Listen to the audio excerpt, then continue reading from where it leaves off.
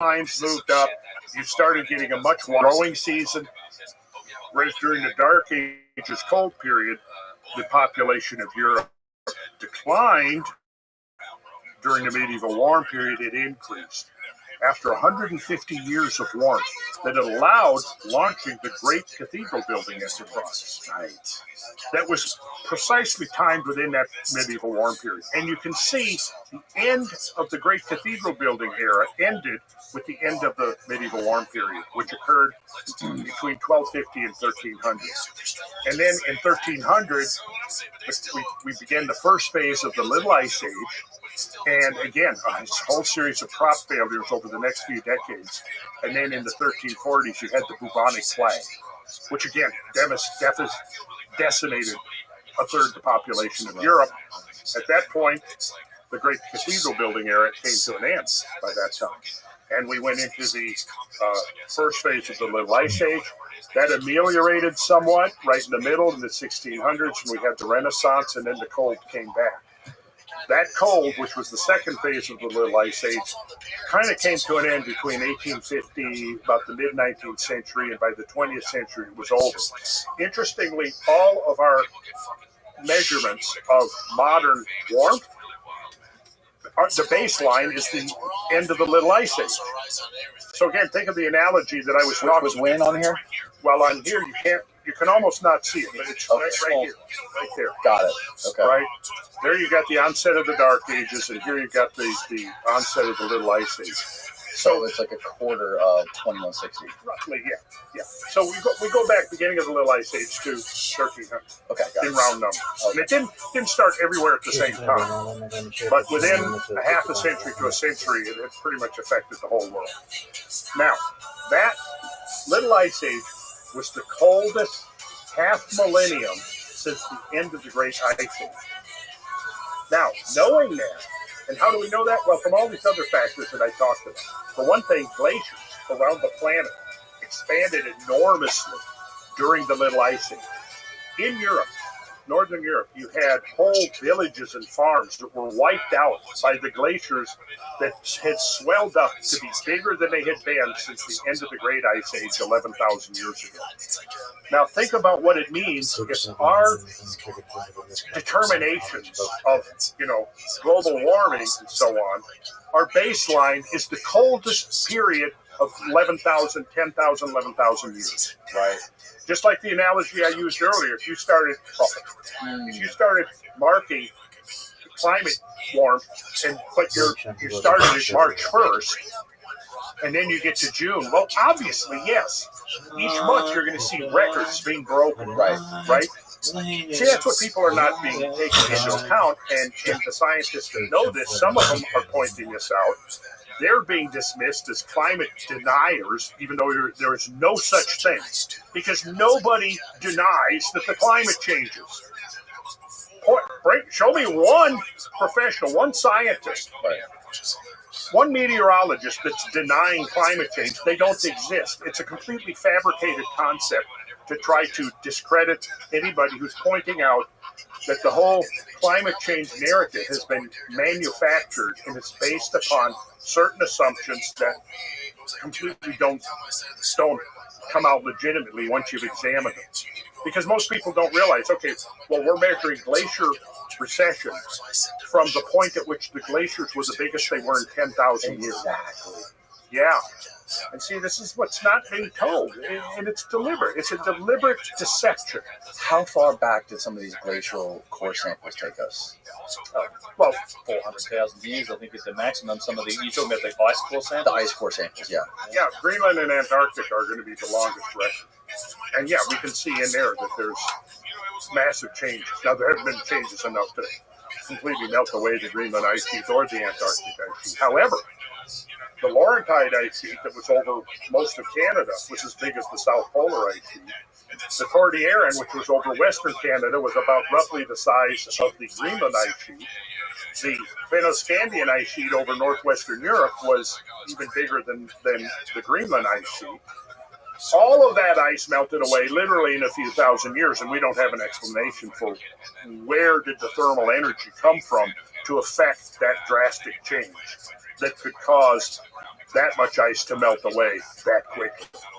And given that we don't really even have an explanation that anybody that there's a consensus around what causes the onset of an ice age and what causes the termination of an ice age, if we don't know that, how in the world can you claim that the science of climate change has settled?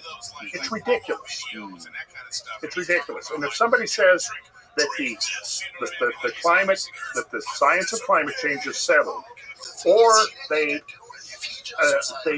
call anyone who questions that consensus a climate change denier, right there, those two things are telling you either they don't know what the hell they're talking about, or they're phonies and they're lying. I think people get lost in the politics of this. People don't understand the history of this, and it's more nuanced, where people are arguing over whether humans contribute to climate change or do humans not contribute to climate change. Of course, humans do contribute to climate change. The question is how much and how significant is that relative to the natural forces? And I argue, basically, look at the history of the climate change on Earth, that natural forces are overwhelmingly the dominant factors. Right. And we talked about this a little bit on our first podcast, but the way they're measuring the climate right now, they have these like old sensors that are like near airports or something. Yeah, on top of tarmac.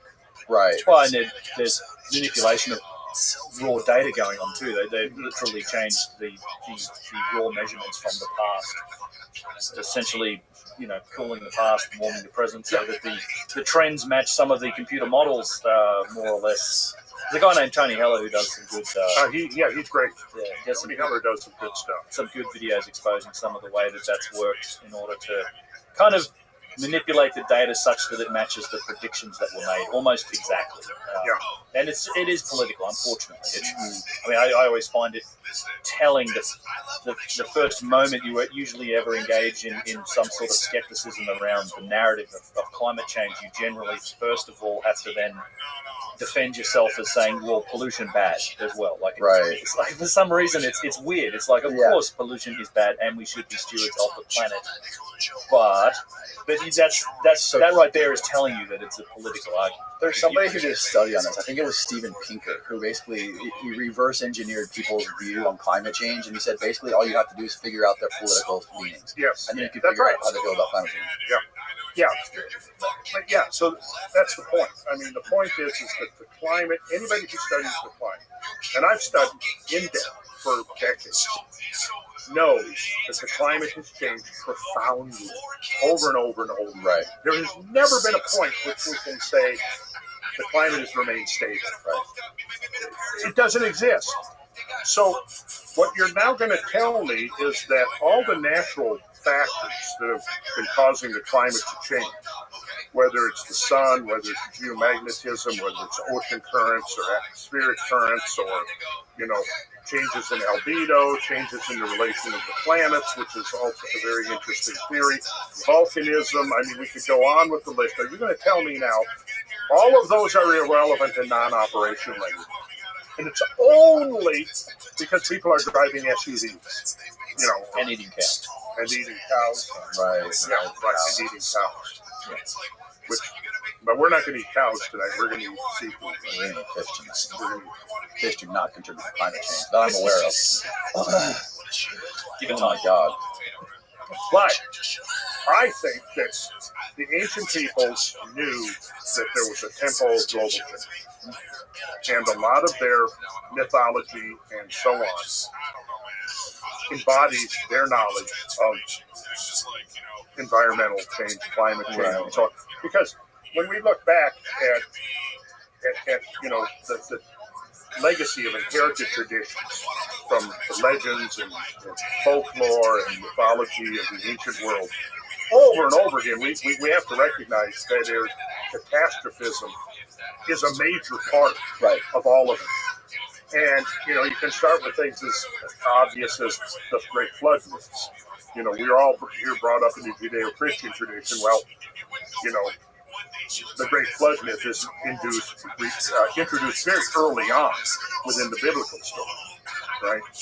And of course, like flood myths from all over the world, there's always a moral component that's sort of juxtaposed on it. And I think that that's sort of the natural thing.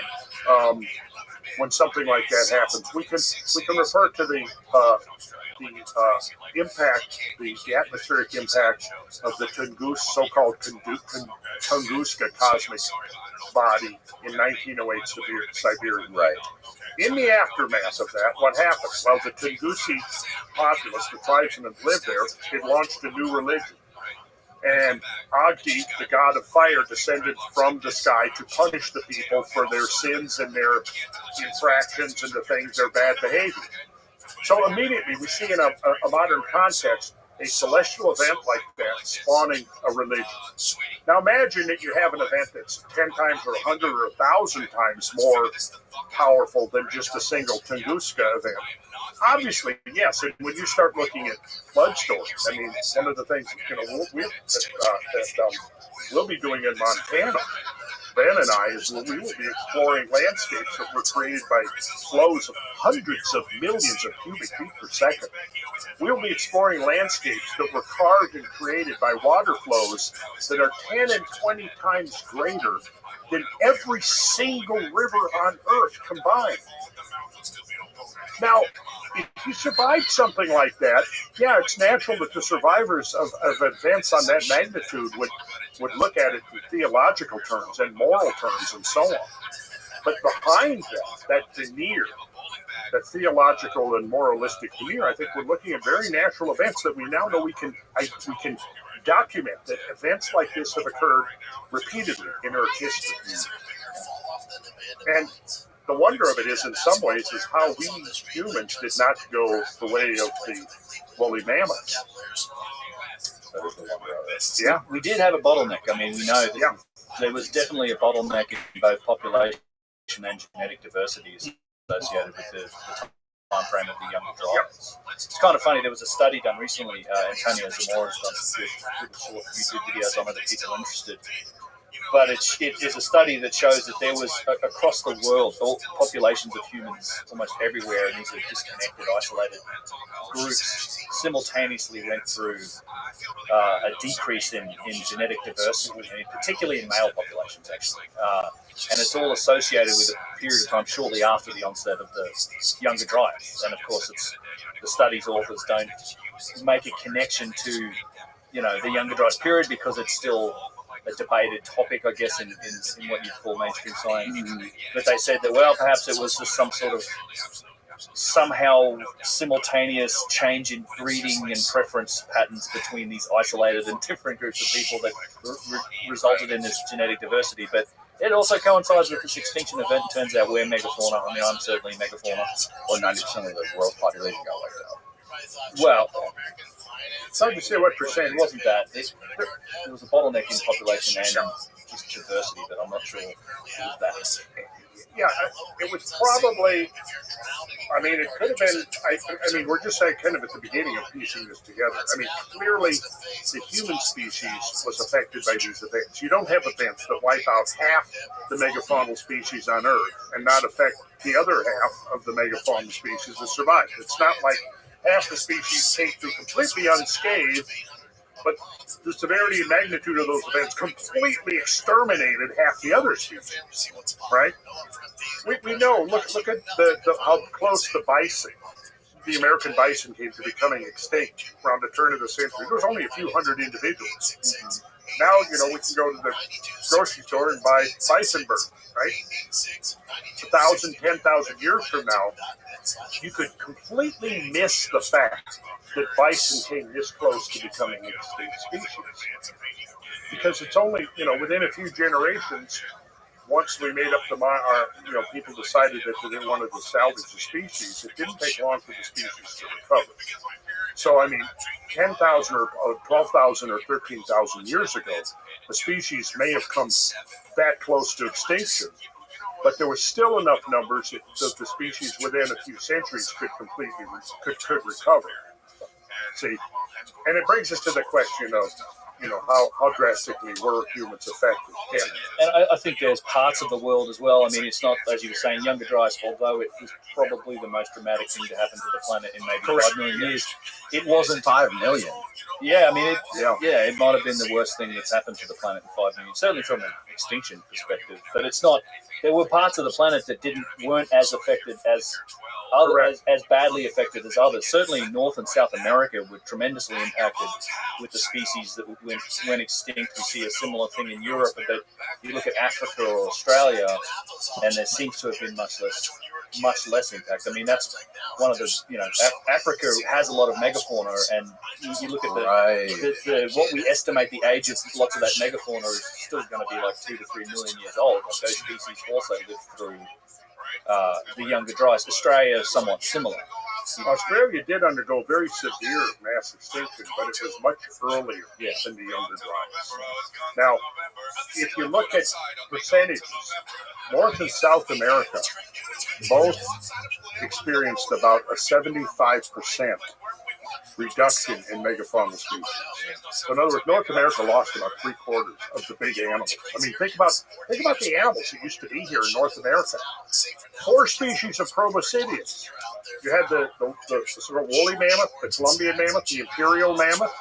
You had mastodons. You had dire wolves. You had giant cave bears. You had huge moose. You had giant deer.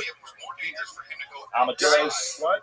Armadillos. Giant armadillos? Size of a Volkswagen. Yeah, and you had and giant ground sloths. I mean, the list was up to like close to 100 species, right? How do we know we had armadillos that big? Because we found their remains. Yeah. Go through Cincinnati Airport sometime.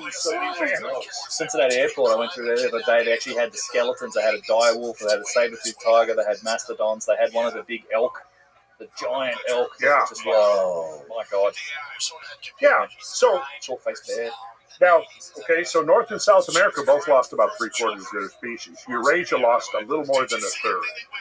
About 35% of species in Eurasia went extinct by the end of the younger dry ice. Africa, 10 to 12%. So a lot of the big animals in Africa are the survivors of the Pleistocene. People don't realize that when you start looking at rhinos and hippos and elephants and giraffes and all the rest of them. So clearly, the cataclysm, the younger dry ice cataclysm, was not uniform around the whole planet. Now, one of the other things that I've noticed from going back in the literature is that a lot of times, going back to the idea of how humans were affected, you had places where there was obvious settlements. They'd been there for centuries, and then all of a sudden they're abandoned. The usual assumption was, well, these people got up and migrated somewhere else.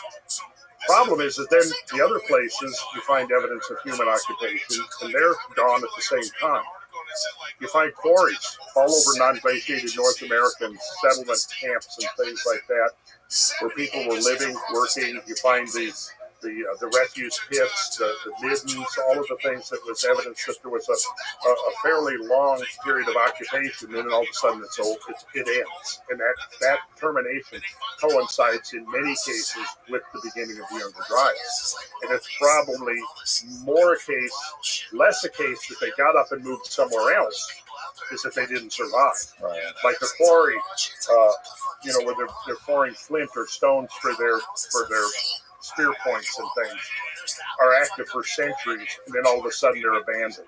Oh, well, they got up and moved somewhere else. Well, where'd they move to? But what's more likely is that, that particular social group died out, and that was the end of it. How much debate is there over what caused the younger dry ice, whether it be comets or solar ejections or all of the above? But there's still debate. I'd say that. There's at this point 160 odd papers peer reviewed. The vast majority are very much in favour of the cosmic impact / airburst theory. Airburst meaning like it explodes within the atmosphere. Yeah. So it's initially, I think people were thinking of it in terms of a single impact, but it very much seems like it was a a series and potentially different periods of cosmic impacts and airbursts. Airbursts are also traumatic. I mean, there's actually been a few really good studies on sites that show cosmic input. It's not related to the Younger Dryas, but Dr. Stephen Collins at Tel El Hammam basically discovered the source of the biblical Sodom and Gomorrah story. He did a digging on a site, and they've shown that site was actually subjected to a cosmic airburst, and it literally matches all the story that's in the Bible, which you would probably attribute back to the wrath of God if you had happened to witness that from a hill a few kilometers away. But yeah, I mean, airbursts are bad as well. So there's still debate. I mean, there was a sort of another paper released recently that was attacking the theory pretty poorly, I thought. I mean, it's some of the opposition to it is quite strange, and some of it has probably no place in what I'd say is peer-reviewed science, like the whole Requiem for the Younger Dryas paper is silly.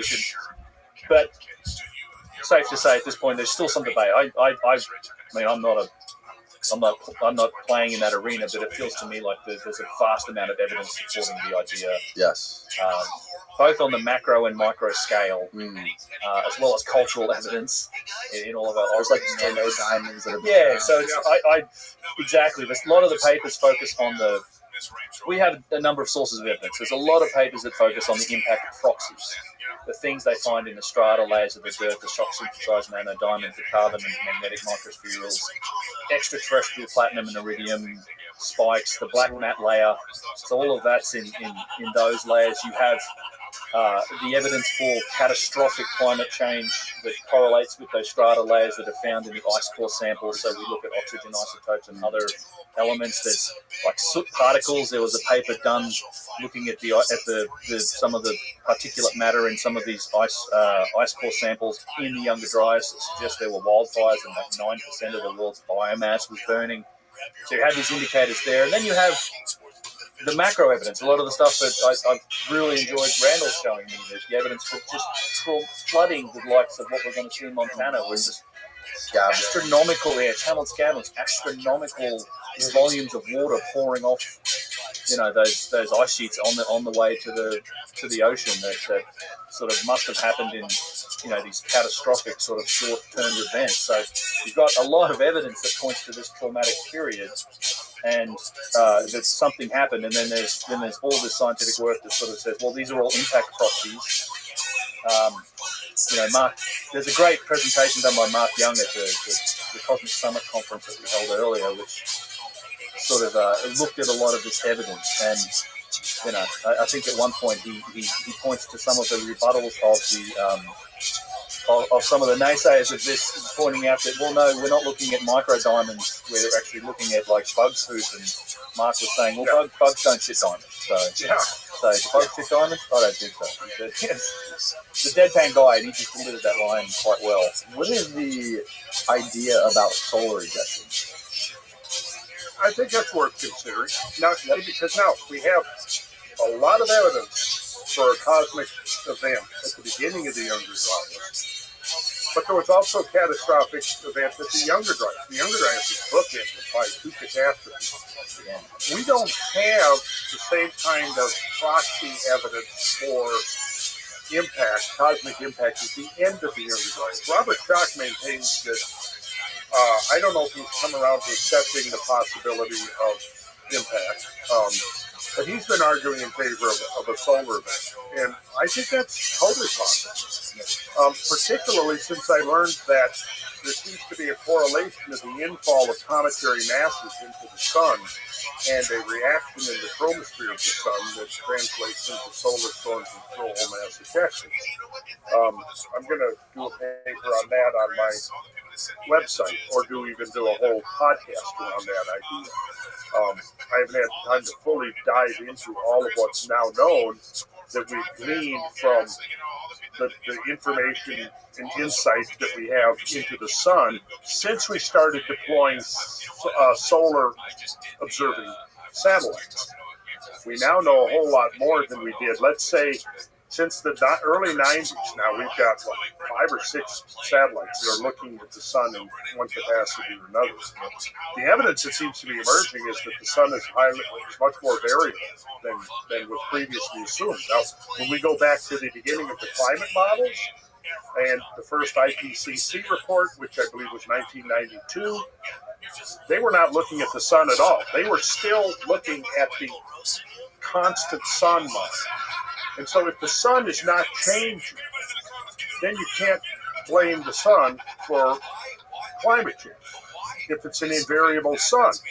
However, if the sun is far more dynamic, then it is going to play a role, and on multiple levels. And I think that's what we're seeing. We're seeing now the cutting edge information about the sun suggests that it is much more dynamic, a more dynamic star than was assumed in the 80s and early 90s when the computer models were being generated and the sun was being dismissed. The solar constant was the working assumption.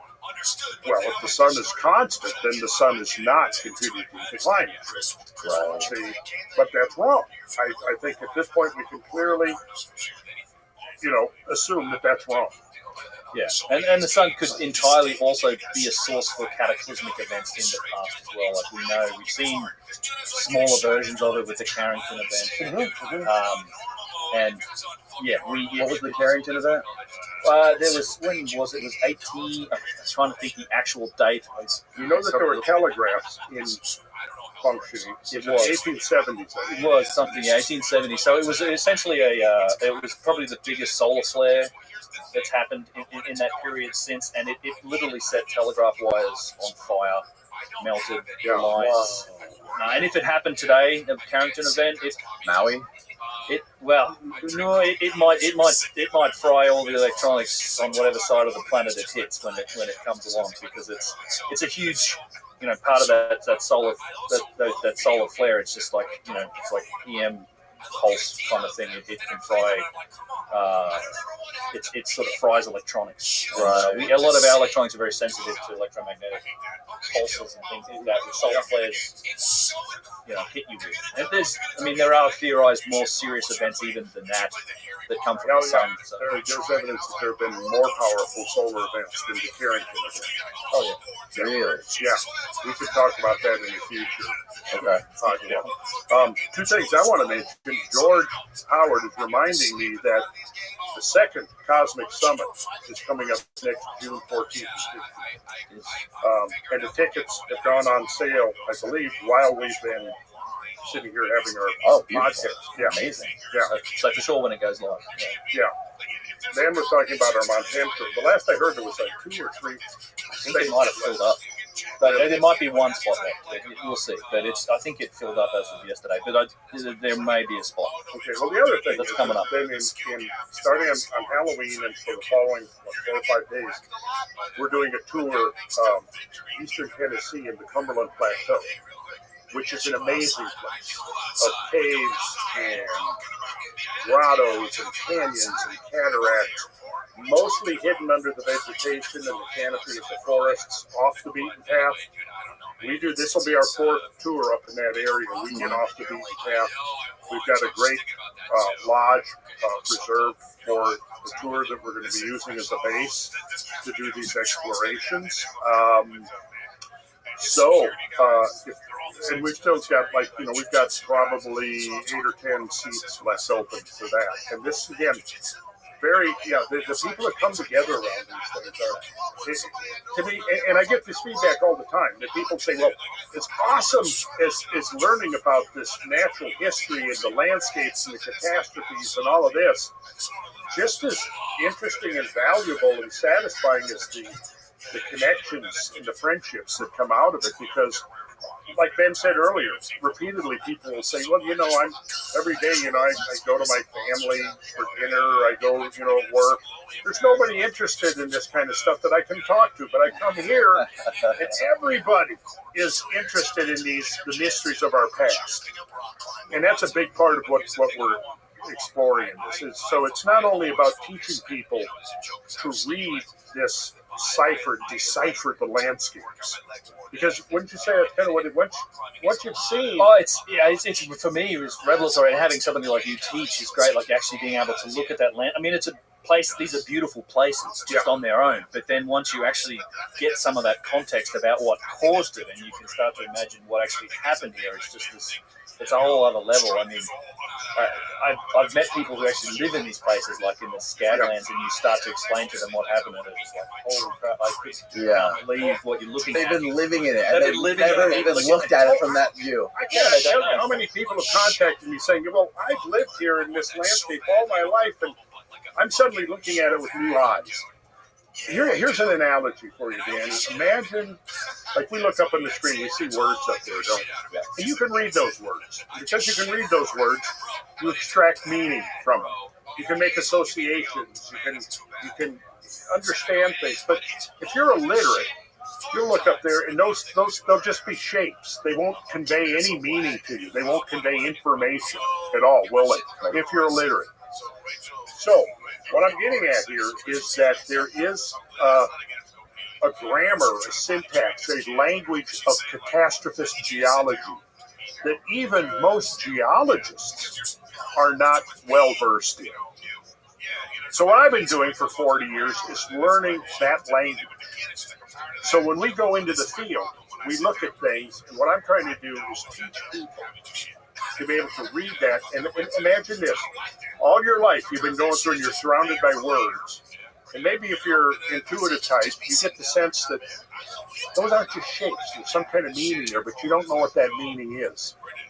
Now you come and we do a week-long intensive, and I start explaining to you, well, this is an alphabet. Here's how you say it, and this is what this word means, and this word means. And, if you take letters by themselves isolated, what do they mean? Nothing. If you arrange them in a certain way, suddenly the word has meaning.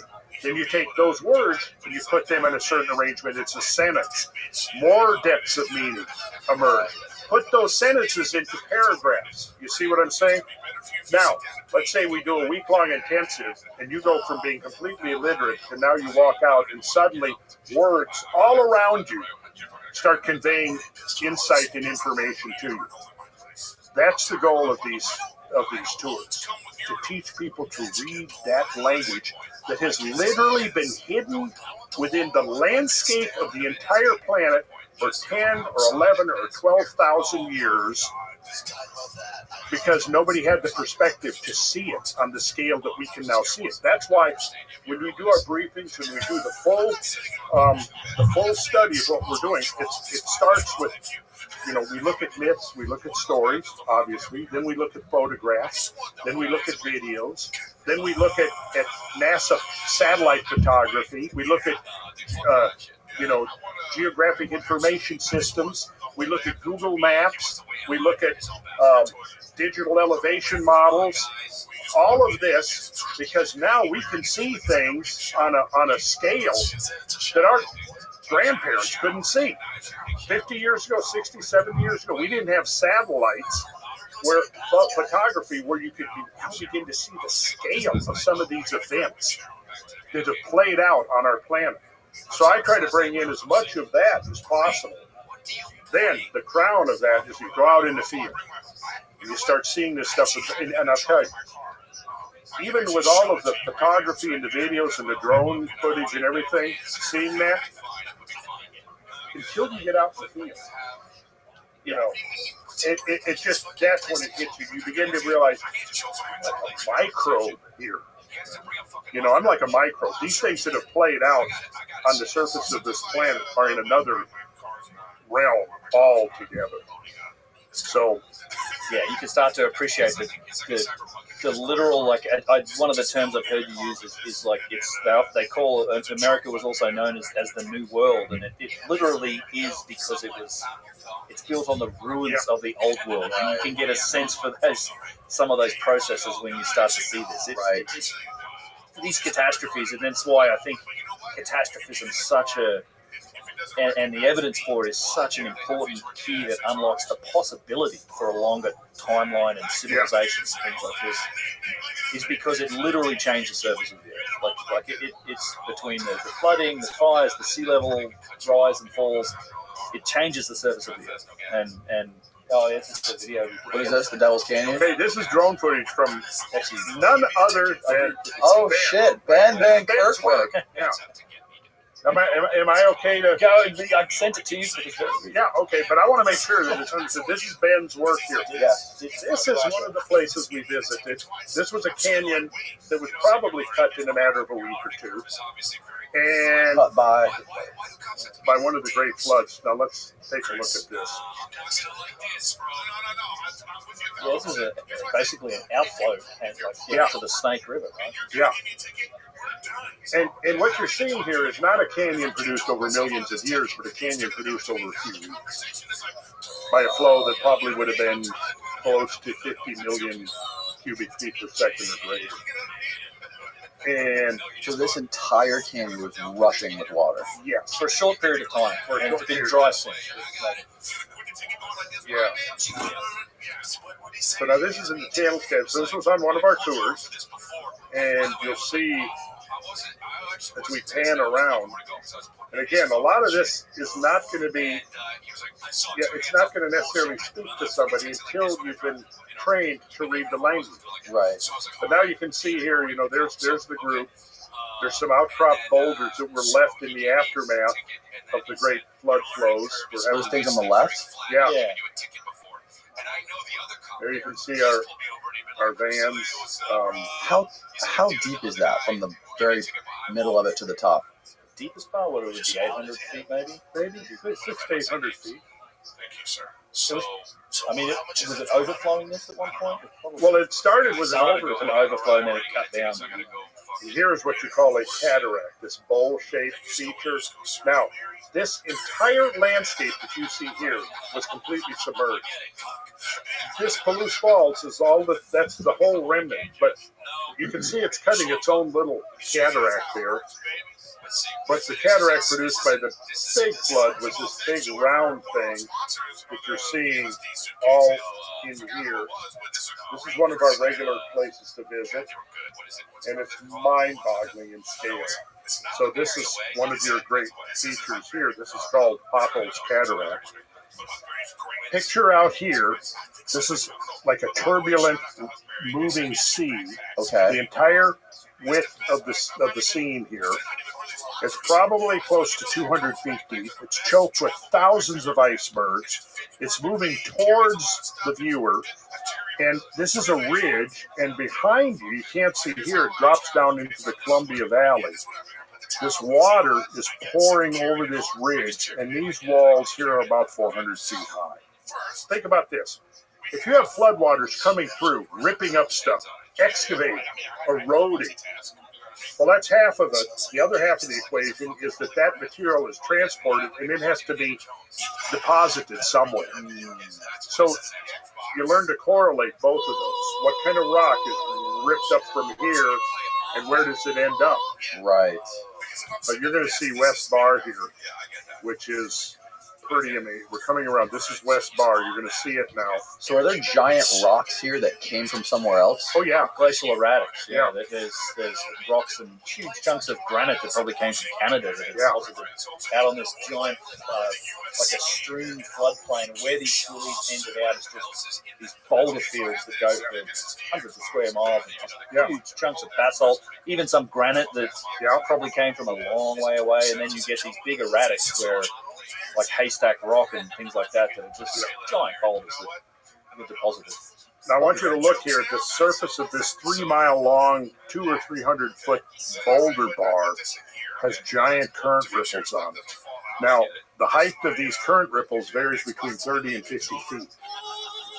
The height of up to a 5-story building. And that's how we know, without any doubt at all. There we go. Look at these. These are the kind of current ripples. I mean, you'll see them walking along a sandbar in a creek, except that these current ripples are gigantic. Like I said, Isn't this also seen in the Sahara? Well, you have sand dunes in the Sahara, and they're being blown by wind, not water, and they're dynamic. They're constantly moving. These are not moving. These are pretty much like they were when they were deposited 13 or 14,000 years ago. When this gravel bar, it's actually a boulder. Yeah. That's what you see when the tide comes out of the beach. Yeah, that's right. Scale and variance, right? It's a great example of it. Like the same sort of phenomena at work in small scale as it did with this. Right. You can imagine this current of water coming around the inside of this bend, this giant current of water that left these current ripples. Mm-hmm. 50-foot high current ripples are there now. It's almost impossible to comprehend. Wait till you see it firsthand, Danny.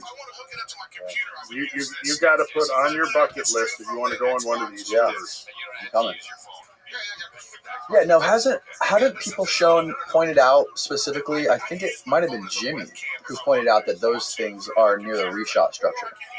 Those water ripples. That was me. That was you? Yeah. Oh, okay. Maybe Jimmy got it from me. I think I heard Jimmy say it too. Well, Jimmy has been arguing that the reshot structure is Atlantis. Exactly, yeah. I don't agree with that. Now, right. I remember you were here last time. You said it's Azores. I think that the most if it existed, I think the most likely place that's the most consistent in the details of Plato's two dialogues is the Azores as a remnant.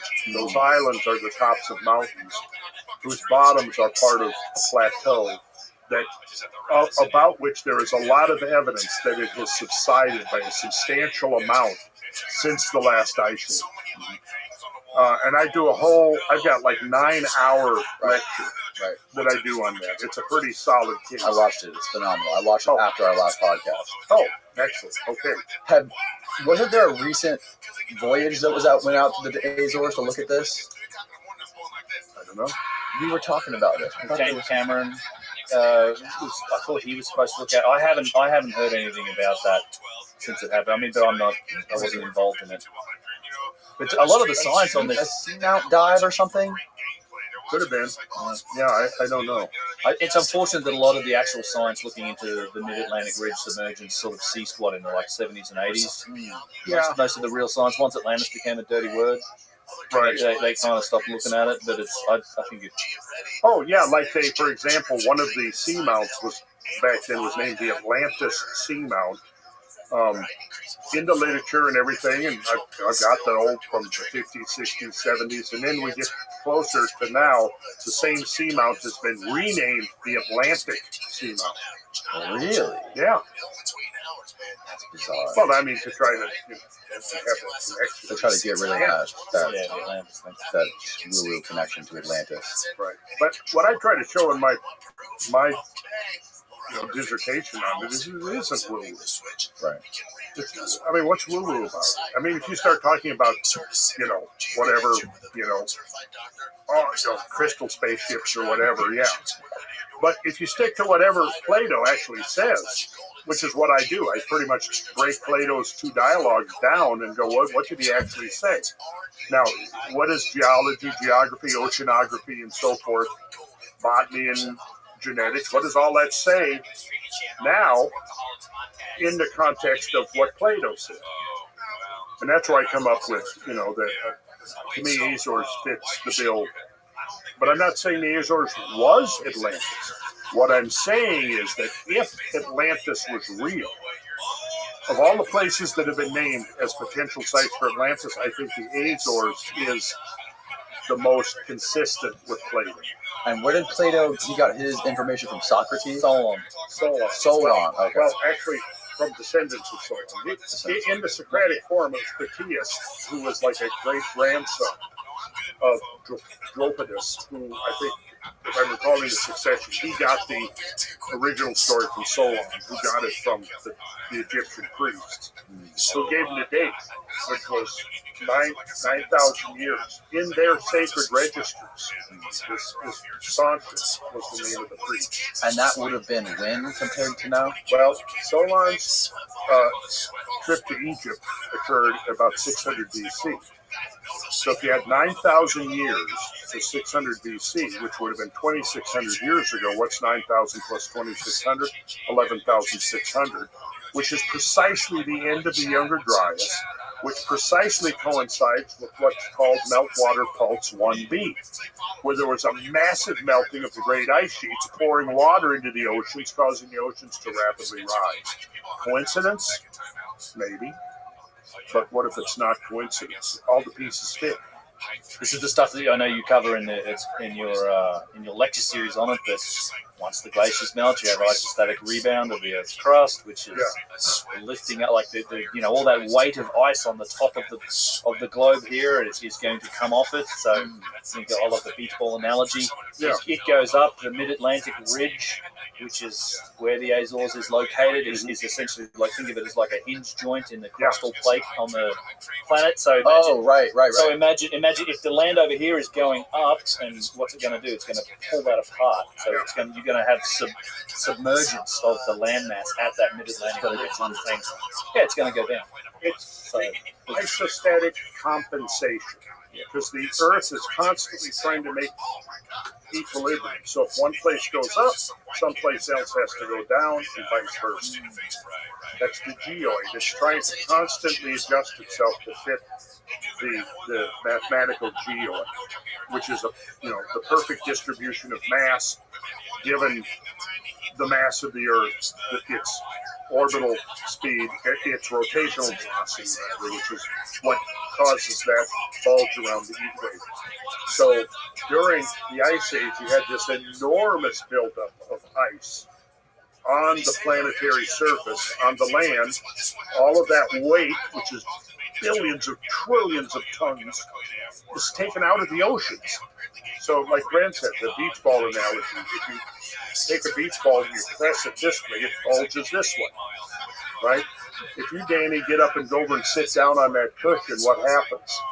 Isostatic depression. When you get your ass up off that cushion, you'll have isostatic uplift or isostatic compensation that come back up. Right? I told this to Joe Rogan when I was explaining to him, and I said, Joe, you probably didn't realize that right at this moment, your ass is causing isostatic depression of the cushion on your chair. He probably doesn't remember that. But I did say that. One more thing I wanted to cover before we get the fuck out of here is the idea of the pole shifts. The magnetic pole shifted and the Earth did like a 90-degree tilt. No, see, now a lot of these people that are speculating don't really even seem to understand the difference between the magnetic pole and the geographic pole. The geographic pole is the Earth's axis of rotation, right? The magnetic pole doesn't necessarily exactly coincide. In fact, it migrates. It doesn't coincide with the axis, the geographic pole, which is the axis of rotation. Those are two different things. Now, I believe, I've looked deeply into that when I was first studying catastrophism, looking at the work of Velikovsky and Charles Hapgood and others. Charles Hapgood saw the catastrophic history of the Earth. He was trying to come up with an explanation. He came up with a relatively sophisticated model of crustal shift, not the whole mass of the planet, because he looked at the map of the crust. Right, exactly. Right. Earth crust is placement. First, right. So it becomes disconnected from like the mantle. Yes. The asthenosphere, the plasticky kind of connection. You can think of the Earth as like the crust as being like the skin on an apple. That's like a relative thickness of it, right? But beneath that, we have varying degrees of like plasticity and connection. So it's like the tectonic plates are sliding around on the asthenosphere that has this plasticky kind of properties to it. And Hapgood proposed that could have been disconnected and shifted violently or suddenly, and then causing he proposed that actually before continental drift was accepted by mainstream geophysics and geology. Yeah. But of course, then when continental drift came along, this was a much slower process, where Hapgood was envisioning something much faster. Now, I'm not sure I'm 100% correct, but I'm pretty sure that Hapgood abandoned that idea eventually. He didn't abandon the idea of catastrophe, just the mechanism that caused catastrophes. Yeah. Now, it's very different. I think that back to the subject of isostatic compensation, you figure the geoid in equilibrium is spinning on its axis. So now, remember the 13-mile difference between the equator and the Arctic. That's the radius. Yeah. Radius. Yes. Oh, never mind. Yeah, radius. The radius. The diameter's double that, 26 miles. So now you picture this. If you have a huge redistribution of surface mass, so let's say that the weight of the ice over North America depresses the area of North America under the thickest ice by a couple of thousand feet. Well, now it's not in equilibrium with its latitude anymore, is it? Because all of the surface of the Earth's crust, if it's in equilibrium, the northern latitudes are going to be miles closer to the Earth's center of mass than the equatorial. But now what happens if you change that distance by thousands of feet? Or maybe even in the case of the ocean bottoms, a mile or two, right? Now it's not in equilibrium anymore. There's not that correlation between the latitude and the distance from the Earth's center of mass. Could that then lead to an accelerated plate tectonics where the planet is trying to regain that equilibrium? So in other words, if you've got large parts, the half of North America is depressed by 1,000, 2,000 feet, and then all of a sudden and I say all of a sudden in a geological sense over a few thousand years, it's moved away from the center of mass. Now it's the distance that it would want to be if it was at a much more southerly latitude. Does that make sense? I think so. It does. I think so. Yeah, so then the Earth, it's trying to reach equilibrium, which I think what you're saying is could that possibly cause a kind of a violent adjustment, which leads to volcanism? A period of accelerated plate tectonics. Yeah, so it's the weight. You're saying it's the weight from... It's the mass. The mass of the ice sheets on top of... Again, picture this oblate sphere. It's bulged out this way. Right. So at the equator, it's 13 miles, and it's half easy. Now, go 45 degrees north, halfway to the North Pole. Well, now it's 6.5 miles closer, right? Go even further. Now it might be 10 miles closer, right? Now all of a sudden, let's imagine that it shifts upward by thousands of feet. Now where it wants to be happy is going to be further south. It's going to want to be farther away from the Earth's center of gravity. Got it. That makes sense. Yeah. And what would cause that to happen? Melting glaciers. Because you've got this huge redistribution of mass. Right. Okay. From off of the land surfaces into the ocean basin. And during the onset of a glacial age, you've got the opposite. You're drawing out trillions and trillions of tons of water from the ocean, piling it up on land, and now that weight is pushing the land down by perhaps several thousand feet. At the same time, you're removing that weight from the ocean basins, which is going to cause the ocean basins to want to rise. So picture glacial, interglacial. You've got water being extracted from the oceans, building up on the land surface. From glacial back to interglacial, this is all melting and going back into the ocean. So if you look at over a long period of time, hundreds of thousands of years, oscillation, glacial, interglacial, glacial, interglacial, the shape of the geoid is pulsating in response to that redistribution of surface mass. Now, I think there's a possibility, and I'm not a geophysicist, but I think it would be a possibility that could introduce this disequilibrium that would cause the movement of the plates to try to shift. And once they start moving, the inertia of that movement, they're not going to necessarily stop. Because clearly, like Hepburn was right, I think, when you look at orogenesis, mountain building, have you ever been up in Canadian Rockies and looked at these incredible overthrust faults? That's not tour, by the way. Where you have slabs of rock, thousands of feet thick, thrust up over other, forming these mountain ranges. Well, okay, you can look at rates of erosion, and the higher you get material up, the faster the rate of erosion. The problem with mountains is this, that seems to be ignored, is that when you look at rates of erosion or down cutting, they're roughly, and if mountains are being built by continental drift, and continental drift is a few centimeters or a few inches per year, that would mean that they're moving, it's causing the plates to buckle and raise the mountains.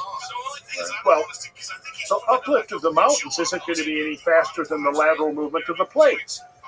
But we've got mountains that are 10, 12, 13,000, 15,000 feet high, yet when you look at the rates of downcutting and erosion, the rates of downcutting, of erosion, the eating away of the mountain masses being uplifted is roughly equal to the rate of uplift. How'd they get up there? How'd they get up there? Unless the rate of uplift was a whole lot faster. Way faster. Yeah. Interesting. It's possible. I mean, I think places like Tiwanaku in the Andes mountain range, just like that's a huge mystery about how the hell that whole plateau got up there and how it could have supported the amount of life that was required to create a city of that magnitude. There are some real clues to something potentially happening at a faster rate. I mean, I don't think it's like a day, like flipping over. There's too much inertia in the system. Right. Too much stability in the system for that type of thing. Just personally, again, I'm not a geophysicist either, but yeah, I am interested in the idea that something could have caused a fairly, at least geologically, quite rapid shift in the Earth's crust, or in places like Hanray. So I think we need to kind of I think we need to go back, take a kind of another look at the geological history of our planet within the context of catastrophes.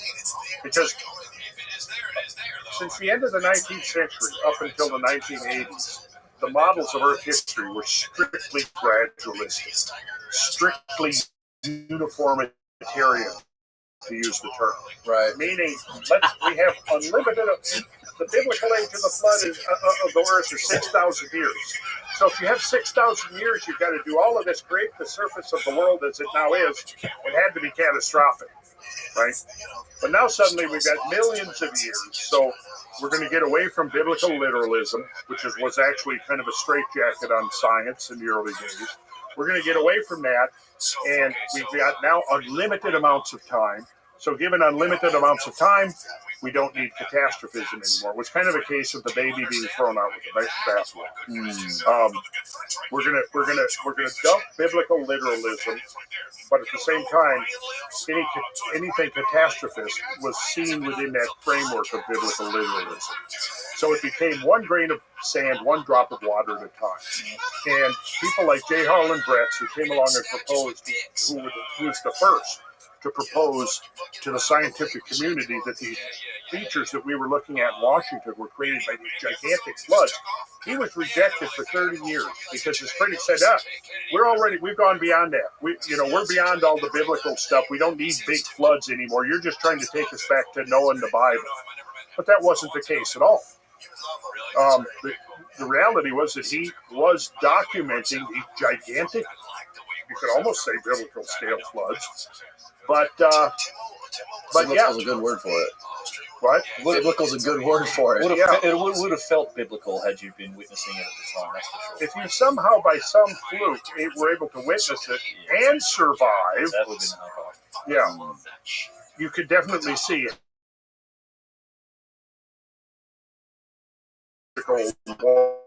Moralistic framework for understanding.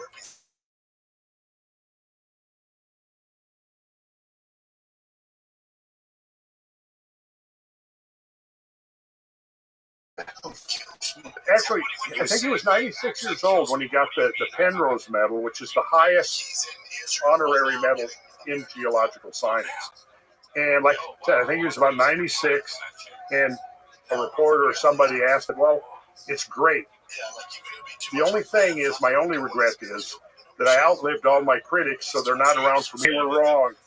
Yeah, I was bringing it all back. I mean, the last time I had you on here, Ben, we were talking about like what's it going to take for academia to accept some of the stuff that you guys are talking about, and what is it going to take to make this like the accepted narrative of the history of the Earth, or not even the accepted narrative? When are they going to just open the door to new other opportunities or other? It's happening. It's happening. Cosmic Summit, perfect Right. example. And what I was explaining to Ben was like, people like you and Randall and Ben, both you guys have more of a reach to people than any textbook has, or that any teacher at a university has. It's surpassing what the quote unquote narrative is that you learn in school out of a textbook. And bypassing a little. Yeah. Bypassing it. Yeah, it's well, and it is. I can see that that's it's a slightly threatening thing. I think certainly guys like Graham Hancock get attacked because of it, and there's a reaction from, you would call, academic circles to try and say, how do we become popular and get on social media and things like that as well. I'd still like to see I still would like to. I think it's an ongoing debate. I mean, I like that this information becomes more available. People can learn for themselves and make up their own minds. Right. But I hate that there's actually battle lines being drawn on this. I still think there's a need for more sort of rigorous and open engagement and debate, which is not. There's not a feel of it. Yeah. Right. And and social media is not the place to do it either. It's whereas I think there should be proper forums for that type of thing to engage these different ideas. I think it's definitely a political component to it, because for one thing, think about this. The people started getting engaged with understanding how dynamic the history of this planet has been, which encompasses everything, changes in the environment, climate change and mass extinctions and all of that, and potentially the rise and fall of civilizations being, who succumb to these changes, right? Well, that's going to take away from the political narrative that they're trying to cram down our throats, which is it's all human fault. We're doing it. The whole climate change. See, and that's what pisses me off, is that they've hijacked the term climate change. Right? Oh, of course. I mean, anybody who studies the history of climate on this planet acknowledges, the climate has changed profoundly over and over and over again. So don't tell me that I'm a climate change denier. Okay? And I go, who's the real denier? The real denier is the one that refuses to look or refuses to admit that the climate is as dynamic as we now know for a fact that it has been. And that there is nothing that has happened recently that is unprecedented. However, we could talk about a few other things. Possibly, we're not going to get into that now, looking at Maui. I don't know if you've seen my series in the Cosmography podcast where I'm talking about these great firestorms in history. If you haven't, watch it. Yeah. And then circle back to the Maui thing. I've heard the Maui is directed energy weapons coming from space. No, I don't. We don't need that. The great Chicago fire for Stigo. I know what you're talking about. Yeah. Twinkly fire. Look, you guys look it up on Cosmography if you're interested. Randall's episodes on that are epic. Are these like solar related? Look it up. We will. There'll be a little quiz next time, right? Perfect. Well, that's a great place to end this, guys. Thank you so much. I'll just finally say one last thing. Yes. The Cumberland Tour, we still got about a half a dozen seats coming up in first week in October, and it's amazing. If you go on to randallcarlson.com, I'm disclosing some information about where we're going, what we're going to be doing, and to show people that, even here in the East, we have these amazing landscapes in our backyard. Nobody hardly knows about them. And again, it's going to be a way of bringing people out into the field and teaching them this language. And then, like you said, the Montana trip's coming up. Montana trip's coming up as well. That's probably on randallcastle.com as well. If there's seats available, or contact at thecabin.com for seats on the Montana trip. And Ben and I will both be there in person. We will. Yep. We will. I'll link both you guys' YouTube channels below so people can go check it out. And then websites, randallcarlson.com, and what regular website? Unchartedx.com. Okay. All my stuff's there. And discussion. Beautiful. All right. Sleep tight, everyone.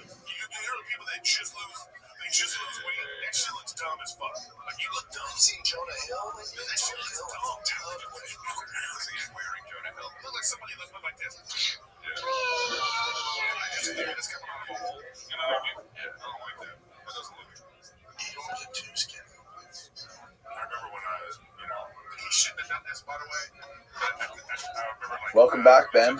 This is your homecoming. It's good to be back, Danny. Cheers, man. Thanks for being here. It was about a year ago I had you in here. And then since then, you've been on Joe Rogan, you've been on Flagrant. What other podcasts have you been on? There had been a few. I think those were mostly the big in-studio ones. Yeah. With Rogan and Andrew Schultz's Flagrant, which was hilarious, actually. That was a lot of fun. And I was on Rogan with Jimmy. That was a great opportunity. I enjoyed that, although it's a bit of a blur in my head at this point. But I've been on a few others, just on like Zoom and the remote style one. So yeah, you were the first guy the first in studio podcast. Well, cool, man. I'm happy to inspire those guys to discover you. I mean, I'm sure they already. I know Rogan already knew about you. He's already seen videos of your stuff. I think so. Yeah. But you've been all over the place too. You just got back from Turkey, I think, recently. England, Turkey earlier this year, and then England. I came back from England a couple of weeks back. First chance to visit sort of the megalithic structures there, the stone circles, the museums, things like that. You could spend months in the British Isles. There's so much to see there. I definitely want to go back. Yeah, but Turkey earlier in the year. So what were you doing in Turkey? Where'd you go? You went to Göbekli Tepe? We did. So we did. I did a couple of weeks in southeastern Turkey. So in that Göbekli Tepe region, like this, it's all centered around the city of Şanlıurfa, which is the biblical Odessa. It's the city of prophets. It's a city that goes back thousands of years. I mean, there's been occupation there since Neolithic times. It's a really interesting city. It's sort of Abrahamic traditions there. A lot of the legends from books of the faith that now are like Judaism, Islam, and Christianity. A lot of the events that happen in those legends are all centered in that area. It's it was part of like the Silk Road, the northern-ish end of what was Mesopotamia back in the day. So it's an ancient place. Really interesting city. A lot of fun. I wasn't sure what to expect. It was my first time in Turkey. And different to Egypt, I'd say. It was a really nice place, and the timing was. I don't know what happens with me and travel, man. Trying to even get over here, we had we had the hurricane, but man, I had the worst luck with travel because they had the earthquakes earlier in this year. Those big earthquakes they shook down a lot of people. Like at least, I think the government estimates, they said something like 50,000 people. The guys that I knew on the ground there who were out, like my guy there, Ramazan, who did the tour with, lost his home. Like his home fell down. He was living out of his car, but within the next day or two, he was out helping in the villages, trying to help people to sort of recover from it. But he said it was probably more like 250,000 people that might have died in that, just from, if you include Syria, because it's right next to the Syrian border, and there's a lot of Syria that was affected as well. But yeah, so that happened, and they're like, man, so the city itself of Şanlıurfa wasn't, the infrastructure was still up, the roads were okay, like if a few buildings fell down. Some of the other cities were impacted much more.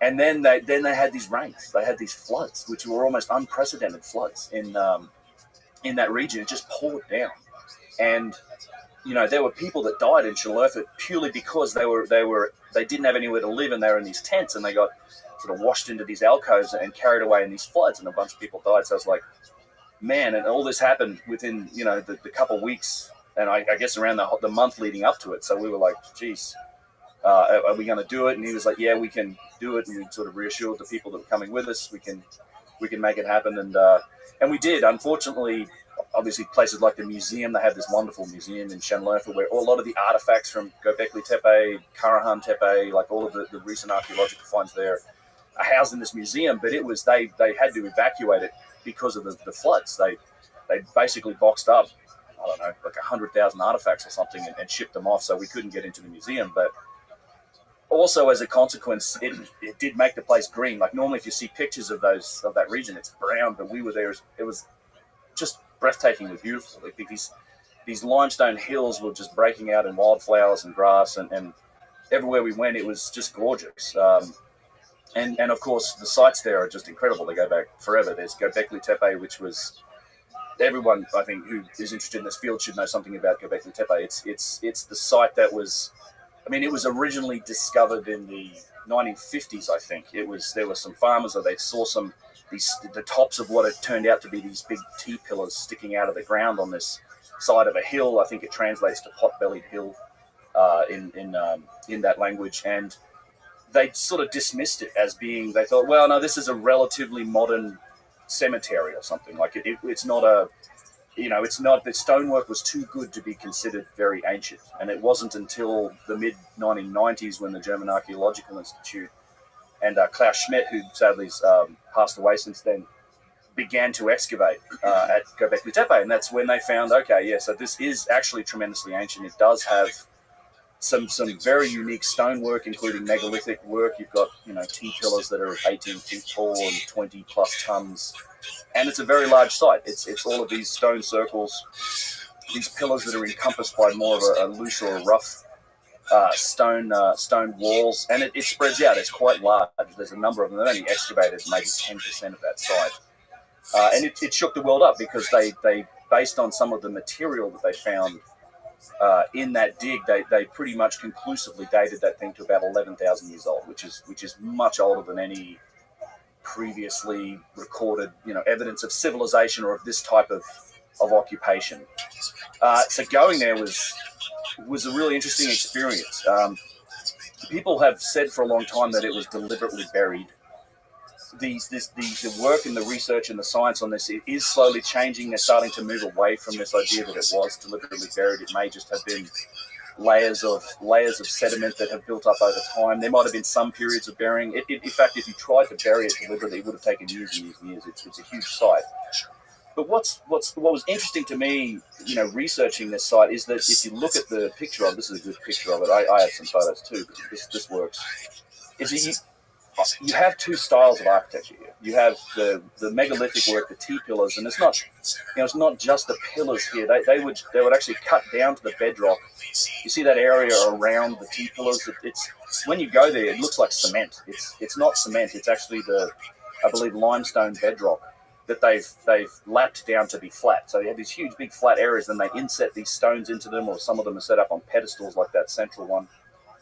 And these T-pillars are, a lot of them, they're not all complete. They're some of them are broken. They have the most amazing high relief artwork on them. By that, it means you're carving away the negative space to make the figures and the symbols pop out at you. Like right. Yeah.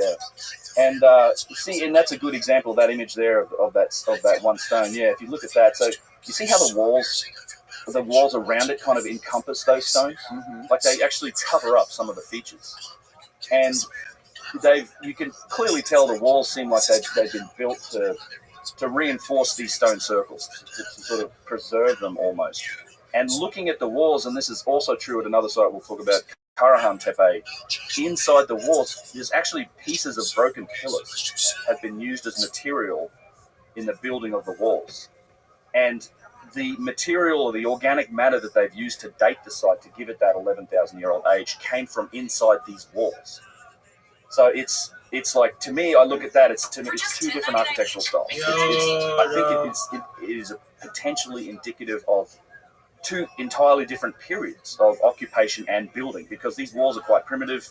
It's local stone, and they're actually using pieces of broken pillars, which means that those pillars could have been there for who knows how long, actually fallen over. Some of them might have broken, and they've been encompassed and used in these walls that were then used to sort of resurrect or renew or renovate the site and protect these pillars. So do we know if it's 11,000 year old? I think that's kind of the earliest date for it, the youngest date. It could be vastly older than that. We really don't know.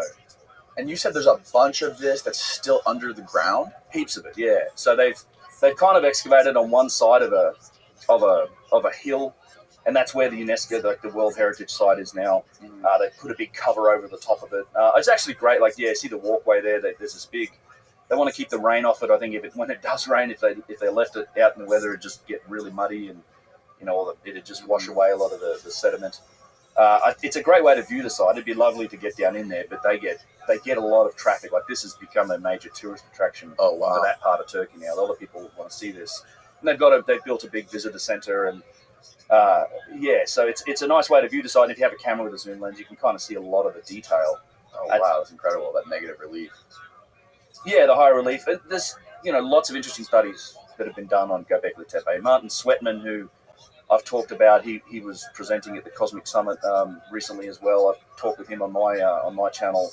He wrote a book called Prehistory Decoded, and he contends that Göbekli Tepe is something of a celestial calendar. He uses a method of statistical analysis that shows that it's extremely likely that's what it is. He's looking at the figures relating to precession and constellations in the sky, and that it when looked at through his analysis, it seems to mark interesting events that we know sort of happened, like periods like the Younger Dryas, because this site dates back to the Younger Dryas. And had there been this comet or these impacts or these fragments of things coming from the sky, that's probably something they would have noticed.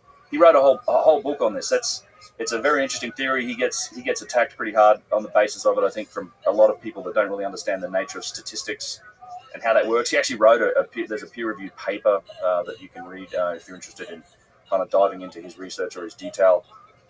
There's other studies that have been done also that are interesting on the geometry of the site. So there's not only do you have you have these stone circles, which the circles themselves, and this is true also at Karahan Tepe, have interesting alignment. So they align to, a lot of them may well have been used as solar observatories or potentially lunar observatories. So there's alignments on the site that point to significant periods like solstices, equinoxes, lunar events. But there's actually a geometric arrangement between the circles themselves at Göbekli Tepe. So they form like equilateral triangles, I think. There's been some studies done that shows that there was a very deliberate layout plan of how these stone circles were formed. So it was fascinating. And not, so Göbekli Tepe was obviously a highlight, but what I didn't know on this trip was the fact that, okay, I knew about Karahan Tepe, so that's another site that's nearby. It's actually pretty close. There was a site that was very recently discovered. It's an active archaeological site now. I believe the University of Istanbul is excavating there. It's another stone circle site. It's similar architecture to Göbekli Tepe. You have huge T-pillars, but it's something like 10 times larger than Göbekli Tepe. And they've only just sort of scratched the surface at Karahan. They're still digging, and we had special permission to go in there and look around the site. And you can literally look at these beautiful hills with flowers on them, and just poking up everywhere are the tops of T-pillars. You just see this tiny little top of it, and you can clearly see it's a T-pillar, and there's something buried under here. And there might be as many as 1,000 T-pillars on this site. It's at least 5 times or more, I think, larger than Göbekli Tepe, and it's at least 500 years older based on the dating of material that they found so far. Which, it's kind of funny because when they built the visitor center at Göbekli Tepe, they called it like the 0 point in history. This was the brand name that it gave. You go in these big light shows and these big wall-to-wall sort of cinematic experiences to look at the site, but it's like, well, I guess that makes Karahan Tepe 0 point minus 500 or something like this. Wow. Right? It's even older. And I actually was out there like 3-4 times during the 2 weeks. It's a wonderful site. I could probably even pull up images if you want to see them. But it's, they're just starting to excavate. And you see a similar thing. In fact, at Karahan, there's evidence of domicile. So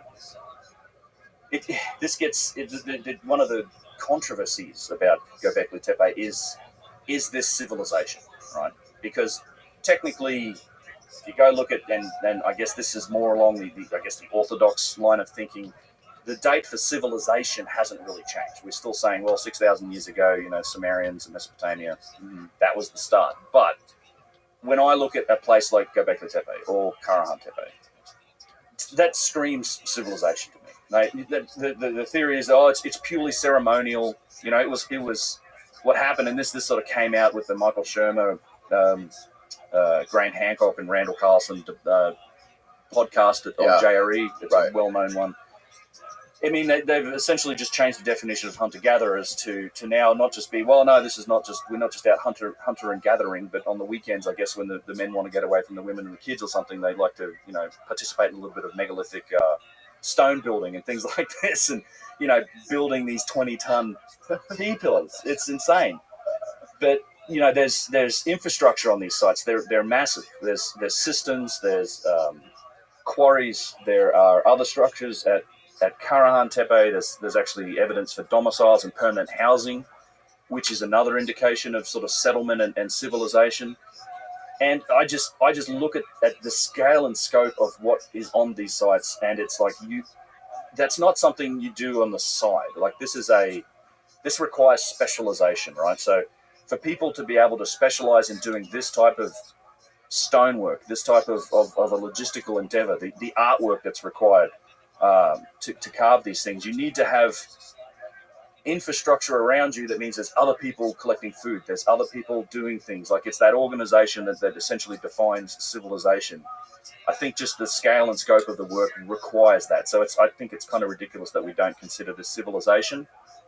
And the nail in the coffin for me, and this is something I learned on that trip, is that it's not only is there Karahan and Göbekli Tepe, but there's between 40 and 80 more sites that they discovered just like that. Around that area? Around that area in southeastern Turkey, yeah. I mean, there's a lot of other well-known sites, Sogmatar and other places, but these tepes and these T-pillared stone circles, they're doing a lot of ground-penetrating radar and that type of thing, and they discovered somewhere between 40 and 80, and I think they want to open up like 15 of them for tourism. And that's like, at that point, you know, it's a huge civilization. It requires a big population of people, and it's civilization. I mean, it's like a lost chapter of human civilization that we really know nothing about. Like we've got some artifacts and we've got some indication, but it's to me, it's just a whole lost chapter of our history in this region. Who are the organizations involved in doing some of this ground penetrating radar and like discovering more of these sites? Well, a lot of it is happening locally with the universities in Turkey. Oh, okay. Istanbul, I mean, they're excavating, I believe it's the University of Istanbul is excavating at Karahan. Who was doing Göbekli? Well, German Archaeological Institute was the one working at Göbekli Tepe. It's, you know, the way these projects get dealt out and the way that digs happen and sort of institutions get involved there's no regular process. It's like a negotiation process. I assume it's, you know, some academic institution somewhere in the world wants to go and dig somewhere, and it's a negotiation with the government to get the permissions, and then they kind of get to run the site. And then at places like Göbekli Tepe, when UNESCO gets involved, that's a whole other set of things. You see the same thing in Egypt. Like there's various, you have the British in one area, you have, you know, the French in another area, you have the Germans in another area, you have the Egyptians themselves doing a lot of work in different areas. So it's a case-by-case basis almost about who actually does the work and publishes. Certainly in Egypt, any publishing of findings has to be done in close concert with the Department of Antiquities, formerly the Supreme Council of Antiquities.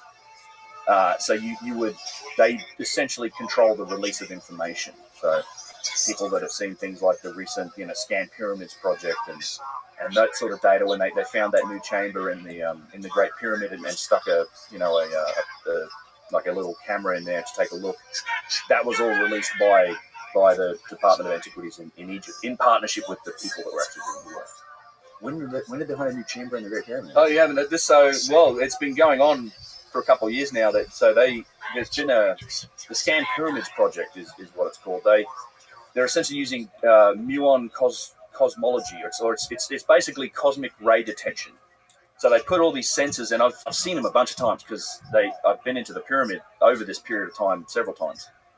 And down in the subterranean chamber, there's like a rack full of gear, and there's these boxes up on the Grand Gallery and in the Queen's Chamber, like the parts that you can't normally get to, that average tourists won't be able to get to. You need to book a special permission to see. There's a lot of this infrastructure, and so what they're doing is there's these cosmic rays and muons in this case are passing through.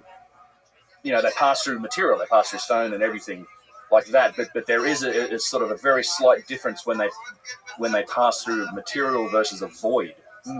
So they put these detectors in there and they leave them for a couple of years, and they've got them on the outside as well. So they're measuring it kind of from all these different angles, and putting all that data together and crunching it has let them kind of put together a rough picture of where they think there are voids inside the pyramids.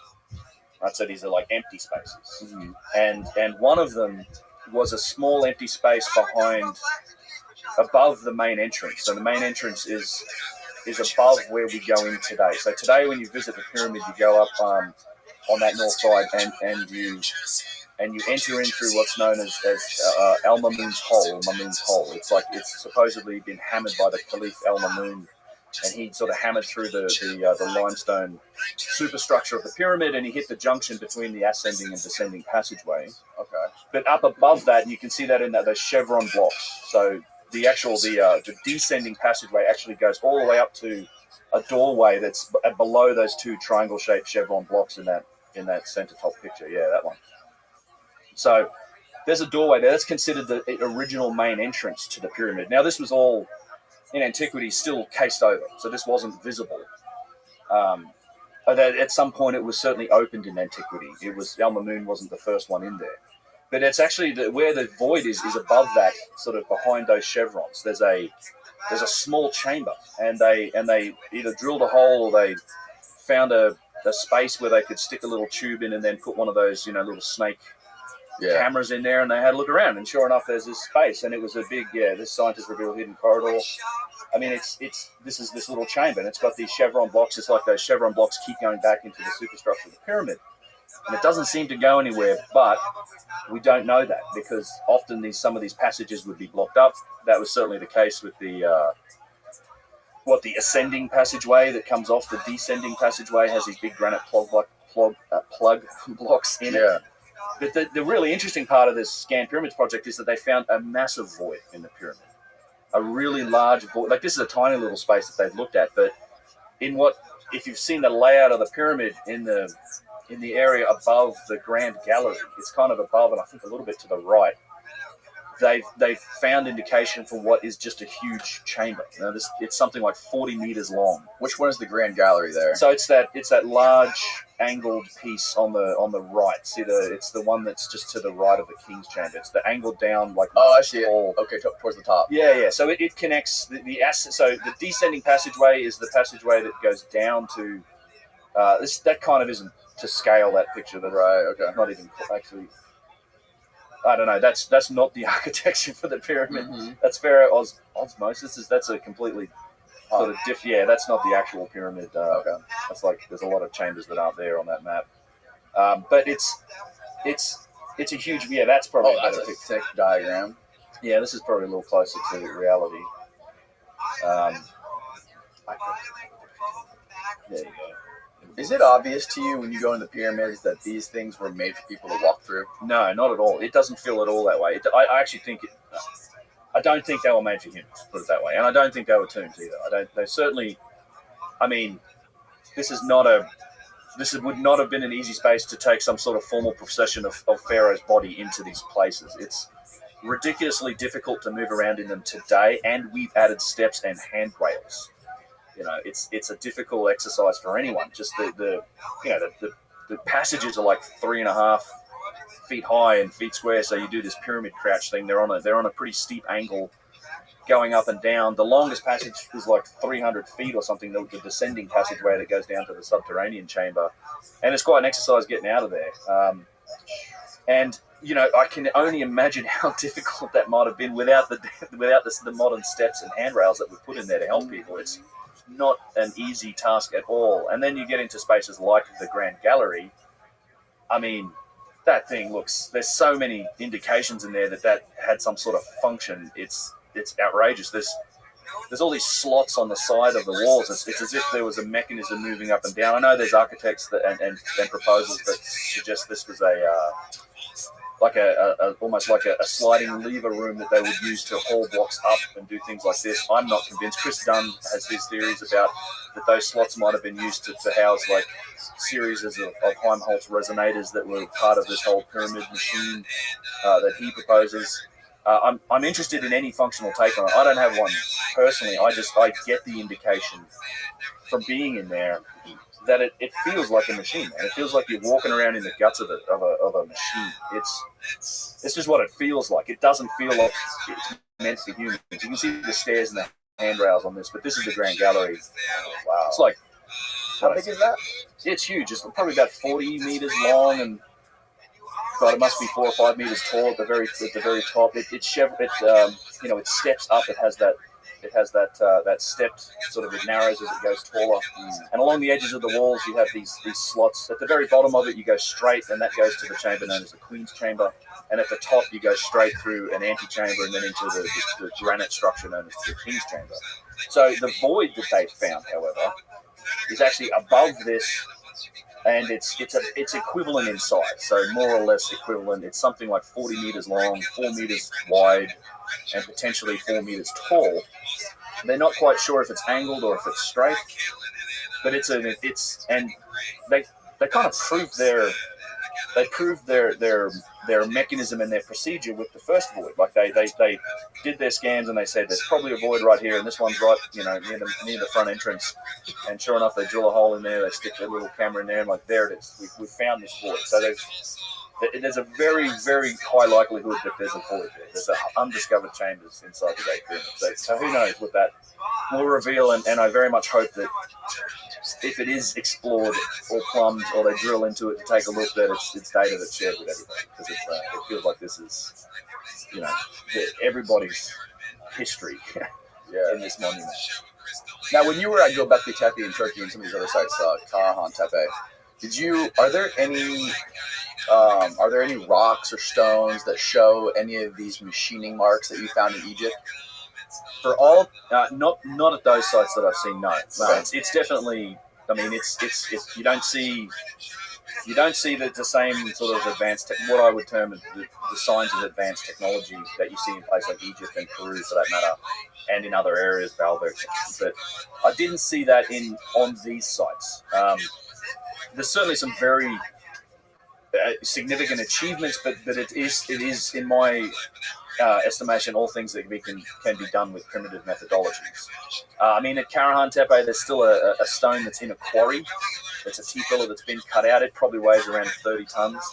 I mean, so that's doable. There's flint everywhere. Like, that's the other thing. You see when you're looking around on the ground, there's flint chips everywhere. I can probably really pull up some pictures of it. Yeah, we would just, on the site, particularly at Karahan, you can find all of these chippings and little flint, either arrowheads or they're pieces that have come off, flint chisels or blades, and it's all worked flint. You can tell it's all been napped. Found dozens of them and just pick them up, take a photo, throw them down. But yeah, there's a big T-pillar still in a quarry that's attached. I mean, it's a difficult thing to do, but logistically, sure, you can move, 30-ton loads. That said, there are other sites in Turkey that do. I have not visited them yet. I think there's one called, it's Zanaki Tepe. It's kind of hard to say, but it looks very much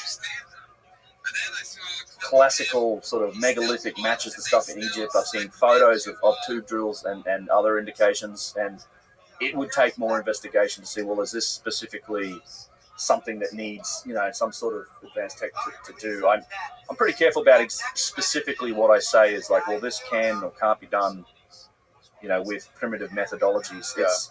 Yeah. It's very specific signatures in stone. It's particular achievements, and it's, things like precision that we've measured, not just eyeballed, stuff like that. And, I also classify the massive logistical challenges over say 250, 400, 1,000 tons. I don't think we've answered the question or satisfied the statement that can all be done with primitive methods. I think you can do that, and people have demonstrated moving large loads up to 100, 150 tons, maybe even 200 tons. I don't know, but at some point there's a line. I don't know if it's at 300 or 400. I mean, anything above 400 tons. I'm really starting to question that this can be done with purely primitive methodologies, particularly those attributed to the dynastic Egyptians in this case, because, the Romans could do a lot of things, but the Romans used pulleys and capstans, and they had metal, they had steel, they had a lot more capability than what we know the dynastic Egyptians had. Remember, in the Old Kingdom, and for a lot of that civilization, they had no use of the wheel. There's no evidence for pulleys use. They didn't use capstans. They didn't use force multipliers. They literally had wooden levers, sleds, ropes, and human horsepower. There's no evidence they even used animals to haul stuff around. So that's very much a different challenge when you're talking about gigantic, single-piece objects that weigh 1,000 tons or more, which there is evidence for many. And in fact, I think there's evidence that stones of this size were even being removed from quarries prior to the pre-dynastic civilization. I think there's strong evidence for that at the Aswan Quarry. It's a new area of it that I. When was the pre-dynastic? So the it was like the rough timeline. Well, yeah, I can actually show it to you. Okay, perfect. And Cleopatra was in the most recent. She was the last. She was the last, right? And I think, I don't remember where I saw this, but Cleopatra is actually closer to us than to Indeed, the building of the Great Pyramid. The building of the Great Pyramid. Yeah. So this here gives you an idea. So, you're talking about a little earlier than 3000 BC. So around 3150 is more or less the date where you have Menes, the first pharaoh of the first dynasty, like 5,000 years ago. Yeah, a little more even. That was so. Anything prior to that is what you would call pre-dynastic times. Okay. And there's a few cultures that we associate with that, the Nadak culture, several others. It's a very interesting time because we get a lot of very interesting artifacts that come from that time. Things like precision-made stone vases, which we can talk about. Yeah. But that's the early. It's what's known as the early period, the first couple of dynasties. Then. Sort of 2700 BC or thereabouts, we get into what's known as the Old Kingdom. This is the famous period. I love studying this period. Probably my favorite period. This is where the mega pyramids come in. This is the huge granite works of the Valley Temple, the Sphinx is in here. All of this stuff that happens in the Old Kingdom. This is where mainstream archaeologists believe that this is when they believe the pyramids and the Sphinx were made. Yeah, they date this. So the pyramids were all dated to a reign of or a family. In fact, the people don't realize this. It's like the stone pyramids, the massive stone pyramids. All of them. I mean, just in Giza alone, those three pyramids supposedly were built in a period less than 100 years together, like with success. Because you had this is the Orthodox time frame. You had Khufu, then you had his son, possibly his brother, I think, Khafre built the middle pyramid, and then Menkaure, who might have been his son. So you got these successive generations that apparently built these pyramids. And if you go back a little bit to include the other massive stone pyramids that are attributed to one guy, Sneferu, who was the first pharaoh, I think, of the fourth dynasty. He has three pyramids. He has the massive pyramid that's at Maidum, which is just a huge structure. There's the bent pyramid, which is, probably the best preserved, at least the exterior structure is the bent pyramid. The casing stones are all locked together, and then most of them are still in place. And then the red pyramid. So the bent pyramid and the red pyramid are at a place called Dashur, and they're about the same size as the middle pyramid. So very close. These are the same sort of achievements. So if you take all of those stone pyramids, they were all supposedly built in just like a 150-year period, according to the Orthodox timeline. It's kind of silly. And if you in Sneferu alone, I have a video on Sneferu. There's so many questions. Like, they never found him. They didn't find any burials. This is the same story, right? No inscriptions, no burials, no remains in these pyramids. And why does a pharaoh need three pyramids? They kind of say, well, he kind of stuffed up on the bent pyramid and he didn't get it right, so it has this angle change to it, which was a mistake, which is complete nonsense. You don't make, these things aren't made up as they go along. And then they go, well, then he did the red pyramid. He was probably buried in the red pyramid. It's like, why does he need three pyramids? And if he did build all three pyramids, I did the math at one point. It's in the video. I think it was like over a 25 or even 40-year period. I think you had to have cut and installed more than 350 tons of stone every day for that entire period to build those three. That's finished. In 40 years. In 40 years, I think, something like that. You have the similar logistical challenges with the Great Pyramid, right? And in a period of 25 years, because you have to, this explanation for how these things were built is constrained by the fact that they have a rough idea of how long the kings they associate to them lived or ruled. And of course, you want to build your pyramid while you're alive. You want to be buried in it. The next guy to come along may not finish that for you. He might take it off you. Who knows what, right? So they go for Khufu, for example, the Great Pyramid, roughly 25 years. The math works out with that thing with 2.5 million stones, more or less, making it up, and it's something like 5 to 6 million tons. It's one block, quarried, cut, transported, dressed, finished, put in place, complete every 5 minutes, 24 hours a day, 7 days a week, every day of the year. What's the average weight of those blocks? About 2.5 tons. With blocks ranging up to like 60, 70 plus tons, like the granite blocks in its core.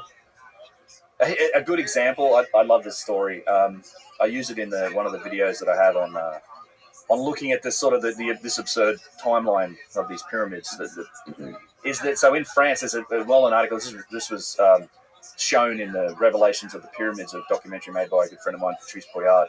Fantastic film.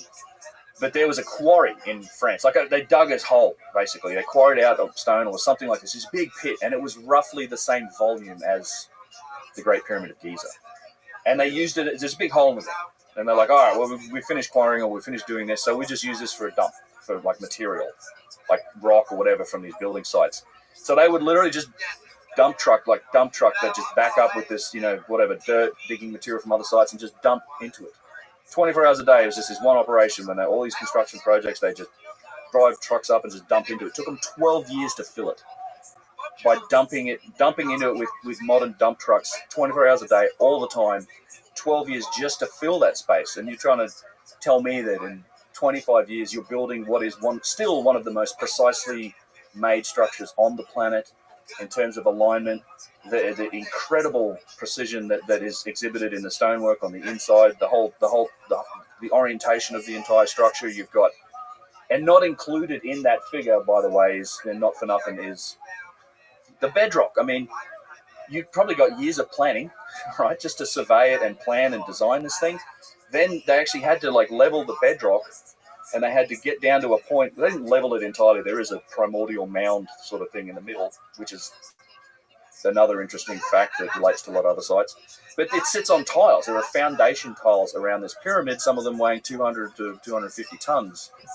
A lot of people walk up and look at the pyramid, but make sure you look down at your feet. You're walking on something that was constructed before they ever laid the first stone down to build the pyramid. So all of that's probably taken years as well, and then you've got to go through this process of actually constructing the thing and finishing it, because the inside, they definitely use mortar, and there's it's not you wouldn't call it like super precise, most of the superstructure, but the exterior casing stones were incredibly well made, as was a lot of the structures on the inside. The whole massive granite structure that's in the center that is the King's Chamber is part of, and is what is above it. There's like 5 or 6 chambers above it, all made out of granite. So yeah, all of this happens in the Old Kingdom. So you go from there, you have these intermediate periods. They're essentially periods when there's civil unrest, or there's a disconnection between Upper and Lower Egypt. There's something happens to disrupt the kind of the unity of Egypt. The Middle Kingdom runs from dynasties 11 to 14. Another intermediate period, the New Kingdom. That's a relatively famous period. You have guys like Ramses II, Merenptah, Seti I, notorious pharaohs. And this is actually an age of great power for the dynastic Egyptian civilization. They were very rich, very powerful during this period. Another third intermediate period, you have a late period. Then you have what's called the Ptolemaic period, which is essentially the Greek-Roman period. And then the civilization, as we know it, comes to an end with Cleopatra, who famously commits suicide around 30 BCE. So, yeah, that statement that she's closer to us than to the building of the Great Pyramids is true. It's just under 2,000 years since Cleopatra killed herself, but you have to go back, 2.5 plus 2,700 years almost to the building of the pyramids. So to the official building. And that's the official date of the pyramid. Right. Which people speculated, you speculated that it was a lot earlier than that, right? I question the dating of the pyramids. I think it's a difficult thing to say, purely because I'm looking at the skeletal remains of something that's probably been worked on and renovated and reused, and just I'm sure the dynastic Egyptians were working on these things. They did things to them. They used them. They became part of their culture. My problem with the pyramid, particularly the Great Pyramid, because that's the one we studied the most, but actually most of them, obviously you have the logistical issues with the timeline that I talked about. I think these were multi-generational projects. There must have to be. We've got tons of examples of that type of thing in our own time. How long it takes us to build, the Panama Canal, or these giant projects. They're infrastructure projects. They take a long time. The problem I have with them is the precision and the knowledge that's encoded in them. I think any honest analysis of the pyramids leaves you in a position where you have no choice but to reevaluate and rewrite history. You either end up, if you go, okay, the dynastic Egyptians built them, right? Fine. In that case, they had far more capability, Right. and far more knowledge than we've ever attributed to them, right? I think I've talked before about the fact that you have the dimensions of the Earth encoded into the pyramid, right? It's essentially a scale model of the northern hemisphere. There seems to be specific information about the fact that the Earth's an oblate spheroid, that it's longer around the equatorial circumference than it is the polar circumference. Right. The grid of latitude and longitude, like that ratio, the fact that we're slightly longer east to west than we are north to south, that ratio, if you knock it out on like a grid of latitude and longitude, those squares, they're not really squares, they're rectangular. Because of the way the Earth's shaped, the latitude lines are shorter than the longitude lines. So if you take a square unit basically out of the Earth, starting at the equator, it would be wider than it is tall. And if you scale it down, it is like within inches, the exact size. I have it here. Let me grab it here. Pyramid stuff. It's actually called. This is it here. So it kind of starts here. This is where that ratio is encoded. It's in something called the socle. Yes. Which is essentially a cubit high. It's like a little think of it as like a little platform the pyramid sits on, which gives you two ways to measure its perimeter, right? You can measure the perimeter based on the perimeter of the socle or the perimeter of the actual pyramid. And then so this is exactly what you're talking about. So 1/4 of 1 minute of latitude at the equator on the Earth is 3,022.9 feet. Mm-hmm. 1/4 of a minute of longitude is slightly longer at 43.5 feet. And then so the perimeter length of the pyramid without the socle is 0.2 of a foot off, and this is 0.1 of a foot off, being exactly that same ratio. So you have latitude and longitude. You have the dimensionality of the planet. This which is Randall mentioned this the other day. It's we didn't really get an accurate understanding of that until we had satellite surveys and we did space observations in the 1980s, and it turns out, because we had a much different idea of this before that time, and the more accurate we became, the closer we got to the pyramid numbers. You know what I'm saying? Like we started to learn that actually the pyramid very accurately encodes this data. You have some other things on the pyramid, like it has that ratio of 4:3:2. This is one of those cosmically significant numbers that's in that pantheon of very interesting astronomical numbers, and it's at a scale of 43,200. It essentially replicates the Earth. You multiply the height of the Great Pyramid by 42,200, you get the polar radius of the Earth. You multiply the base perimeter of it by 42,200, you get the equatorial circumference of the Earth. This was coming up a lot yesterday with Randall, and he was explaining this plasmoid generator type thing and how the dimensions of the tubes and the sphere and the thunderbolt generator it starts at 4 inches, then it goes to 3, then it goes to 2. That is used like throughout that whole mechanism, which is... Yeah, there's a lot of these numbers tend to repeat in lots of different ways, and Randall's a complete master at showing it all. But that's why I say that I think, other people have argued that the speed of light's encoded in it, and there's obviously all this precision stonework in the pyramid. So, it's a logistical achievement like no other that wasn't equaled until relatively modern times. I mean, so I think under either case, so either the dynastic Egyptians built it, or they didn't, right? So it's either one or the other. But if you go with they did, then we need to reevaluate and rewrite history based on what it means and what information they have and their capabilities. And we vastly underestimated the dynastic Egyptians. They were far more capable, and where did they get this data from and how did they know it? Like, that's a rewrite of history. And if they didn't make it, like, they for sure worked on it, but if there was something else here and this inspired them, then that's another picture. Like, who did then? Like, so that's where you get to this concept of inheritance. And and this is why I'm a supporter of the lost ancient civilization hypothesis, is that I think the vast majority of evidence favors that answer.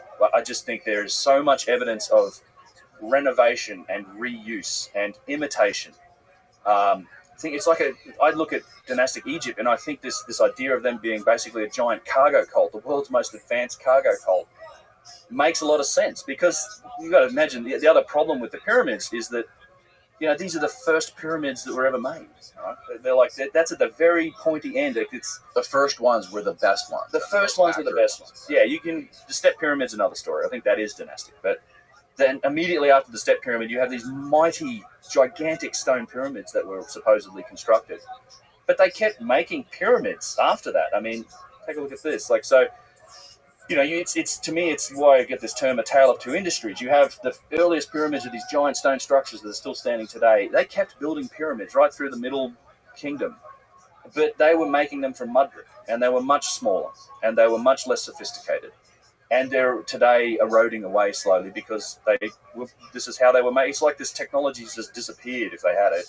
And then they were trying to imitate these other pieces of these other works with mud bricks. And in fact, this is also supported, this primitive methodology is supported by scenes on the wall. Like, there is a scene of pyramid building, but it's mud bricks. It's in the Tomb of the Nobles on the west bank of the Nile. How did they make the mud bricks? Well, they'd put together these mud, they'd bake them in the sun, or they might have baked them in ovens, and they'd make these big mud bricks, and then they'd transport them to, it's like straw or hay and mud, and you bake it, and you stick it in a mold, and you cook it. Geopolymer, people, it's probably what it is. It's a form of geopolymer.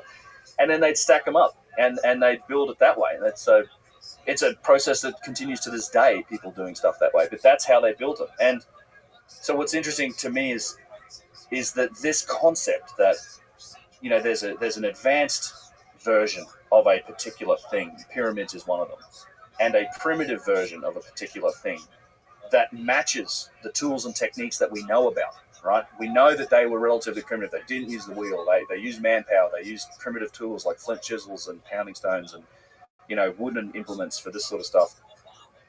And there's scenes on the wall that support it. Right? So they showed us how they did it. That exact set of circumstances exists not only for pyramids, but it exists for vases, for columns, for boxes, for slabs. There's an advanced and then there's a primitive version of that, and I've been slowly trying to document that in detail over the last couple of years and look at each category of these and say, okay, so what matches the tools that we know they could use and the techniques that we know that they used and the stuff they drew on the walls that showed us how they did it versus the stuff that isn't explainable via those mechanisms. And so that's why I think when you look at these advanced things and you look at what the dynastic Egyptians were doing and you look at their own history and what they say about their past, all of a sudden this idea of inheritance, and a longer timeline, the fact that maybe they got a kickstart, when they finally came out of that Neolithic or Mesolithic Stone Age and they began civilization, they had enough people and they could organize and they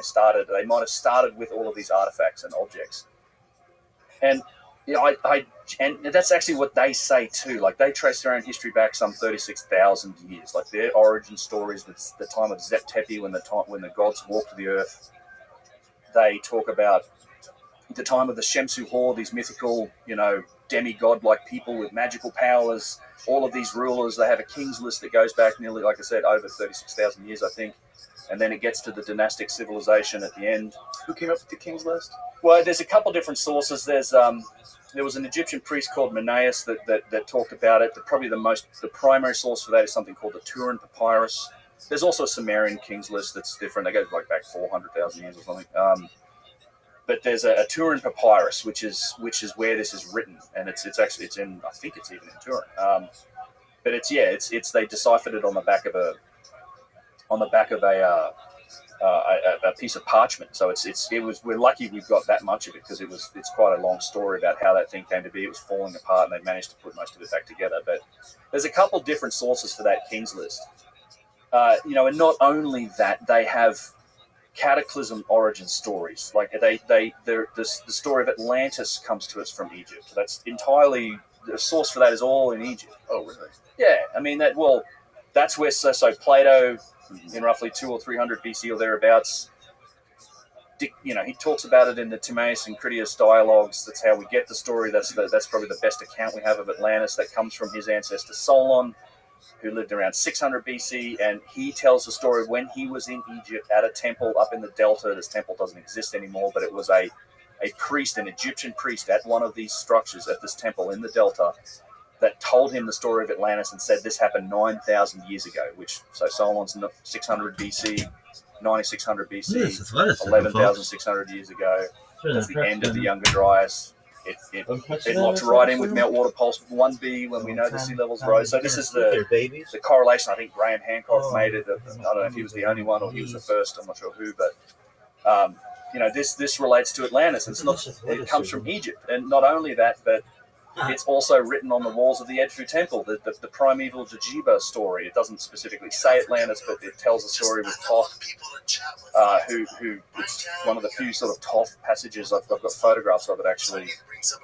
And they talk about the primeval land being an island that sank, and then they had to go to the homeland and build these primeval mounds that was where all the temples would be, and beneath these pyramids and a lot of these other structures, you have primeval mounds. There's a lot of correlation to this concept of a lost civilization. Call it Atlantis, call it whatever you want, but that's why I think all of this evidence makes sense. So, the Egyptians are connected to it. We've got the evidence of the artifacts for it, and then I think you're also, with the Egyptian iconography, you're looking at that as well, because I do believe there is plenty of evidence to suggest a lot of these statues, not a lot, but certainly several of them, and certainly the very large ones, required significant technology and were beyond the capabilities of what we know about the dynastic Egyptians. So when I make a case for symmetry and precision in these statues, it's a question I sometimes get. It's like, well, how come, if you think these statues are so old, how come they look like Egyptians or dynastic Egyptians? And I think it's the other way around. I really do. I think the dynastic Egyptians modeled themselves and their culture after the stuff they inherited. It's that classic iconography of what we look at and we go, that's a pharaoh.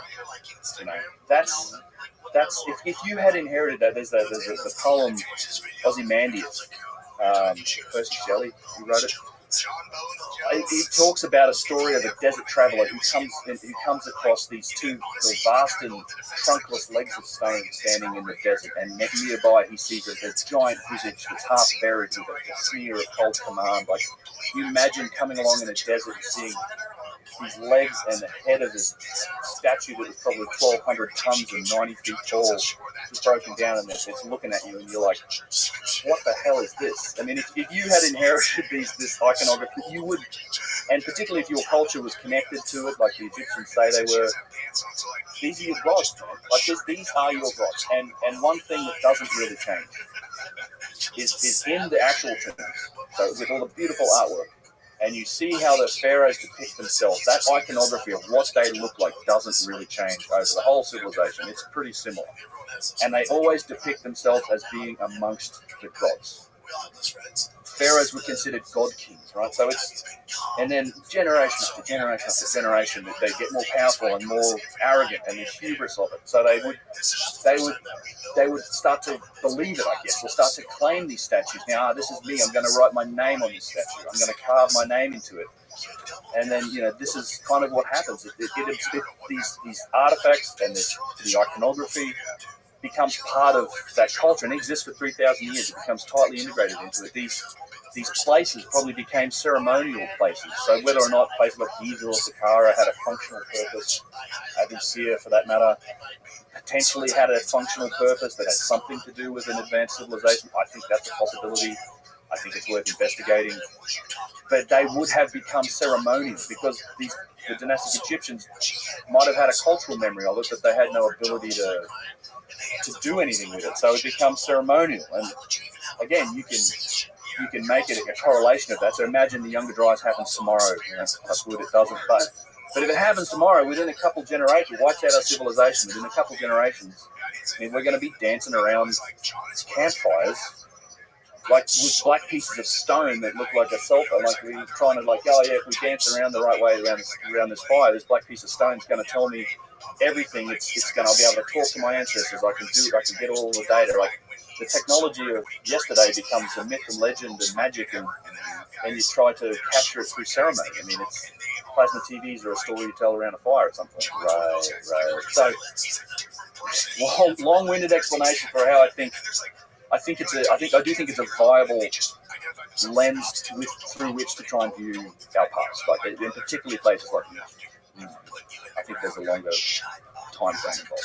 And then going back to some of the inscriptions that are made on some of this stuff, like especially on the boxes that are inside the pyramids, it's very clear that the hieroglyphs that are carved into those things are much newer than the actual boxes themselves. And the boxes are perfect precision. The lines are straight. The angles are perfect.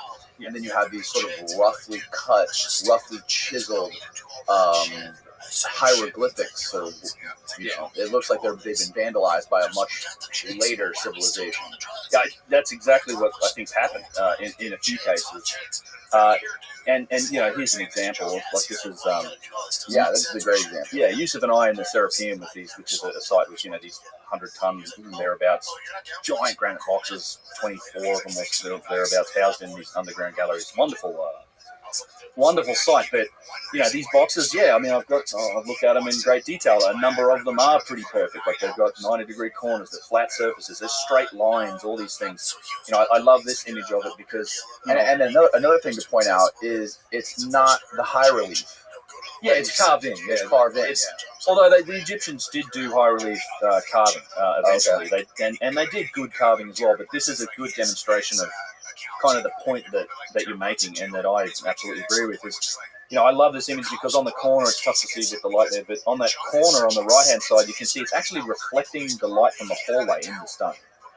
Like it's so smooth. It's smooth and it's polished, and this isn't a natural property of granite. You got to work pretty hard to get a mirror finish on it. And then obviously the people who make it, they can make straight lines, they can make clean corners, but when you get to look at the writing, it's there's no straight lines. It's obviously the work of some dude with a chisel and a hammer. If you made this box, why would you put this on it? Yeah, if you were the maker of the box, you'd be pissed. You would be upset.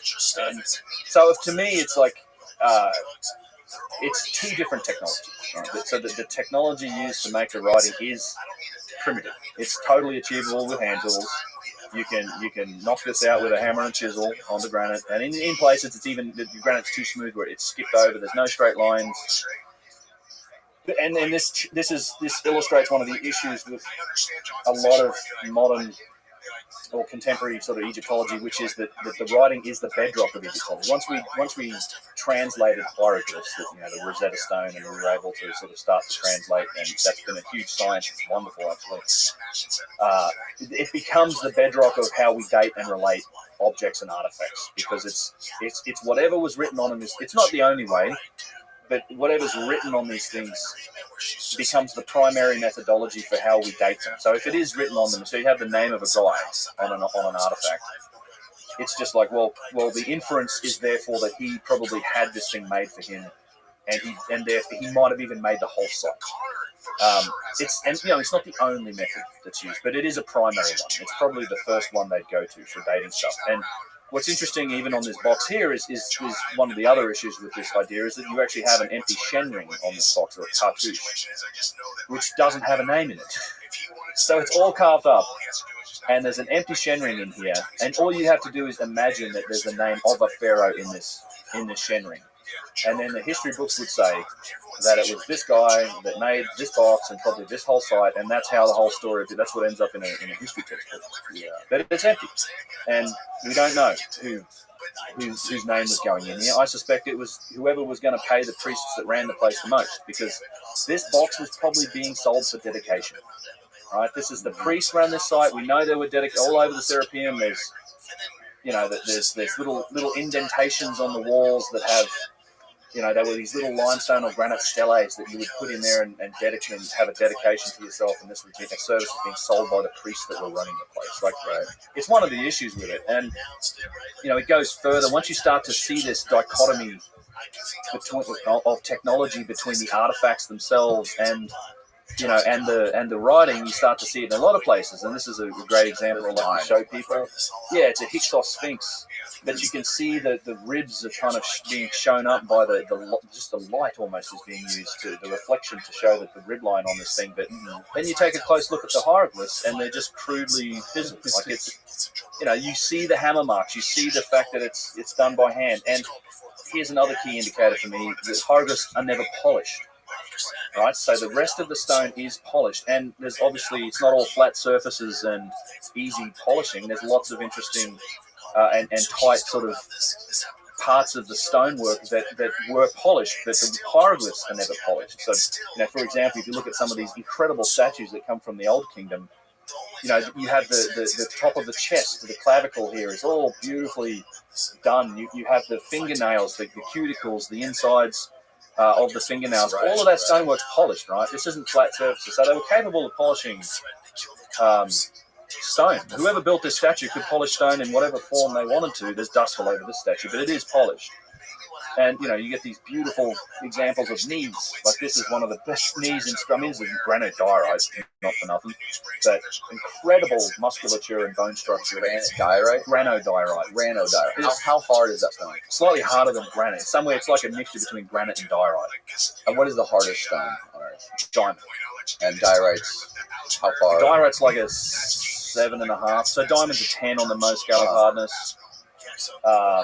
Things like hardened steel might be a 6.5, and granite can be a 6.5 to a 7. Some are diorite and flint, and some of the other harder stones, either porphyry or dolerite can go up to like 7.5, 8. Okay.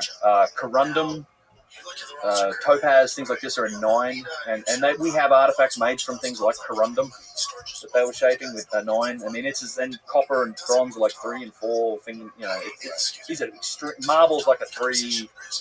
Calcite's like a 3. This is why a lot of sculpture's done in marble these days. Statue of David, is that marble? Yeah, marble. It's much, much, much softer than this stuff. Like incredibly. Yeah, if you're a modern sculptor, you ain't working in granite just because. Like it's not a good choice. Like you're going to burn your tools out. It's going to be a nightmare. And modern sculptors will know this. But the point is that again, even with decent hieroglyphs like this, it's not polished, right? Even in the good hieroglyphs that are on the side of this statue, like this, the interior of the bird, not polished. The shen ring around the king's cartouche there, not straight and not polished. The lotus flower motif below it is polished. Like so, it's like when this is a different. This was done with a different technology, potentially done at an entirely different time. So it's difficult to say then that the writing is how we can date and relate this artifact into the story of history. It's entirely possible that this was inherited, we don't know how old it is, and then somebody wrote their name on it later and claimed it. And in fact, we have evidence of that very thing. In fact, here's one more good example of the polish. I like this stuff because it shows you the polished stone, and then you can see the chisel marks. All of these hieroglyphs, they're good, but they're all done by hand. And we know that the practice of writing of somebody usurping an artifact, Ramses. Flinders Petrie called Ramses II the Great Usurper. He's one of the people think about him as one of the most powerful kings of ancient Egypt. He was notorious for writing his name on stuff. This is an example here I can show you real quick. It's like that's the cartouche of Ramses II right here. This big guy here, it's carved in very deeply into. I actually love this photograph. He's carved it deeply into what is a reused section of an obelisk. But look closely at the end here. Oh yeah, that bird. He's carving over the top of a pre-existing inscription. So you can see it here where he's blending in. They got quite good at like writing over the top and like blending in his stuff into a pre-existing inscription. Oh wow! And I mean, there's artifacts with 2 or 3 or 4 even different pharaohs' names on them.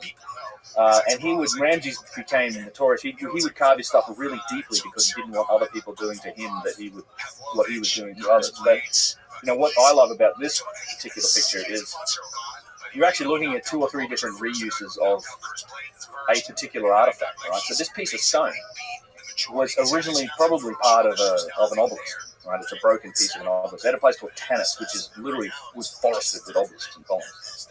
And if you've seen obelisks, the ones that have writing on them, The writing's vertical, right? It's not horizontal. It's vertical. Yes, when the obelisk is standing up. Right. Yeah. So the writing on so this isn't original writing. So not only did this obelisk break, This thing was originally standing up. yeah, it's a piece of an obelisk, most likely. Yeah. And so it was and they were reused. There's even like these walls that they built at Tanis.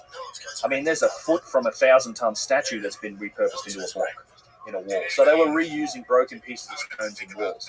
So not only did they reused it once as a block in a wall, then someone wrote something on it the first time, and then later on, who knows how long later, Ramses II comes along and writes over it again. So this thing's been inherited, renovated, and reused like 2 or 3 different times, and it's written on horizontal. So, And all the vertical obelisks are written on vertically. the ones that have writing on them, yes.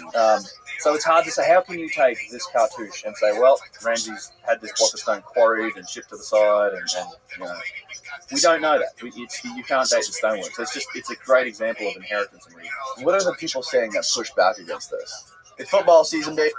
How do they defend this when confronted with some of this stuff? Well, I mean, with the inheritance, Look who it is. How are you, big dog? Stuff, it's not really defended. It's not like trumpeted as a Jacob, how's life? common thing. Taking ass, taking names. You got it's a lot of acknowledged feedback. that, What's yeah, going on? Ramses would-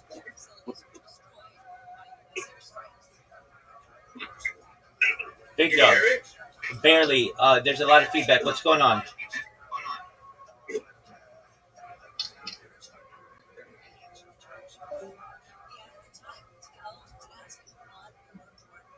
would reuse stuff, but it's kind of a weird. It's only in certain Big- cases where they have big very dog. specific. Okay, we've got 3 names of. Can you hear me? Yes, sir. How are you, big man? Same, man. Every day is play by ear. Absolutely. How are things in your neck of the woods? Not too bad at all, man. Excellent. Good to hear from you again, man. Well, I've been live streaming, doing my best to go viral on a platform called Blue Sky. Have you heard of Blue Sky? I've never actually heard of Blue Sky. What is it? Blue Sky is the liberal Twitter alternative, and it's got like 35 million members. It's big. It's like where, I don't know, Alexandria Ocasio-Cortez and Kamala Harris and all those people ran after Elon Musk bought Twitter. And so I've created robots that are successfully spamming them. And people talk about me once and on average about 1 or 2 times an hour, which is great. I mean, I'm just basically just sitting here, and to get people talking about me is a major benefit. So I just spam people about world peace and futurology, and a lot of times people don't know what to make of that, but then they come in here and give me an opportunity to talk to them, and then they become allies. So that's been really good, and it's been really successful. So I'm pretty proud of that. How are things with you? That's what I love about you, man. You give everyone a chance to talk with you. I do my best to. How are things going with you? How's your brother? Oh, he's doing all right. I mean, he's not getting any better, but at the same time, he's not really getting worse either, so that's good. Yeah, definitely. And is he, I imagine he's still taking up a lot of your day. How's Oliver? He's just as hyperactive as the day I got him. Oh, no way. Okay, so he's still biting through stuff? No, thankfully, I taught him that, like, through a little persistence and repetition, I got him to stop that. It's more of he has to be around somebody, otherwise he just has, like, some sort of nervous tick. But he definitely came from an abused home. Because, I mean, I kind of play with him a lot, and then I kind of, like, put my hand up really high, and then he, like, ducks his head down really low as to, like, indicate that I might hit him. Like, yeah. I've never hit him before in my fucking life. Right. How would I start now? So obviously it's previous. Right. And how old was he when you adopted him? I believe he was about 1. Okay, so he's had some trauma early on in his age. Yeah, he's locally adopted, so he's from around here. So he could have came from a meth lab for all I know. And, I mean, who knows what kind of environment that thing was raised in. But it wasn't exactly friendly towards him, I can tell you that. How? What kind of breed is he? I think he's got a little beagle in him. He's definitely got some Welsh Corgi, predominantly. I mean, that's more of like his features are more like Welsh Corgi-ish. Does So he? Corgi and beagle for sure, and then he may have another breed in there somewhere, but I don't know, maybe terrier or something. Does he like to not hunt, but like basically when he sees a small animal, are his senses aroused? Oh yeah, he definitely needs to be on a leash outside. Okay. Because he's got like massive ED. Because if you don't distract him, he's off in his own world. He'll just go along with it. Okay. Very well. You want to play some Battle Box? Wow, I haven't played that in a while. Yeah, sure. All right. I'm about to send you an invitation. Wait, have you been playing a different game? For what game? Have you been playing a different game? No, I just really haven't been on that much. Very well. I've got people who come in here every single day and play a game with me on at least a couple games on here. I've got some women who play with me, some men who play with me, people domestically, people like as far away as Australia, and I've got to say I appreciate you sharing the knowledge that you gave me to recommend this app because a lot of people really enjoy it. Cousin anyway, so. All right, I'm gonna send you. I wouldn't know.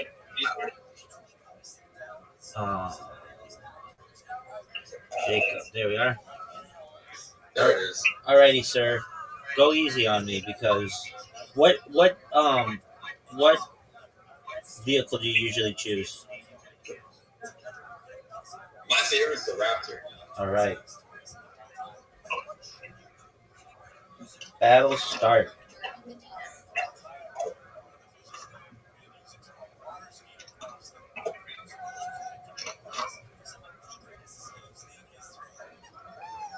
I was doing some family genealogy and I was using AI for assistance. An AI called Perplexity. How was that? It definitely led me down the wrong fucking rabbit hole. I thought it was Native American for a while. All right. What, it said that you weren't? Pretty damn good, so much so that I even applied to be on the applied for the Dawes roles and everything else because I thought my ancestors were on it, and apparently they weren't. But that particular AI kind of fed me the wrong information, let me believe that was my ancestors when it wasn't.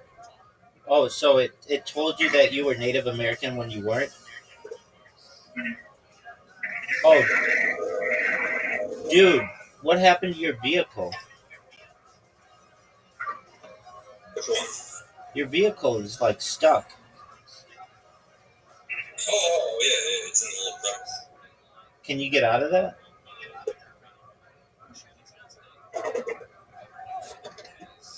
Oh, wow. Oh, good move, dude. That was baller. Oh, wow. All right.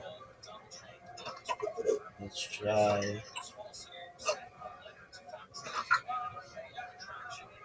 Oh, good shot.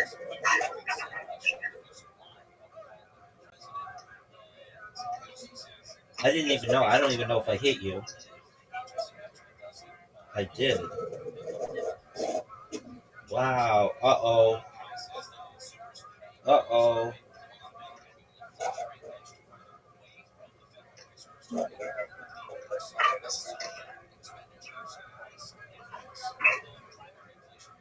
Uh-oh. Next turn. All that stuff should be falling. That's gonna get you. It's gonna get me.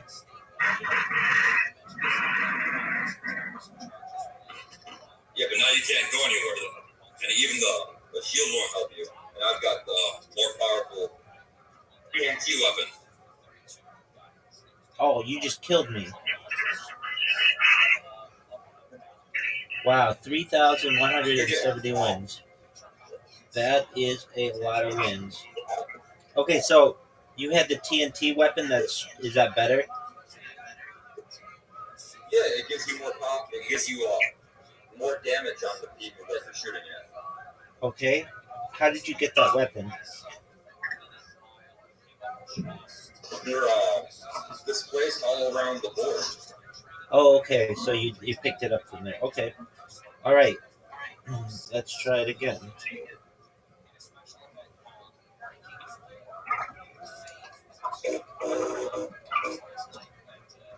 Oh, what a jump. What a jump.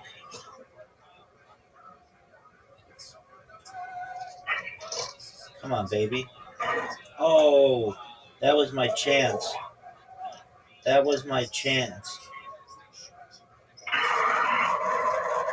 That was my chance. All right. I can't believe that just flew right over you. Oh, what a move. What a move. What a move. You can get hit a lot more, and it'll take less energy from you. What was that? The boost with the arrow, that blue one that I have, that means that you can hit me, and it won't have the same impact. It's the same as if I hit you. I gotcha. It takes away less energy. Yeah, it does. Okay. Uh-oh. Those little power. Yeah. I see that. All those bombs are going to be coming now. Oh, no.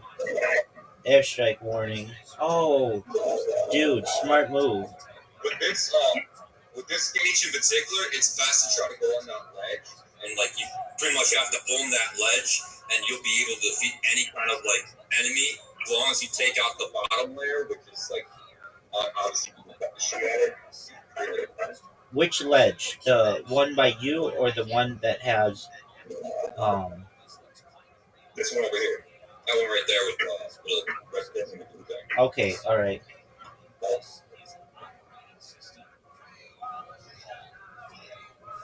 And what's the blue thing do? That one freezes you. So, if you were to collect that, oh no, that means I pretty much can't move, and I'm stationary for that particular move. So it helps if you're the one with the bouncy stuff and all over. You know how it turns all tired.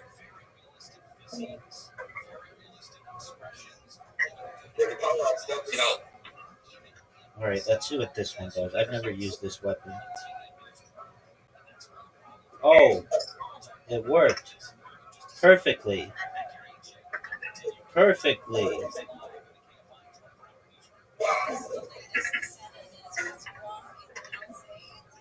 Okay, airstrike. That means it'd be best to use a shield. Now, why didn't you use a shield?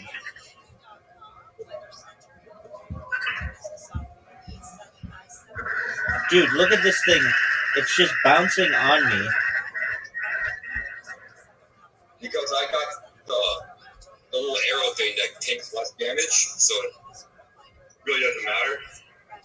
Okay. What's the plus thing above me? It's health. That's what I figured. Okay. Let's get some of that. Oh, stop. Okay, so can I blow up the ledge you're on right now? Yeah, of course. Not of course. I don't know that. Nothing's of course in this one. At least. Okay, yeah, you can. But can you blow up the one that is striped? No, because that's fixed. It can't be dismantle or blow up or anything. Okay, there you go. Oh no. Is that gonna blow up? No, launch it toward death. Is that gonna blow up? Yes, it is. Okay, and then do you die if you fall in the hole? Correct. Okay.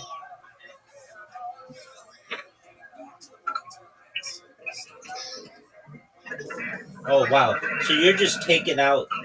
Oh, okay. I see why you say to get on that thing is really good, because you're basically... Like, if you don't get on it, you're kind of fucked. All right. This is going to be... Yeah, I mean, it doesn't really matter what you have.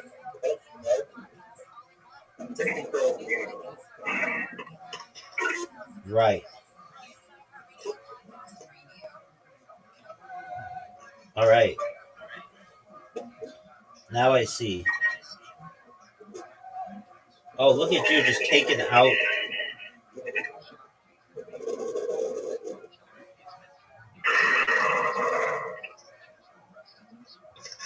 All right.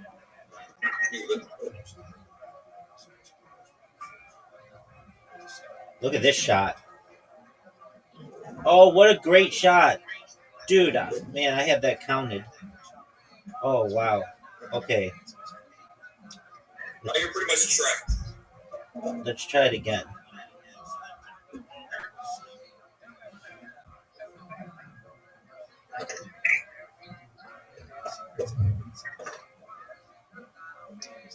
Oh, no. Oh, you got me. You got me really, really well. Oh, man. Okay, I need that health. I'm going to have to make some moves.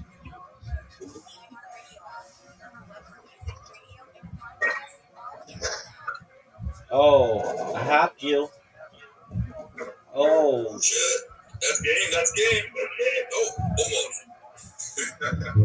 All right. Let's reload it. Let's see if this works.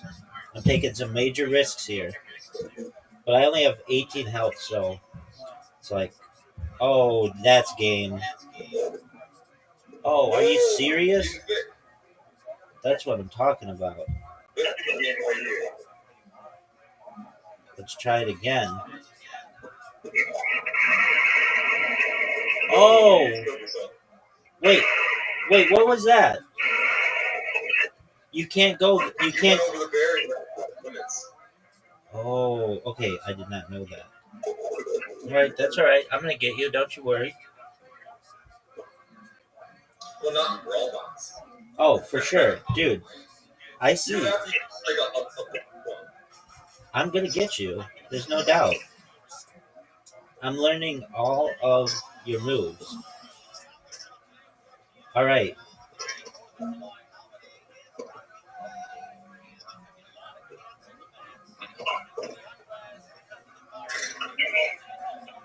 Oh, look at you.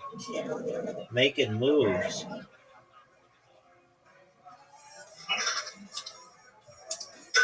I've got you here. No doubt. I'm gonna get you really, really good. Dead on. Dead on. You're locked on. I've got you in my sights. I'm gonna get you with a big one. Are you fucking serious? What a move. What a move. Was not expecting that. Alright. That was great. Oh, are you serious? That was really great. I'm gonna get that help before you do. Yeah, you probably will.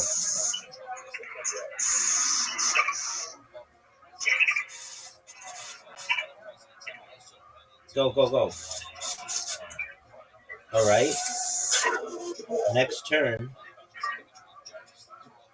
Now, can you get extra health? What's that? Can you get more than 140 health? You can just get health to a max out. You can't really get more than it when it's full. What's the max out? Pretty much What's the max out number? Whoever the health is, what the line is. 140? Yeah, whatever the maximum is, that's how much you can go. You can't go past that, unfortunately. Okay, it's 140. Man, Dude, are you serious? Go in the thing. The green I've got, it's the poison. So if I touch you with that, you slowly deplete health. How many rounds? Oh, dude, you got me. You got the point. Okay, so you maxed out to 140. The good thing about the poison thing, if I get that little thing right here, I'll show you. Yeah, I got it. It's like the blue thing. It's like a foot. If I was with the frozen,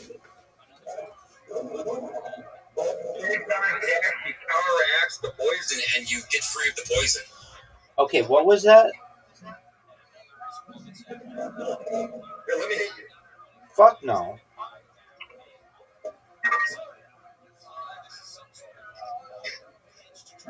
Oh, what a move. Okay, so did you just freeze me? Yeah, but you're not poisoned. You don't.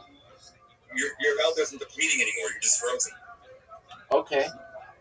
So you can't freeze someone and health deplete them at the same time. It's one or the other. What's that green thing? The green thing's a poison that I poison you with. All right, let's get that. Oh, and you got me. Oh, did I get you poisoned? Yeah, that's good. Yes, it is. I'm about to die this round. Now, why don't I have any missiles left?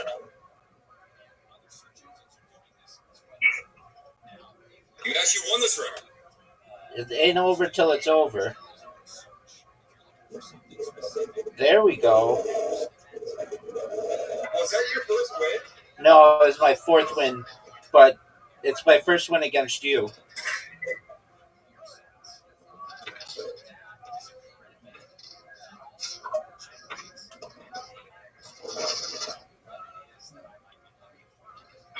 All right, battle start. Well, this is an interesting map. With the one with the artificial base, it's best to try to like destroy the ground first. That way, your enemy would fall. I've gotcha. What's that blue thing that just fell below me? That's the freeze. Oh, okay. So if I were to touch you, that means you won't be able to move for that round. I've gotcha.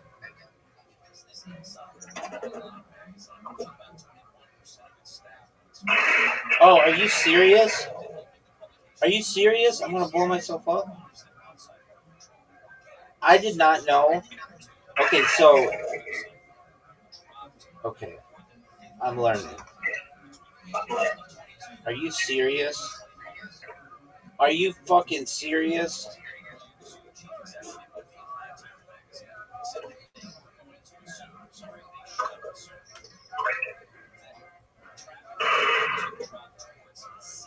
Now, why don't you protect yourself from bombs? Oh, are you serious?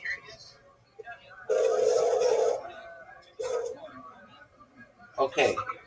What's that thing that's kind of where my thing is? What is that in the air? What did I just get? What did I just get?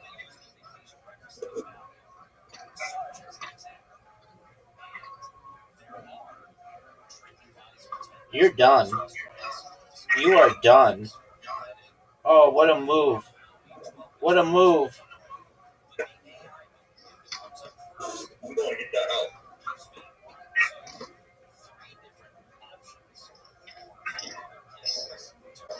If you aim a little above me, you can be able to hit me. I was going to try. Okay, so you got the health. Oh no, don't blow up near me. Come on, stop. Stop moving, dude. Are you fucking serious? Okay, but I could get you by blowing up the ground by you, right? Now you're frozen.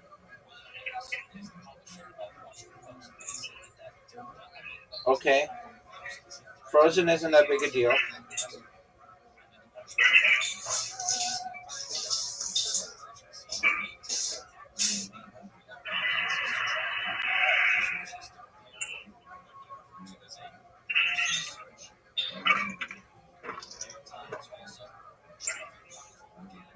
Oh.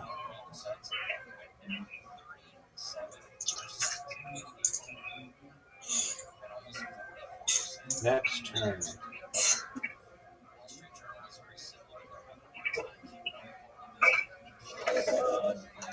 Might be game over there.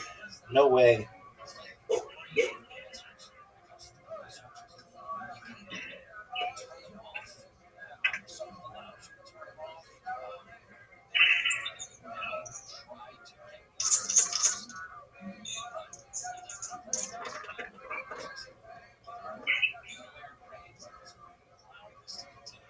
All right, that's game.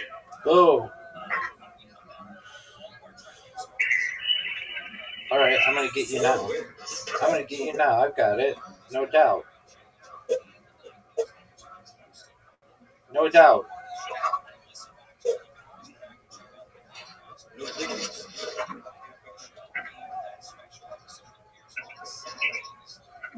Dr. Dre's style. No diggity, no doubt. That's right.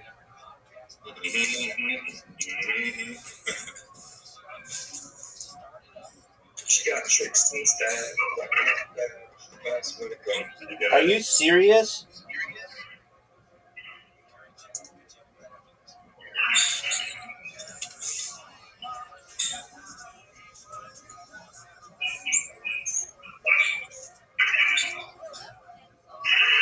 Oh, look at us.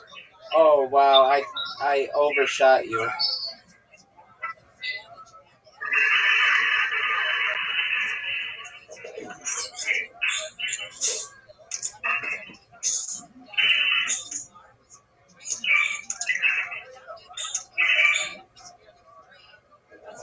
Oh, what a miss. What a miss.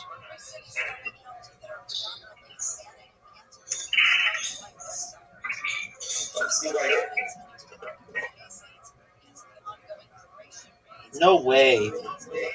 Oh, that was dirty. Oh, that was dirty. Oh, I'm done.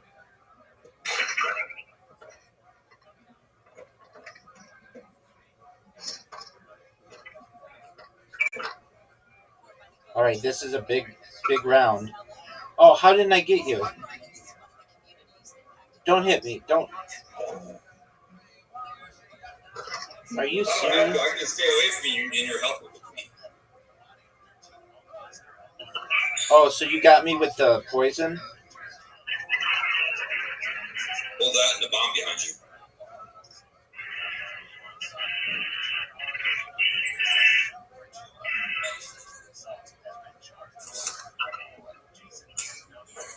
All right. Here we go. Raptor. Confirmed.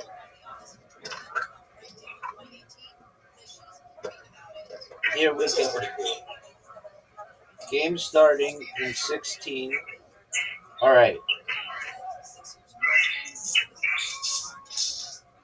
Let's see what I want to do. I'll get you no matter what in the first time. No way. Oh, how did you get that? How did you do that? I've gotten the other box. Oh, you got a different. You didn't get the Raptor? No, I chose the other one. What's that one called that you have?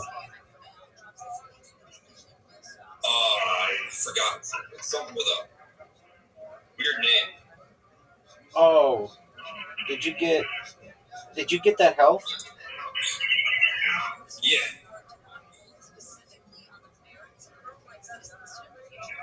All right, big shot here for you.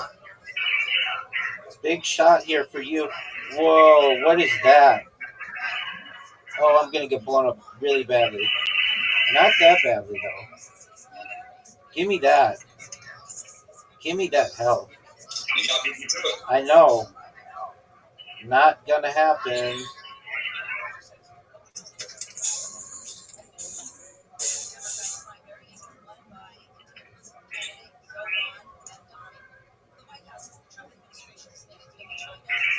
I don't even know what to do here. Oh, where were you going? I don't even know. Oh, that's Yeah, only. some gaming arenas allow you to go backwards and shoot you from behind, but other ones they just go into an abyss and they don't have it backwards. Oh no way. Okay, I did not know that. So this one just goes into an abyss. Correct. Oh, okay, dude. What? WTF with that fucking laser? Oh, look at you. Look at you keep getting blown up. I just won.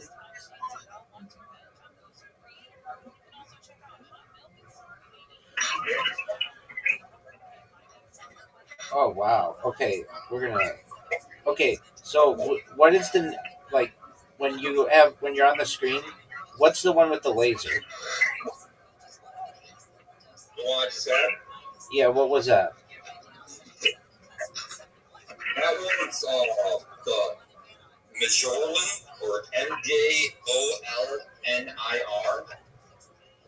Okay, cool. I want that one. Wait, I have to buy it? I got it like a couple years ago, so that was before we were able to buy it. You had to buy it. I'll just go with the Raptor. You can choose whatever you want, but Yeah. I purchased them with the points. Now they don't let you purchase them anymore. I mean, now they don't let you purchase them with points. You have to actually use money for some reason. I mean, it's just another glitch, so they can make money off it. Right. Okay, no big deal. Oh, look at you. Look at you. All right. I'm going to do the same thing. Same exact shot. Oh, there we go. Oh, wait. What did you just pick up? What did I you... picked up the one with the blue arrow, the white arrow. Yeah, what is That that? means my damages are going to be less than yours. Okay. So if you hit me with a rocket or something, and I hit you with a rocket, your damage is going to be more. Mine's going to be less because it's like a protective thing.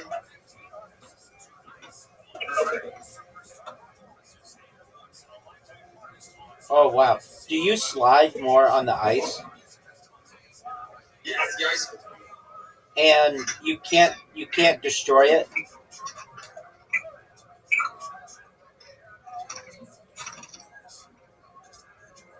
Oh, look at that.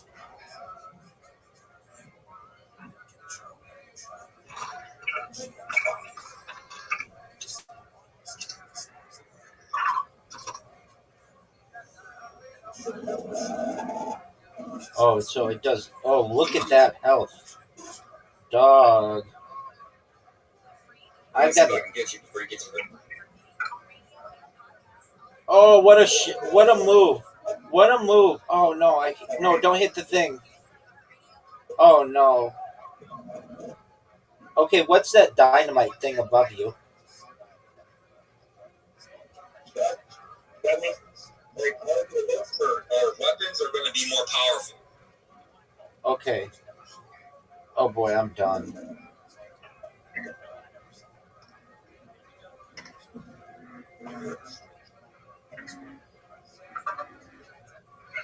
Oh no. That's gonna get you. No, it's not.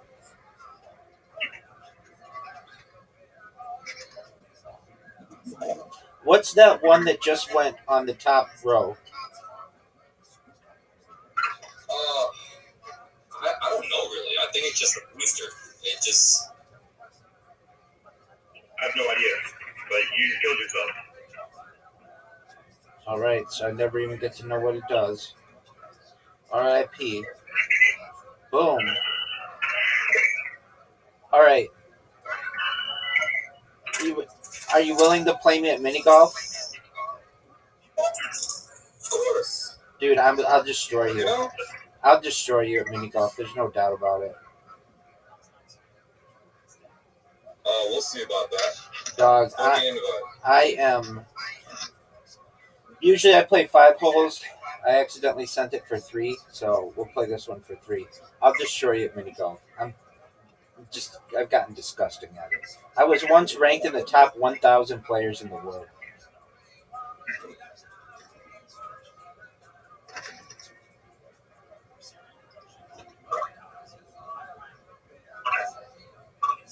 I think I got it in the hole one time on this course, but it's like extremely difficult to go up that middle hole. It is. Now, here's a secret. I have a friend of mine who has an iPad, and it's a lot easier with an iPad.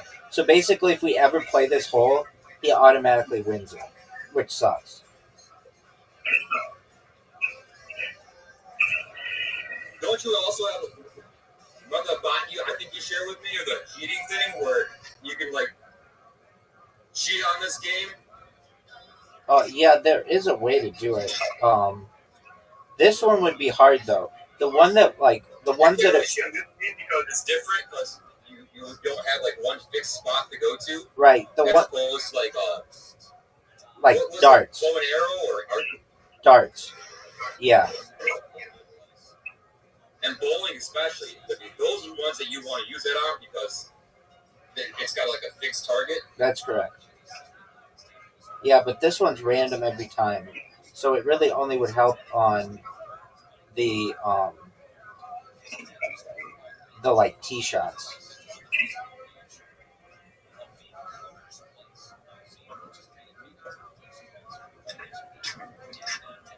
Boo. Not playing well. I'm not good at this hole. That was a great shot, Jacob. That was a great shot.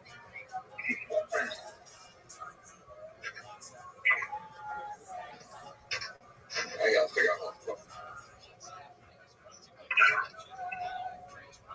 Oh, what else?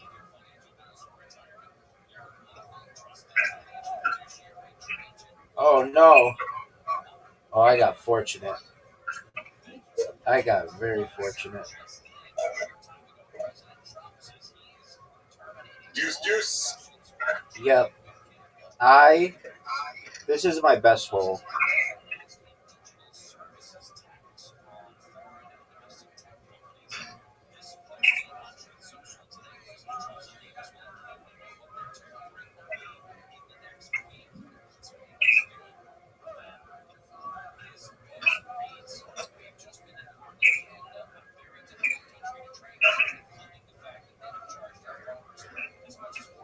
Ooh, nice one. Really good. Thank you. I think you got the score on this game. Yes, sir. I told you I'm good at this hole. I have not lost on this hole in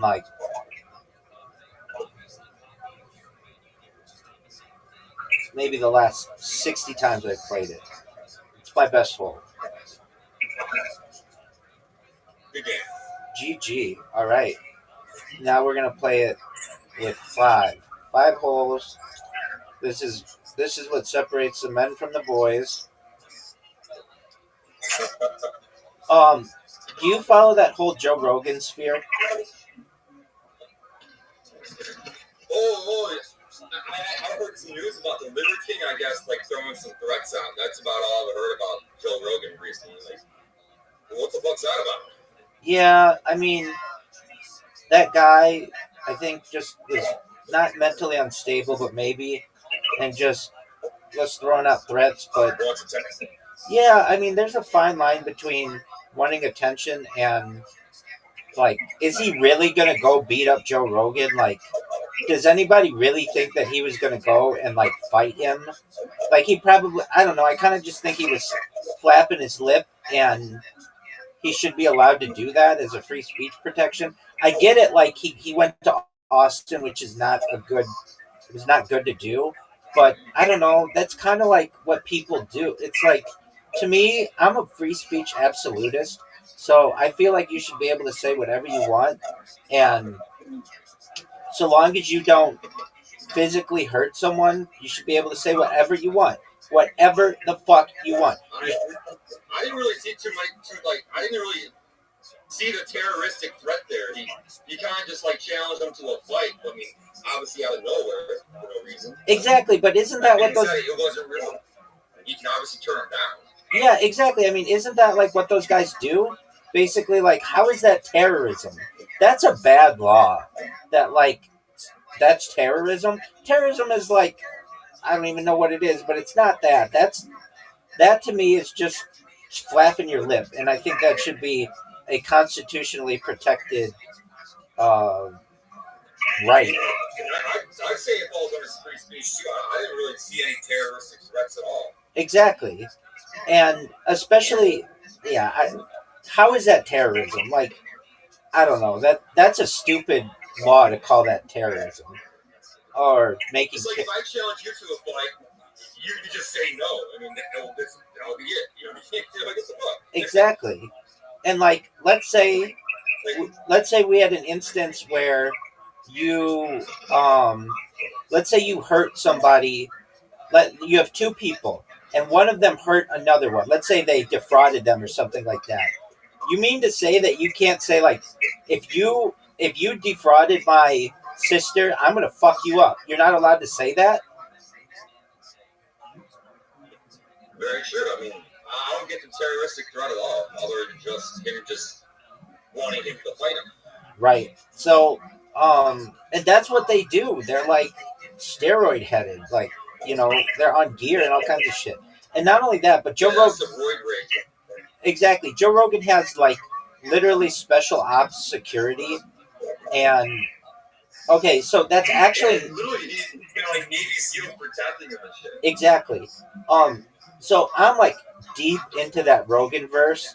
I listened to Joe Rogan's first episode December 24th or December 26th, 2009. I mean, I've been fucking in it for a long time. But that's not there's Liver King. That was a thing. But I think this is even bigger. Is okay, do you know who Brendan Schaub is? Can't say that I do. Okay, so that's fine. So basically, Joe Rogan, has a lot of guests on. Brendan Schaub has been on the Joe Rogan Experience more than any other person ever. Okay, so he's the number one guest in the history of the show. And he's a former UFC guy who has his own show. Do you know who Brian Callen is? No, I can't say I don't know who that is either. That's okay. He was a guy who used to be on Mad TV, and he was on Sex and the City and like some other shows. And I can't believe I didn't go in. And they have a show together. It's called The Fighter and the Kid. And look at you taking the lead. Okay. All right, so it used to be a really popular show. Do you know who Theo Vaughn is? Yeah, I know who that is. Okay, so Brendan Schaub and Theo Vaughn used to do a show together called The King and the Sting. And basically what happened was Theo was owed a bunch of money by a third-party company, and he eventually left that show to go do his own show, which is now really big. He gets like Donald Trump on it and like JD Vance and stuff. And all right, so basically Theo Vaughn abandoned ship on this Brendan Schaub, and all these people in LA were like basically like abandoning ship on these guys, on the King and the Sting, or on the Fighter and the Kid, which is Brendan Schaub and Brian Callen. And look at your shot, dude, that was great. And so Joe Rogan recently had Brian Callen in at the Comedy Mothership to do comedy, and Brian started talking to Joe, and Joe was trying to convince him to move to Austin like he convinces everybody else. And Brian Callen made the decision to move to Austin. So they moved the podcast, the Fighter and the Kid, to Austin, Texas. Now Brendan Schaub was a UFC guy, but he's also he was a comedian, and he has the worst reviewed podcast special in the history of IMDb. He actually has the worst two in the history of IMDb. They're like a 1.7 out of 10. I mean, they're just really, really bad. And I've watched them, and they're funny because they're so bad. And so basically, these guys were like flaming out and unable to get guests anymore in LA, and so they started making the decision to move to Austin, which they did recently. So they just moved to Austin, and in doing so, you would think that like, oh, these are like new comics or like new UFC personalities in the Joe Rogan sphere. They're going to be on the Joe Rogan experience, but they were not. And Joe Rogan hasn't even like texted them or anything, or like at least one of them. So it turns out that this recently came out that one of them, Brendan Schaub, had been like, he's basically being sued, and he's got all this IRS stuff that's gone wrong, and he's in a lot of trouble. And so, like, if you follow that whole Joe Rogan sphere, you'll learn that like one of his boys is like basically pretty fucked at this point.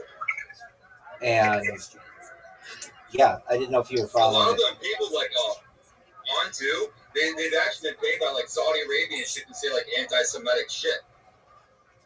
Who is this? Theo Vaughn as well. There's other people like Candace Owens and shit like that. They're like shills for fucking anti-Israeli type shit. Yeah, I mean, I feel that they should be able to say whatever they want. That's what the First Amendment's about. You just shouldn't be able to necessarily.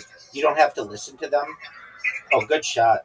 But yeah, no, I do see that, and I'm not happy about it. But it is what it is. There are money too, their own way, but I mean, it's definitely kind of misleading for some people because they believe in like everything they say type shit. But then again, they'll be swayed either way anyway. It doesn't really matter who's really saying it. They would have thought the same thing no matter who said it. Right. I mean, like sheep will be sheep anyway. I mean, don't really need much help. Yeah, I mean, I don't like the idea of deplatforming or canceling people just because of my very strong beliefs in the First Amendment. And so, like, I mean, I get shit from people every day who are mean to me for numerous reasons, and that's fine. I don't feel that they should lose their accounts because of that. I just don't have to pay attention to it. And I feel like that's how generally it should be treated, but I get it. Some people call for, deplatforming of people and canceling of people, and I get that element of it too. People are allowed to fund what they want, and at least there's a girl recently who just killed herself named Michaela Rains, and I've been subscribed to her page for a while now because I love animals, and she adopted and raised like wild foxes and adopted them. And I went into her page, Save a Fox, and people were just like, I guess like blaming me for her death. It's like I haven't even been on one of her lives in like a year or so. Like, why would you even say something like that? It's crazy. Wait, they blamed you personally for this woman taking her own life? Yeah, because she, I guess, was online bullied or something like that and took it to heart. Obviously, not a lot of people share the same sentiment that you and I believe that you can say whatever, it's not really going to hurt my feelings or anything. But some people kind of take that shit to heart. Yeah. Oh, that was a good shot. Um, I I don't know. I just don't. I feel like it's best to just not let it get to you. It's best to not. Behind a screen. Yeah, I mean, And at some point, we're going to have to track that and have people take responsibility for the shit they say online. Because, I mean, you can just pretty much say anything, but I mean, I don't really want to infringe on people's First Amendment at the same time. Right. I mean, I imagine a world in the future where you'll have to have like an internet ID.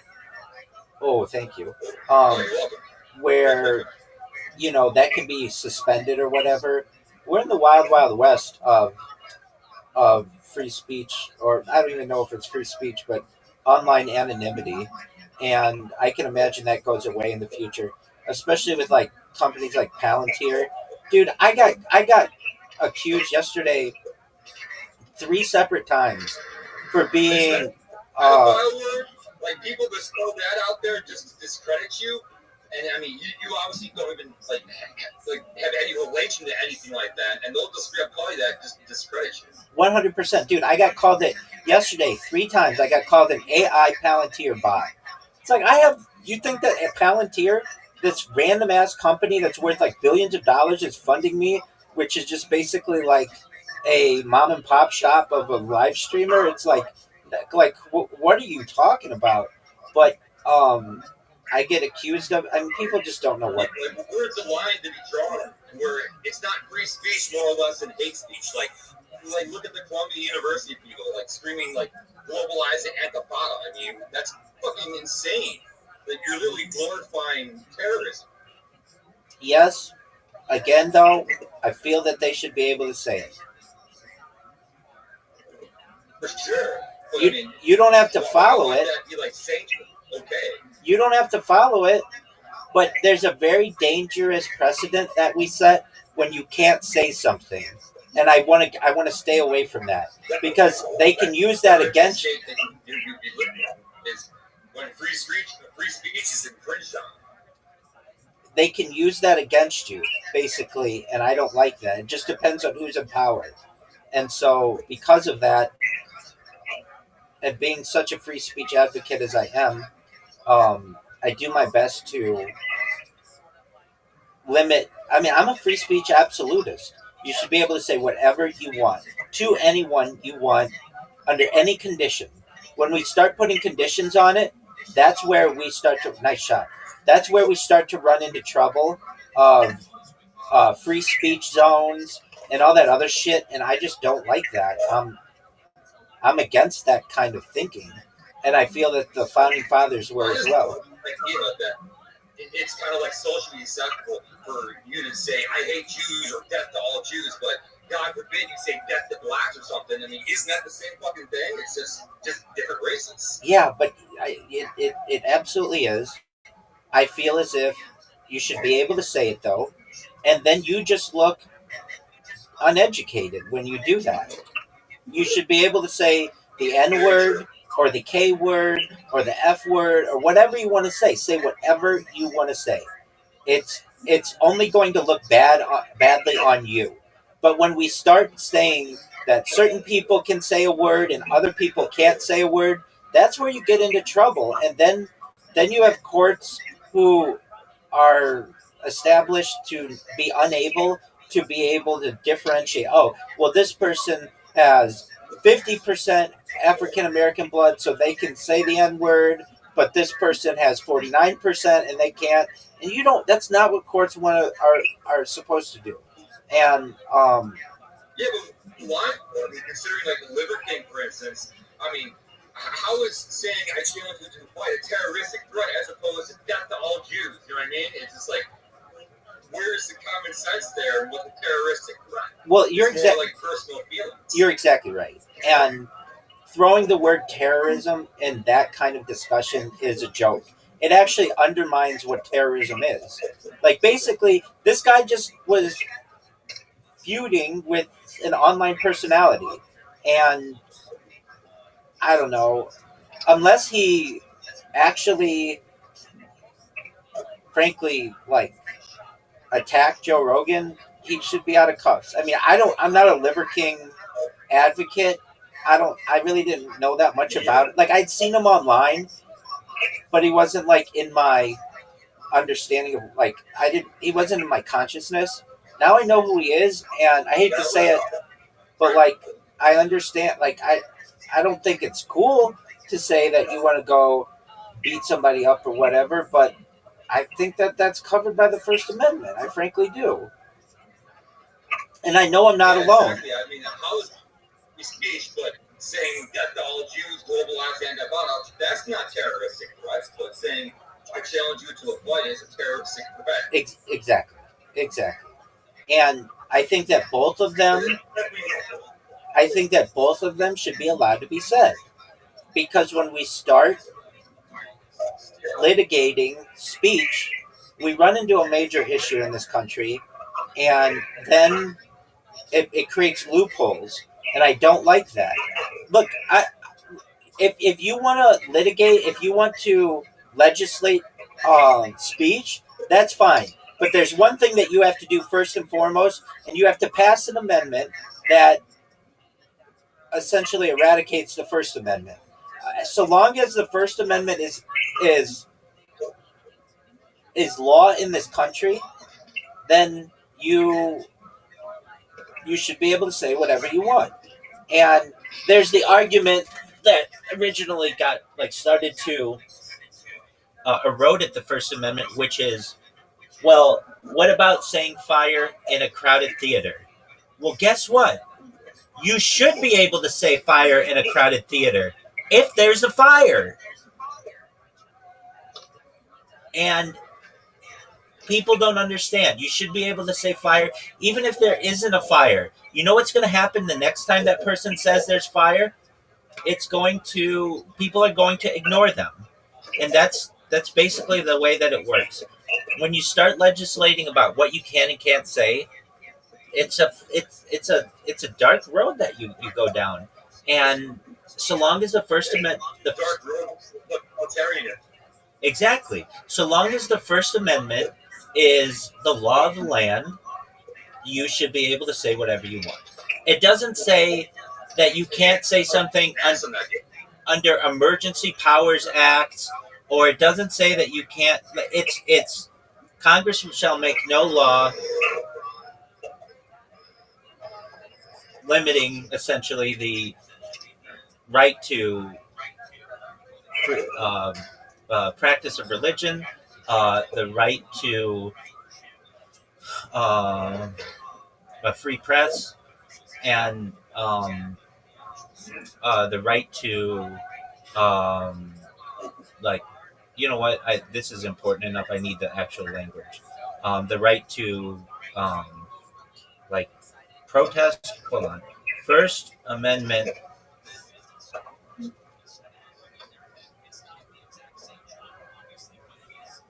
And if I know, but it's important enough for the stream that I have this correct.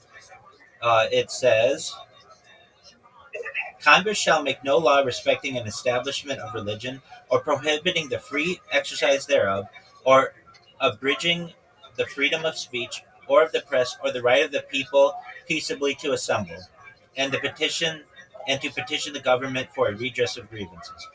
So long as that's law of the land, you should be able to say whatever the fuck you want. Now, if you want to go and get rid of the First Amendment, that's fine. But then that's when I'm going to reconsider where I live. So long as that's the law of the land, you should be able to say whatever the fuck you want. You should be able to say death to blue people. You should be able to say life to green people. You should be able to say whatever the fuck you want. And it's up to the people to be able to make a decision. Do I want to follow this person or not? But it's when you start to get into this, well, it becomes hate speech or it becomes a terroristic threat. That's when you start to say, is it really that you have two guys who are obsessed with fighting, Joe Rogan and the Liver King, and Joe Rogan starts making fun of this Liver King's family, and the Liver King gets pissed off about it and wants a showdown? Is that really a terroristic threat? And is that any different than what you're going to see at any bar on a Saturday night between two guys who have just had a few drinks and get pissed off at each other, we're going to start calling all of those terroristic threats now.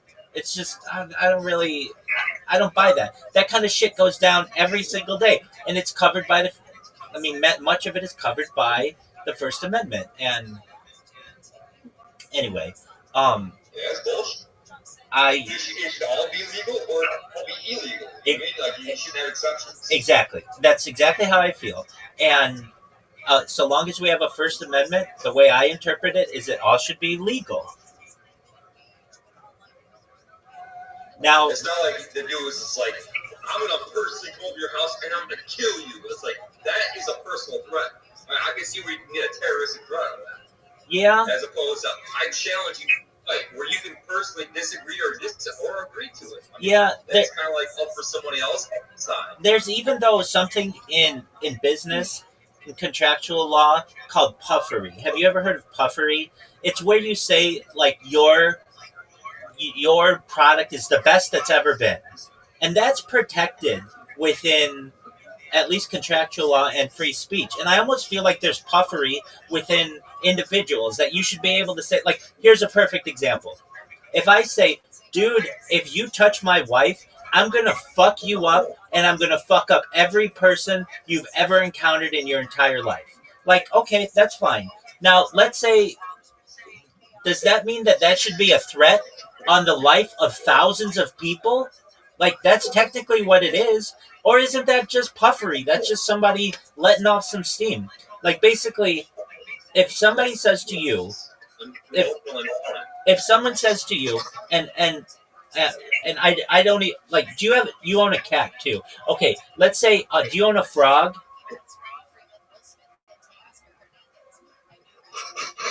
Jacob, do you? Okay, no, you don't. Okay, yeah. I think I ran one over a couple days ago. Okay, but that kind of stuff happens. I understand. But let's say I don't want to use an animal that you really have. But let's say, do you have a bird? No, but I have a rescue block. Okay. I mean, they kind of like follow me around.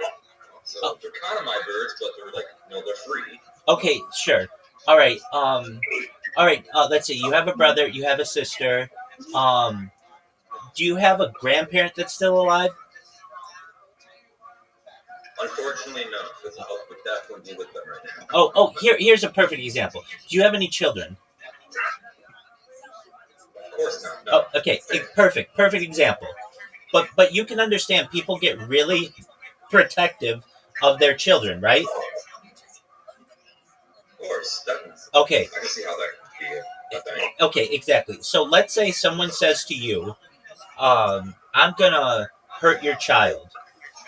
Shouldn't you be able to say, look here, motherfucker, if you hurt my child, I'm gonna beat the fucking shit out of you until you are unconscious. Like, that's something that's pretty normal in society. I would do that, but on a more personal level, to where nobody but the person who is intended for hears it, like face to face, or I get that. And sort of like a one-up. I get that. I understand. But you should still be able to say that in a microphone. You should be able to say that on social media. Like, basically, somebody's making a threat to your child, your family. You should be able to say, look, if you fuck with my family, I'm going to fuck with your family. Like, I'm going to beat the shit out of you. And that shouldn't be a terrorist. With social media nowadays, the censoring is just out of fucking control. I agree. But what I'm saying is that if somebody, let's say someone says, I'm going to hurt your child, or like, not even necessarily hurt in a bad way, but if they say, I'm going to sabotage your child. Let's say your child is an athlete, and the person says, I'm going to sabotage them in their game. You should be able to say, look, if you sabotage my child, I'm going to fuck you up big time. That's fine. In my opinion, that's fine to say. And that's probably like a pretty normal thing that a lot of parents would say. But technically, that's making a terroristic... Exactly. But technically, that's making a terroristic threat.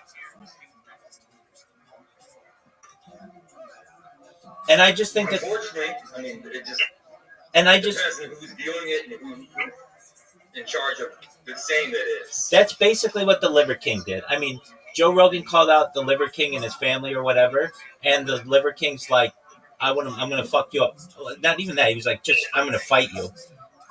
Just recently, I get people all the time who make personal attacks against me. They say they're gonna kill me. They say that they're gonna gas me. They say they just make complaints about me all day long. And I get it because I spam them, but I don't really spam them. Here's what I do. I like their comment and I repost what they posted, and I will put a comment under their post. Is that enough for you to want to gas me and kill my family? And you get what I'm saying? I don't know if that warrants that sentence because you spam somebody or something. Maybe being told fuck you or something. Wait, exactly. I don't know about death threats. Wait, exactly. But and so I don't take it seriously.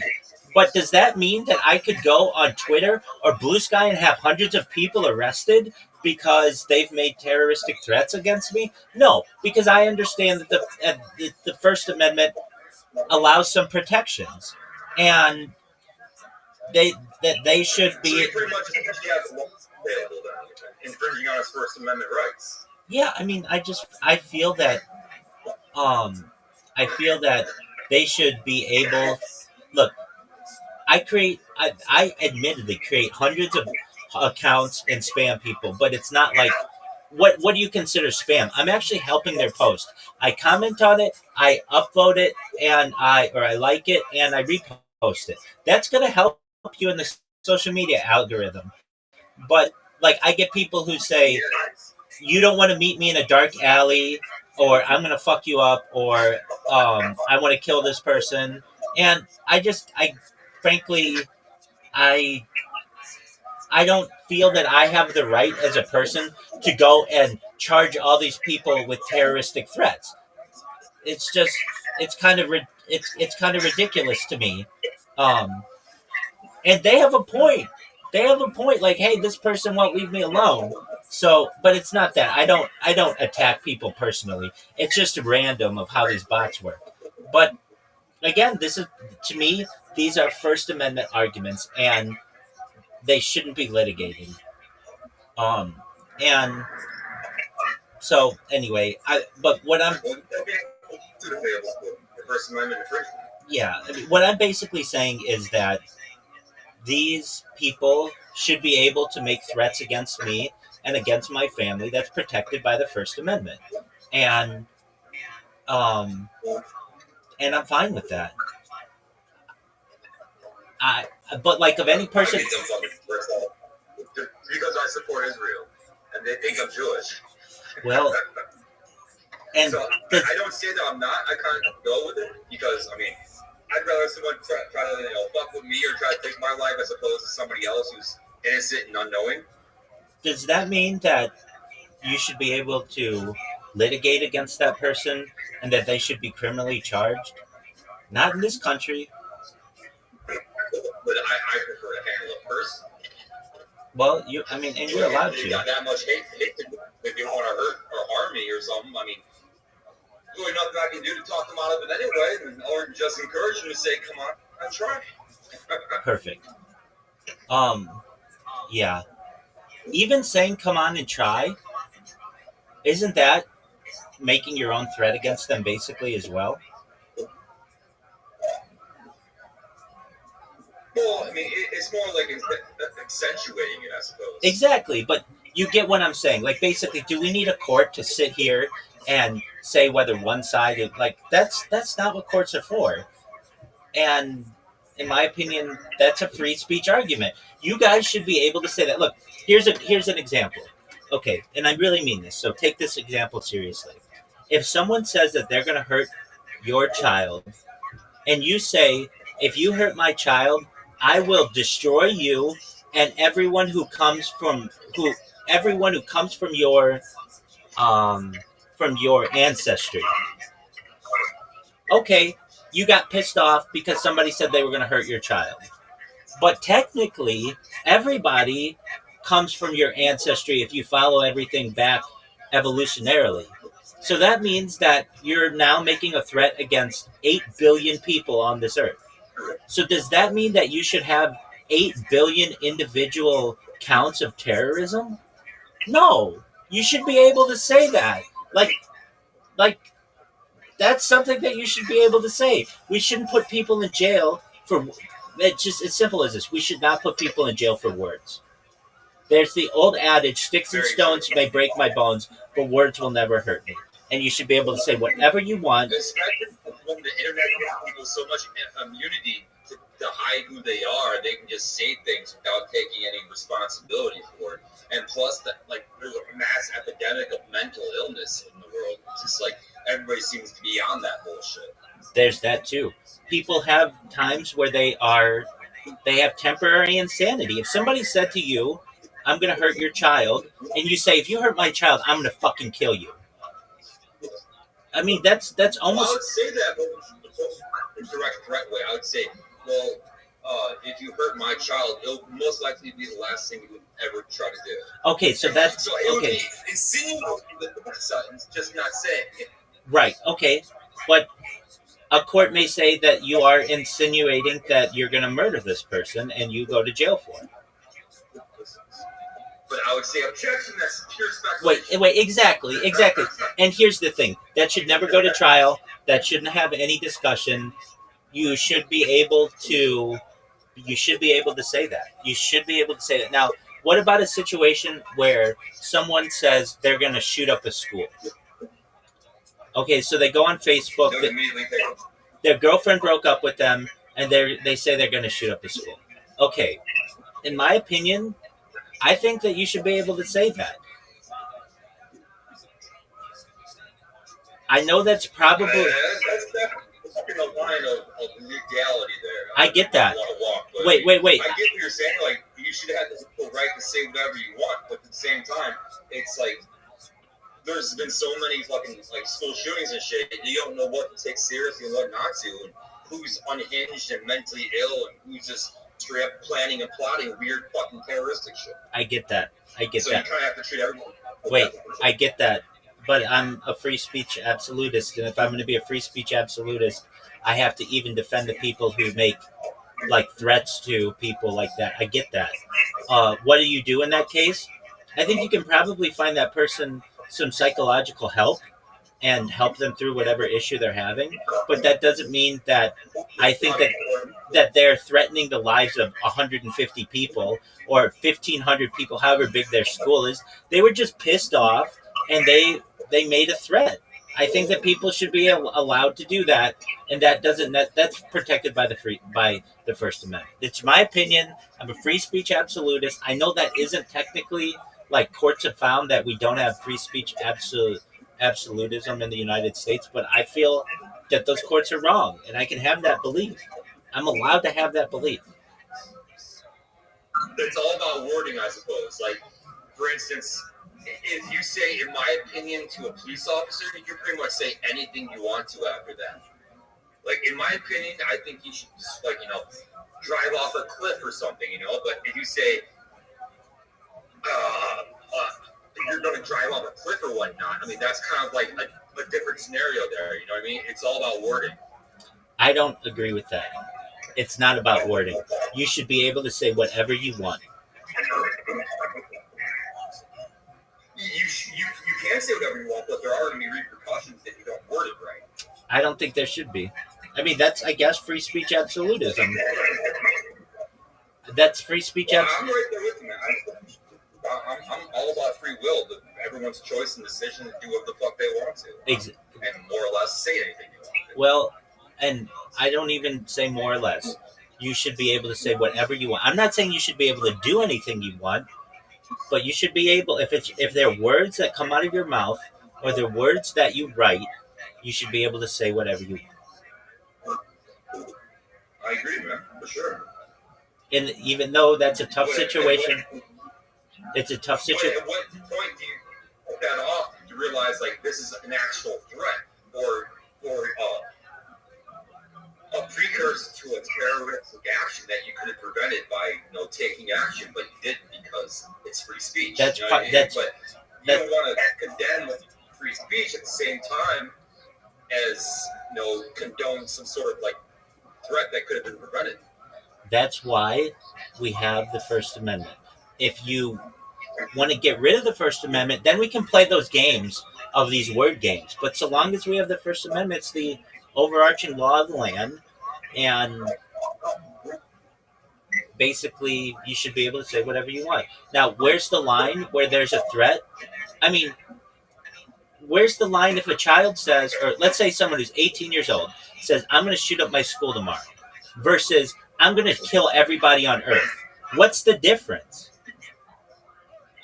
It's pretty much the same thing. Exactly. Should that person be charged with 8 billion attempted murders? You get what I'm saying? Or should they be charged with... No, they shouldn't. It's not like... That's not practical. People... Yes. Exactly. In business, there's, at least in the law, there's something known as puffery. Puffery is undue or exaggerated praise. And just like you can have like, oh, this car is so great, it's going to run 1,000,000 miles for you. Does that mean that that car is really going to run 1,000,000 miles for you? No, it's just somebody basically using puffery. It's exaggerated praise. And I feel that there's exaggerated threats. Like basically like, you should be able to say, if we're going to protect it in business, why don't we protect it in society? I don't understand that. Now, I understand not everybody agrees, but then those people get locked up in or get caught up in the law and these fine lines between things. And that means that if you have someone who like says, I'm going to hurt your child, even if it's not like what would be a weird, I don't know, almost like, let's say you have an adult daughter who's 25 years old, and she has some dude who says, your daughter broke my heart, and I'm gonna go and be in another relationship to hurt that girl, just to make her feel the hurt that I felt. And you as a father are like basically, if you hurt my daughter, I'm gonna fuck you up. Now you're in jail for attempted murder because you said I'm gonna fuck you up. That's not realistic to me. That's also not a terroristic threat to me. And even the term terroristic threat, look, that all changed on 9/11, as you know. But people made these threats to each other long before, and nothing happened, and we lived in a fine society. So I don't understand why it's any different today.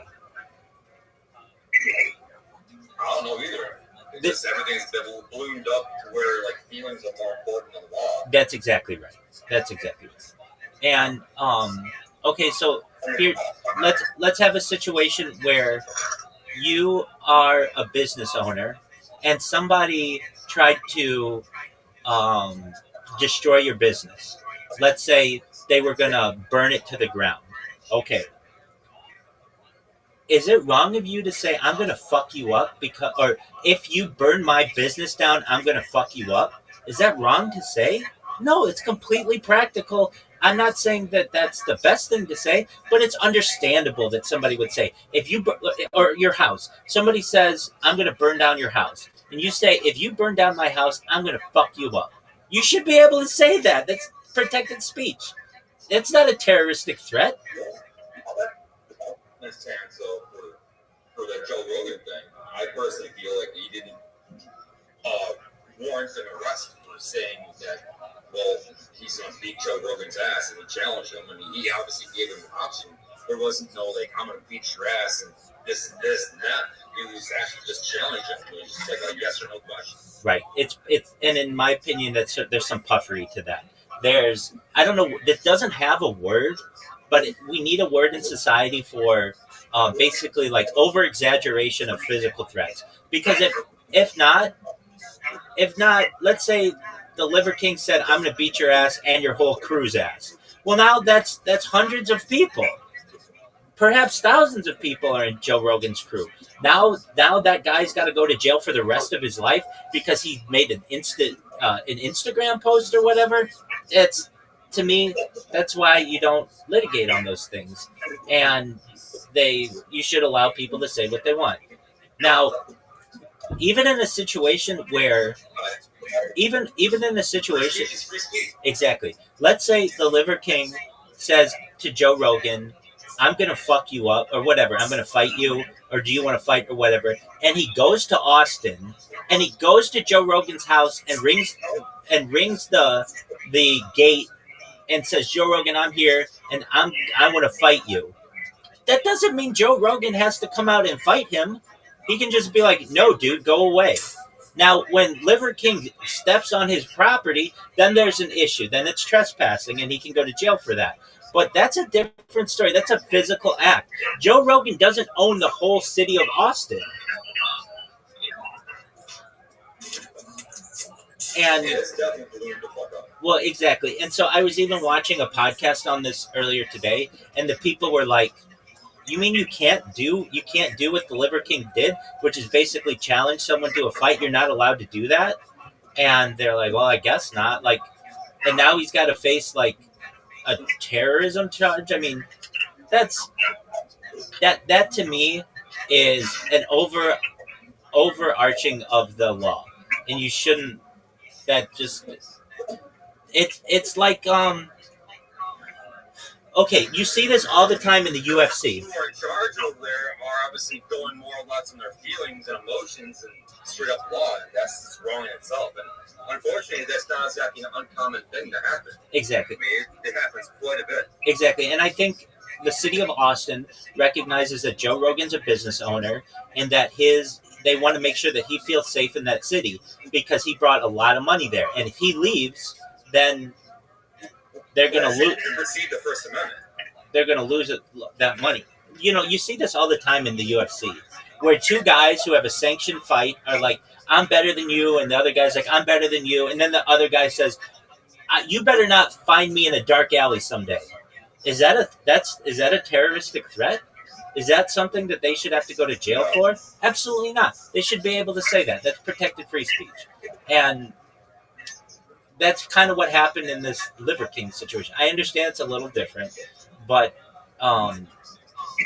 you know, I frankly think that Joe Rogan should have. I mean, I guess he just ignored him or whatever, and that's all that should have happened.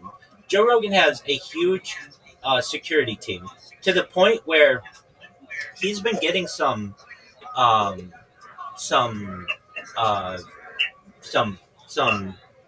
what's the word for which I'm looking? Some not payback, but some flack, essentially, because he says, I mean, like, this is how Joe Rogan goes to his club. He has a huge caravan of people. They block off the street. They allow him to walk in, and like he can hang out at his club. And then when he's done, he goes back in the caravan and they leave. But the thing is, 6th Street of Austin is very dangerous. And it's got homeless people and zombie-like people and people who are chasing you.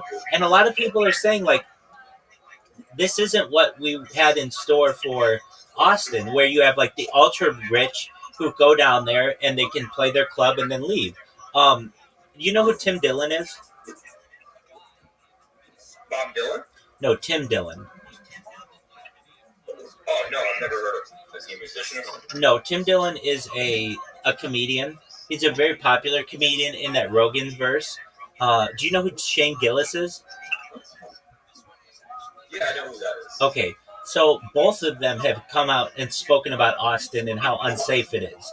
And they're like, you know, it's one thing if you are like a multimillionaire and you can go down there with a bunch of security and hang out at your club and call it how great it is and say how great you think it is. It's another thing if you're just a random individual and you are unconnected with that wealth and you go down there and you get robbed. It's two different worlds. And it's like even some of the people who moved to Austin to live, they have since moved back to wherever they came because they are unsatisfied with it. Long story short, I mean, this is a discussion on free speech, and again, as a free speech absolutist, sometimes I there's that phrase. I may not agree with what you say, but I will give my life for you to be able to say it. I mean, it's kind of a common thing that is said in um, like the military, and I somewhat agree with that standpoint. I don't want to necessarily exactly. So that's that. All right, big dog. I've got to use the restroom, so I'll be back. Can you hear me? Sounds like a plan, man. Pleasure to always speak with you, Jacob. You're a good friend, a good person, and feel free to come back whenever you have time. Okay? Pe- Peace, Jacob. God bless you as well.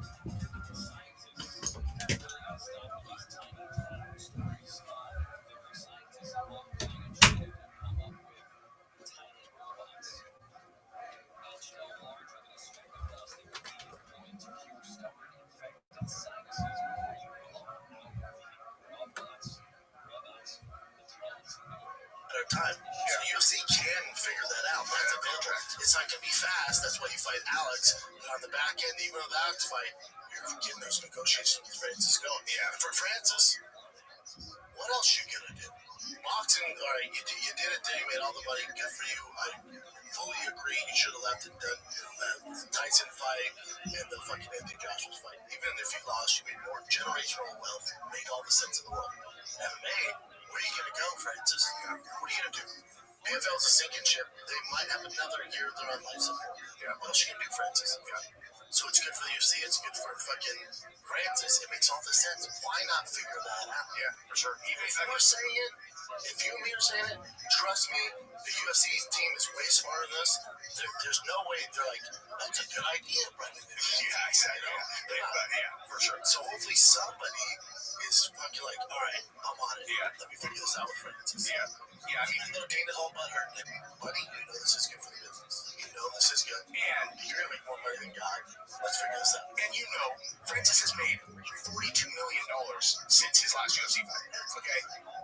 10, he made 10 for the Tyson Fury fight, 20 for the Anthony Joshua fight. He signed a 2-fight, $20 million deal with PFL with a $4 million advance plus the $8 million. He's had 42 so far since leaving UFC. Like, come on, dude. He obviously made a good decision that you can't question 100%. Make up 100%. But in a few months fighting MMA, there's nowhere else to go. It's just the state of the game. I mean, you retire. Rules on this artifact, so therefore this is probably older. He might have renovated this, but they don't. Yeah, they don't really acknowledge it as a possibility for a lot of this stuff, and I think it is. Even the statues, like there's the big statues at Luxor have the names of 2 or 3 different pharaohs on some of them. They just don't. I mean, one of the problems with, I mean, I hate to use the term, but it's just like mainstream or orthodox Egyptology is that they don't really consider the engineering aspects of the stonework. They don't care about precision or symmetry. They don't care about, you know, the base scan work, for example, that we've been doing. It's not really factoring into the decision making. You know, they look at who's written on it. They look at what scenes are on the wall. They look at the other data they can do to support and say that's where it is. I genuinely don't know how they think about this. I mean, for sure they probably point to the fact, well, you know, where you get the same sort of questions like, where are the tools, and you know, where's all the structures and all that stuff. I think we're looking at some of the structures. I think we're looking through the lens of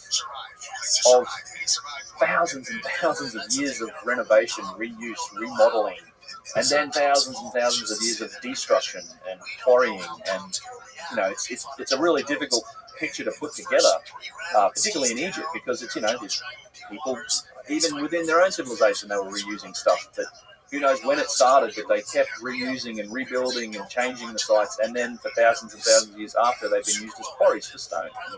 People take the stone and they chop it up, and they it's all a great source for granite, you know. Even during the Egyptian civilization, this was happening. Ramses II was quarrying granite from the Middle Pyramid at Giza to go use in some of his other structures, like Lisht and a couple of other places. And it's written on the wall at the pyramid. It's like, I am the quarry master for Ramses II, and we were taking the stone from here because he's the boss, you know. What was the original stone that was casing like the very outer shell? It was like a very light, shiny stone. Yeah, so it depends. There's the Great Pyramid and most of the Middle Pyramid was something called Tura limestone.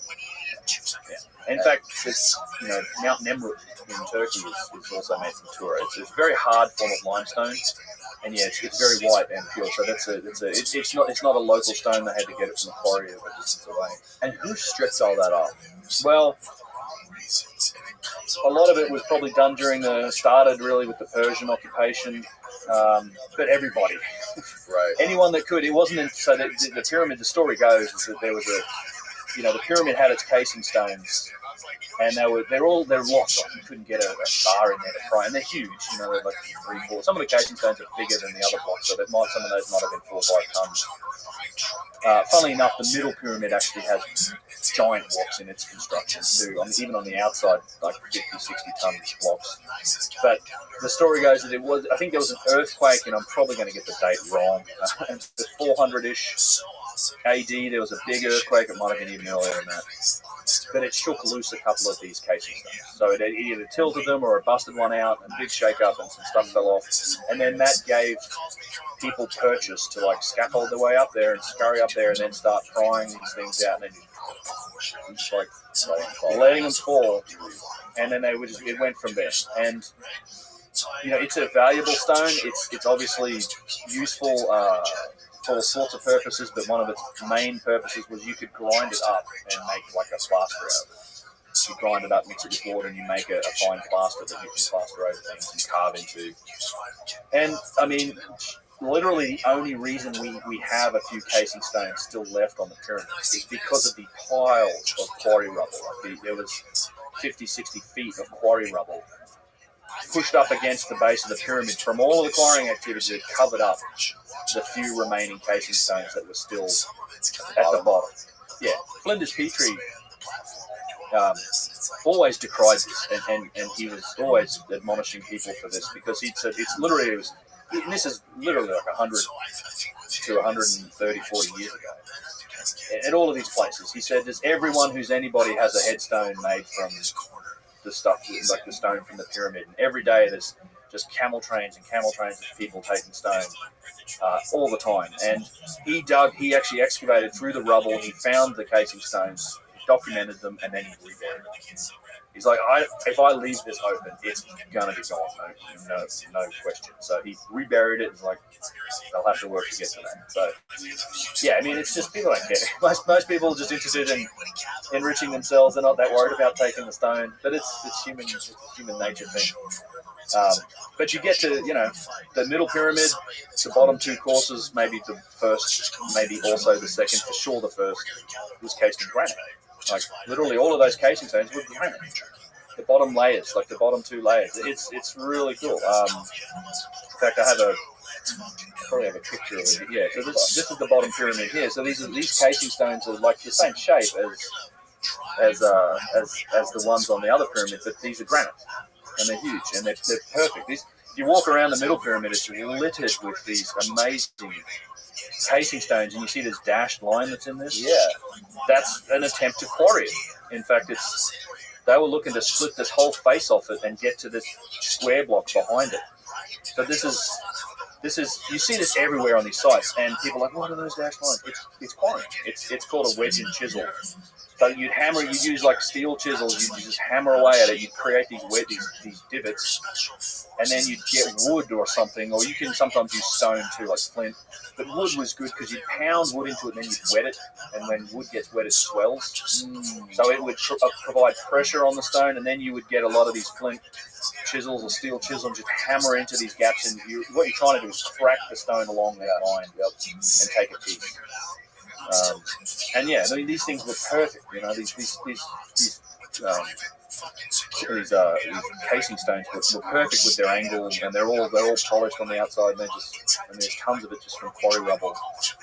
Talking about the boxes, it's funny. I was reading Chris's book this morning, his first one. He's a Death Star, or he's a power plant, and he was saying how he interviewed he talked to like the guy who ran the biggest granite manufacturing company in the U.S. and he asked them what it would take, what the resources would be to reproduce one of those massive granite blocks that were basically hollowed out on the inside. And the guy said it would take at least $2,000 just to quarry it. Not more than it's $200,000. That's what I meant. $200,000. Yeah, $200,000 just to quarry it. Another like $50,000 to transport it. Easy. And then he's like, it would make no sense for us to hollow out a single piece. We would just take 4 or 5 pieces and we would bolt them all together. That's right. He's like, we would never just hollow it out. They couldn't. Well, you'd need to develop the tool. Like modern granite processing, we cut slabs. Right. We quarry them out at the quarry in like big blocks, and then we cut them into slabs for kitchen counters or whatever use. When you talk about doing granite sculpture, which happens, people do like complex shapes in granite. It takes very specific tools, and man, hollowing out a single piece of granite like that would cost a bomb in the tooling to make that happen. You burn out all half the tools trying to do. That's a big volume of space. But and remember these prices that they're like. I mean, when you write that book, the 90s. I mean, right. So that's prices that probably doubled easy since then. And in the saw cuts too, like the saw cuts and the errors in the saw cuts. Like if you take a skill saw and you're trying to cut something and you go into it and you realize you got the angle wrong, you pull it out real quick and then you go back in and make another cut. Mm-hmm. There's evidence for this. Yeah. But if you're doing it slowly with whatever methods they have, they claim they had to cut those stones, you wouldn't be going the wrong way, then pull back out and then start going the right way. You would obviously be going so slow that you would be able to make adjustments along the way. That's right, and there's plenty of evidence for overcuts and exactly that type of thing is one of the reasons why I think, look, we're seeing evidence for, call them power tools, call them just powerful tools that are cutting incredibly hard stone. And that's one of the best. I have. We can look at some of those images if you like of tooling. I mean, not just cuts. You see these cuts all over the place. I don't know if this is all broken up stone now, but there's these types of things you see all over it at this is on the basalt pavement. But one of my favourite ones is actually, I really like the edge of this thing. It's a slab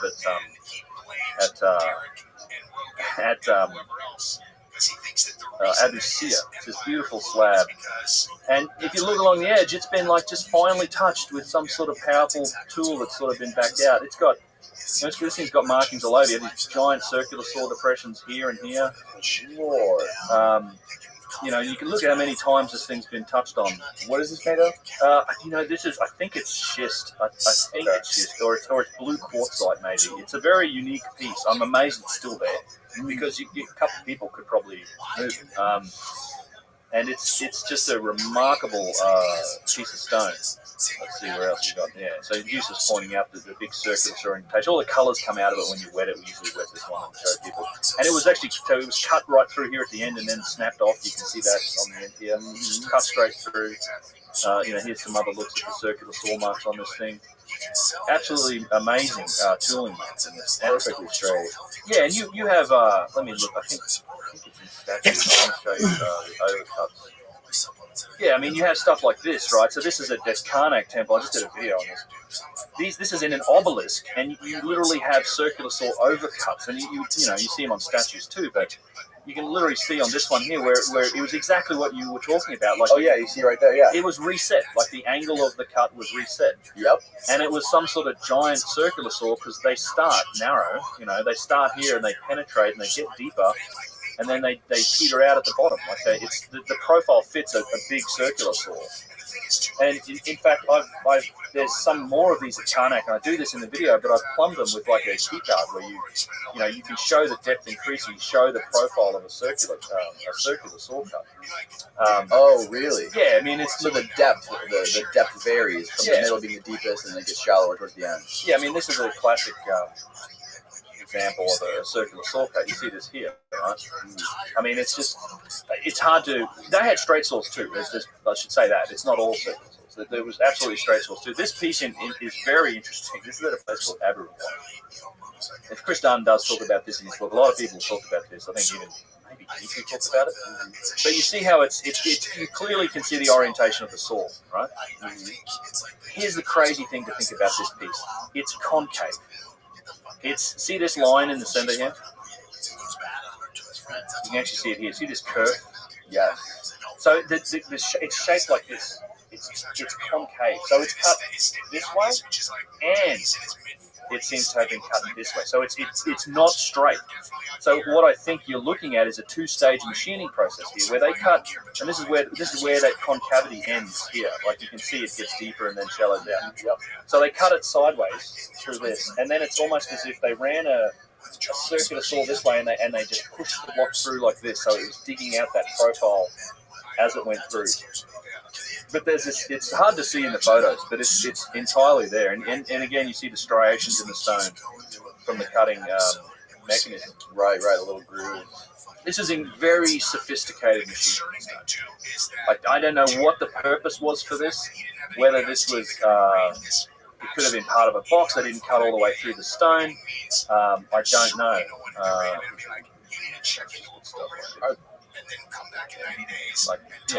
I mean, we're blowing Steven's mind right now.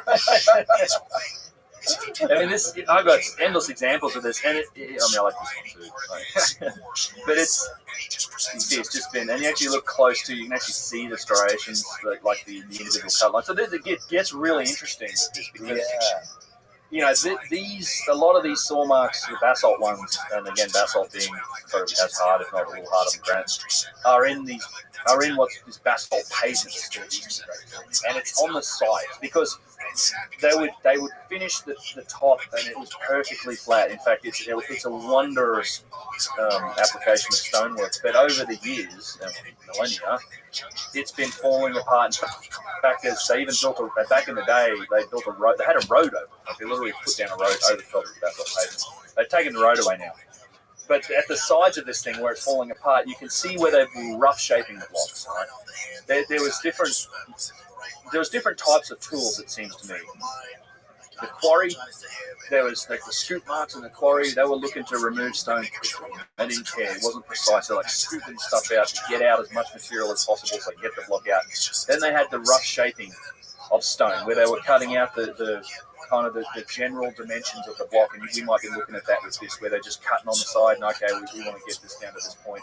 And then there was a capability to just perfectly finish the stone, like fine polishing, fine machining, doing those fine little touches to get those precision surfaces, and then a polish to make it kind of like that mirror finish. So there's different levels, and these were done in different places. And what's interesting with the stone cutting is that we don't have a good explanation for this. There's tube drilling kind of falls under this too, but the stone cutting is like the explanation is that it was grinded with like a copper drag saw, you call it. Like it's like a V-shaped copper bar. You put sand and water and you grind and grind and grind. So you just sit there and grind and grind and grind. And the problem with that is that it doesn't leave. There's videos of this, right? Yeah. Mark Lehner and it's a good experiment. There's nothing wrong with the experiment.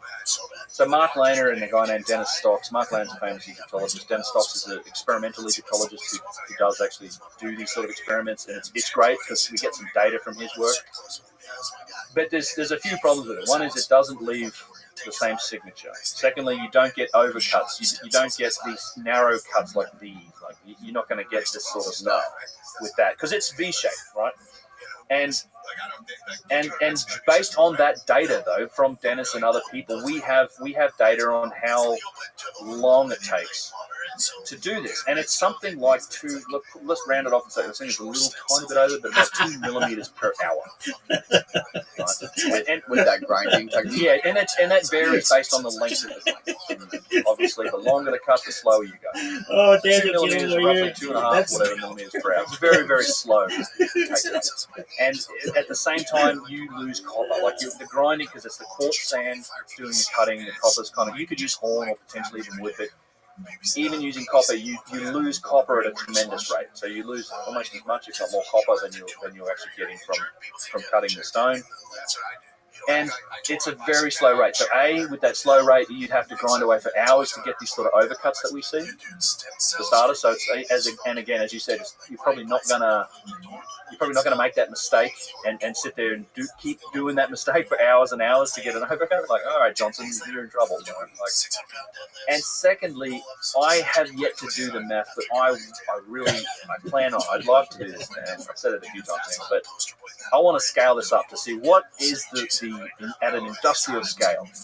Can the stuff, because we know you can kind of calculate how many blocks, how much granite was cut. You can probably get to a rough figure of how much tonnage of granite, say just at Giza, or maybe just on the middle pyramid complex. I don't know. But Chris Dunn kind of calculated it. Just to give you an example, there's a box inside the middle pyramid, right? There's a box in the room, kind of like the box in the King's Temple. It's a little bigger, a little longer, like maybe 8 feet long, and 3 or 4 feet wide. And based on Dennis Stocks' experiments, purely to make the primary cuts on that block of granite. So soon you quarry the granite, takes God knows how long, but just to make like the north, south, east, west, top and bottom cuts, right, to shape the box. Using the data that we've got from guys like Dennis Stocks, would take something like 267 days of continuous grinding, 24 hours a day, just to shape that one box. And that doesn't include hollowing it out, because again, it's a single piece box, right? It's been hollowed out, it's been finished perfectly, you've got tube drills in it, it's all shaped and decorated, and there's who knows how much work in doing that as well. So it's just like, you really think you could scale up and do like hundreds of thousands of tons worth of granite work using this? And where's all the copper dust? Where is it? Like there's tons and tons and tons and tons of copper must have been used to do this. And yeah, so didn't they analyze that famous core, Petrie's core? And I think in Chris's book, I think I read this also, where they took a modern day tube drill and they basically estimated, based on the rings going around the outer edge of the tube, the core that came out, that they estimated that the drill would have been 500 times more powerful than it's. So based on this, so in fact, this is Petrie's core. That's not it.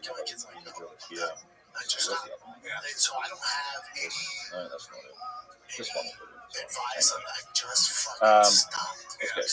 Okay. So yeah, that's Petrie's core number 7 there. So it's So Petrie, and it's called Petrie's Core number 7 because Flinders Petrie discovered it on exhibit number 7 on his, and this is the one that's been studied. So he looked at it and he determined that this spiral groove that's on the stone has a what you call a 1 in 60 penetration rate, right? So if you take that, if you unwind that spiral travel, you stick it out in a straight line. For every 60 inches of horizontal travel, you're getting an inch of vertical travel at 1 in 60. Right. Okay. Chris Dunn has since, I think, refined that a bit. It's not quite as deep. It's a little less than 1 in 60. It's in the ballpark. And yeah, so based, and then when you compare that to our modern tools, that's it essentially rounds out to being about 500 times greater penetration rate into stone than we can achieve. And that's not to say that it may move very slowly doing this, or our stuff spins really fast, so it's not penetrating it as fast per, you don't get a 1 in 60 penetration rate, but our stuff can still maybe cut the stone pretty quickly, but the actual penetration rate based on the motion of the drill isn't anything like what we're seeing in the stone here, which is crazy. And there are a number of these cores. I've talked a lot about this core, as is Chris, and I'm sure when you get Chris in, he'll talk about it too. But I consider the case is closed, bro. Like they did a latex mold of it, as he has proven without any doubt that it's a spiral groove. The problem has always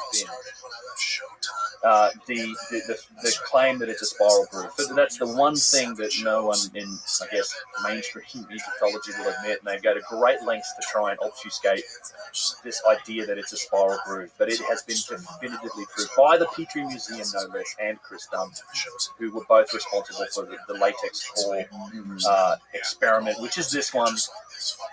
So they made a latex core of it, right? So this is this latex mold. Chris stamped the latex mold with these notches, cut it open with these notches, and then here's just showing you the notch detail in these blow-ups next to these little arrows, right?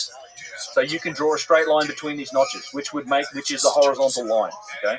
The straight lines are the horizontal line between the notches, same spot. So it goes to the bottom of the notch, it goes to the bottom of the notch, same down here, bottom of the notch. And then what you're seeing is these dotted lines are tracing the individual spiral or individual grooves. And in every case that we look at here, it starts above the line and it ends up below the line. So it is spiral, right?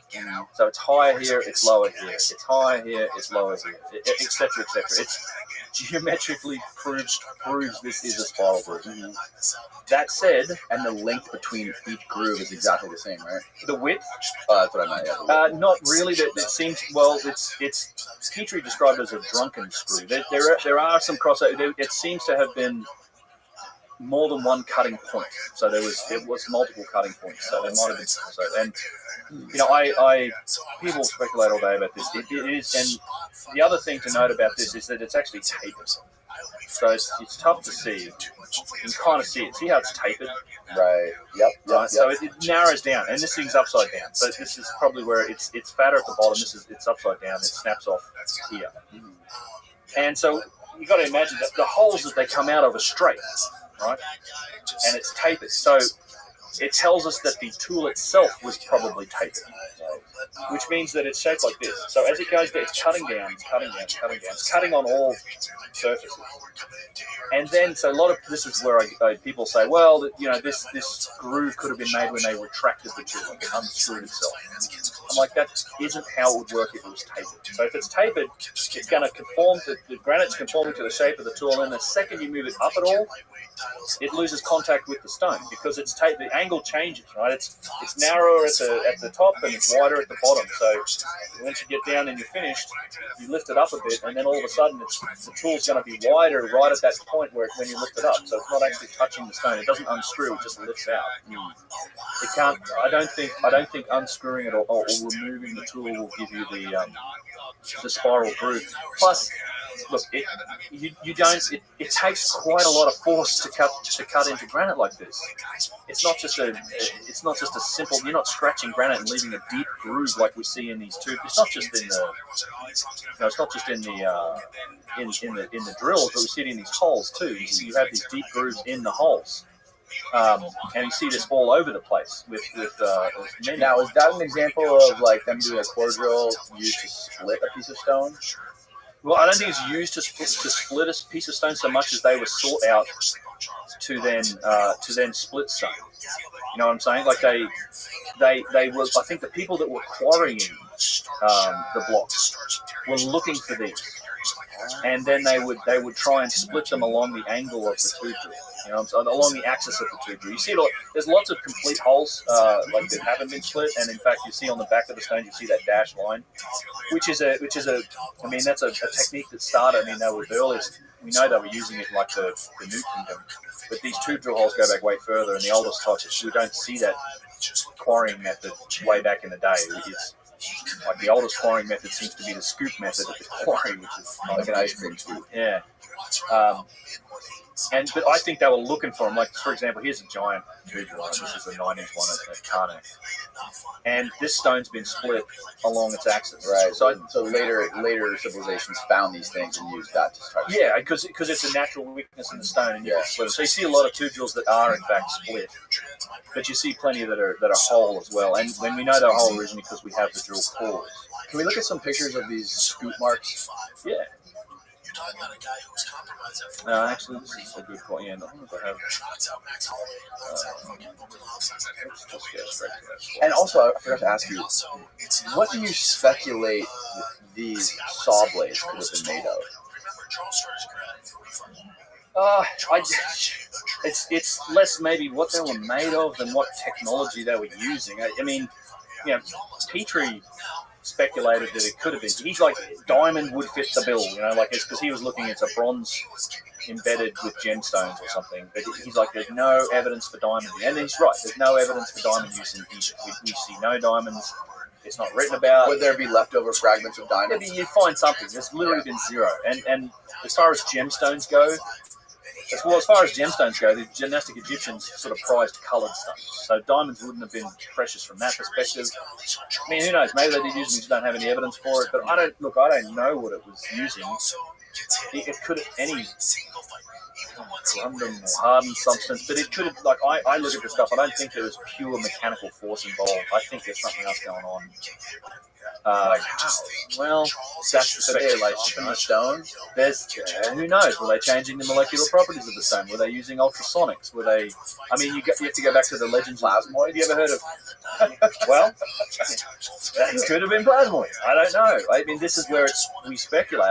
That's why I think it's interesting to be open-minded about what we see on these sites and research it as best we can. Let's use our best tools. Let's microscopically analyze the rock. Let's look at it being open-minded to any possibility because we might learn something.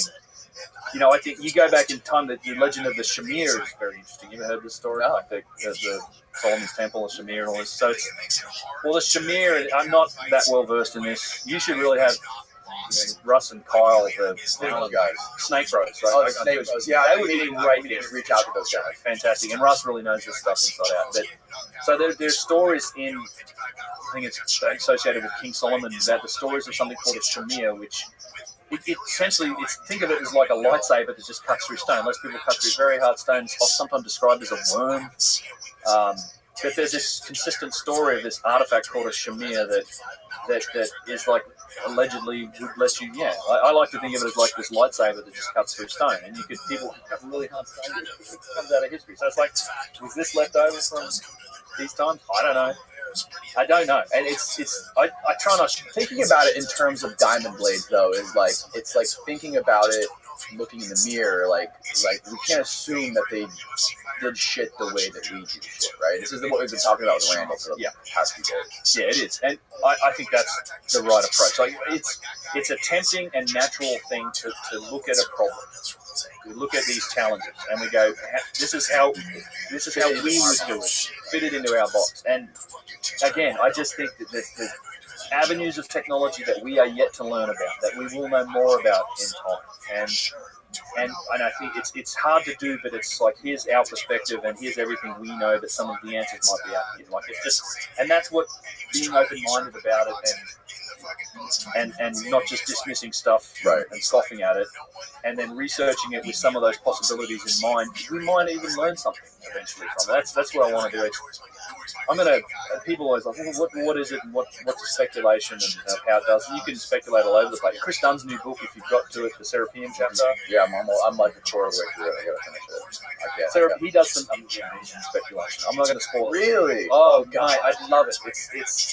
He sent me the Serapeum chapter because I'd helped him with some stuff for it before he wrote it, and I'm writing it like a recommendation for it. So I just got the book too. It comes out early next New Year, January 24th. Yeah, people. And then and he does. I love where he goes with it. That it's with speculation. The world. It's an imagination at that point. Does he talk about these lightsabers? I haven't seen him mention specifically the Shamir. He's talking more about a potential technological application for the boxes. Oh, a technological application. Yeah, like what? So it's something I've always thought about too. Yeah. So here's another way to think of it, and I like this idea too. Is that, and because this relates to, he does talk about this, and this isn't giving the game away here, but it's like if you consider the idea, you heard of like this concept of an assembler. An assembler? Assembler. Like this is, imagine we get nanotech down to the point. And this is entirely plausible if you just project technology forward, where you create these microscopic machines that can essentially assemble themselves, or they're almost like a von Neumann probe or something like that, but at the tiniest level, where you can use molecular yeah, it's like a self-replicating probe. Imagine you've seen some interesting books been written on that topic. Yeah, it's like you send a probe out into space, but it has the capability to replicate itself just by using the material that it finds, and then project forward 1,000 years and see what happens. But imagine you get to the point where we have these microscopic machines they're assemblers that can take molecular material, even at the atomic level, and assemble things, and even replicate themselves. So you could build anything, but it's being done with technology that's so small you can't see it. Right? That's this concept. It's been proposed by a number of sci-fi authors and people that have thought about technology. Yeah. And it's like that's one scale of things, and the other scale of things to think about as well. If you go out and you think about Dyson spheres and things like that are almost galactic in scope, or the size of a solar system in terms of the machine that does a particular thing. It's just an interesting way of thinking and looking at technology. We look at it and we go, here's a box, and how would we cut this box and make this box? But it's possible, whether it's plausible or not, I don't know, but it's possible that the answers to some of these questions could be so small we can't see them, or so large we can't comprehend them. Like, that's just the nature of technology. Like, we just don't, you can throw simulation theory into that too, the idea that we're all just part of some simulation running on the computers of the future. But it's just projections of technology. This is all pure speculation. So that's one of the challenges with speculation, is that it becomes this endless imagination of possibilities. But I do try to focus on sort of following the evidence and looking at what some of the answers might be based on the evidence that we have in front of us, and it's fun to speculate. And I'm in the process of writing a book too, and I will speculate and give my speculation in there as well about what it might be. But I always try to be real clear about when I'm speculating. Because as soon as you speculate, people are like, look, it's crazy. Think the moon's a spaceship or something. Oh, yeah, we did. On our last podcast, we were talking about the moon, and somebody took a video and made some crazy reaction video. Oh, yeah. Gotta love that React model. I gotta pee real quick. All right. They've really figured out, their construction guys, and they're two guys, Russ and Kyle. Okay. Yeah. They've really figured out some really cool shit on how some of this architecture might have been made, because these blocks that go around the corners. You know how you can usually the blocks kind of go around the corner where they cut, and then they go around. They're not like cut bricks in the corner; they curve around. But they've sort of worked out how that was probably done, and they have a really good method for showing people that just made some really astute observations on how the pyramids were built and how the different structures were built. And do those guys go out there a lot? They go with me, yeah. They come with me next year, and I've taken them out twice. Yeah, the 2 times I've been to Egypt, they went with me. Yeah, so I like to tour with them because we also jam. Oh, do you really? Yeah, we play. Those guys are fantastic, particularly Kyle, amazing musician.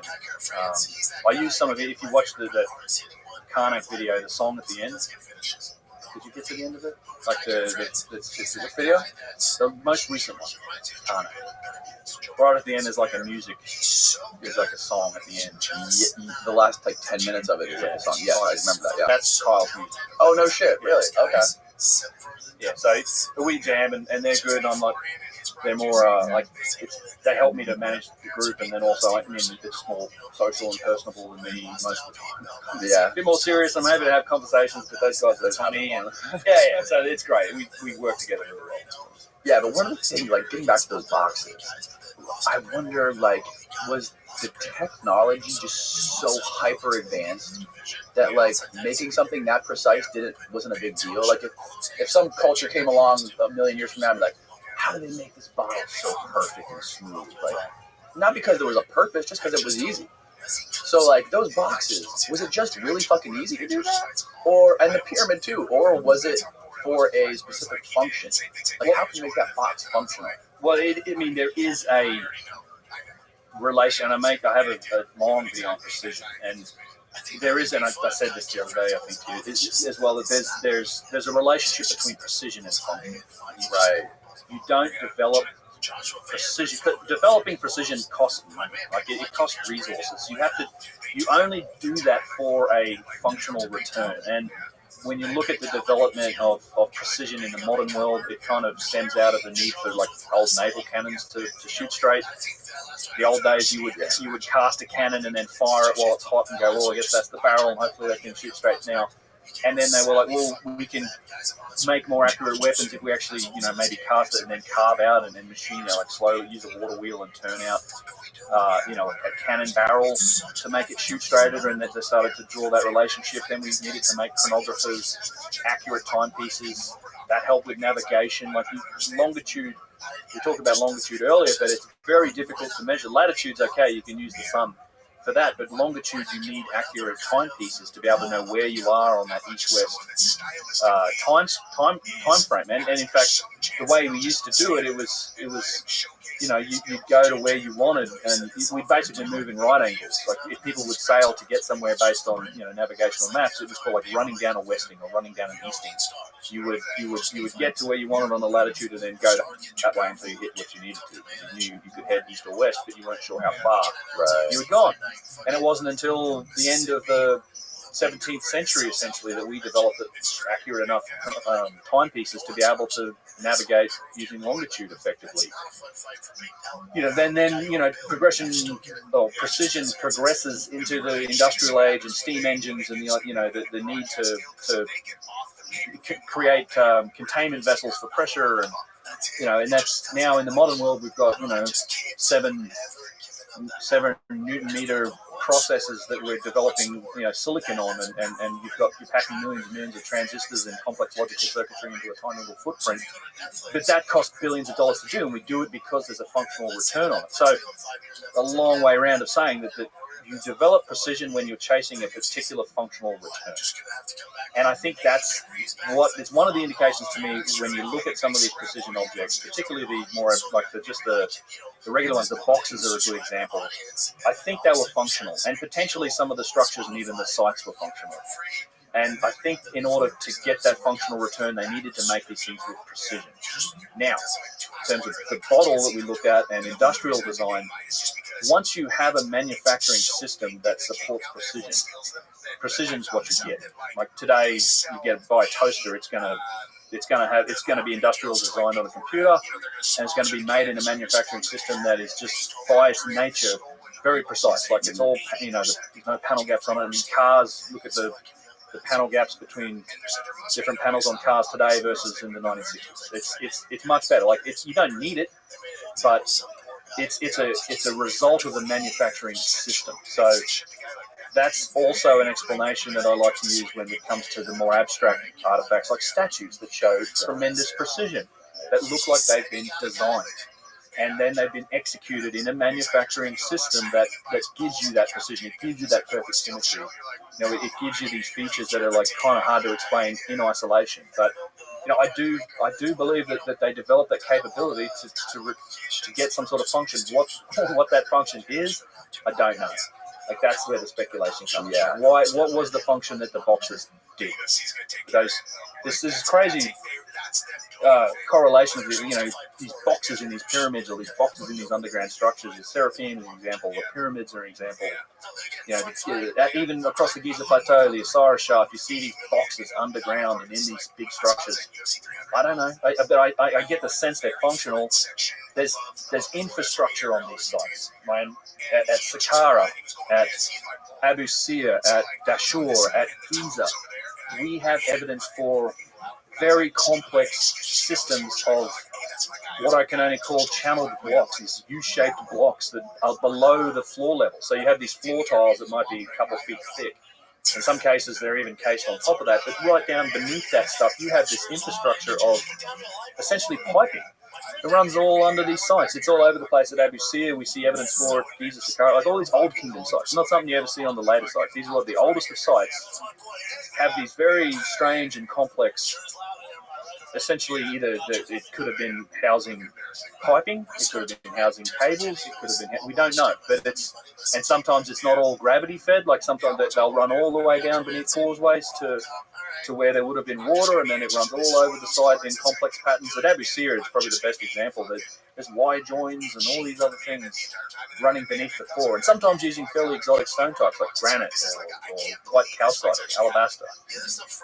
And a lot of those stones show evidence for machining. There's a great example at Saqqara of machined alabaster U-shaped channeled blocks that are beneath the floor tiles, and it's a real mystery. We don't know why. I mean, it's like if you ask the explanation for what this white calcite or alabaster was used, it was prized for its white color. It's an expensive stone to try and use. It's difficult to obtain. And alabaster and calcite comes from extinct and calcified natural springs. Like you have to, these are millions of years ago were natural springs that calcified over time. And to get white calcite, you actually have to dig all the way to the source of the natural spring. So it's wherever that was. It's not like an easy stone to get to. Further out from the source, you get sort of yellow calcite and brown calcite, but they were using white calcite. And Egyptologists say that they prize that stuff for its color, for its clean color, or sometimes it can be transparent. In that case, what is this stuff doing buried beneath the floor level where it's never going to be seen?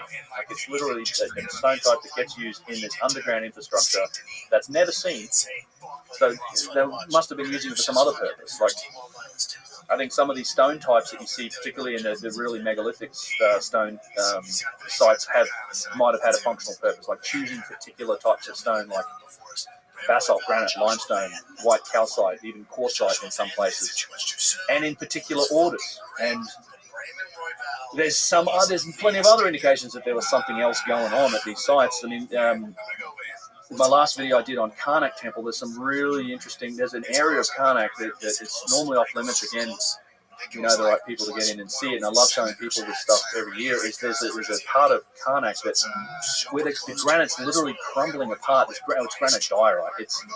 It's something's happened to the stone here, where it's like inside of the stone has swelled. It's like undergone a transformation and it's expanded.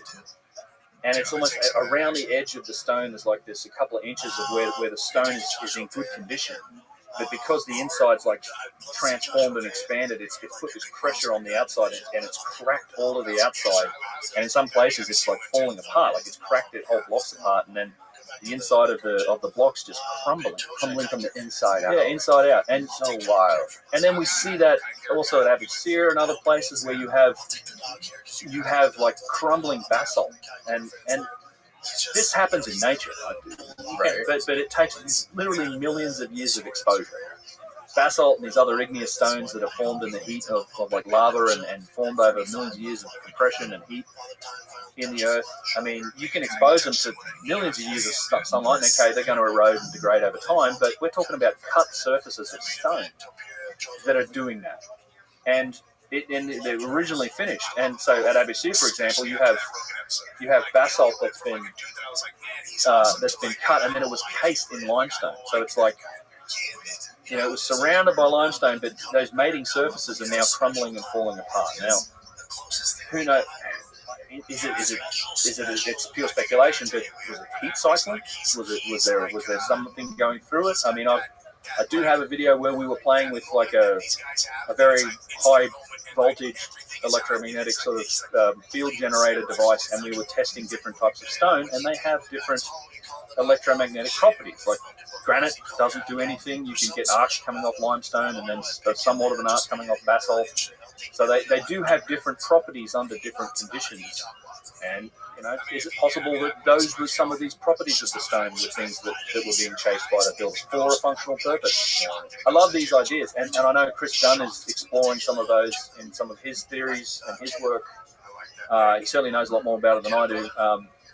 Again, I'm trying to illustrate that there may be reasons for that type of stone, and some of those properties might have something to do with a possible purpose. So it's like, why would we not research that further? Why would we not apply ourselves and try and see, is there anything here that could possibly provide an answer or provide a clue for why this was done this way? Let's look at those scoop marks. Okay.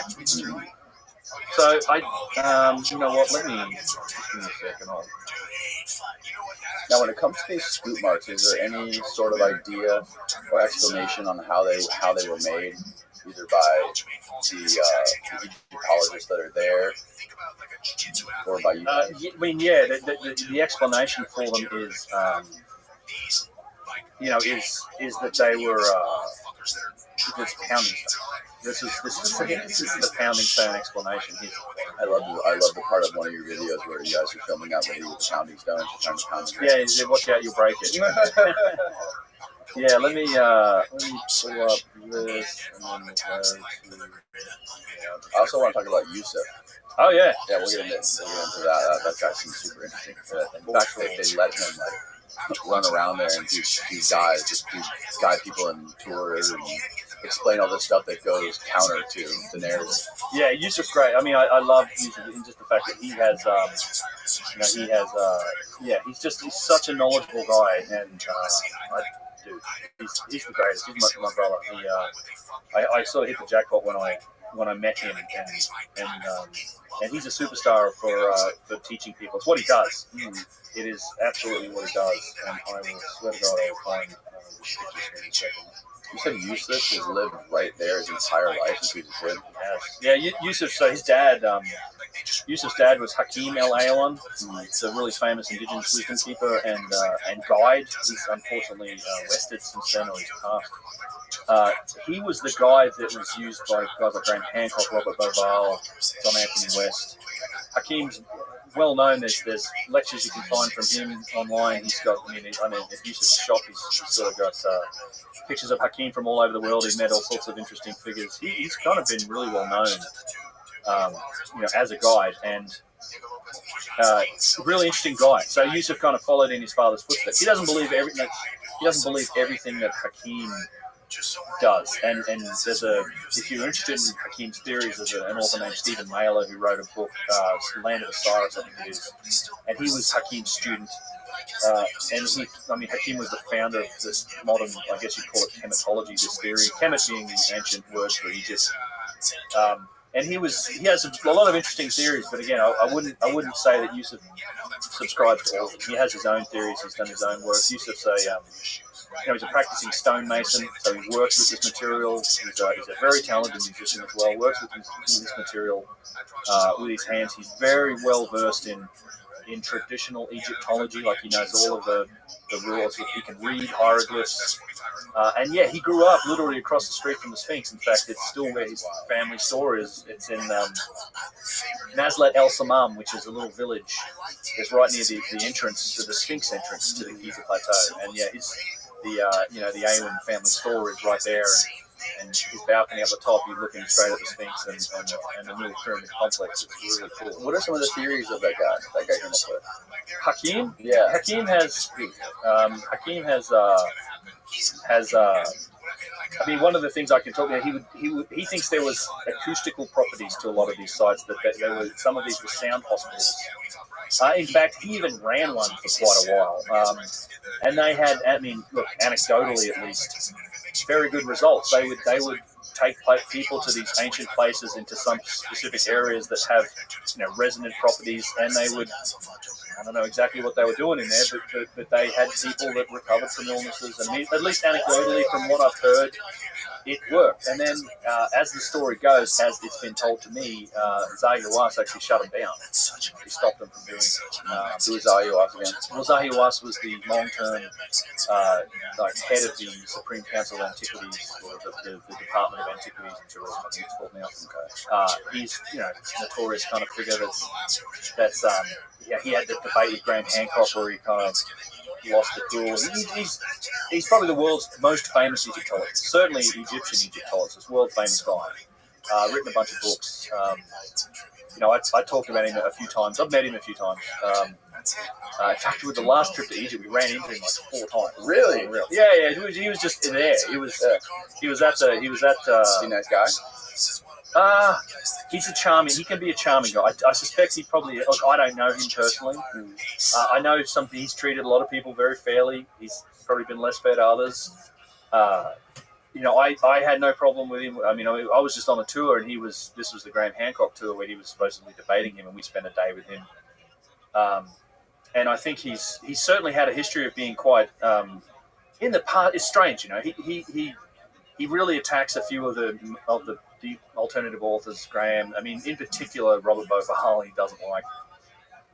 He's pretty fond of saying that people are just charlatans trying to make money, and they're all pyramidians and stuff like this. But back in the day, though, he was quite friendly, and in fact, I've seen a picture of Zahi and John Anthony West and Robert Bovahal and Graham Hancock kind of arm in arm at the Sphinx enclosure, and he certainly has enabled some interesting research to happen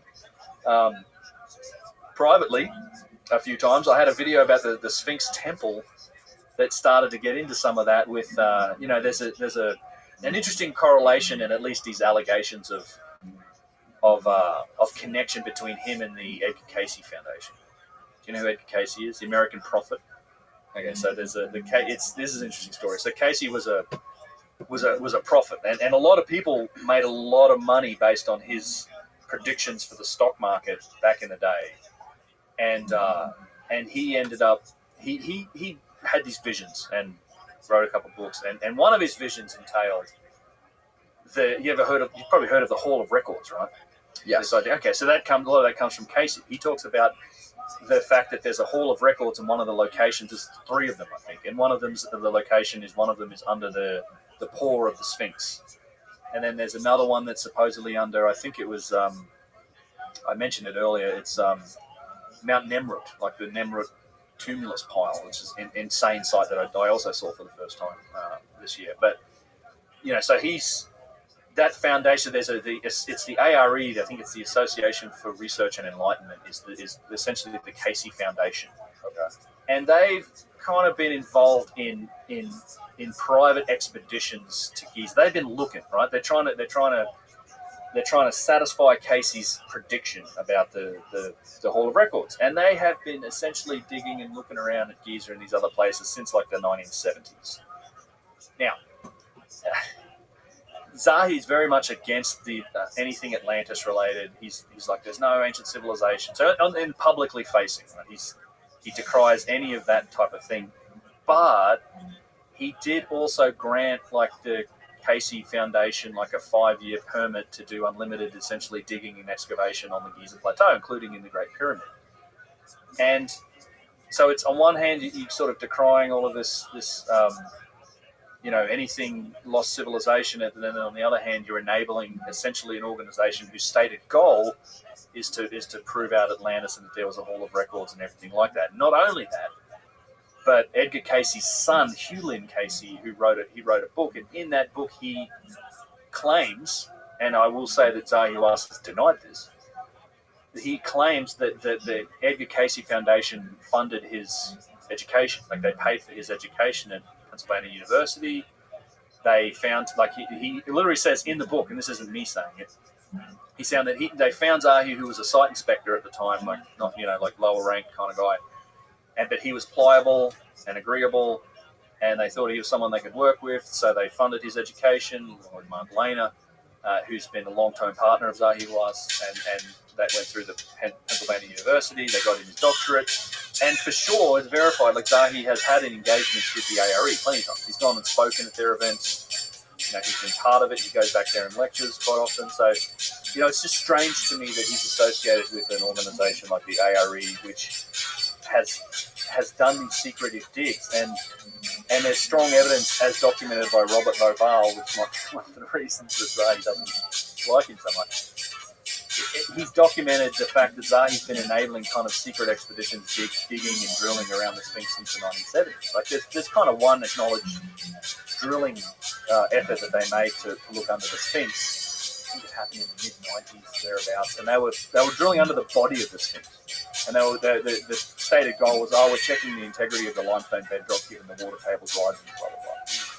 But there's plenty of evidence for a bunch of other drillings that happened, like as far back as the late 1970s. And there's pictures of Hugh Lynn Casey and Mark Lehner and Zahi Hawass from those times, and the young Zahi. They're all together.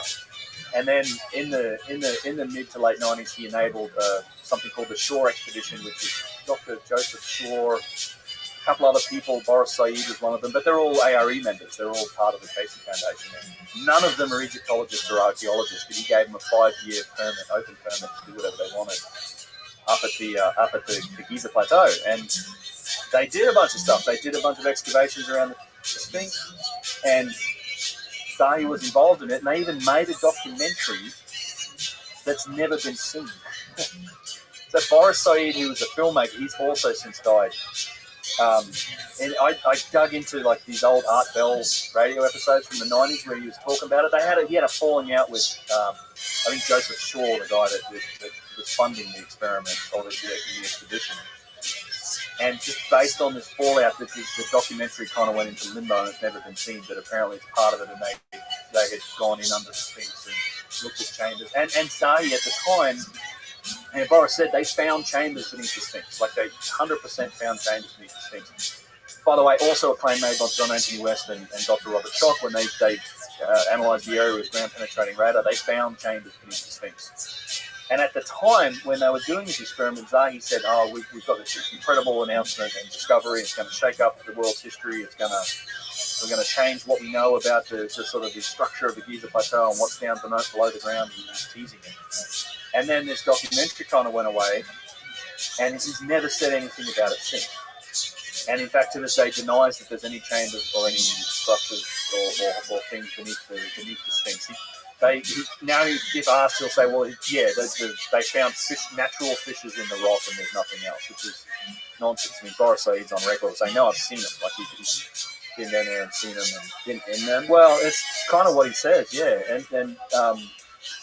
But it's very secret. It's all privately organised and permitted by us. And so there's an interesting history. I think if there are chambers down there, and if there's anything in them, well, there was, it's long gone. Like I just think it's been pilfered or it's been taken. It's not public. I mean, there's also a chance that if there was ever anything in there, the Egyptians or the dynastic Egyptians might have taken it. There's a couple of people with theories along those lines, like Manu Zada wrote a book, I think, called Beneath the Sphinx that talks about the idea that the Hall of Records may well have been there, but it was discovered by the old Egyptians who took it, and then there's some evidence that they were replicating some of that information and knowledge through a particular cult that persisted through dynastic Egypt. And it's an interesting story that he puts together. It is new data, but it seems likely that they're indicating some really interesting information, like the spacing of planets, the relative distance of planets in the solar system, like all this cosmic information that it seems like they didn't really know what to do with, but it was information that they'd gotten from, this trove of data from a lost ancient civilization, and it's just they just then were replicating it and kind of recording it down in their own way, and there's all these interpretations of this stuff that seems to match all of what we know about the solar system and the structure. So it kind of goes, there's all these different directions that stuff goes in, and I've been meaning to do a more dedicated sort of deep dive into that Shore expedition and the history of secret things around the Sphinx, because the Sphinx and the Sphinx Temple, it is it is like it's described as a gateway. Like there is a lot of legitimate reasons to think that there's something below that structure in that part of the plateau. Like even the way it's historically depicted and talked about from ancient Egypt, like they often when they draw out the Sphinx, I mean they show it on a pedestal. Like if the Sphinx is always depicted in these steles, it's most of the time on top of a pedestal. And in many of those pedestals, there's a doorway, and then the Sphinx is often described as a doorway or as a guardian. It's guarding a doorway and into the underworld or something like this. And when you look at the Sphinx, it's obviously sitting on a bedrock, right? But you have to imagine there's a structure in front of it that's next to the Valley Temple's on like the left, looking at the Sphinx. Then there's the Sphinx Temple in front of the Sphinx, and the Sphinx is behind it. Now, the Sphinx Temple has been shut for public access for I don't know how long. Like Yusuf, I mean, he's in his 40s. He's never been in there until we got to go in there on one trip. We were probably one of the first groups to ever, and thanks again to the people I know in Egypt who arranged this through the Ministry of Antiquities to finally open up access to the Sphinx Temple as a special permission. And we went in there. Very interesting structure. Amazing. There's amazing granite cornice blocks and all this stuff. But if you would imagine it back in the day with its cornice blocks, which are these curved blocks that would have been around the edge of it, and you look at it from down in the valley towards the Sphinx, it would have looked as if the Sphinx was sitting on top of the temple, which makes the Sphinx Temple potentially the location for the pedestal of the Sphinx, which has the doorway to the underworld. Now, in the Sphinx Temple, when you go in there, there is indeed evidence for shafts that go down. There's these, again, these giant, there's like an 80-ton channeled granite block in the ground beneath the floor tiles that have since been removed that terminates at a shaft that goes down to we don't know where that hasn't been cleared. But it obviously goes underground. And I mean, not only that, but at the front of the Sphinx Temple, if you walk back, if you're standing there at Giza and you're looking at it, it's where the seats are for the Sound and Light show. Sort of off in the corner, about 30 or 40 feet in front of the Sphinx Temple, there's a little concrete pad, and there's a metal tube sticking out of it like this, just off the ground, just sort of unobtrusively in the corner. That's where Zahi Hawass himself did a drilling experiment. So they drilled down like 150 feet. This is a limestone plateau. And at like 150 feet or 130, something like this, they hit granite. This drill hit granite and returned these shards and flakes of red granite from 130 feet below the ground. And there's no natural granite there. So what the hell is down there that deep? And it's made of granite. Right? Whoa. I mean, it goes on and on. Like you go halfway up the causeway, like connects the Sphinx and the Valley Temple to the Middle Pyramid complex. Right? It's this big causeway. It goes up to the pyramid. Halfway up it is what's known as the Osiris shaft. Now, this is 3 different levels that you can go into. Again, as a special permission, there's water at the bottom, but there's 3 chambers that go down to about 150 feet, and there's big granite boxes in them as you go down there. Right, and there's tunnels that literally lead off down the causeway that have never been explored at the bottom level. They're caved in and stuff, but they've never been explored. There's footage of when they did pump the water out back in the day when they were exploring it, and it was like a Fox, I think it was on the Fox channel, and Zahi was down there with a reporter and saying, oh, this was the tomb of Osiris or whatever. And she's like, well, what about these tunnels? Zahi's like, no, we've never explored them. We sent a boy in and he couldn't get very far, but we've never looked at as to where they go. So, like, there's definitely underground chambers and infrastructure down there, and we honestly don't know if they've been explored and if there's anything in there or what's happened. Which is, what do you think his motivation would be to change his story on that and keep all this secret excavation secret and all this secret exploration and not to change the narrative? Like, what sort of motivations do you have? I don't know. I mean, I think it's the typical. If there's any motivation, it's pure speculation. I'm not claiming this, or that I know it. And I'd probably reiterate that Zahi's denied that he has any connection to the area. For sure, he was involved in these expeditions. I mean, there's plenty of people who talk about him being involved in these expeditions. And again, all of this happened 30 years ago now. But I mean, what motivates people, right? It's money and it's power and it's all these sort of things. I don't know. And And it's I don't like any real conspiratorial angle on these things in terms of find stuff and is it hidden from us because it doesn't conform to the story. I don't know. I'd like to think not. I'd like to think that if they found stuff, they'd talk about it regardless of if it had a significant impact on the story of history. But Well, doesn't he make money quite literally from people visiting Egypt? yeah, I mean he's made plenty of money. I mean, I don't know how directly. He's a very powerful figure in Egypt. I'd say this. He's also done a lot for Egyptology. I mean, he champions the returning of objects to Egypt, which I think is a great cause, particularly if they're in private hands and people can't see them. The stuff that gets, I mean, Egypt's been pilfered by everybody for so long. Yeah, you were saying a bunch of this stuff's been found in Israel, right? Oh, it's all over the place. Yeah, all over the place. There is stuff that you don't have to go back to just Israel, but you go back to the Americans, the French, the English. I mean, during all the periods of occupation, the last several hundred years, anyone who's been involved in the government of Egypt.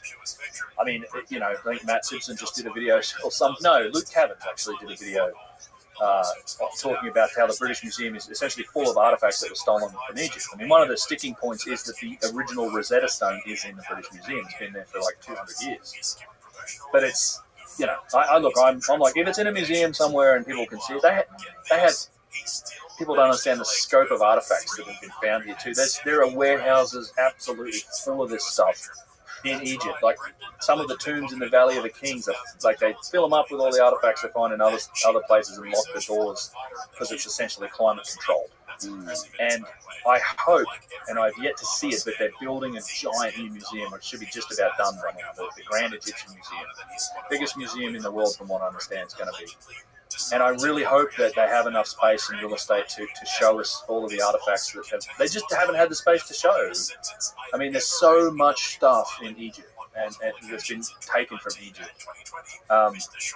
And even despite all of this, even the Egyptologists, and Zahi will say this as well, is that it's like 70% of it is still underneath the sand.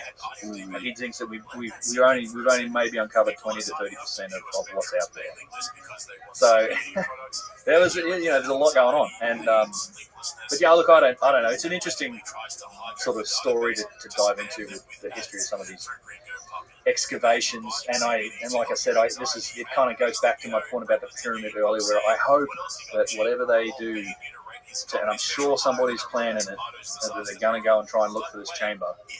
I would very much hope that it gets shared with the world. That's all I'm like, share that information, let everybody see it. I mean, it's part of everybody's history.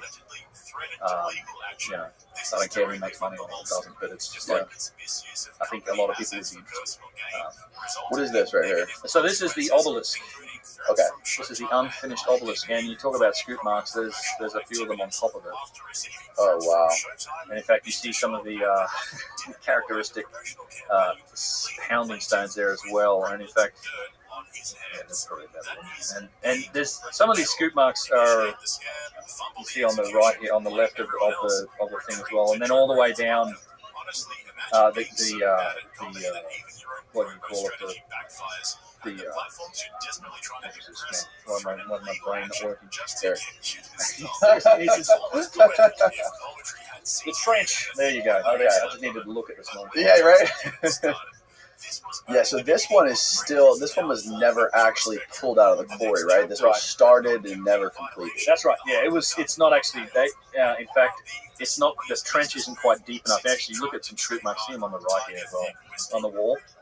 So what's interesting about the scoop marks, and I don't know if I have other examples in this particular. Is there any explanation, of how this could happen naturally? The scoop marks, from decoration? It's not natural. It's definitely not natural. It's not degradation. So the explanation for this is that this was the quarrying technique. You see this on the quarries. You see it around the artifacts where they've been quarrying things, and it's not a natural phenomenon. 100%. They say it's been made by these dolerite pounding stones, which honestly is one of the silliest theories that's out there. So they found at the site though, they found a lot of these dolerites are harder stone than granite. you will eventually grind away and remove some granite if you pound away hard enough. And again, studies have been done on kind of the removal rate of stone using dolerite pounders. And I cover it in my video, one of my videos about the quarry. There's a lot that doesn't make sense when it comes to this particular quarry. And in fact, if I take a look at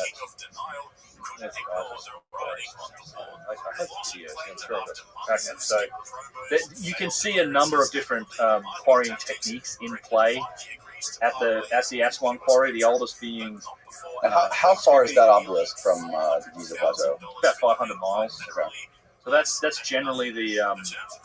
So this is like the general characteristical layout of it. You see these scoop marks all over the place, right? They're all on the floor where they've been used to move stuff. You see those other forms of quarrying too. In higher layers, you'll see chiseling and you'll see wedge and chisel, but you also have these test pits. Now, I probably have, this is probably not the best example, but so these test pits that go down, some of them 30, 40 feet, they're like cut straight down into the stone. They're like a, I don't know if I have a better example here. Most of my stuff on this is video, but, here's one. Oh, here you go. So see, this is like a, that's put a grate over the top of this, and this is done using those scoop marks as well, which sort of starts to belie the challenge. Like, how do you get in there and pound, crouch down, and it's barely wide enough or broad enough for a person to stand in there, let alone get down on their, crouch down and pound on the floor and then remove the material out. These go straight down, and what they're probably for is they're probably for testing the quality of the granite. Right? When you're looking for a giant single piece of granite, you're not going to find that at the surface of any granite outcrop, because the granite's it's inferior up there. It's going to have cracks. It's going to have defects. When you cut down into the core of these quarries, this is where the highest quality stone is. It's got the large quartz crystal inclusions, and that's where you can find stone of a quality good enough to cut like a single piece block that isn't going to break on you. So these test pits would have been dug looking for, like, how deep do we have to go to get these blocks in, which opens up a whole bunch of other problems, because a lot of Egyptologists don't credit the Old Kingdom Egyptians with the ability to quarry. And you see tons of. This is more of a test pit here. These are really cool, but you can see how it was done. Good God! Yeah, the quarry is really, really interesting. Here's some good scoop marks, actually. This is. You start to see stuff. So in some areas, there's really interesting particular block. I probably have it here. Okay, this is probably the best indication of it. So it's tough to see. I don't know if you can see that. Yeah. So there's an unfinished piece that's not the big one, but there's one on the side. And so it's sort of cut out, and it goes in underneath. It goes in underneath the. What's your wildest guess on when this was all done? Oh, so I think some of the stuff is done. Wildest guess is, I mean, I would open up the range from 50,000. I mean, I don't think it's necessarily just before the Younger Dryas Cataclysm, put it that way. Like, it's a possibility that the civilization that might have done some of this might have been ended by the Younger Dryas. But I actually think, given the extension of the human timeline, given the possibility that it may not have been just us, it might have been other species of hominids potentially involved. I don't know. I open up that window to like potentially hundreds of thousands of years. What do you mean other species of hominids? Well, Denisovans, Neanderthals, we have a complex genetic history. So ourselves, our species is now out potentially 800, 900,000 years old. That's based on teeth morphology. Studies into teeth morphology, studies into like when we split from a common ancestor with the Neanderthals, like our DNA train. From a fossil record, the oldest human remains are like 300,000 years old. So a couple of recent studies looking at the rates of dental evolution and our DNA put the window much further, like towards 1 million years, but 800,000-900,000 years. We're also finding that our history is more complex. We have, the discovery of the Denisovans or the Denisovans is a fairly recent thing that gets a whole other species of hominid. And there's some evidence of tool use and even sophisticated tool use. There's a jade bracelet that is a Denisovan artifact that has drill holes in it. And the one other thing that I've learned recently that I always thought that like Neanderthals couldn't talk. Like that was, I just thought, our studies and what we found in Neanderthals, the larynx and the structure of their throat meant that they couldn't talk. I think that's recently been reversed. I think now there's evidence that they could in fact talk. And we don't know anything about the Denisovans. We literally have a couple bones that we're working from, like a pinky bone and a couple other pieces, I think. So we don't know if they could talk. And you kind of need speech to organise the civilization. Yeah. At least we do it verbally. I mean, Graham Hancock might argue that maybe some of their methods of communications might have been some other mechanisms. So it just, again, in speculation, I don't rule out, when you consider the concept of a lost ancient civilization, I'm not saying aliens, but I think it could certainly have involved other types of humans. We've got all the elongated skulls as well in South America. That's a real interesting phenomenon. Graham I've heard him talk about the fact that some of those people, that they may have had other faculties that's created or achieved some of the stonework. I prefer. Well, he gets attacked for this endlessly, but he says that it's possible that they achieved some of the things they did through other mental faculties, not just telepathy, but telekinesis and stuff like that. I mean, there's stories that seem to go along those lines. I prefer to take the technological angle, just given that we have the evidence for some of the tools and powerful tools being used and achievements being made, like these 1,000+ ton statues. I mean, God, I think I was telling you at dinner last night that, there's a quarry in Egypt that had they disconnected that one limestone block, it would have been 5,000 tons. Right. There's stuff up to that scale that seems like they were working on. And it's crazy that at the Minu quarry. So I don't rule out the possibility for a lost ancient civilization that it could have involved other species of humans. Like we're one. We're the last humans. There are other humans. We killed off the rest of them. We're the last humans left. Are you aware of the evidence? I'm really fuzzy on this, but there's some sort of evidence that was found that basically says that our DNA or the telomeres on our DNA, the telomeres have been like capped, or something happened where there's evidence that like a pre-civilization could have possibly had a lifespan that was like 10 times our lifespan or something. Yeah, there's some really interesting. It was like a very stark difference between our DNA and the DNA that was found in, what was it compared to the DNA in what? Probably in chimps and chimps, yeah. And other our closest relatives. So I'm not 100% familiar with the telomere thing. I've heard that, but I've always been fascinated by the work of guys like Lloyd Pye. Lloyd Pye, that's the guy. That's how I heard about this. Yeah, so Lloyd Pye is interesting. He it's a great lecture online called "Everything You Think You Know Is Wrong." He was probably more well known for being the keeper of the Star Child skull. This is an interesting artifact, but he was genuinely interested also. That's a whole. Okay, all right. Keep going. It's not get you off track. It's interesting, but he was interested in human origins and human evolution as well. He wrote a book called "Everything You Think You Know," and I will say that he does do the whole Anunnaki thing. Like he does go down the route of what's his name, who wrote 10th Planet, Sitchin, Zachariah Sitchin. So he sort of follows that. But I mean, I don't think Sitchin is correct, and I'm not really a believer in the Anunnaki stuff. But oh really? No, I think Sitchin was kind of pretty comprehensively kind of debunked with how he translated his deliberate mistranslations. And it's a long story with Sitchin, but not to say that you can rule like that possibility isn't ruled out.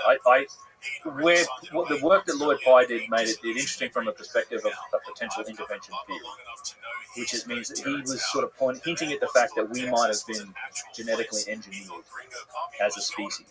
And there's some evidence that, at least from he was looking at the evidence to support that. I think we have.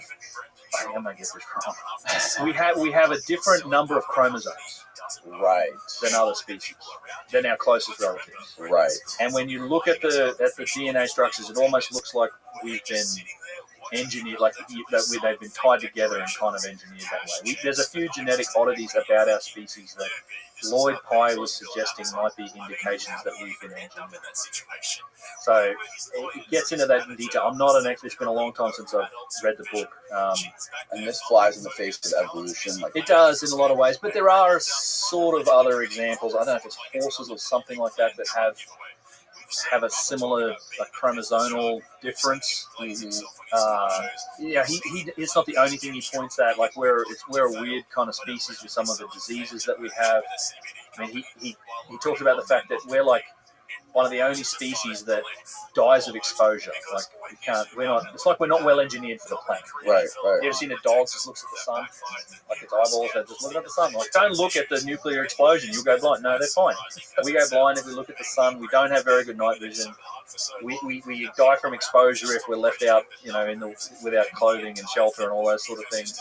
Yeah. We have a bunch of really weird genetic diseases that other species don't seem to suffer from.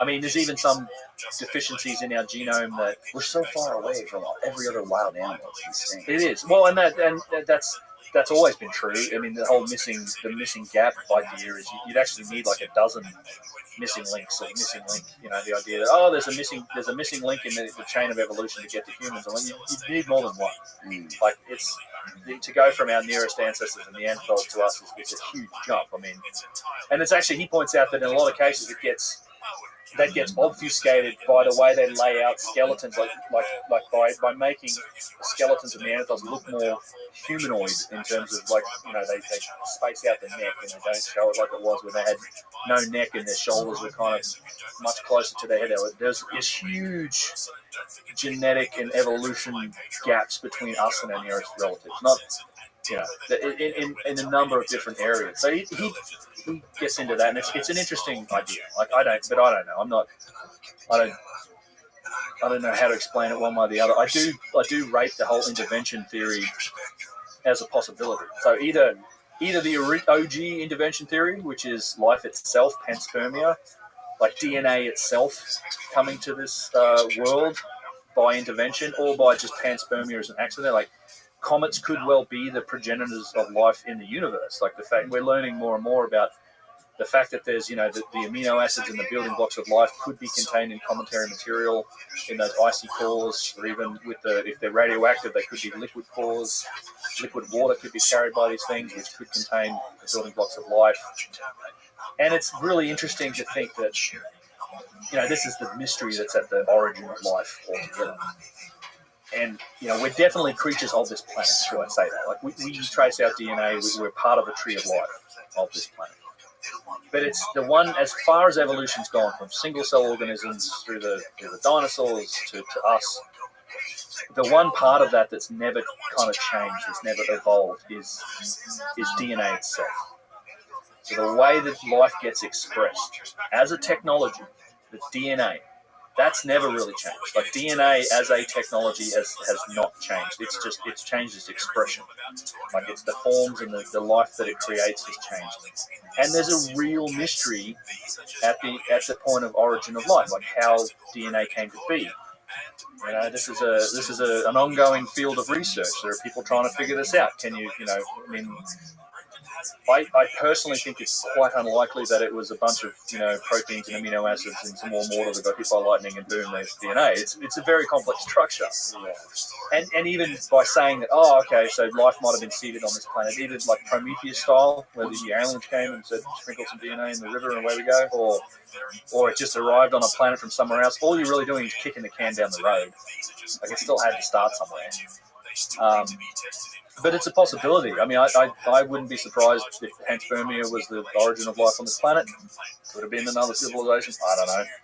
And I think there's some interesting lines of evidence and interesting thinking from people about the idea that it could have been a more direct intervention into evolution later on in time. Now, I'm not saying I believe that. I just think it's interesting, and it's tough to rule out some of those possibilities based on them. Especially when you look at some of the stuff that we're looking at here and the stuff that you've discovered. I mean, I think beyond a shadow of a doubt that we have proved that you and people like you have proved that we're not coming from off of a linear timeline. No, I would agree. At least technologically. Yeah, I would agree. So, Let's see if I can show this to you. It's hard to see. I'm going to show you these photos. Maybe I can pull up a video or something. But Which one? So is this? Are you looking at? Is it looking at that new 5 million or 5,000 ton obelisk? Is that no. If you want to see that, I do have a picture of that. I would just say that I would finish off the quarry discussion by saying that with the scoop marks, the one other thing I'd just like to point out to people is that, you know, these are regular lines. You actually see it here. I think it's not a bad example.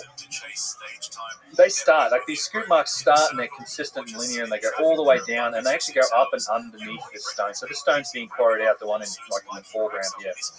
And they go all the way up and under. So it's like this one continuous tool mark. I have a long video on the scoop marks that gets into the details of why this isn't, the pounding stone hypothesis isn't a plausible example. And I think it's telling also that if you look at the quarrying methods that they will show you in the quarry, okay, there's pounding stones, which is literally with a stone or rubbing on it with a stone, and then you go up in sophistication to the wedge and chisel approach that I talked about, where you're hammering wood into, like you make these grooves and you hammer wood in. And then the other example is, well, you actually have straight chiseling, where it's later in time, you've got hardened steel, you've got long steel chisels, and you're banging it in, and you're just like carving the rock and then splitting it. Yeah. So you can think of that as a sophistication goes up. But what they're extracting and the stones that they're taking out is the absolute opposite. They're using those other methods to take smaller pieces and little pieces off the sides of things. But the pounding stone method, the most primitive one, is also the one supposedly responsible for the biggest goddamn pieces you can find. Like, it doesn't make any sense that the most primitive technology is the one supposedly responsible for the 1,000-ton artifacts, and there's a good example of how old that is. If I go back up to my podcast images, we go back to the quarry. Is in this area here, right? So this is what's known as the harbour in the quarry. You can't normally get in here. I don't know. One time we wandered down here and we were in here, and so supposedly this is where they would park the boats. And they call this the harbour, and it's not a harbour. To me, what you're looking at is the remnants of a trench for a giant object, right? So look at this thing. So this is a piece of stone that was probably extracted from here. You see the scoop marks along the side. I think it's as big, if not bigger, than the unfinished obelisk. And it's in this lower area. I'm standing there, and it's called the harbour now. But I think you're looking at what is left after they've taken something out using this scooping technique. What's interesting about it is that it's got painting. It's got all these depictions of ostriches, or some people say they're flamingos, and there's all this painting on it. And what gets even more interesting about that stuff is when you look at this style of this artwork that's on this area, and it keeps going down here, and all of these walls are gone. The closer wall to us has been quarried out entirely, but this was a big trench, and this huge piece of stone was removed. That type of artwork, and I've got many more examples than just this, it matches this stuff. Now, this stuff is a style of painting and artwork that is very much associated with pre-dynastic times. Right?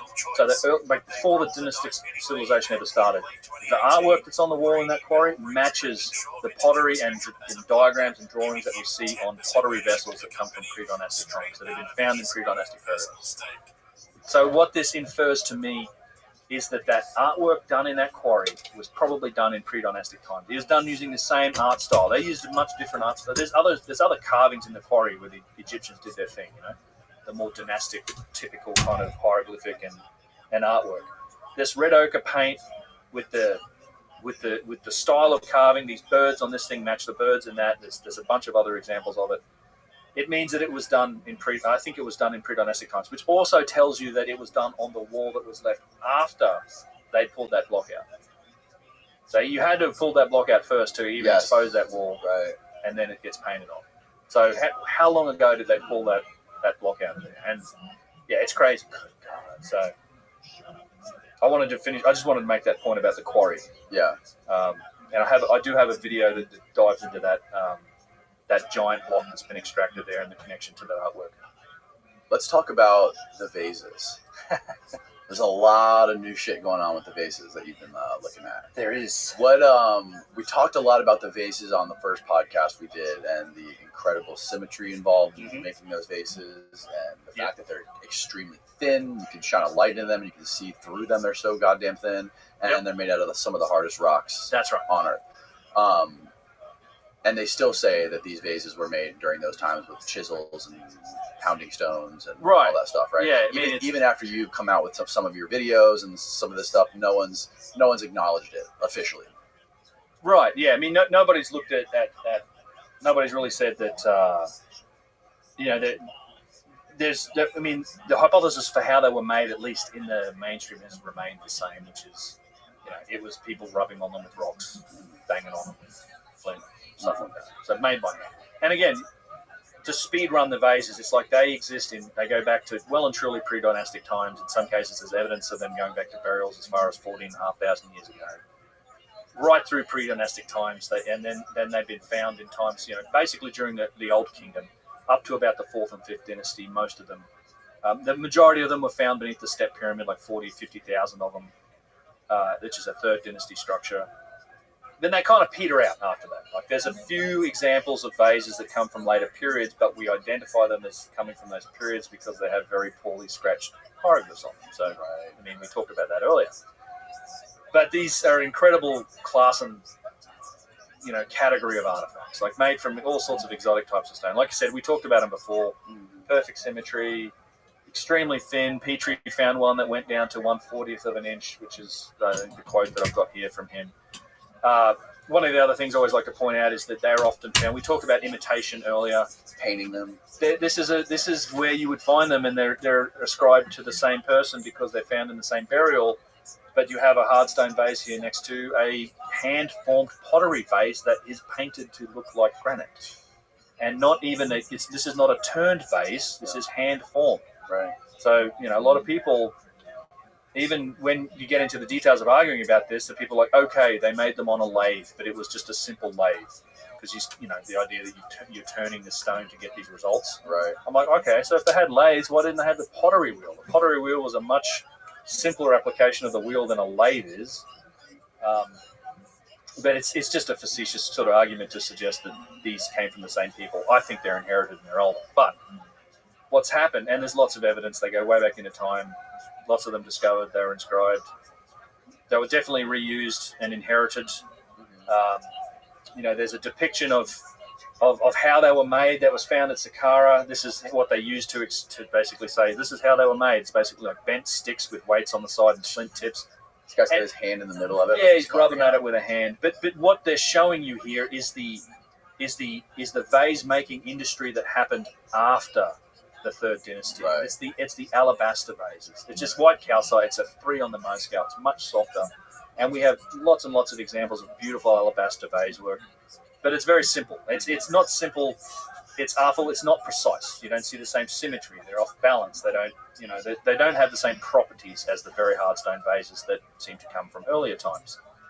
So what's happened though since I talked to you last was that we finally been able to take this analysis to a new level. Like we've finally been able to get our hands on what is a privately owned pre-dynastic rose granite vase and subject it to structured light scanning. This is the first step we've taken. This happened at the start of this year of 23, and we've since come a long way since then. And structured light scanning is a process where you're basically 3D scanning it with lasers, and you can basically create a model of the artifact down to about the accuracy of about 1,000th of an inch. Take an inch, divide it up into 1,000 pieces. A human hair is between 2 and 3 thousandths of an inch thick. A sheet of printer paper, maybe 5 or 6, something like that, 1,000ths thick. So where accuracy is down to less than half the width of a human head. So it creates an extremely accurate model of the vase. Now, once you've got that model, you can start to do some interesting analysis on it. You can start to look at, okay, how precisely was this thing made? And that's exactly what we did. So this is the vase. It's actually only about yay tall. It's like 6 inches tall, maybe. A little tiny thing. And that's it being scanned. And once we did that, there were a couple of professional metrologists, and these guys work in the aerospace industry. They make parts for jet engines and turbines and the space rocket ship stuff. These are professional engineers that they're professional metrologists, and metrology being the study of the science of measurement. So in those fields, you have to you use these techniques a lot in those fields, and it's very important, right? We want to make things precisely. And this is a good example of precision enabling function. It's like turbine blade manufacture and stuff like that, like efficiency of jet engines, all that sort of stuff. These guys work for one of those companies, and this is what they do on a day-to-day basis. So they analyze the scan, and they ran it through a coordinate measurement system. And what they found was just astonishing. Like the results and looking at just how precisely this thing was made, absolutely astonishing. And in particular, it's not just the precise nature of the surfaces themselves, but it's the interrelation of one surface to another. So, making the different parts of the vase be perpendicular or parallel or perfectly aligned with other parts of it. So the way this works, it's fairly complex, but we can sort of step through it. The first thing to know is the vase itself is an ellipsoid. You can't match it to a regular geometric shape. Right? It's not a circle, it's not a sphere, it's not a cone, it's an ellipsoid. And what you want to be able to do is match geometric shapes or regular shapes to parts of the vase, so that then you can do geometry on them. You can calculate center lines and center points and how perpendicular or parallel are they to other parts of the vase, so things like this. So we essentially start by creating an XYZ three-dimensional grid, which helps us derive things like center lines, axes, and then we can start to compare the other parts of the vase. So the way you do this in a CMM system is you match geometric shapes to parts of the vase. Now, you could do that with you could say, like, all right, we're going to match a flat plane to the top of the vase, the lid, and we're going to use 5 points to do it. It's not going to be very accurate. It's not going to represent that surface very well.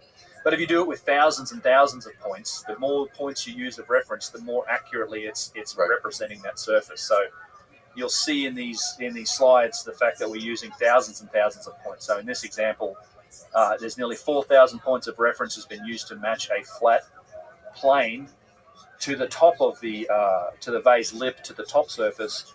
And then the measurement we're doing is like how close to perfectly flat is this? It's within 3,000ths of an inch. It's very flat. Like that flat, the flatness of that surface is within 3,000ths of an inch of being perfectly flat, basically. So very close, very, very accurate. Around the width of a piece of hair. Yeah. That's just the top. So then you can go further from that. Now we can look at, all right, let's look at the vase mouth. So this is that round part on the inside of the neck of the vase, if you like. And so what we're doing here is we're measuring it with a cylinder. So you can see that on the left of the vase mouth there, there's a little cylinder icon, and we're using like 10,500 points to match it, which is a lot. I mean, this actually has got some damage on the inside of the neck to this vase.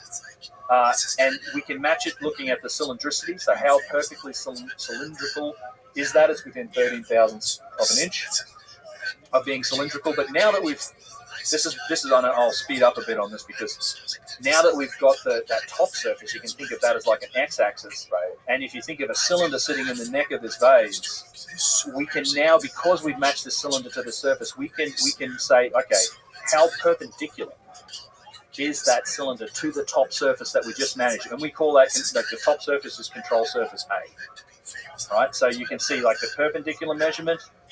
How perpendicular is it to control surface A? And it's within 1,000th of an inch. 1,000th. Yes. So it's basically perfectly perpendicular to the top surface. Now, top surface is A, and now we've got this vase neck, the cylinder in the vase neck, and the center line of that vase neck. We can call that the axis of the vase, and we can call that control surface B. So now we can measure every other part of the vase relative to the top and the neck, and that's what we do. So we go on to measure, like, all right, you can match a sphere to the lower part of the vase body, and we did that using like nearly 80,000 points of reference, so it's really accurate.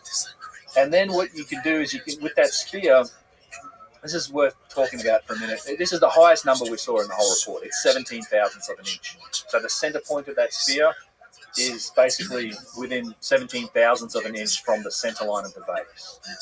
So it's like a couple sheets of printer paper basically away from it. Now, it seems like a big number relative to the other numbers, but what this is telling you a lot more than just like how close is that center line of the sphere. What spheres are interesting, like, if you took a sphere and you deformed it at all, like small on the bottom, or you push it, whatever, it's going to shift that center point dramatically, right? So what this is telling you is not only is this 17 thousandths is no joke, like that's extremely close. The exact center point of that sphere is really close to that center line of the vase, but it's also telling you just how regular that shape is. Because if it wasn't regular, and that part of the vase that matches the sphere, if that was at all deformed, it would shift that center point all over the place. So it's telling you that it's not only is this very close to the center line, extremely close, it's almost perfectly spherical in this section. So it's a section of a sphere, that blue line, right? That's the matching of a sphere. It's very, very regular. It's regular to the point where you couldn't possibly achieve it with hand tools, by hand or by eye. Like, because you imagine you're carving on that. And again, they don't credit the Old Kingdom, or certainly not pre-dynastic times, with the use of the lathe. But even if they had a lathe, and even if you're using like a tool rest and you're trying to do this by hand, you're going to be a million miles away from this result. This is genuinely not achievable by hand. This incredibly regular shape. It's a phenomenal achievement. And even though that's the biggest number you see in this report, this represents something that would require some of the very best machinery we have today to replicate, even in other materials like acrylic or stainless steel or aluminium. And this is in rose granite, which isn't a regular material, right? The hardness changes microscopically as it goes through the material. We get other results. The same thing. We're matching a cone at this point to the vase bottom, and this is the other end of the vase from the top and the center line, and we're within 5 thousandths of an inch of being perfectly perpendicular with the top. We're within 9 thousandths of an inch of being perfectly parallel with the center line, using 60,000 points of reference. Like, it's infinitesimal. It's so ridiculously well made. It's not fun. Is what we're seeing, right? So. It gets interesting here even with the lug handles, and this gets into some of the details around how this might have been made, because you can imagine like turning this on a lathe, you can't really do the lug handles, right? Right, exactly. If this thing had lugs on it and you were spinning it this way, you can't, you're cutting it as it's spinning, you can't really create the lug handles. Yeah. They add those after in modern times. Yeah, you'd have to. Well, these aren't added; they're a part of one piece. Part of one. Exactly. Yeah, so you'd probably have to leave a ball nose and come back with a different procedure to make it. But we can do things like compare the match a cylinder to the lug handles, compare them to A and B, which we're doing here, and we're within the thousandths of an inch, like 1 3/1000ths of an inch. So incredibly accurate relative to these axes of measurement that we're taking. And then we can compare them to each other. We can create we can make one of these called reference surface F, and we can measure the other lug handle relative to it. And again, we're within 5 or 6 or I think it's 7 thousandths of an inch of being perfectly aligned, parallel with the other lug handle. Not only that, but it's like the tops of them. Like there's actually a video of us spinning this thing on a surface and having like one of these precision tolerance gauges that measures in the thousandths of an inch, and you sort of zero it out on one lug handle and you spin it around and it just zeroes out on top of the other lug handle, like they're perfectly the same height on the thing. And that also speaks to the flatness of the bottom, because it's turning relative to the flatness of the bottom of the vase, which we didn't measure, but that's the fact that you're zeroing out this gauge. It's in some of the videos. It's manufacturers and it's hard to explain, and machinists and people that understand these sort of measurements will understand it better, and they'll get it. But it's interesting to think, all right, so assuming you've left a bull nose, right, to create these lug handles, and you have to come back with a different tool, and you've got to carve away that area of the vase body between the lug handles. So what about that part of the vase? Because they can't be made on a lathe. It has to be made with a different process, right? And so we looked at that. We looked at the actual area of the vase between the two handles, and we found the same level of precision. And this is truly remarkable. It's 20,000 points of reference. We looked at, we matched a cone to look at how close is the center line to the center line of B, like that center line of the neck of the vase is within 5 thousandths of an inch. This is really remarkable because in today's manufacturing processes, when you change tools, or you change the process, it introduces errors. Like this is accounted for in our modern manufacturing processes, things like making turbine blades and stuff like that. We understand that tools and process changes introduces errors, and we don't see that sort of error here. We're not seeing it. So it leads you to one of two conclusions. One, whoever made this was able to handle tool and process changes better than we can, right? So they could deal with changing the process and the tool and just not have the same degree of error that we'd see. Or it wasn't made on a lathe. It was made in a single pass, which means that you're talking about 5 axes of freedom. It's a mill. So think about those CNC mills as computerized mills that can carve like a complex object with one tool tip. It's one of those two things. It has to either be Like 3D printing? not print. As far as we know, this is reductive. As in we're like taking it and carving it away. Right. Okay. Yes. Obviously. Yeah. Yeah. Geopolymer is the idea. I don't mean. Yeah. Right. That doesn't make sense. Like print, but think about like a CNC mill. Okay. Complex 5 axes of freedom with an arm. Yes. That's computer guided. Like that's one of those two things that comes out of this analysis, and it's the fact that there's no perceivable lack of precision between the vase handles is amazing. So, and this is just the start of the rabbit hole kind of thing. Like it got crazy from here. This is a lot of fun because we made the STL file, like the model, available online and sort of open sourced it. And there's a cryptographer from Denmark named Mark Kvist who runs this website called unsigned.io. Really interesting guy. I've spoken to him, and he undertook essentially a deep sort of mathematical and geometric analysis of the vase, and he found some just utterly remarkable aspects of it that I think have some extremely startling conclusions. And he kind of started by looking for, like, all right, what are there geometric patterns that we can see in this vase? So what can we see in it? And so, he kind of started, and he found that it actually does encompass some of the sacred geometry that we were talking about with Randall the other day. The things like the circle of life. There's actually 2 circle of life grids that are in here, and you can see them this way. So if you look at the blue circles that measure at point D, that's a grid based on the maximum internal diameter of the vase, and you can also see that grid matches the very top of the vase with the point A. So it's a circle of life grid that matches the internal diameter, it matches the top of the vase, and then you have another circle of life grid that matches that's based on the external maximum diameter of the vase that also matches other points of it. And this is kind of where he started. And he found that it created, not only were these geometric patterns in it, but there's a bunch of these mathematically significant ratios and even algorithms and interrelationships between the shapes in the vase, to the point where you could define it with a single algorithm. And the overall point here is he's proving that this vase was designed. Like, these degrees of interrelationship between these features in the vase aren't accidental.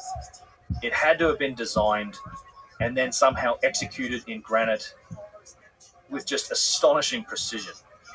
So one of the base principles that he found, he's taken the object and he's reverse engineering. Like, we're looking at it and he's trying to find out what was used, what is the philosophy, mechanism, mathematics behind this vase. And the more you dig, the more you find. So one of the fundamental principles he found in the vase is the use of the radian, or particularly the 1 radian angle. So this is a little diagram showing you what a radian is. It's a simple way to express any angle, right? You take the radius of a circle, you apply it to the circumference of a circle.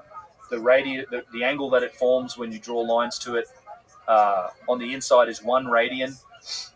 So if there's a 2, you can measure. You could call something a 2 radian angle. You could get half a circle is pi radians, or 3.14, etc. radians, right. And there are 2 pi radians inside of a circle. So it's like just an elegant way to describe any angle. Mm-hmm. And you can see the use of the 1 radian angle expressed here. So the 1 radian angle kind of defines the curvature and the angle of the top of the vase. It based on that circle of life grid center point, you can see the 1 radian angles kind of defining the placement of the handles. There's a number of different uses of the 1 radian angle.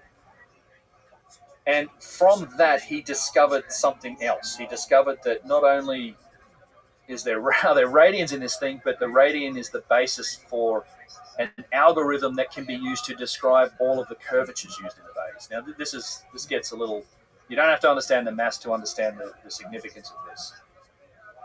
The most widely used shape in the vase is the circle. Like sections of circles are used to describe the curves on the vase, the little tiny curves on the insides of corners and stuff like that.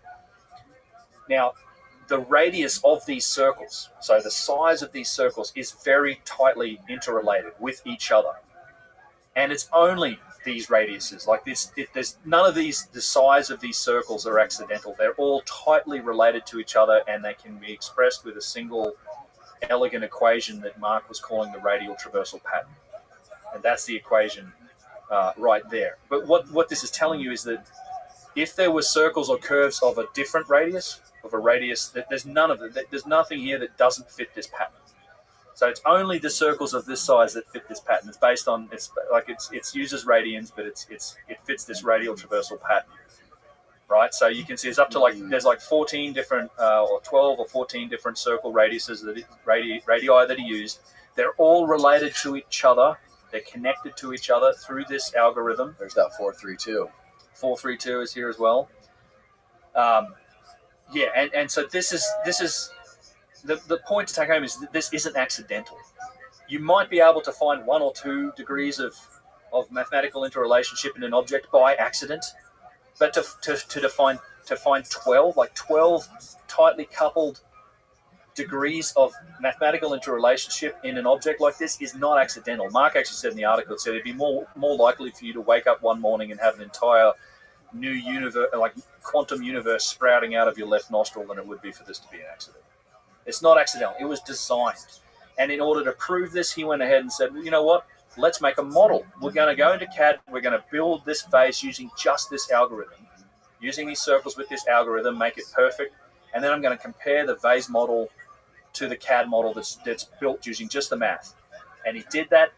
And the median radial deviation, so the difference from the actual model of the scanned vase to the model he built using the maths, was 9 micrometers, which is 0.3 of a thousandth of an inch. Like that's the average deviation. 0.3 of a thousandth. So it's 3 10,000ths of an inch. Which is at that point we're talking about degrees where we don't know if it's an imperfection in the scan, right, or even in the vase. You can't tell. Yes. You're at the limit of resolution at this what we can measure. Yeah, so you got to also remember here that some of these circles we're talking about, they range from about 42 millimeters in size down to 1.1 millimeter at the small end. So you have arcs of circles that fit this pattern that are 1.1 millimeters in radius, which is kind of crazy, right? Very small. What was Randall saying when you pulled this up the other day? He was kind of freaking out. He was. Yeah, I don't think he's watched all of the videos. I'd love him to see. I want to talk. I haven't had the chance to take him through it yet, and I'll probably do that in Montana here. But he was kind of losing his mind when he saw this because he saw something very similar with the radiuses of these circles compared to some of this plasmoid technology that he was talking about. Yeah, and I think he would. This other stuff was interesting too. The fact that other than the radial traversal pattern, we also see pi, golden ratio, see other sacred geometry put in here. So the image on the left shows you pi to within 0.1 of a degree. The image on the right shows us the golden ratio squared to within less than 0.1%. I'm sorry, not degree, percent. Less than 0.01% accuracy with the golden ratio. There's actually, the golden ratio shows up in a number of places. I've just used a couple of examples here. It also has encodes pi to within 0.1%. Can you explain what the golden ratio is? People might not know. So people don't know. Golden ratio is the aspect or the ratio of the universe. The golden ratio is a fundamental principle of the world. Like it seems to be an encoded ratio that is encoded from DNA up to the formation of galaxies. It's 1.6, etc., etc. I can't actually remember exactly what it is, but it's a ratio expressed by living things. It also can be found by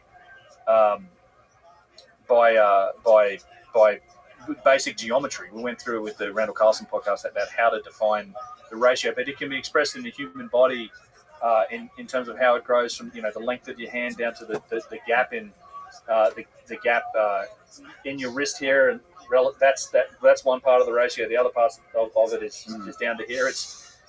It's the ratio is a line that is dissected, where the ratio of the small to the large is exactly the same as the large to the whole, right? So it's hard to think about, but it's like take a line, the point where you dissect it, where the ratio of size is of the small piece where you've dissected it, the ratio of that to the larger piece is exactly the same as the ratio of the larger piece to the whole. So it's like A and B, B to A is to A plus B. Mm-hmm. That's the equation for it. Right. And it's expressed in life, right? Everything that grows, organic material, the human body, conch shells is the famous one. It's the Fibonacci sequence is attached to this. Mm-hmm.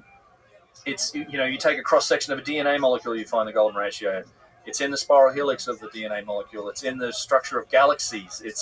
It seems to be a fundamental constant of the universe, and that's why I think the fact that it gets expressed in these artifacts, and in fact this sort of geometry, even radians themselves, they're showing us, the builders of this are showing us that there's a language behind this. They're showing us their capabilities. This vase to me, represents something of almost like a time capsule. It's like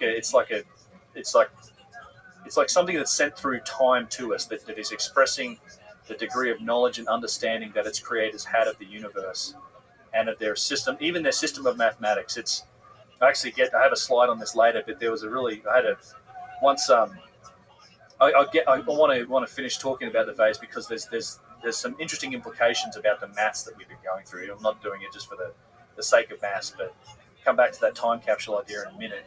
But so when you think about the design of the vase and how it's been made very precisely in rose granite, and there's a mathematical design that's behind it, right? We get to a point where we're like, all right, so the precision, the complexity, the depth of interrelation between the features really rules out random chance. This artifact was 100% design.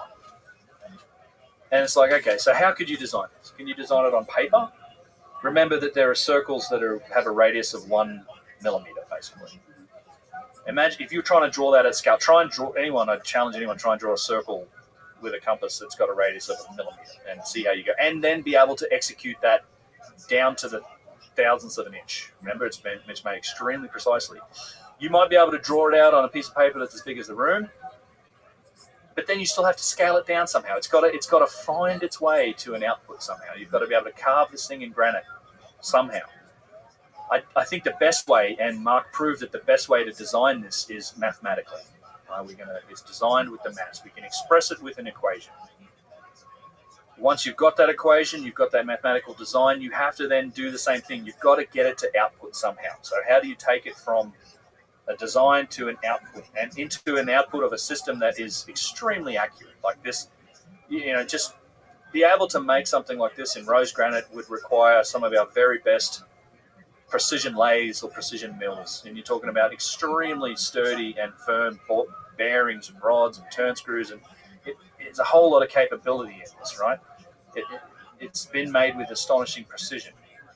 And the fact that we know that because of the area between the vase handles, right? It's extremely precise. Like they didn't lose positional calibration when they changed tools to make the vase handle, or it was made on a 5-axis mill in a single pass.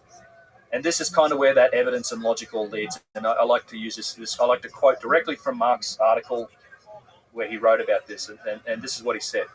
Quoting Mark: "As far as we know, no human beings, trained animals, or naturally occurring phenomena, modern or ancient, take mathematical formulae and equations as input and produce lathe operating motions as outputs. For all the knowledge and insights we've accumulated over the ages, we know of exactly one and only one category of things capable of such behavior. The kind of thing that we refer to as a Turing machine, a device capable of taking input, holding state, performing operations on held states, according to predetermined principles, and producing output." Now, you can make Turing machines mechanically, pneumatically, electronically, hydraulically, but We call this class of device a computer, and no plausible way of representing, operating on, or manufacturing the design of this artifact exists without having access to one such. He's saying that you cannot have made this without the use of a Turing machine, aka a computer, be able to take that design and produce the output to get the result that we see in this. That's a very interesting statement. That's a mind fuck. That's what we like to call a mind fuck. Yeah, and it did fuck with the mind of one of these engineers that did the original analysis. I remember we talked about the metrology at the start, one of these aerospace engineer guys. Yes. So Mark does this.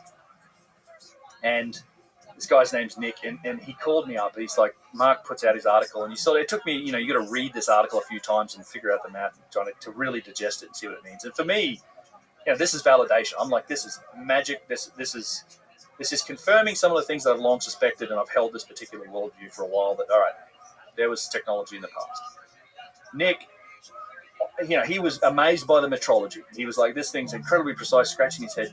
But it wasn't until he really sort of chewed on Mark's article that he's like, he calls me up one day and he's like, dude, I have to talk to you about this. This thing it's keeping me up at night. It's like I wake up in a fucking sweat thinking about this vase because you could tell it had kind of shattered his worldview. It had like changed. He's like, I can't explain this or rationalize it without this type of technology. What the hell was going on in the past? And he said something to me that I was like, I put into a slide here, which I thought was really interesting. And some of the things that I've said, that I think this artifact is much more than just a simple vase, right? It's encoding sacred geometry, which is the very fabric of the universe. And I think it's telling us a tale of the creator's capabilities, their elegance, their knowledge systems, right? Even their mathematical systems, like they might have a base radian system rather than a base 10 like we use, which is an elegant mathematical system. But what Nick said to me is like, you know what this reminds me of?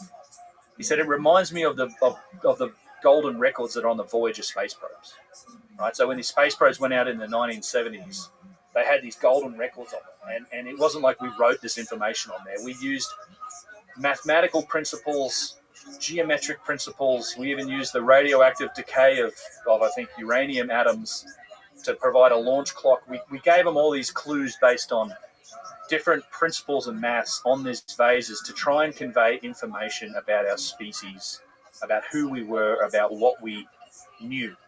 And we sent the goddamn things out into space. I think this vase, it seems to be something like that, but instead of going through space, it's been sent through time. It's like one of these golden records that's been sent through time to us, and if we have the eyes to see it and the ability to decode it, there's all this information that we can glean from it, and we can learn something about the past from it. And that's what Nick was telling me. I was like, that's a fantastic analogy for it. And that's truly what it is. The deeper we look, the deeper this rabbit hole goes on this thing. And yeah, the crazy thing is too, this was the start of the year we did this, and we've been working through it, but it's not the only one. You guys did more vases? We're doing more vases. We have literally 20 or 30 more that we're working on now. Early results, we're seeing similar results for a lot of them, even better in terms of the pure metrology and precision. Like some of them are zeroing it out on like the 1,000 scale. What? We're also measuring stuff in CT machines now, which can go down to the micron. So even 25 times more accuracy than the structured light scanning. Yeah, I think it's very interesting. So this dude you were hanging out with the other day, he has like a ton of these vases. Do you have that? Can you show that picture? Yeah. Of you with all these vases? Yeah, sure. Is that the first time you put your hands on one of them? It's the first time that I've is me holding one here. This one actually is translucent. You can see through the light through. But this is the collection that some of his that we're working on. I've been extremely fortunate, and I do want to. I'm not going to name names, but I'm very grateful to people that have been inspired by this vase work, and they have the means and the ability to go out and collect these things like this, because these are artifacts that can be bought on the antiquities market, and they cost a bomb. Obviously, I can't do it, but I'm extremely grateful. Well, some of you up to like $70,000, $80,000, $100,000. The more provenance, the better usually. Some of them as low as like a few $1,000s, but mostly the good ones, You're talking 5 figures, if not 6. And I'm very grateful too that they're willing to have them looked at and analyzed. Of course, the goal is to get into the museums and to look at some of those artifacts that are in there. We're working on, creating a standardized process that we can then propose to museums, and we have some very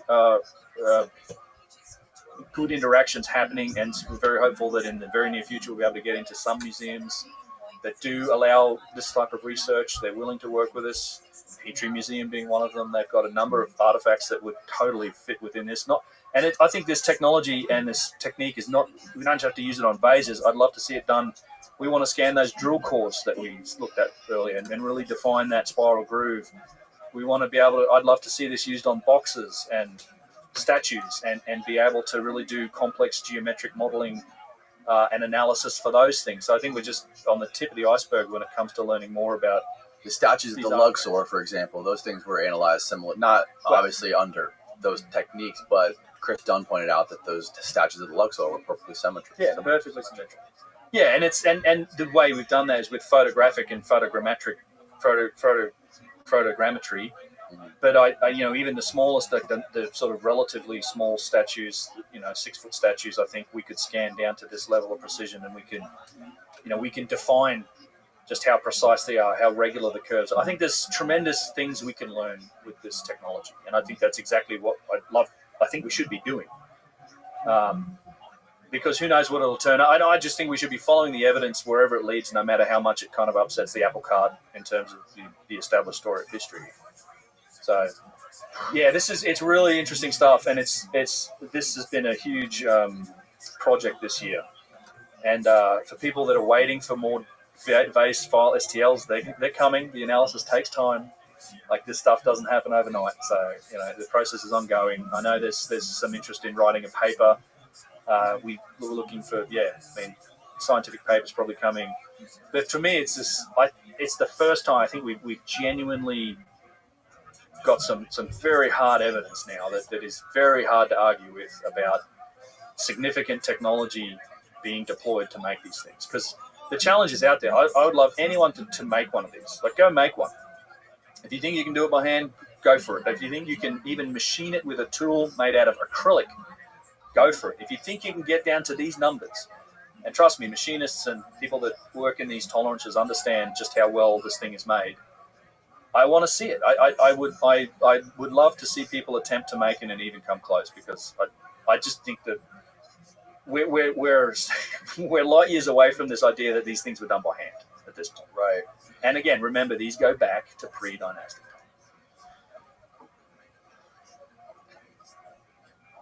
Do you think there will be any sort of attempts to suppress the kind of stuff that you guys are looking at, or dismiss it, or? There's already people dismissing it. What are they saying? What do they say about it? Well, mostly it's been like, the vase is fake. It's a fake vase. Yeah, which Alex Dunn so one of the engineers is Chris Dunn's son. He's in my videos about this, but that's the only thing they can come up with. The vase is fake. It's like, you think it was the vase on the provenance on this particular vase goes back to the 1980s. Some of these vases' provenance goes back to where in terms of they have a known history, go back to the 1800s. But even in the 1980s, I think you'd be challenged to make something that precise out of rose granite. And if you think you can make it today that precise with that much of all of that maths that's behind it and everything else, try and make it, and try and see how much that costs you to make it, and then try and justify that by the cost it's going to, whatever you think you can sell it for on the antiquities market. It's actually damaged. It matches almost perfectly, in fact, to the eye exactly, lots of pre-dynastic vases that you find in the Cairo Museum. In my video, I show a bunch of them. It is the same shape and size as many pre-dynastic vases. Obviously, there's a variety of shapes and sizes when it comes to these artifacts, but just calling it fake is about the best argument anybody's been able to come up with, because they can't handle how. Well, somebody manufactured it, and things do happen. Like, people try and sell fake artifacts, but it's ridiculous to think that you could do that cheaply, or it's not. Look, this is not something that's made in some backyard workshop in China or India and then mass produced and sold on the market. It's ridiculous. If you think it's fake, try and make one. See how hard, and see if you can get anywhere near it, and how much it costs you. I just think it's a facetious argument with nothing behind it more than the desire to dismiss this because it doesn't match their worldview. No one's arguing with the metrology. Like, nobody can challenge the metrology. The scan's out there and available. It's public information. You want to do it, you want to figure it out for yourself, the scan's right there. You can make the same calculations Mark made. You can measure it for yourself. You can stick it in a CMM and work out the data for yourself. So it's all repeatable. But the best people can come up with is, it's fake, or sacred geometry is woo is the other thing I've heard, which we talked about in detail with Randall. Like, sacred geometry is not woo. Sacred geometry is the universe. It is the fabric of the universe, and it's knowledge of that is what essentially comprised the mystery schools, and this is like the way you see the world. Like, the idea that sacred geometry is woo, that's the only other thing I've heard. It's like, as soon as you see the flower of life, forget about it. It's crystal hippie nonsense. Like, it's just people that don't like what it means, right? And they just are seeking any way to try and discredit it, or throw shade at me because the crazy ideas that guy has or whatever. It's like, I don't care. And I think all these other vases are going to put proof to all of that nonsense too. Like, there's vases here that are being scanned that have provenance going back to the 1800s. In fact, funnily enough, one of these vases that happens to be on this table and is owned by this collector and is being scanned and analyzed happens to have been brought up in one of the videos that were made just like debunking this work as an example of a real vase. So we'll see what this real vase actually looks like, because the dude picked a silly example because turns out this guy owns that vase. Its provenance goes back to the 1800s, and we are going to scan it because it looks to me like it's going to show some similar. Which one is it? It's the back one on the right here, I believe. The big one? Yeah, the big one here. Yeah, this guy. So the guy made a debunking video about that particular. He used that as an example, as a fake vase. As a real vase. As a real vase. So assuming the first vase we scanned was fake. This is what a real vase is. I'm like, okay, bro, let's see. I don't know what results it's going to show. I will say that not every vase shows these properties. There are handmade vases. They did work on it, but there's often a visible difference between the ones that show these sort of precision properties versus the ones that don't. Most of the handmade stuff is alabaster, but there were still handmade hardstone vases as well, and you can usually pretty clearly tell the difference. Yes. Yeah, it's a fascinating space. Now, are they all found in Egypt? There is some actual artifacts from around the world that I'd love to see subjected to some of this process as well.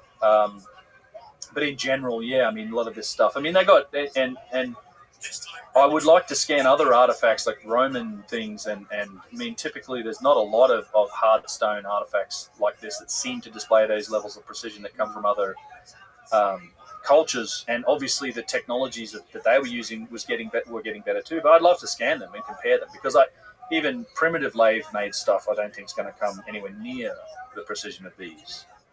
The best, I don't know of any particular examples outside of these things in Egypt. This seems to be a pretty common. Magna Fuente bowl. There's maybe a few others that I'd love to see scanned. But yeah, I think this technology is applicable for lots of different artifacts. Yeah, they're like time capsules from a previous civilization of aliens. trying to teach us something, but what are they trying to teach us, Ben? They're telling us that they knew, man. I think a lot of it is an expression of. We're not trying to teach whoever the hell finds the Voyager probes anything. We're just trying to let them know that we were here. We were here. Yeah, we had it figured out. Yeah. Well, bro, you got to catch a flight. I do at some point, yes. So in about 5 minutes, you got to get out of here. Okay. So thanks for coming, dude. We fucking killed it. We did a whole flurry of podcasts this weekend. We did, and very enjoyable, man. Thanks for bringing me out again. Always great to see you. Hell yeah. Where can people find out more about what you're doing? Keep up. Obviously, sure a lot of people listening already know, but for people that don't, tell them where they can research you online, read, your book's not out yet, right? No, yeah, I'm working on it. It's probably going to be a little while for the book, but yeah, Ben Van Kirkwick's the name if you want to look me up, but otherwise, unchartedx.com or youtube.com/c/unchartedx. I'm also on Spotify, on Rumble. You can find all my videos on Spotify, like I said. On Rumble, wow. Yeah, no, I'm throwing stuff on Rumble too for now. But You can almost. I'm on social media. I'm not super active on there, but yeah, Twitter, Instagram. That's linked on the website and pretty much in all of the videos. But yeah, YouTube's the main place. Yeah, you engage in some of the Twitter drama going on right now. I don't play that, man. If I wouldn't be on social media if it wasn't for this stuff. But yeah, there was some. I did get some enjoyment out of some of the things I saw happen on Twitter yesterday. It's so funny that there's people on Twitter just for that stuff, and there's people like you who are just on there just to show the stuff you're doing in the real world. Yeah, and it's so funny when you see those two worlds collide. I ain't got no time for social media nonsense. Honestly, I don't care. I'm not spending time on social media looking at what people said about what. And, yeah, I think Twitter's meant for arguments. It's literally engaged for conflict. It's so stupid. That's its nature. It's fine. Yeah. Cool, man. Well, I'll link everything below, and thanks again. We got to get you back. What are you working on? Anything new right now that's coming out soon, or what do you got? What do you got going on in the pipeline? I am actually. I'm taking another look at the Serapeum here shortly. I've just got back from England. We didn't even talk about the stone circle stuff, but I am. That's a lot of research involved in that for me as well. But new look at the Serapeum is coming up. Plus, I haven't really done a video talking about the Osiris shaft. There's some other structures up there in Giza that are interesting. South America. Yeah, I'm always working on things. There's another vase video coming about the recent scan. And some more data coming about those. Were you filming when you were down there in Sarasota? Yeah, a lot of pictures. Okay. Yeah, yes. This was a chance for me to see these things in person, handle them in person. It was the first time, as we said, that I'd ever got to handle them like full units. You can find pieces of them in Egypt and like beneath the Step Pyramid, but yeah, the first time I actually can handle them, yeah, it was a thrill. I'm really thankful to that guy for letting me play with his toys. Tell him to at least put a seatbelt around him when he's driving around on Porsche. One might have fallen off the front seat of his car. I wasn't there. He said it's fine. It's made of granite. It's not gonna. I mean, the fat ones are probably okay, but there's one in here that's like translucently thin. You just kind of like that thing. You don't want to break it. Jeez, right. That was an expensive one. Wild shit, bro. Well, we'll get you back in the next year. So cool. Thanks again, and goodbye, everybody.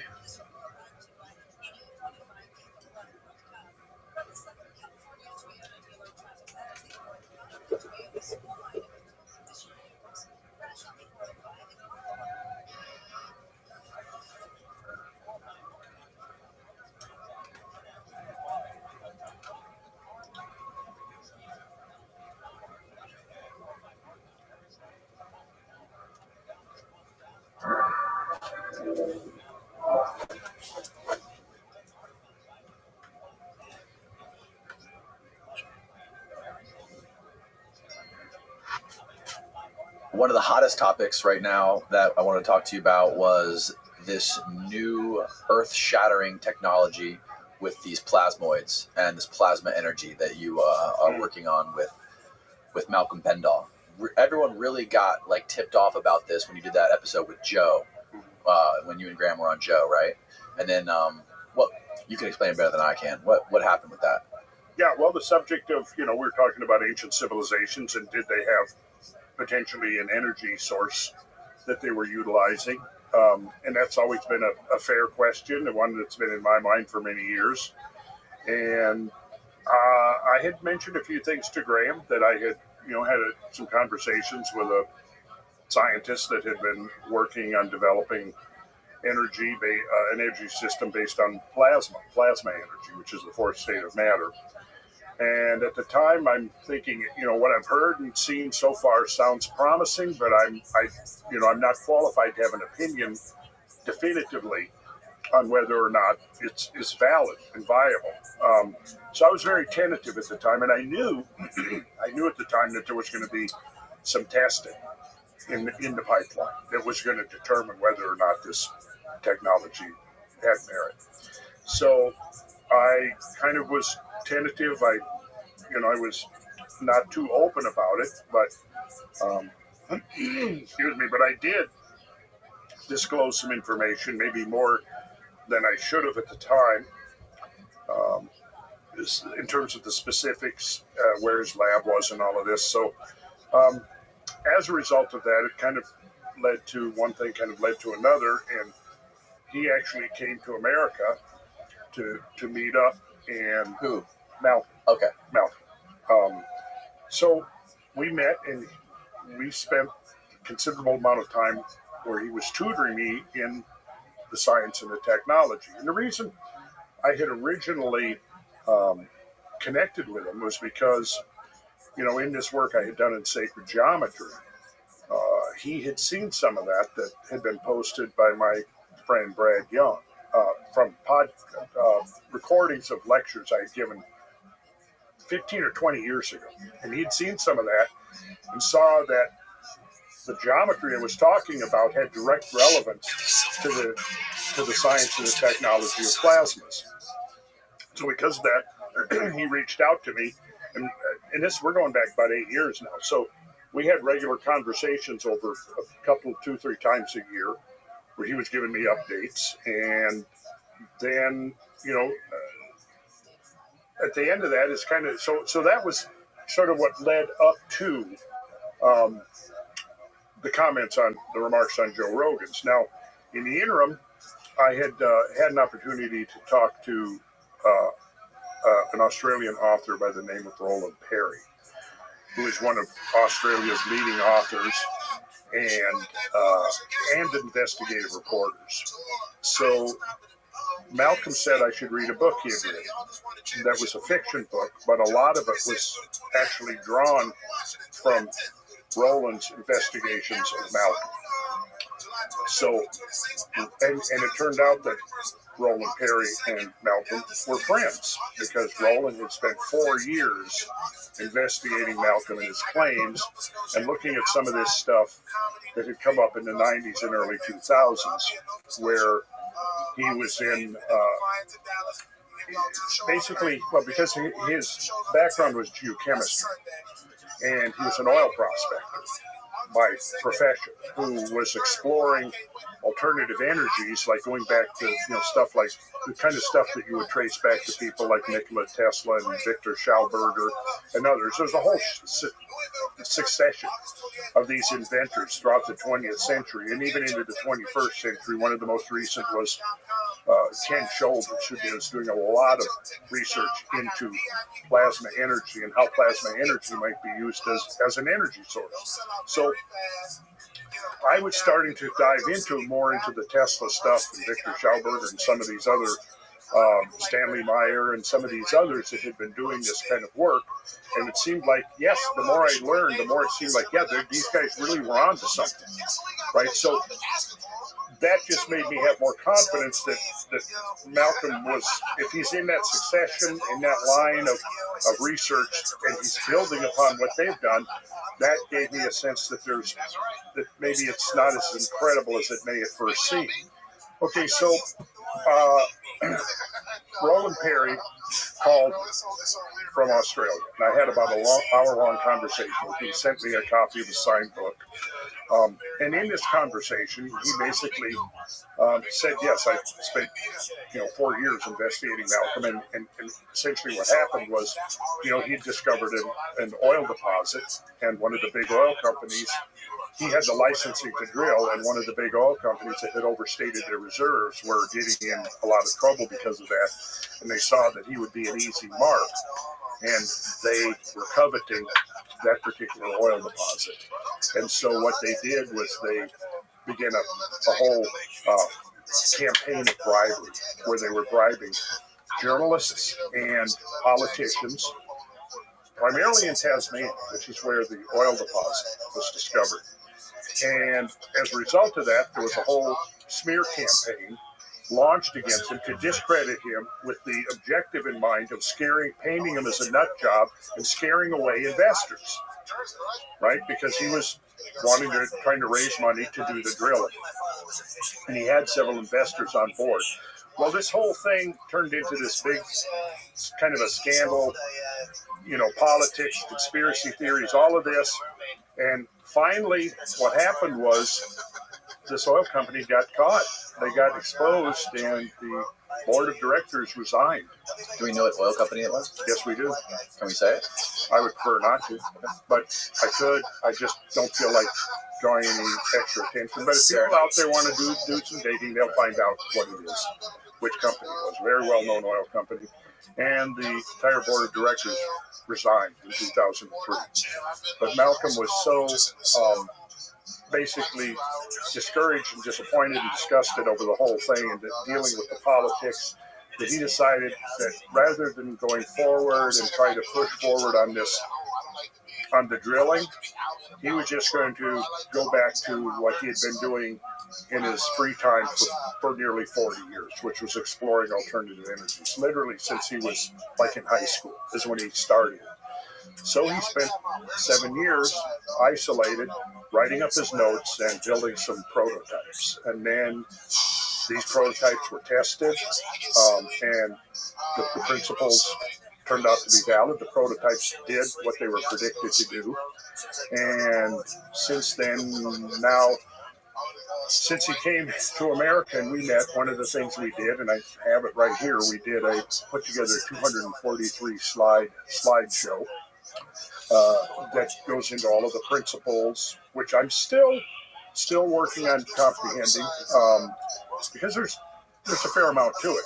You know what I mean? It's just like one of the things I kind of compare it to is maybe if we go back 120 years in the advent of alternating current, electricity. You know, some of the basic applications can be relatively simple, and you don't need to necessarily know all of the physics behind it, right, to be able to use it. You can, for example, rebuild the engine of a car without necessarily knowing all of the physics of an internal combustion engine, right? Where it was at was, you know, after the Rogan appearance, Joe asked me to come back. Well, so in the interim, that's what I said, Malcolm came over here and he was here, and we had set a date for me to be on the show, and I guess the day before, whatever, we drove from Georgia out to Austin, Texas. Myself, Brad Young, George Howard, who has been one of the key researchers in the Younger Dryas impact hypothesis, and he runs the Cosmic Tusk website. He was the one who organized the Cosmic Summit. Oh, wow. That was same. So George went with us. Malcolm came with because he was here, and I obviously was not going to just leave the city in the hotel room, so I invited him to come with. I knew he wanted to come with. And then Stephen Tuggle, who's kind of my assistant, been helping me out with stuff. So I think there was, 5 of us guys. We drove out there, went to Austin, and then I go to be on Rogan's show the next day. And I called him up and I said, Joe, it just so happened, you want to talk about this energy? Well, it just so happens that the inventor is here with me. I could bring him on, and he could probably explain and elucidate some of this stuff better than I could, because I'm still kind of I'm very much a novice at this stage of my understanding. So he said, sure, bring him on.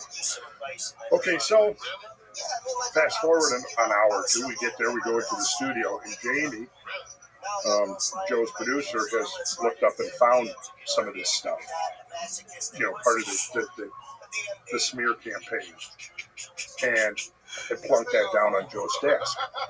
So basically what happened was the substance of the interview went from talking about the science and the technology of plasmoid energy and its utilization into all of the conspiracy theories and politics and scandal and all of that.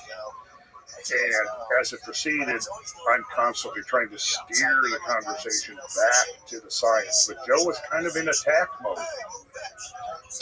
From the start, he started questioning about this stuff. Yes. And I don't blame him a bit. I mean, it kind of came as a surprise. I knew this. I'd seen enough of this stuff. When I had my conversation with Roland Perry, we talked about it. We discussed it. He explained the whole backstory and all of that. And, Malcolm is an eccentric genius. Just like Ben was saying in our conversation, Ben Van Kirkwood was saying, talking about a lot of these guys, if you start digging into their personal lives, you're going to look at this Nikola Tesla. He was very antisocial, and you could probably dig up and let's say we're going to try to discredit Tesla's work by attacking Tesla the man. And you got to be able to separate the two. And so by the end of the interview, as it's proceeding, I'm getting more and more frustrated because we're not talking about the science. And I've got this great slideshow that I put together, and I keep trying to pull the attention back, but then it would go right back in. Joe would bring something up, and and Malcolm got defensive, and so by the end of it, I'm just, and then plus in the process, I knew that there was some testing in the pipeline that was going to be basically kept under wraps until the results of the testing. It was not going to be made public until the testing was complete. Some of that stuff kind of came out in the heat of the exchange, which wasn't supposed to come out. And I'm thinking too, at the same time, well, the way this is played out, we didn't get into really a deep dive into the technology at all, hardly. And so I'm thinking, this is going to be crazy if this goes out. Just crazy. Did he ever come around at any point during the conversation and sort of calm down and actually? Well, yeah, a couple of times when, Malcolm made some claims about things that happened, and Jamie is over there, blah, blah, blah, pulling it up, and there it comes right up, just exactly as Malcolm said. So there was a couple of points where, it wavered, and, there was a couple of points there where Joe was like, wow, where he was actually able to see some of the stuff, but it just, the way it played out. So after the interview was over, we're packing up to leave, and Joe calls me aside and says, would it be okay with you if we didn't air this right away so I could vet it? And I said, yeah, absolutely, sure. Don't air it until we've had a chance to go through this. And I did mention at that point, it's like there's going to be, over the next few months or 3 to 6 months, there's going to be some testing going on independently. And why don't we wait and see what the results of those tests are? And so a lot of that testing has been going on over this summer. And so we have some test results in hand, and the test results are coming out pretty unanimous that the technology does what has been claimed for it. It reduces the pollution by an enormous amount for any engine that's based upon fossil fuel based, diesel, regular gasoline, propane, natural gas, kerosene, and we'll get into some of that. And again, I'm still at this point, like several of the physicists now that have witnessed the technology in operation. One of them, George Lush, who did the annealing. He's a contractor with aerospace industry and NASA, very highly credentialed, highly credible individual, third generation in this in the annealing technology, which is, the preparation of the metals. You have to prepare metals. If you're going to launch a rocket ship, you have to make sure that metal is prepared properly. Right. So, like he said, and he kind of captured the response of a number of people that had looked into it. It's like, okay, I'm not exactly sure what's going on here, but it works. I've seen it work, and so he's not the only one. And so, like I said, there's been testing going on over the summer. One of the most, in June and July, they built the first industrial scale application of the technology. And they retrofitted a 400 kilowatt generator at a power plant just outside of London. Oh, wow. And we're testing it there. And I have the test results. Is there any speculation or evidence that some of this technology could have been what was used in ancient times to build some of these mega structures, like the pyramids or anything like that? I think it's very possible. And that was why that was kind of because how I initially made those remarks on Rogan's show with Graham years, because that was the subject that came up in the conversation. And so I kind of dropped that, and it's been crazy ever since. And of course, I put out a few places that, I was just kind of in a holding pattern until some of the further tests. Now, at this point, some testing has already gone down, right? And there were videos. I'd seen the videos. I talked to, well, in fact, I went to a meeting in Arkansas about a year ago, and I met some of the key people that were coming together who saw the commercial opportunities of this, and one of these individuals bankrolled the building of the prototypes and the testing fees and all of that kind of stuff. Yeah, didn't you say there was a big car manufacturer somewhere in like Asia? Well, yeah, there are several car manufacturers that are interested. I mean, nobody is, signed on the dotted line yet, but they were waiting to see what the results of the tests were going to be. Okay. Now, a few weeks ago in Albuquerque, New Mexico, was the annual Tesla Tech conference, where all of these people interested in Tesla's technology and interrelated things all come together every year to compare notes and see who's doing what. Malcolm and George Howard went out there.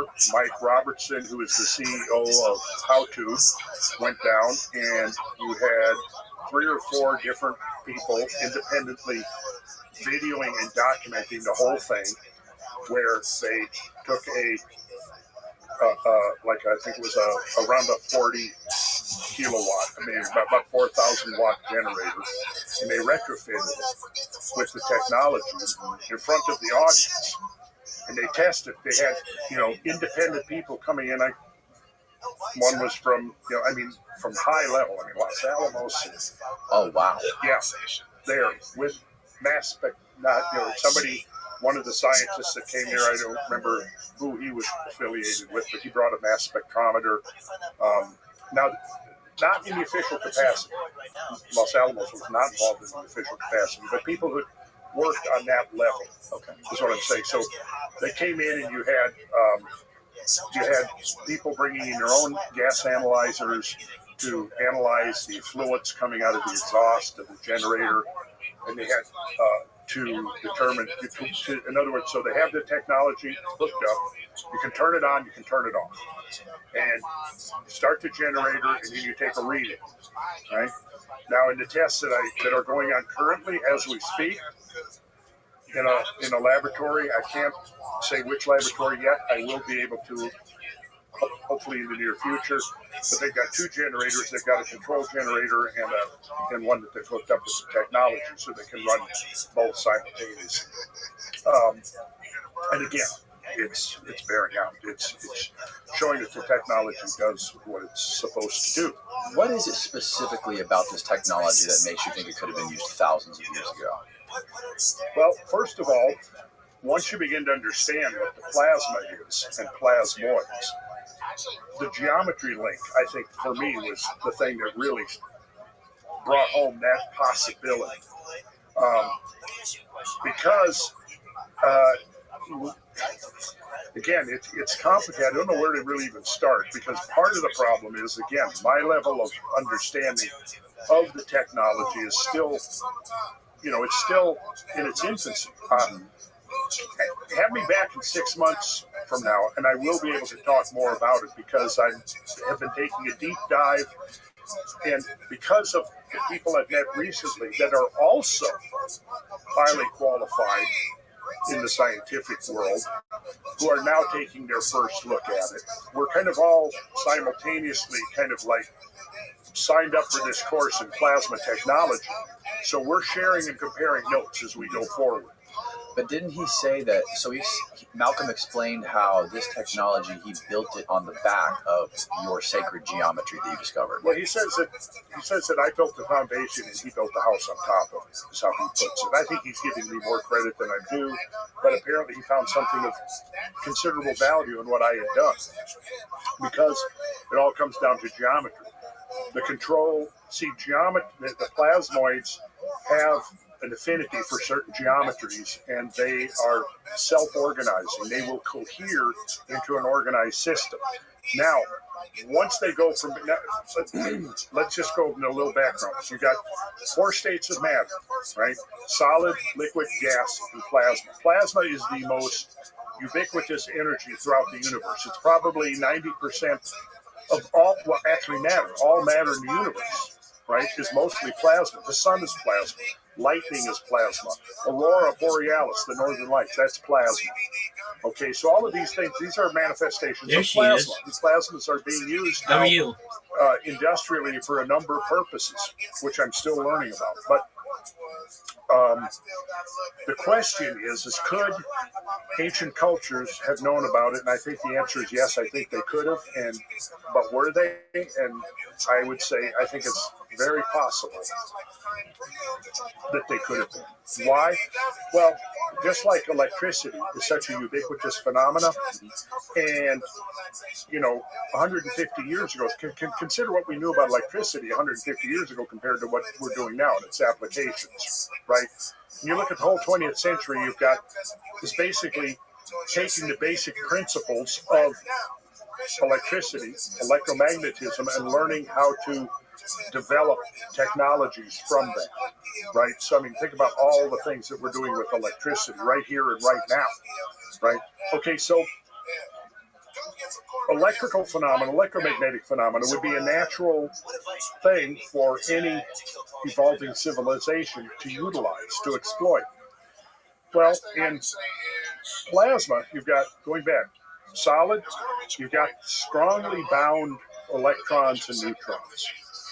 And if you add energy to the system, like if you add energy in the form of heat to a solid, and every solid will have a different melting point.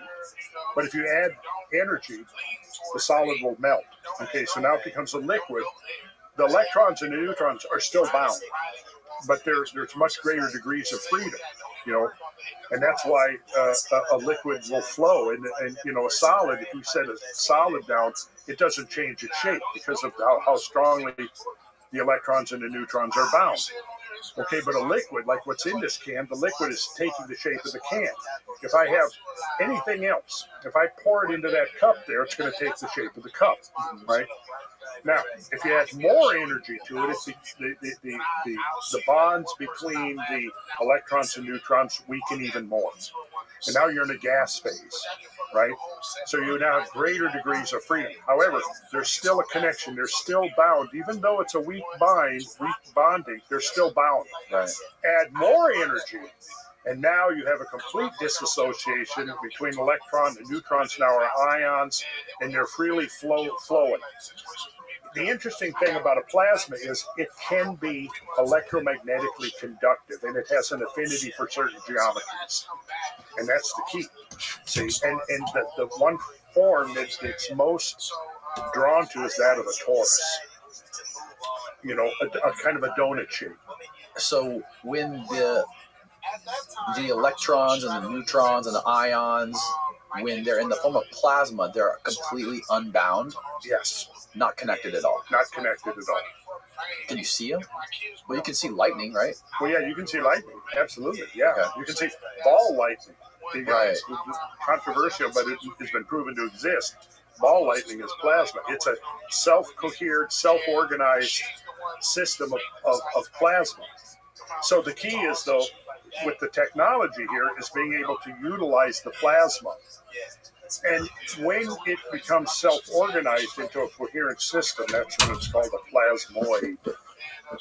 See, rather than just a free ocean of electrons and ions without a structure.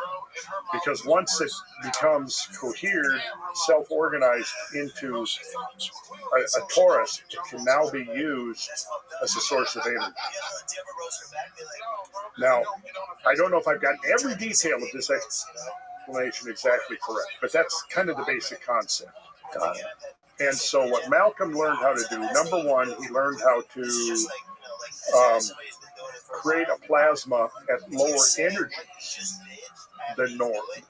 By mixing air and water together, where the air had been pre-ionized by being exposed to ultraviolet light, roughly 100 micron wavelength, which is the same wavelength of light that's emitted when the plasmoids are created. Now, the plasmoids are being created out of water, not air, but water, by producing bubbles. Bubbles that are large bubbles you can see, but very small micro bubbles that you can't see. They're microscopic bubbles, okay? The microscopic bubbles were a necessity because only the microscopic bubbles are perfectly spherical, symmetrical and spherical. So what happens is, and I can play a video of it here in a minute, what we call the bubble, and it's the plasmoid generator. And what this does is it takes this pre-ionized air and it mixes it with water and it injects it into the bubbler. And there, the bubbler is subjected to alternating vacuum and compression, vacuum and compression. The vacuum creates the bubbles. The compression causes the collapse of the bubbles. And they're called cavitation bubbles. And there is a history. If anybody listening wants to learn, we'll look up cavitation bubbles. Okay, so when the vacuum is applied, the cavitation bubbles, picture a sphere that's rotating that has an axis, right? Okay. Now imagine if you take that sphere and you collapse it along that axis so that it becomes this donut shape. And imagine you're in a cross section, it actually will look as if what it's doing is it's assuming the shape of an infinity symbol, right? And so the what do we got there? Yeah, there we go, right there. There we go. Look, and so this representation would be what all of the little microscopic bubbles are in the water. Yes, except the difference is what this is showing is a collapse from along one axis, and then you've got this vortex. You see on the far right, you've got this vortex coming down. Yeah.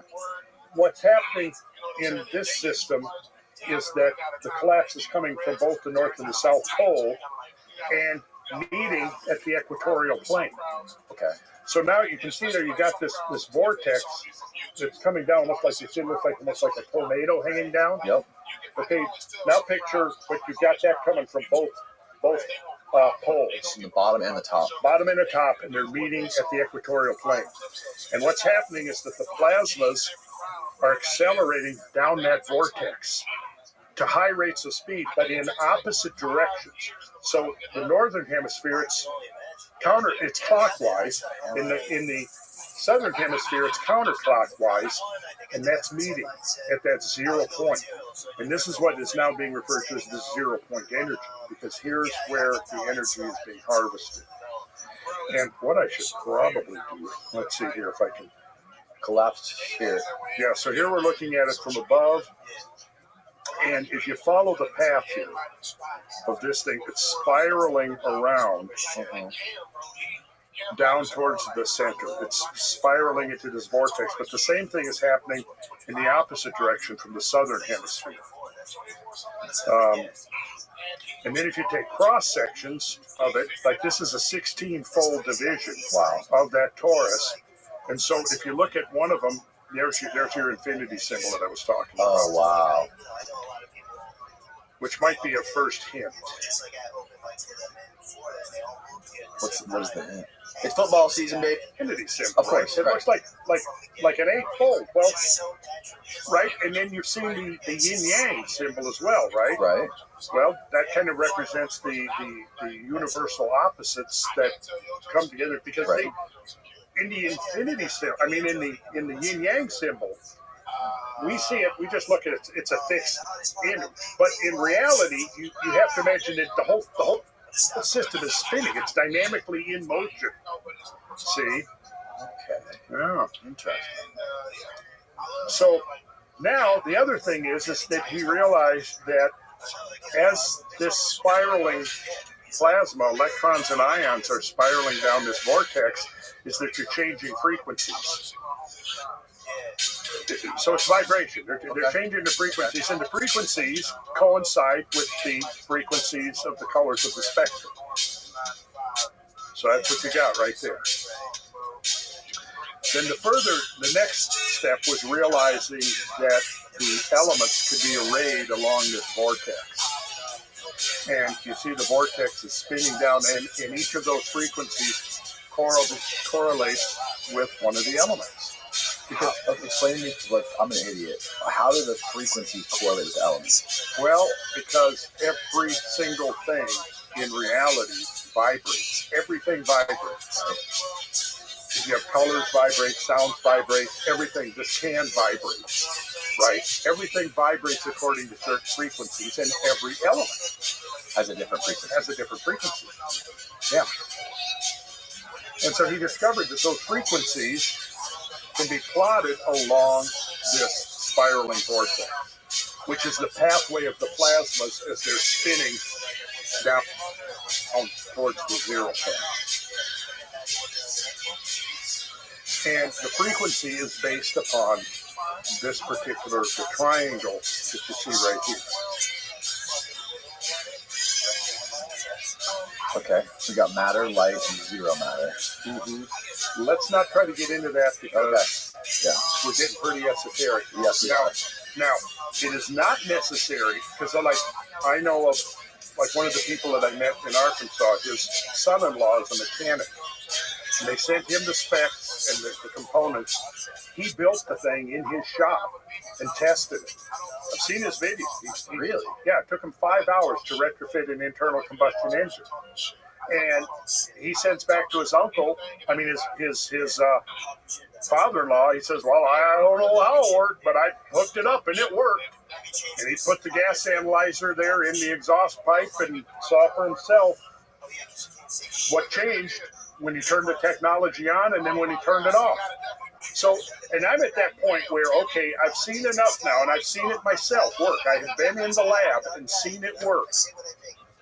I've stood right there while independent engineers and scientists with their equipment were testing.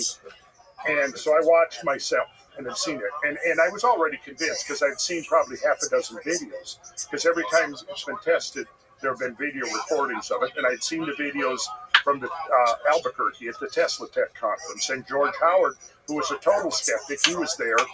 And he came away, oh, well. So there's a video of him getting down. You've got they're running a generator without the technology, and they had to move it outside because the fumes were so strong, right? Coming out of the exhaust fumes were coming out of the exhaust pipe were so strong. They had to move the thing outside onto the loading dock, right?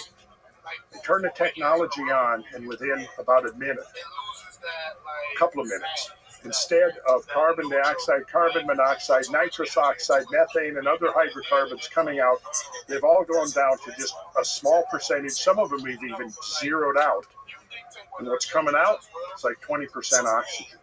Optimum atmospheric levels of oxygen that you would be breathing in a pristine, unpolluted, natural environment. And that's what's coming out of you. This is 20% oxygen in here right now, right?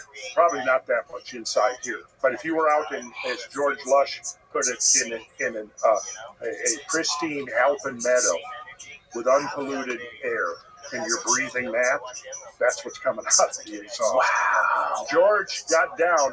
George the skeptic got down, and we were still joking. It's on video. It's because all this is being live streamed now. So anybody who wanted to sign up, and there were people all over the world watching this happen real time. Okay, and he gets down, and we're joking about how George Howard was huffing the plasma. Yeah. Wow, man. Yeah, the skeptics have been having a field day. So what else do we got? So this is the mechanic, the son-in-law that I just told you about. He just finished retrofitting a generator in his shop, and I watched the video of him saying, I don't know how it works, but I just hooked it up and turned it on, and it works. So right, you can see here, this is the bubbler right here. This is in this tube is where the plasmas are being generated, and this is where the UV light, they're pre-ionizing the air in this chamber. You can't see. The key of the whole system is the thunderstorm generator. The thunderstorm generator. The thunderstorm generator. Dun, Yeah, dun, dun. that's what they call it. So those donut shapes are being created inside that cylinder, that bubbler. Yes, that's right. And is there just one toroid? Is that what it's called? Toroid? The donut shape? Torus. Toroid. Yeah. So is there only one of those inside that bubbler? Oh no, there's billions There's of them. billions. Billions of them. Oh, wow. Yeah, billions of them. Now this is a video. I don't know. Can we play a video? Yeah, we can play a video. Okay, let's see. Let's see if I Turn the volume down on your computer. turn the volume down on my computer. Is what you said. You don't have to. Just play it. You're fine. Are you sure? Yeah. Okay. So this is Gary Ling. He's in London, and he's been overseeing the build out of the big industrial. Now this is a couple of years ago where they were still testing like backyard scale of things. So he's got this in his backyard. They built the thing. They hooked it up to a Honda generator, and I'm going to fast forward through some of it, but he gives a great explanation of what's going on. Let's see if I can. Okay, so he's pointing to the gas analyzer here. Okay. And they're going to hook up, they're going to take the probe from the analyzer, and they're going to put it, the exhaust pipe is down here, and they're going to feed it into the exhaust pipe. Okay. I think this is the guy who has built it according to Malcolm's specifications. Yeah, so he's now going to uncover. So you see the generator there, and okay, so I'm going to pause it right here for a second. Okay, so this is the ionizer. So they feed air into the top. It's subjected to UV light of a frequency of about 100 microns. And then that comes down here in this pipe, and then it's mixed with water, and that comes in, and here's the bubblers where the cavitation bubbles are created. And when those billions of cavitation bubbles collapse, they emit a light. They emit frequency of UV light, ultraviolet light, at the same frequency as the pre-ionizer chamber. And it was this pre-ionizer chamber that is the key to being able to generate the plasmas at lower energies than it would normally take to cause that disassociation between electrons and neutrons. Okay, I don't fully understand exactly how it works. Again, get me back on 6 months, and I should be able to be a little bit more, more. So this it's UV. That's where the energy is coming from. The UV light. The UV light. I wouldn't say that's where the energy is coming from, but the UV is emitted when those cavitation bubbles collapse. Now that UV light, perhaps, yeah. Again, my understanding of this is still in its infancy. Over here, this thing right here is where the water intake. The water is fed in here, and it goes down, and that water comes up here into the bubbler, and then the bubbler captures those plasmoids and feeds them into the thunderstorm generator, which you can't see here. But as we go around, let's see, I'll fast forward here. He's coming around. Here we go. He's pointing out, he's explaining how the bubbler works. And then he's coming around. Yeah, so here he's talking. He says, this is the center of the whole system. This is your thunderstorm generator right here. Okay. And if people want to kind of get the basic principle of how the thunderstorm generator looks, look up the rank, RANQUE, rank Hilch vortex tube. The rank Hilch vortex tube. Okay. Yeah, and maybe Stephen can. Yeah, Steve can pull it up. But actually, I think I've got a slide here. So this is the heart of the system here. It's the thunderstorm generator. And what it does is it takes room temperature air and separates it into extremely hot and extremely cold, and then brings them back together. And in that, so you've got a stream of plasma that's really hot and a stream that's really cold. So it's mimicking, in a way, a thunderstorm, which brings together a cold front and a hot front. And in a thunderstorm, now when you bring that together, what does it do? It emits lightning, right? And lightning is plasma. So somehow what he's done is he's come up with a system of mimicking the thunderstorm. And so let's see. Let me just go ahead and jump ahead here. I think they're gonna. Yeah, he's explaining the operation of the thunderstorm generator right there. Take a good look at these are actually, there's another sphere inside the sphere. There's two spheres on each end. There's another sphere inside, and then there's a pipe or a tube, and it has another tube going inside it. Okay. Okay. And okay, so here you can see the gas analyzer has been fed into the exhaust right here. So what they're going to do is they're going to do a series of tests, turning on the technology and turning it off, and then watching what happens to the change in the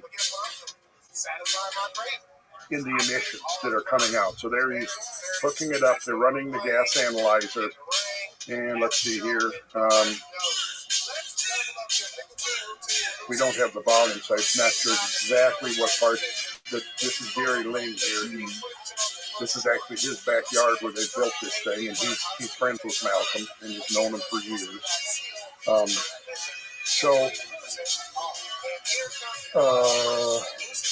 I probably skipped over, but they've got so that the exhaust coming out of that thing is 20% oxygen. That could be 19, could be 20. The highest I've seen is 20.9. I'm sure the bitches will want more. So is that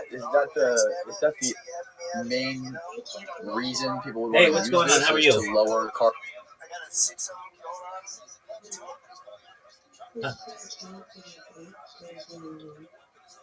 Okay, well, I'm gonna do that thing that I do on Instagram, so if you want to watch that, feel free.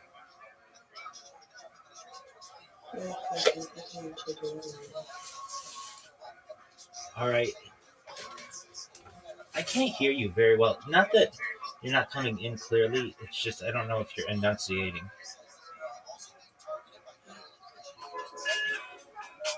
Just enjoy the show, as they say, because I'm gonna make a fool out of myself.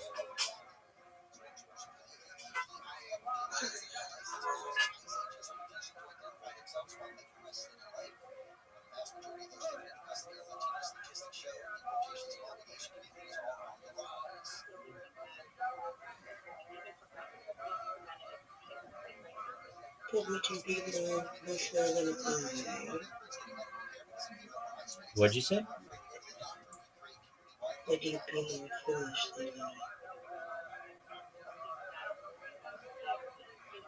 I don't think that's possible. There you go.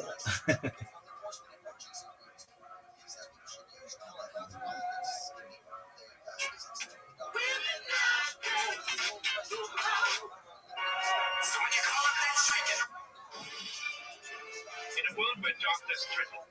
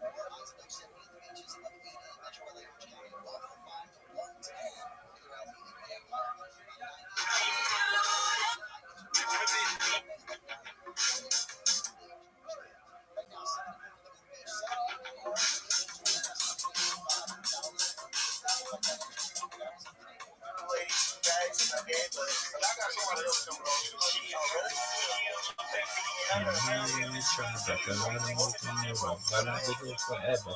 I'm Mr. Sinatra, I ain't going to be here, I'm going to be anywhere, you're with me everywhere.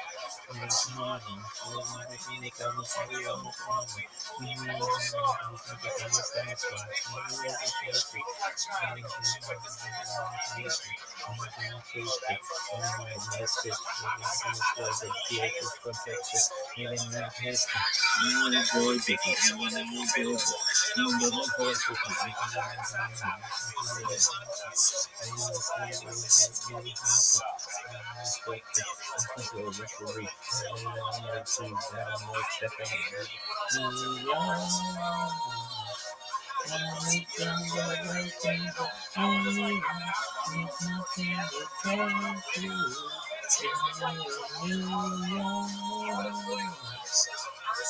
Things that make you feel brand new. She wants to inspire you.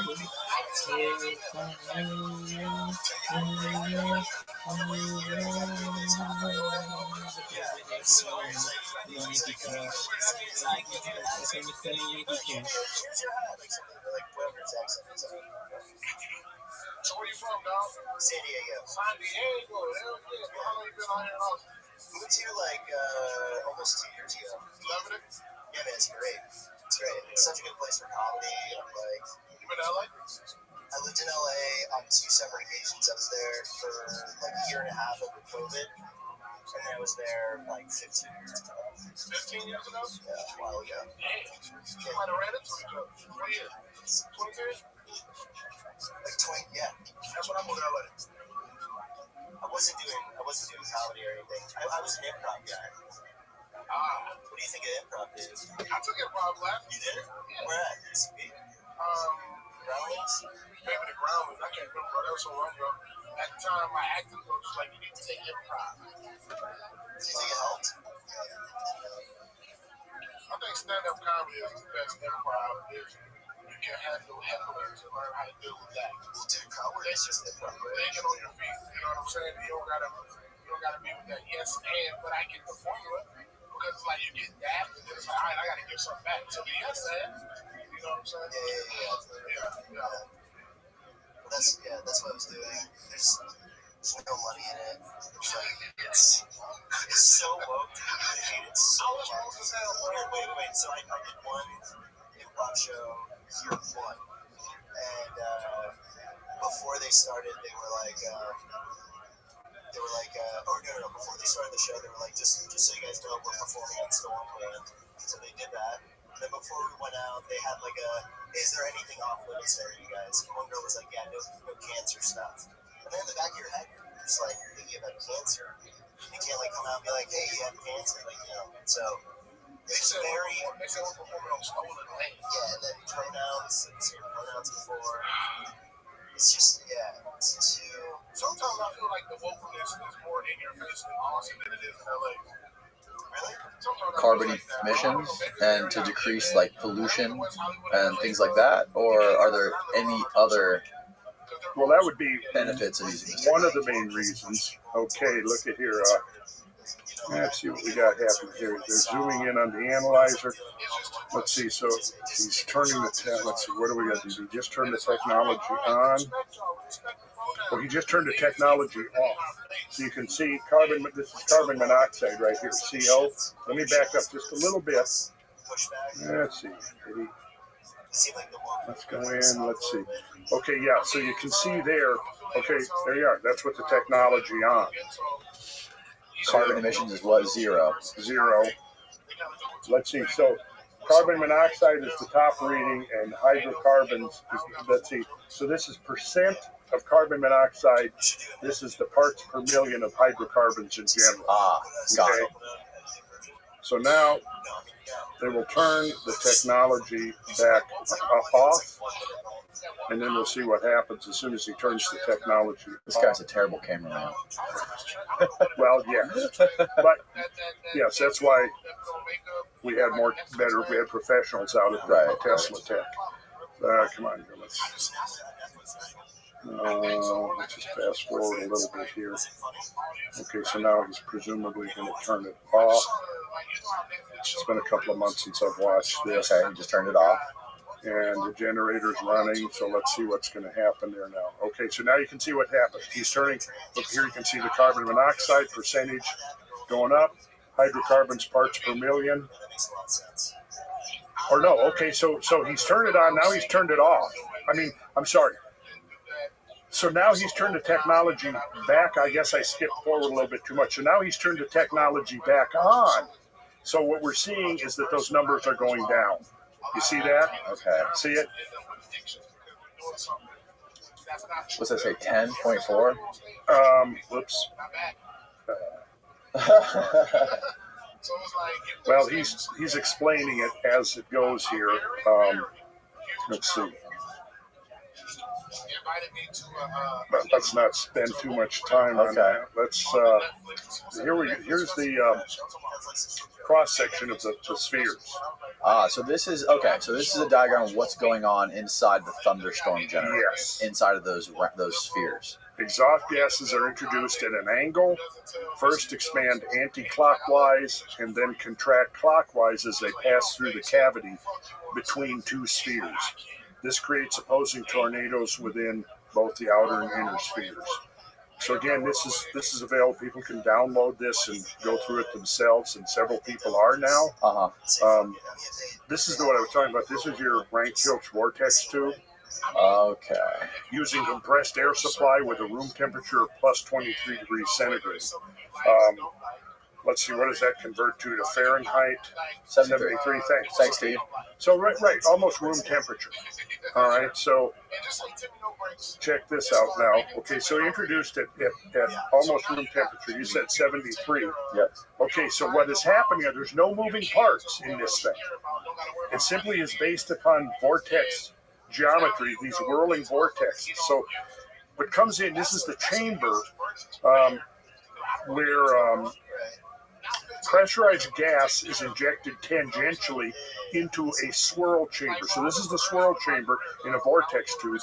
In the thunderstorm generator, the spheres are the swirl chambers. So the first part it gets introduced to is the sphere. And that begins the swirl effect. Yes. The gas? The air? Yes. Okay. Argon gas. And then it begins to travel through the tubes. Mm-hmm. And there's two tubes. There's an inner tube and an outer tube. The inner tube looks like cold air, and the outer tube looks like hot air.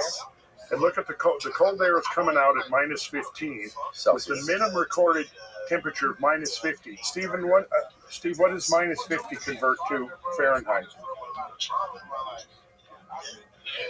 So negative 58 degrees below zero Fahrenheit is coming out one end. At the other end, the maximum recorded temperature in the vortex tube is 200 degrees centigrade. So we go from a high of 392 to a low of, 50-some below zero. So we're talking well over 400 degrees separation in this tube with no moving parts. And in reading up on it, one of the things that comes up on is that scientists are saying, well, we don't know exactly how it works, but it works, and it's being used throughout the industry. Where it's used in nuclear reactors, it's used in air conditioning technology. It's got multiple applications, these vortex tubes. Nobody really knows how it works. Really? Yeah. These same vortex tubes are used in air conditioning units? Yes. Well, the air conditioning industry uses them. And now I want you to look down on what's happening on this end. Right. There's a cone. There's a cone right here. And it's this cone that is pushing this high temperature. You see as it's coming, see what's happening is it's traveling down this tube. It's getting hotter and hotter and hotter. And it's ejected. Due to the conical nozzle at the end of the tube, only the outer shell of the compressed gas is allowed to escape at that end. Got it. Okay, that makes sense. Yeah. The remainder is forced to return in an inner vortex, and you can see this. So here it's returning.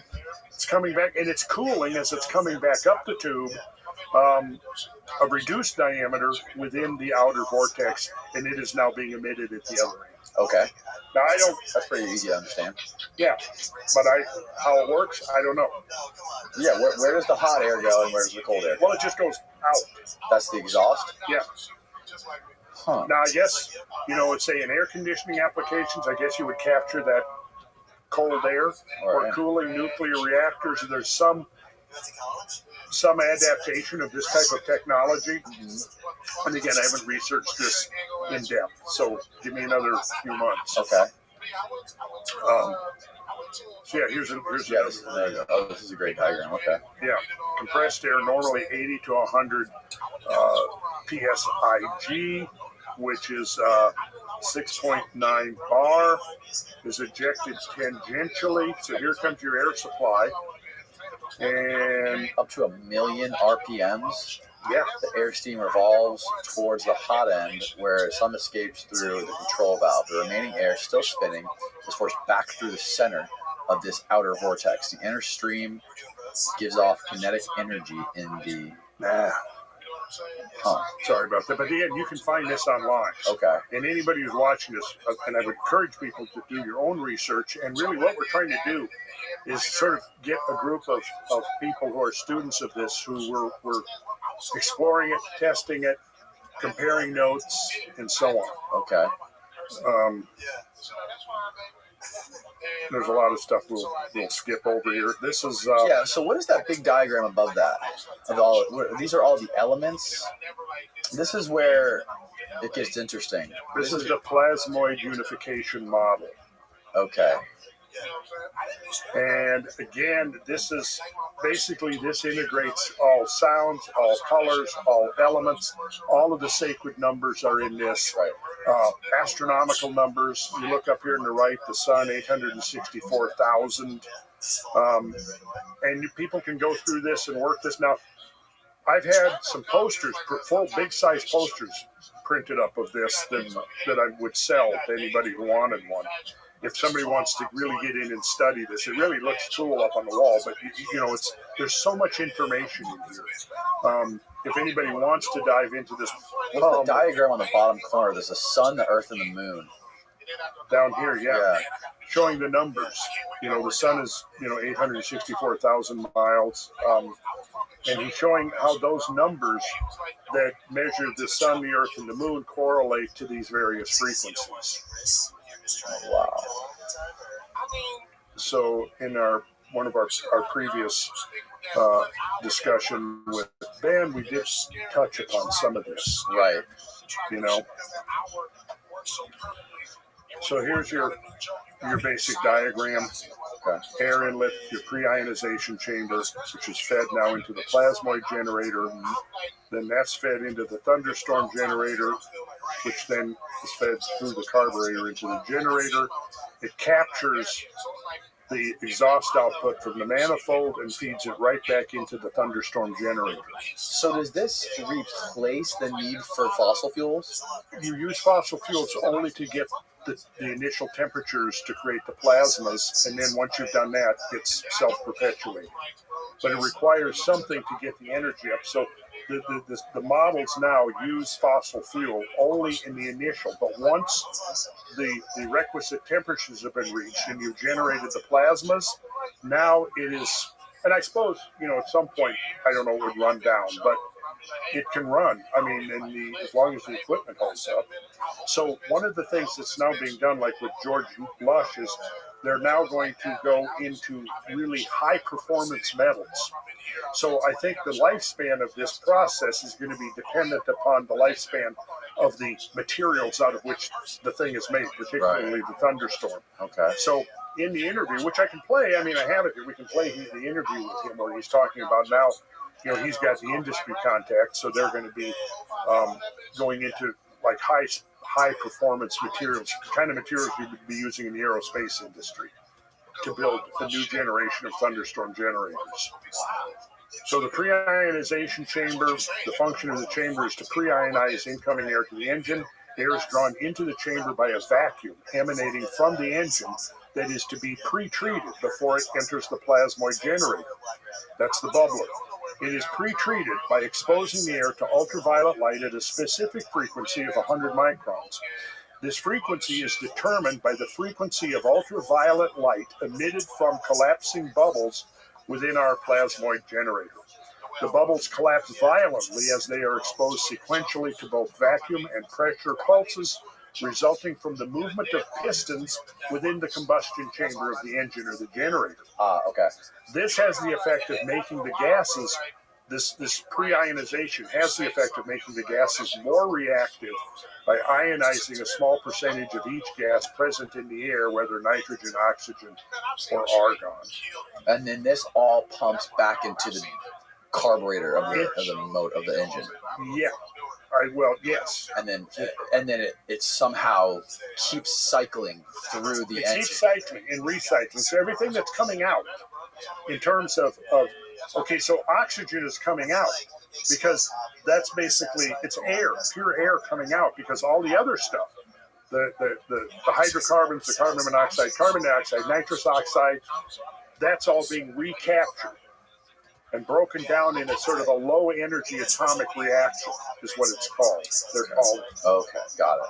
And so here, here's the diagram, the schematics of the pre-ionization chamber. And so again, all of this is open source, so people can go on and, you can go ahead and bluster all you want about hoaxes and frauds and all of that. But while you're doing that, or while these people are doing that, others are actually now building these, using these. I know at least one guy in Australia, a young fella, very smart young fella, who is building his own machine by using the schematics. And we should soon be hearing from him what his results are. Here's again a cross section, the schematic of the bubbler, and all the parts are that you would need to build one. All right, here's all the part numbers that you need to put the thing together. And the team that's come together around this is totally open to helping, backyard mechanics and home experimenters who want to try to build the small scale of this technology.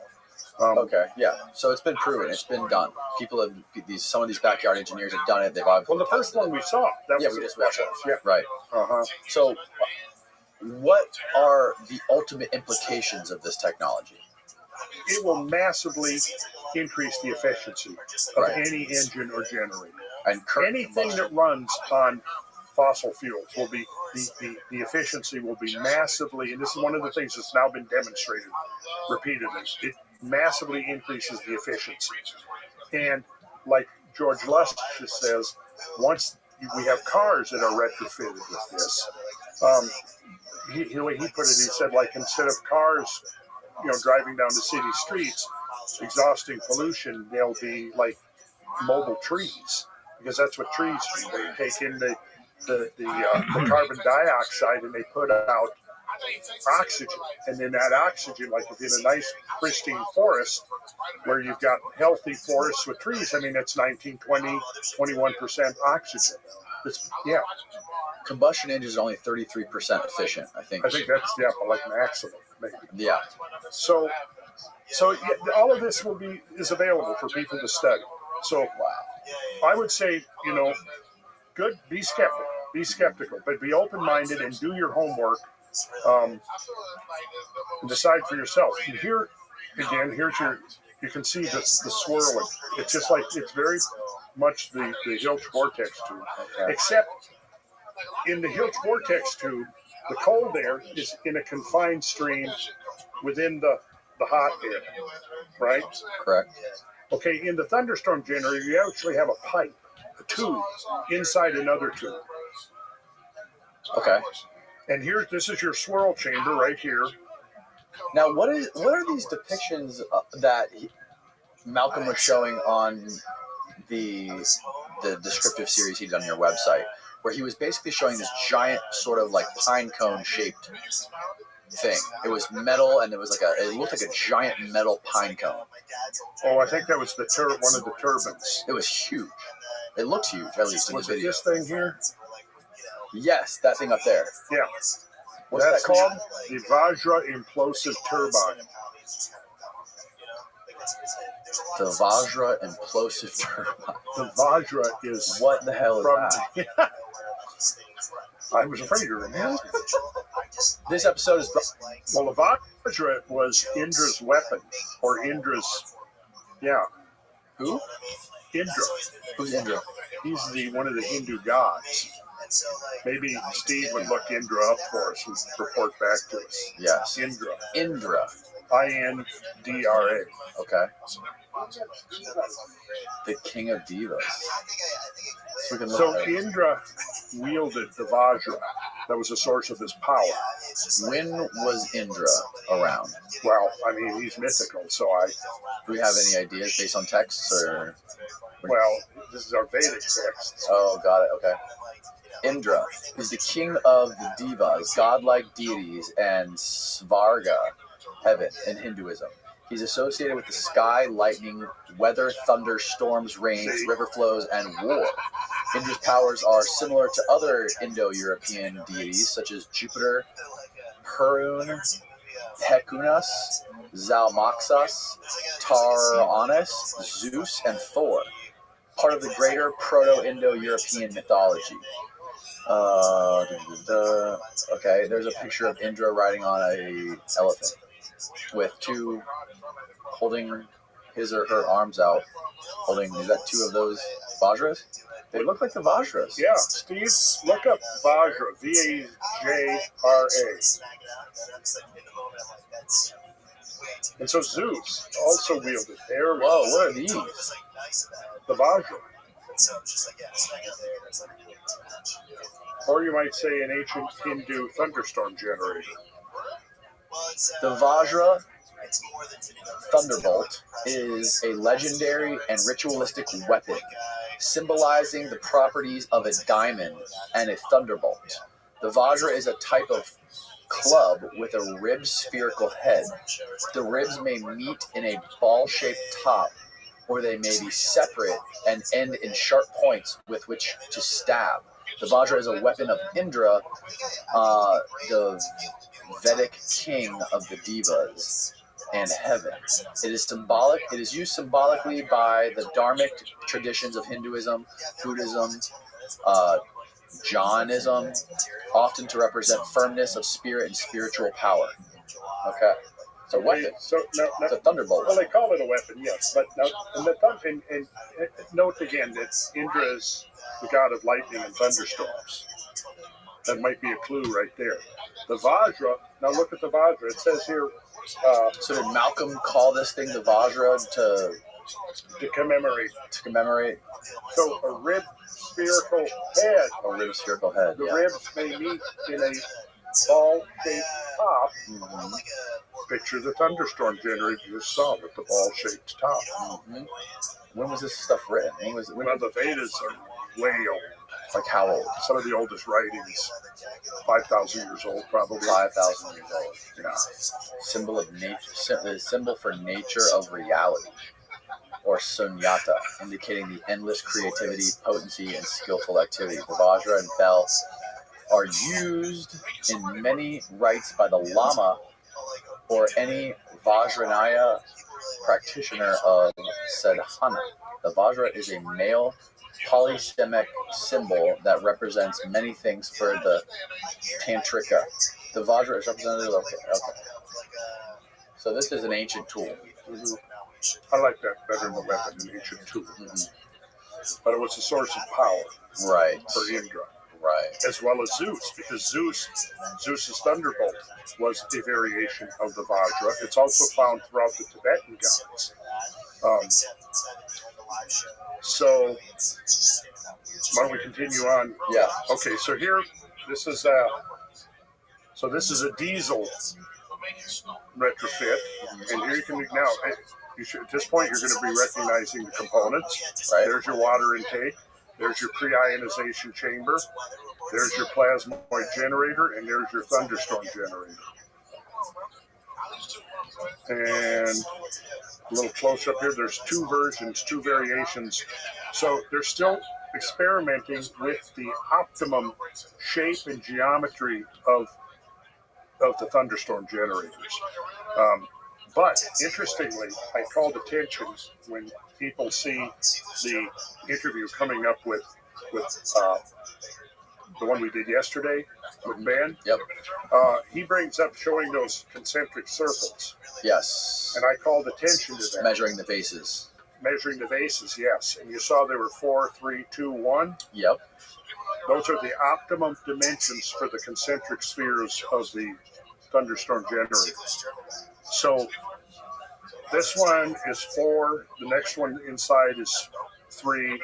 And here we're getting up here now to the larger scale applications. Here you can see this is the thunderstorm generator with 1 sphere. And holy shit, that's massive. Yeah. So you've got the sphere here at the end, and you've got, here's the inner tube, the smaller tube that's going up the middle of the outer tube. So this is operating again like the vortex generator. So they've got your engine analyzers here, your electronic control panel. There's your exhaust analyzer, so it's printing out what the results are. So this is a retrofit, as it says, to a Caterpillar generator. And this is showing, so you got a 24-inch stainless steel sphere here, and inside that is an 18-inch sphere. So there's your bubbler. And this thing works. Oh yeah, this is one of the tests right here. And you can see that all the analysts, this has all been videoed. It's had independent witnesses monitoring this. I mean, this generator was provided by Caterpillar, the company. You've heard of them, right? Yeah. What happened here? Well, 0-point black hole. So right here, what he's calling the event horizon is where the plasmas are meeting and accumulating. And what happens is they start to see each of the plasmas has like almost like a mini black hole at its center with this very powerful implosive force, right? Now, if you assemble a bunch of them together, what happens is those implosive 0 points accumulate and act as a single organized system. So the inner pipe, if you look at this inner pipe that's going in here, they ran it up.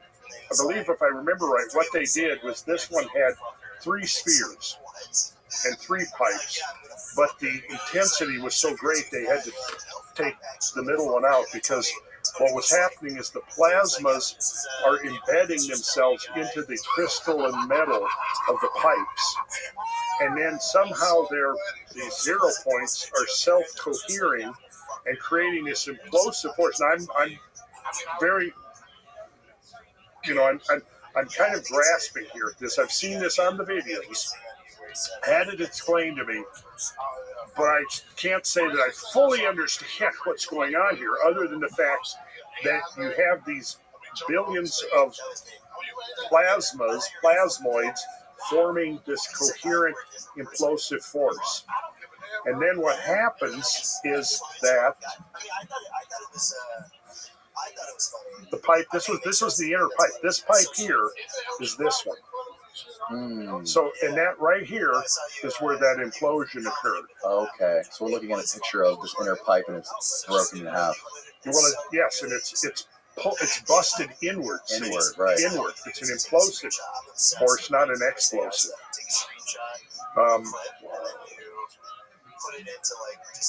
So take a good look at this geometry here. Now remember the cone, how the cone separates the flows. Remember I pointed out the cone to you in the vortex tube? Yes. Right. Okay, so this is basically doing the same thing. So this is one scheme for, right here you can see the carbon dioxide. It shows the movement, positive generation. And notice here, 4, 3, and 2. These are the ratios. Inches. Yes, in this case, inches. Okay. So the outer layer of the CO2, the chamber, is 4 inches wide. Yep. And the inner chamber with, what's going through the inner chamber? Is it cold water?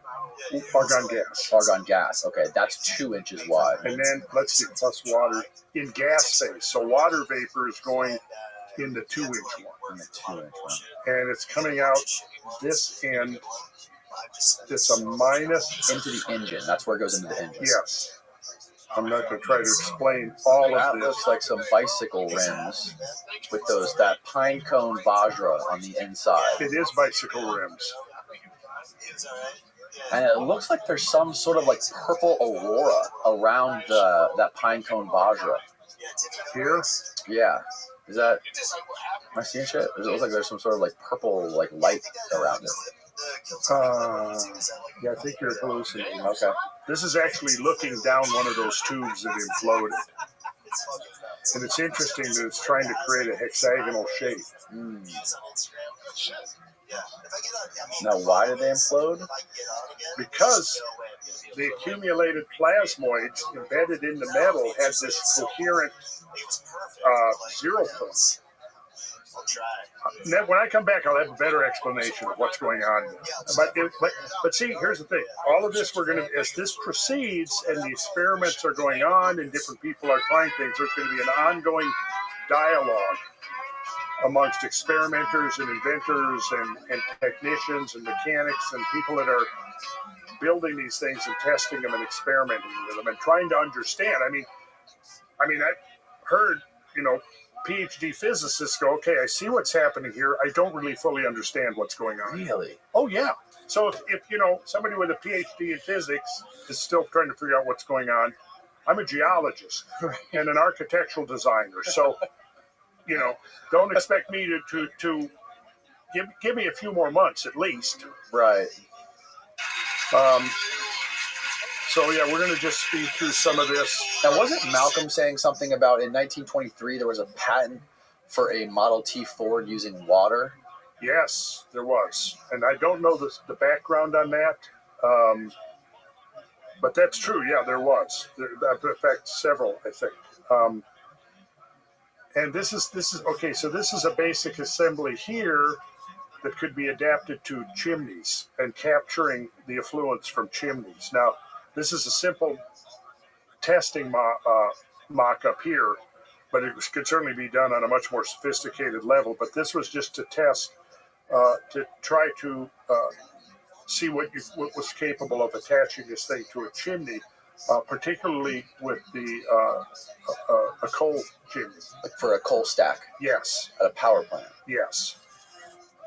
And in fact, one of the companies in India that is now very interested in the licensing of this is looking at this application because they're building coal plants. Hartman whistle is something else somebody can research if they want to try to understand the scientific background of this. I won't try to explain it now because I don't fully understand the workings of the Hartman whistle.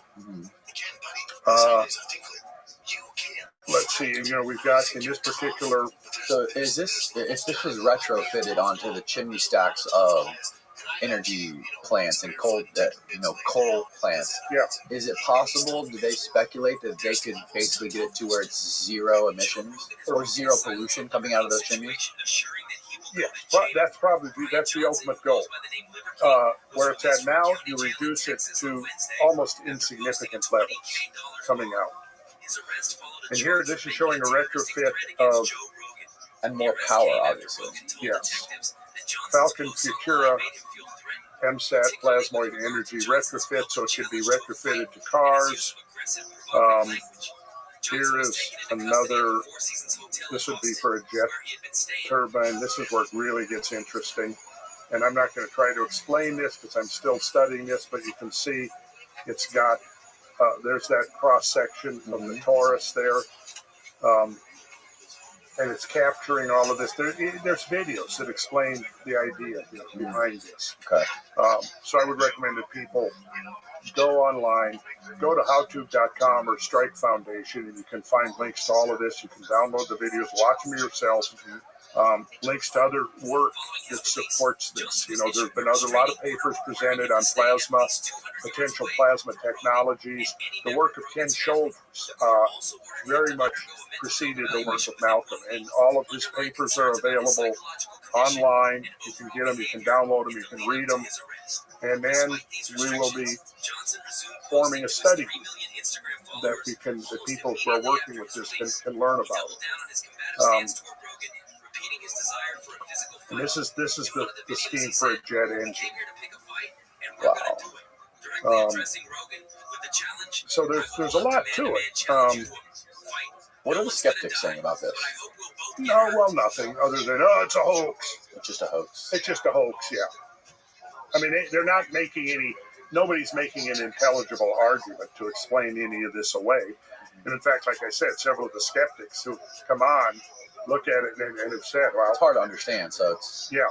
So let's introduce this video. All right. So what is this video we just found? This is an interview between Gary Ling, who has been associated with the plasmoid work, friend of Malcolm's for years. He was there at this London build-out, and George Lush did the annealing of the components for the thunderstorm generator, and then he was there as an independent witness to the installation of the thunderstorm of the technology. And now he's giving his response to it. Admits that he was initially skeptical. Highly credible individual. You can do the research. He's third generation. And again, this is an interview between Gary Ling and George Lush right here. Whose company has been annealing the hemispheres on this project. And George has come down to visit us on site. So George, can you tell us a little bit about your background on who you are? And I know you like tea. Yes, tea is the primary fuel. So yes, George Lush. My company is Lush Heat Treatment. We're aerospace heat treaters. We've been in the business for many decades. We started in 1952. And our main business is space, aviation, metallurgy. It's all high stuff. We work for British Aerospace, Rolls-Royce, with NADCAP, you name it, we're approved for it by it. And was so right that you were the annealers. Yes. Can you tell us a little bit about that process? Well, the hemispheres which are used on these things. So on this first iteration, it was rather a time pressure. So because of material availability and speed, these were just done as a temporary first evolution in just mild steel, not in the expectation that they would be a long-lived device, purely to prove concept. So we ran an anneal on the material so that it was homogeneous, uniform, and would lend itself to further working and then the welding and every other operation that's gone on. The degree to which everything about this is so madly counterintuitive, and again, being asked to come out and experiment take part on the experiment on site today, and running the thermal camera and seeing it myself, it just astonishing results. The difference of 300 degrees on just a small copper pipe, and the bottom chamber isn't even a chamber; it's just an elbow on this tiny little facsimile of the proper system. And the elbow at the bottom 330 degrees, and the outlet pipe beyond it, 4 or 5 inches away, 30 degrees. Now, I can tell you from the conductivity, I'm no great physicist, the conductivity of copper, it's impossible to be 4 inches away with a flow going through from something that's 330 degrees, 4 or 5 inches away, it's 30 degrees. You can't just drop 300 degrees, not possible. But I've just seen it happening. Right, so that was on the 432, which is, as you say, just we call the chonda. Yes, and that's a smaller. Just down at the bottom of the device, and seeing the top of the small sphere at the top, this little test unit, and then 330 odd degrees, 340 up there, but then within a few inches, on the transfer pipe dropping down to 180 degrees thereabouts. There's no other way to explain it. The facts are there, the evidence is there, and I was panning the thermal camera up and down, quite convinced that I'm making a mistake here. I'm not hitting the right thing. But so many times, up and down and up and down, and it was recording and showing the same thing. So hopefully when the film is examined and downloaded, it will give better data. Not as steady as hands with a camera. Time and again, 300 plus degrees on board at the top, down in 130 70, 80, something like that, middle of the pipe. Then the pipe at the bottom where it goes into the elbow, 300 odd degrees. And then on the outlet pipe to the exhaust, dropping down to about 170 odd degrees in 6 or 7 inches. There's just everything about it is massively counterintuitive, and there's no explanation for it rationally to be displaying just the temperatures and changes that are going on. So the diagrams that are posited from the earlier experiments and theories are proving to be exactly what's going on. But there's a lot more to learn here in terms of behaviour of everything. I find it absolutely fascinating. Yes, you still got obviously the big testing on the 24 and 18s. Yes, We're on our way with that, or we will be soon. But you see all the construction of the stuff with the components that you put in. It's quite impressive, isn't it, really? It's always nice to see things that I've seen used Okay, this is good. in their final state, but also that Give it 1 more minute. Okay. I ran out of things to tone, so I put it on the spreadsheet, just thinking about the applications for this. So, what was can you give us just a short outline of that? All right. So, think of power stations. Mobile power stations. Power stations are now spitting out 20% oxygen as their exhaust. Everyone's going to like that. The carbon dioxide, monoxide particulates from what we've seen so far on the sensors drops away to zero, or so near to zero that it's just to be clear, that's the sensors on the MSART technology. Yes. It's how you can fit, yes, particularly on the Chonda, which is a small one. But yes, and it's making the point that even now, at just the first evolutions of this, that it's working so well that the MSARTs are just turning out 20% oxygen as an exhaust gas, and you see it when they switch it off and it falls away, and then you switch it on and it comes up. It seems pumping out clean air. You could go into a Swiss mountain meadow. It's not as clean as the exhaust on this. Yes. That is a principle of just ludicrousous, just to illustrate how absurd and yet true the exhaust readings on this are. Now, I'm as sceptical as it gets. If you don't show me evidence, I don't believe it. And seeing these results, just sort of not believing them, and I was looking at them and I was thinking, I must be being stupid, I must be misreading this. This thing's putting out 20% oxygen, whereas before on this reading, before it's turned on, it's nice running engine, it's sort of 11-12% carbon dioxide, an engine running quite well, but it keeps pumping out pollution. Well, that's what you're going to get. When you switch this thing in, 20% oxygen, negligible carbon dioxide monoxide, it's astonishing. Well, it's working. Yeah, the evidence is there. So, returning to the applications, fit it on every power station. Another big pollution emission is shipping transport. So, figure all the container ships in the world should have these fitted to them. Cruise liners, same thing. It's just the cargo is passengers. All the trains running diesel, for instance, fit these on that. Your fuel economy is going to go through the roof. Your emissions are going to fall away to nothing. What else can we do? Oh, now the other one that I thought was interesting, and again, it's just a thought, but where in early evolution, where they played about with the Venturi just to see where the pipe gives the sweet spot, they got cryogenic results. It was minus 50 or 60 or somewhere there.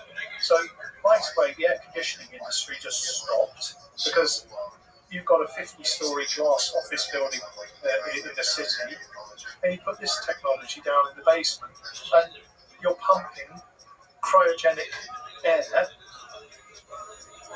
straight out of it. So you've got no refrigerants, no CFCs, no pollutants.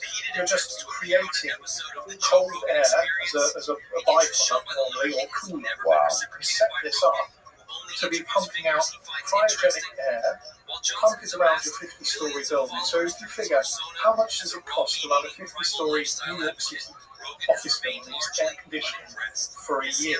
How much electricity does that consume with the attendance, carbon, all the rest of it? Now here's another one. You fit this to every vehicle, it's on every truck, every bus.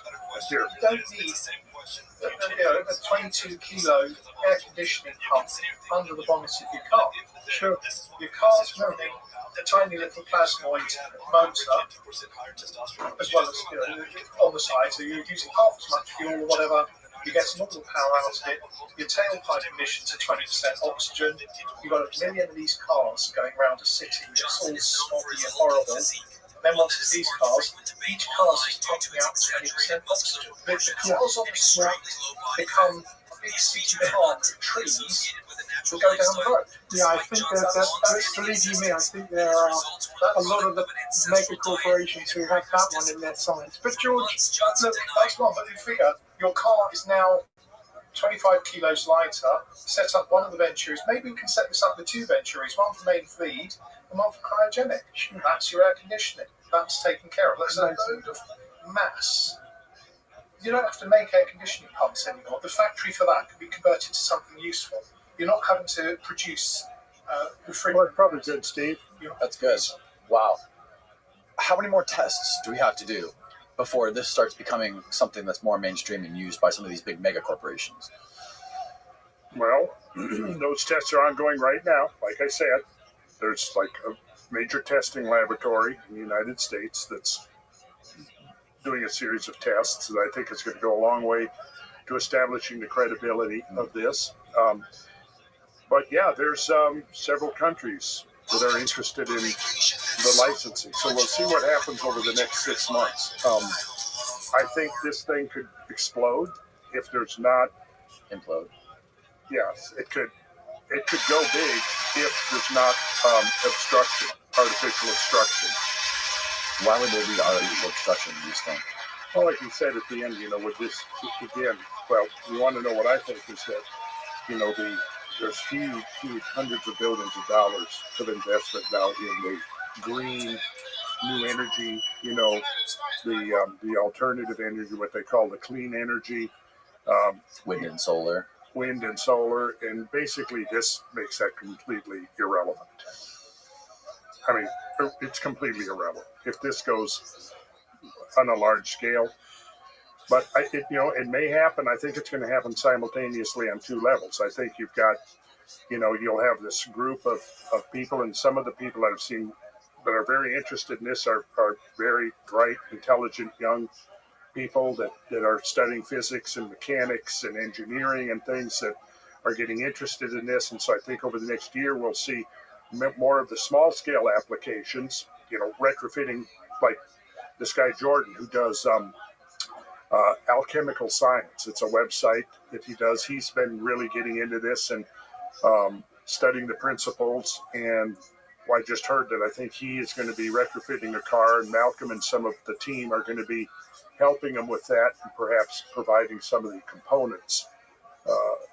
And one of the ideas is to basically create kits how you live in Penn? that you can, because one of the things that George was really saying here is that really the applications of this are mind-boggling in terms of Hey, come to my the Discord. things Do you that have my can be done. Discord I mean, link? I think it's very much parallel to where we would have been 120 years ago, trying to wrap our heads around alternating current electricity. Absolutely. And you It's start talking about the applications. discord.me/rabbi.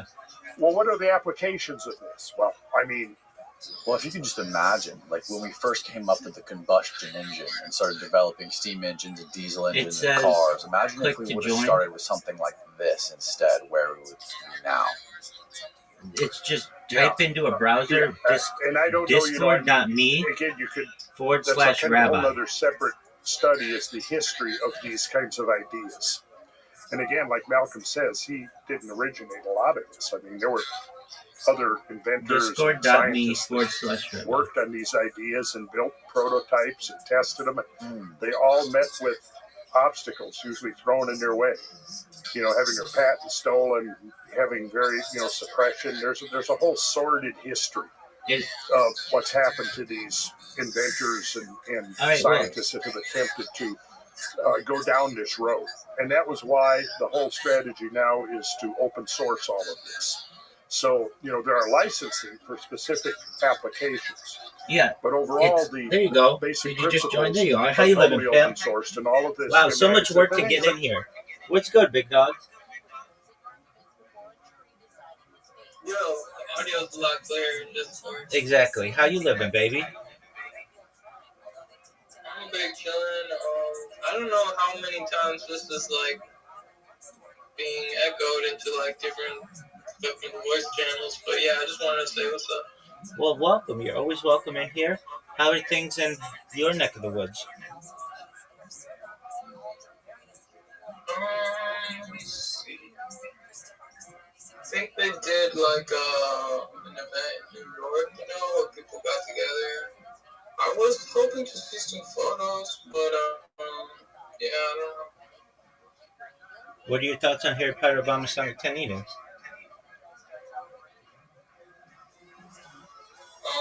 Like the price, like where it is, like how much each coin costs at the moment. I think it's a good buy.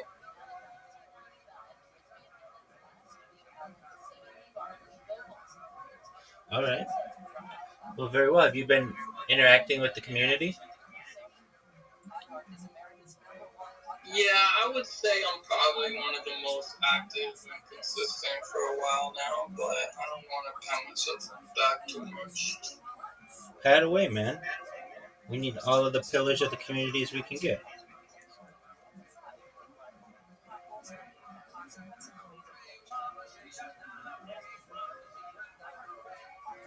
You know what I was thinking though? What were you thinking, Pimp? Do you have like a podcast or something, or like a video that you put out like regularly, or is this always streaming? Like, do you have a like serious audience that like is like waiting for your next video to get like published? No. But yeah, basically to like get someone that has that sort of thing going on, to like to run an ad, like in like within their video about like the Harry Potter coin. So you're thinking to get with an influencer and run an ad within their stream to buy the coin? Yeah, you know how people have their their ads that they do like within a podcast or something, instead of like just the ad playing by itself, like they read off the script or something, or they just let the video play in between. Absolutely. So it's known as a live read.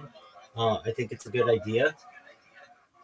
I think if we were able to fund it to get one of the big streamers, perhaps even someone on Twitter, one of the people who's doing a big space, to have them do a live read for some coin or a fixed price, I think is a really good idea. Yeah, it doesn't even have to be a live read. It can just be like a little trailer, Well, if it's a video, I get that. That's something that you have to go through YouTube for, if it's a YouTube. Yeah, exactly. Like a YouTuber or something that a decent amount of people watch. But just something I was contemplating. I have said like I want like a real billboard, but this is like digital real estate. Right. But like, there's a thought that, I don't know, someone who hosts one of those really big Twitter spaces, like take Mario Nofal or whatever that guy is, we could get in contact with these people and say, would you do a live read during your stream to have people buy Harry Potter Obama Sonic 10 you do, and we'll pay you X amount? It doesn't hurt to ask.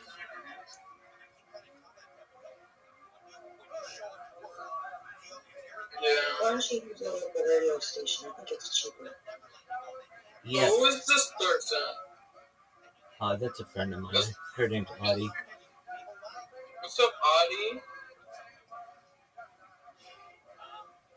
Smoking cannabis. Interesting.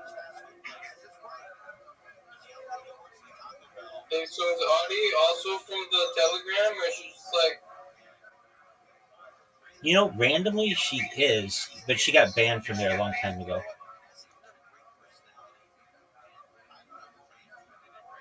Hey, Audie, do you still have your Harry Potter coins? Oh, I don't know if she was ever a holder. Buy some fucking clones. Yeah, I don't think she was ever a holder. I think she was just a member of the Telegram at one point. But you know about the backpack? Not right now. What? You know about the backpack?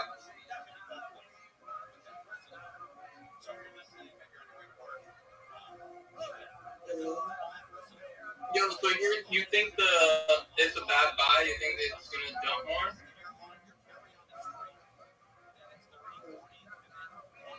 It's gonna grow so fucking stuff. I don't know about the projects and where the fuck it's at. I don't know where the fucking book is. I'm not gonna research like that. That's doing too much. But, I just want $0 right now. You don't have any other coins? No, right now I don't have anything because I lost my beloved little notebook that had all of my C phrases, and I lost my phone, and I don't remember what my passwords to all my emails are. But it's okay because I think I only have like $15. But maybe if I added it all up, I had like 20. This is the lowest point I've ever gotten.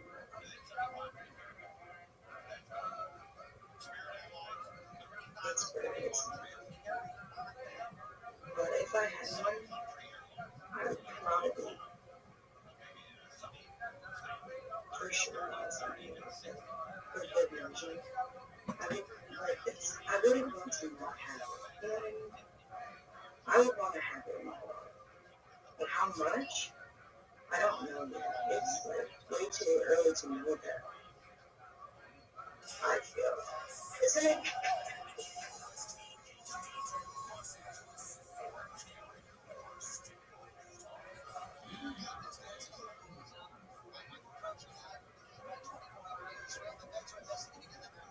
Or is this like one of those where like it's all charted out like beforehand and that's where it matches up? Audie, how did you get kicked out?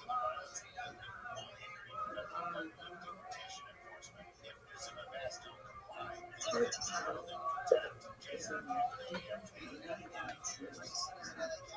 How about what happened? It might mean something correct. You know, if I were to ever do this situation. What? What did he say? Enlighten you? Yeah, tell me what I did. What did I do? I don't know, because I don't even know who you are or nothing. That's a question that you're asking her that's probably best for the moderators. Because she doesn't know. Yo, is this the third person, Rabbi? Are there two other people in here? No, there's Audie and myself. That's your alt, right? Yeah, it's the one that plays podcasts. Okay, just making sure.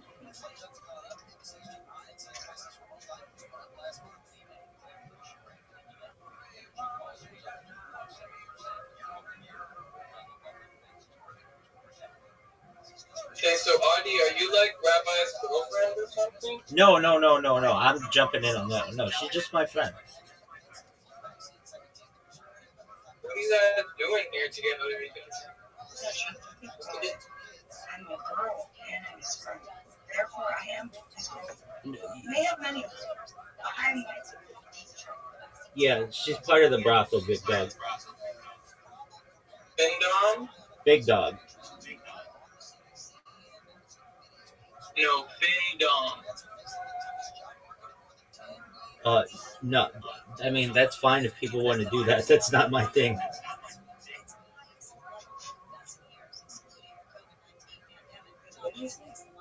So, you what? Huh? Did he say something else after that? While the train was going by? Repeat yourself, Ken.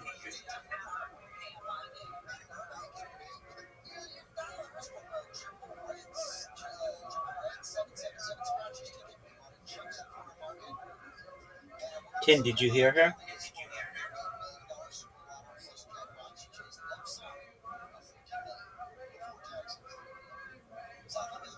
I don't think I understand the conversation. I don't know.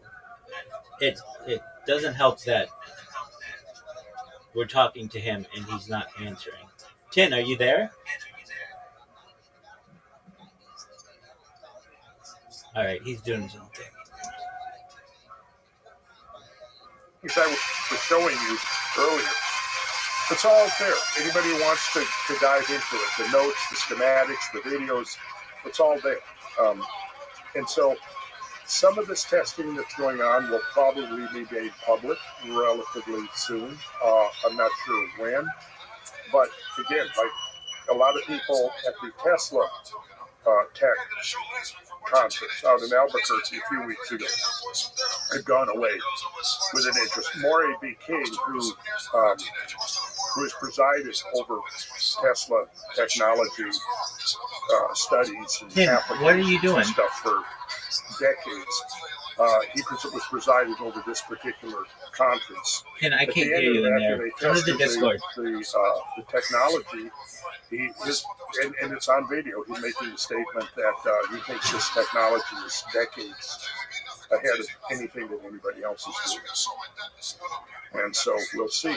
I mean, but I think that the potential is there to, if this isn't suppressed, if it isn't,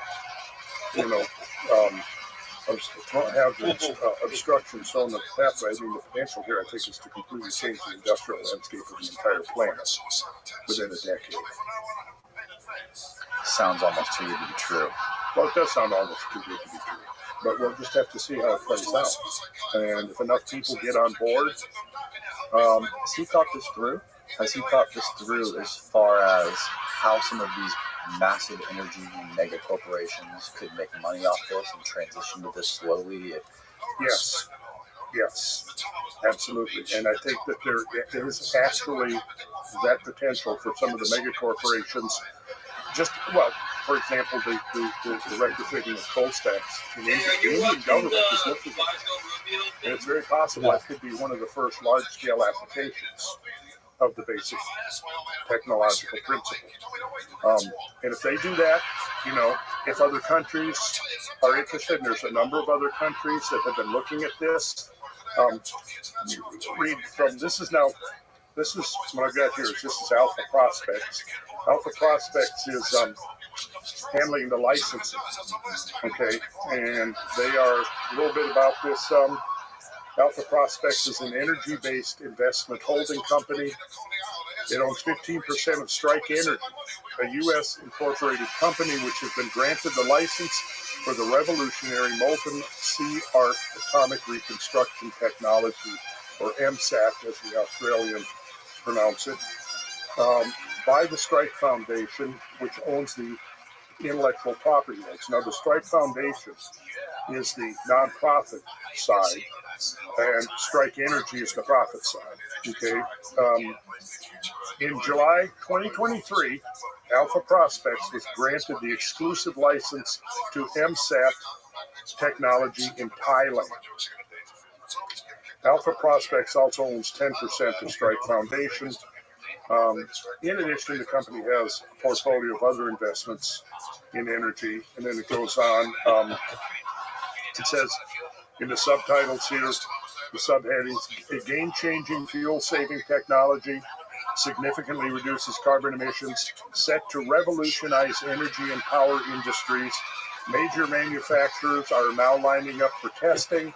Unprecedented data in trials, wide variety of applications, dividends expected next year. So it goes on. We can copy this, and I can leave you with this if you want to read the whole thing. I'll just read a couple of highlights here.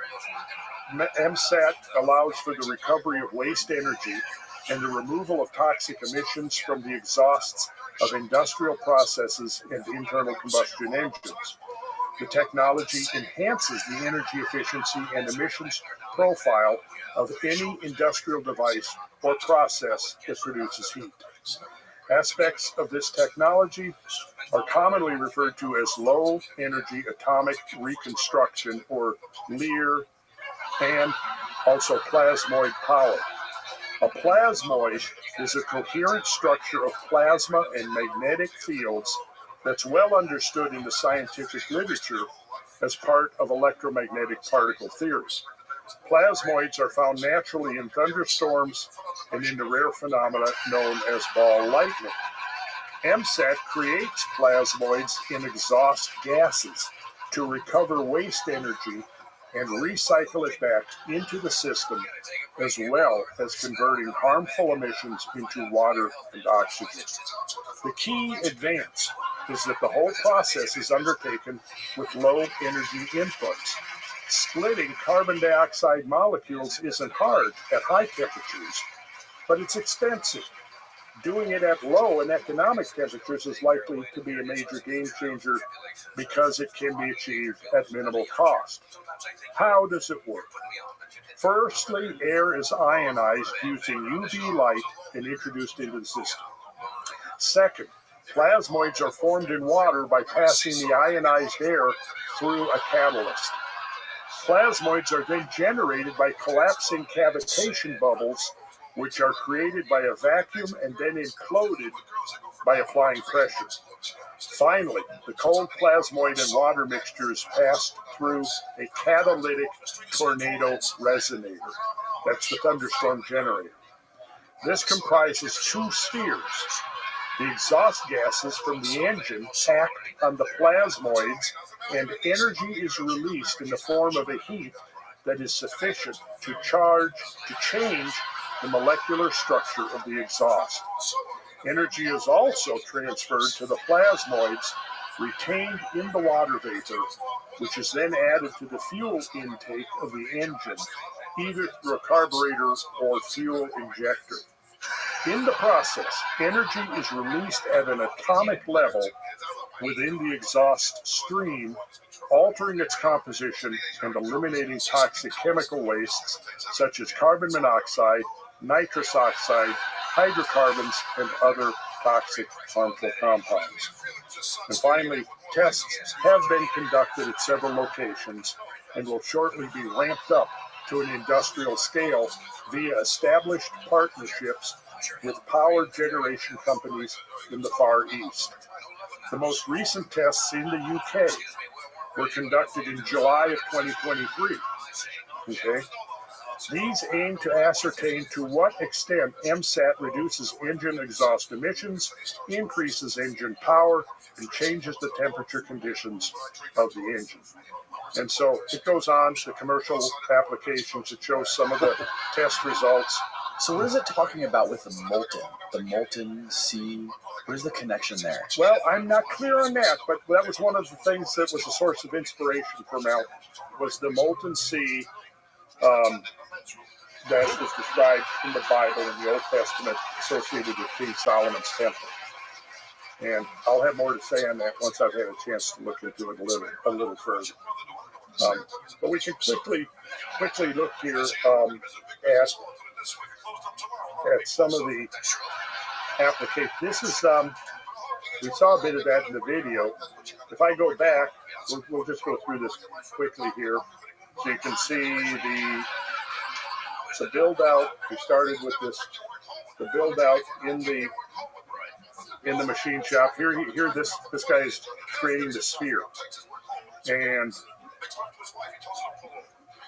this is an interesting video. We won't watch this video, but yeah, this is how they're creating the spheres. Thunderstorm generator. Yep. And there's some of the finished spheres. Now, one thing I'm going to show you, which is very interesting. This is the transition piece between the spheres and the pipes.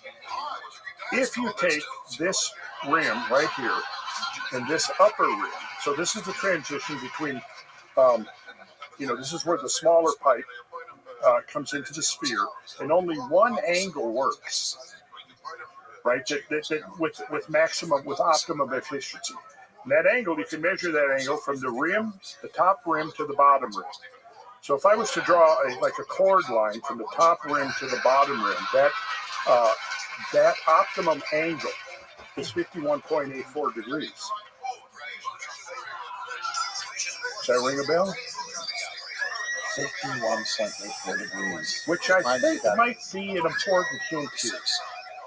51.84 degrees, the optimum angle for this thing, is the slope to base angle of the Great Pyramid. Exactly.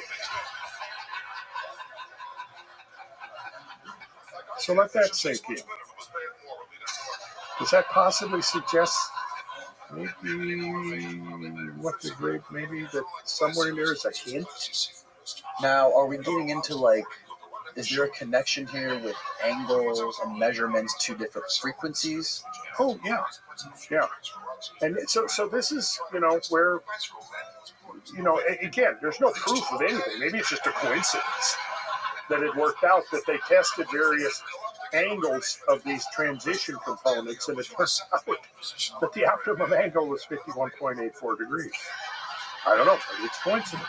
The Great Pyramid. But if it's not a coincidence, what does that mean? I don't know. Other than the fact that, is there a hint that there may be some kind of a function there to the Great Pyramid that involves? There's many theories that the pyramid was a power plant. I'm sure you're definitely Yeah. But this might support that. I don't know, because again, I learned that and I thought, well, wait a second, 51.84. I've seen that before. Right. Yeah. What do you make of the theories, like the Giza power plant theory? Well, to be honest, I haven't really studied, and I can't. I don't like to present opinions on things that I haven't really studied into. But learning this fact was enough to make me decide to study further into that idea. Okay. But now, with the idea of how is it possible that somehow this was involved in the utilization of plasma energy? There have been reports of anomalous lights and even ball lightning associated with the apex of the pyramid. So again, that's more suggestive of what might have been going on here. And I think in the ongoing research, these are the kinds of questions that are going to come up. Now, I'm going to show you something else here. When we look at the Vajra. Oh, Stephen, is that something that you can find, balls of lightning near the Great Pyramid? Yeah, light illuminations, things like that. Let's see here. Because there is, if you look at the diagram of the Great Pyramid and you look at all the different passageways that move through it and the chambers, it looks like something that was built very similar to something like this. And I know Ben talks about how the Great Pyramid gives off this low frequency it gives off some sort of frequency when it's really quiet. It makes some sort of a sound. Mm-hmm. Now, based on what we've seen, let's take a look at the Vajra again. Now, remember, you saw the importance of the cone at the end of the technology? Yes. Look at the Vajra. Could this be your swirl chamber right here? And you've got the tube running down, and you've got the cones at each end, which would suggest that the Vajra was really just a component of a much larger machine. And maybe the insertion of the Vajra here, we're basically just looking at the heart of a machine, just like Gary Ling said when he was pointing out the thunderstorm generator. Well, here's the heart of the whole system, right? Where were these Vajras found? Oh, do you know? Many places.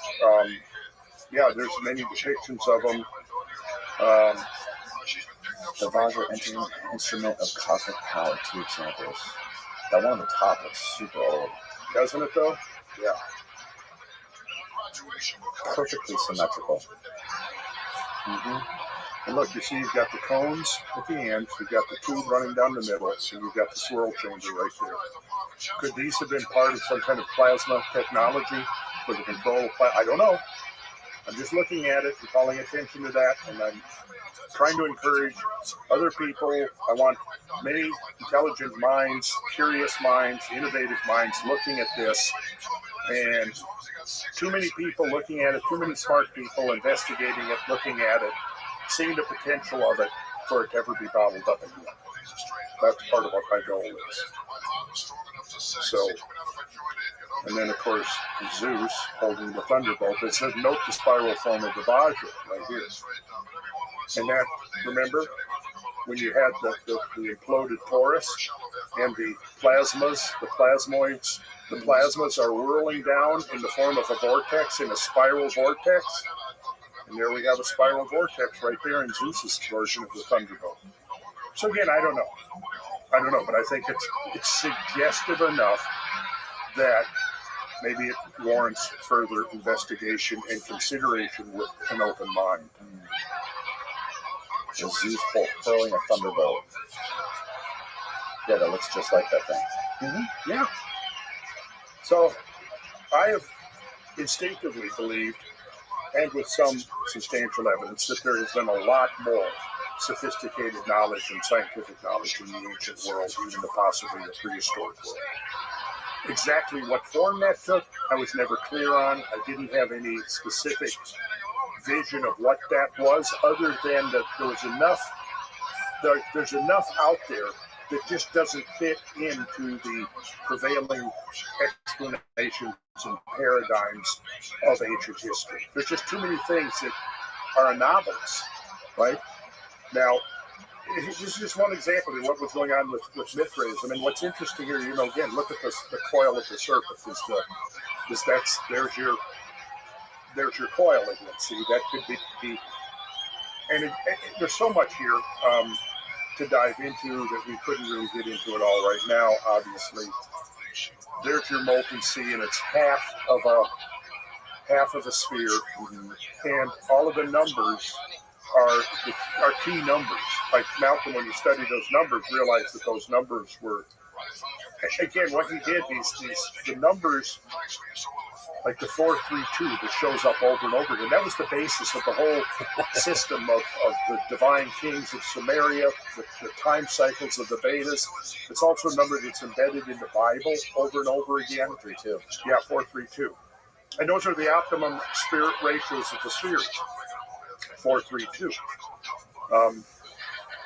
So again, I don't know. It would be worth. Could they be just coincidence?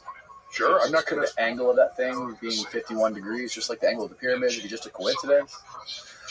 I guess. Yeah, I don't know. I'm not going to complain that it proves anything. I'm not going to proclaim that. But I'm also going to consider, what if it's not a coincidence? Might be a coincidence. It's got to be investigated, not by somebody who's made up their mind beforehand, before they've looked at the evidence of what's possible or what's not possible. It's got to be investigated with an open mind.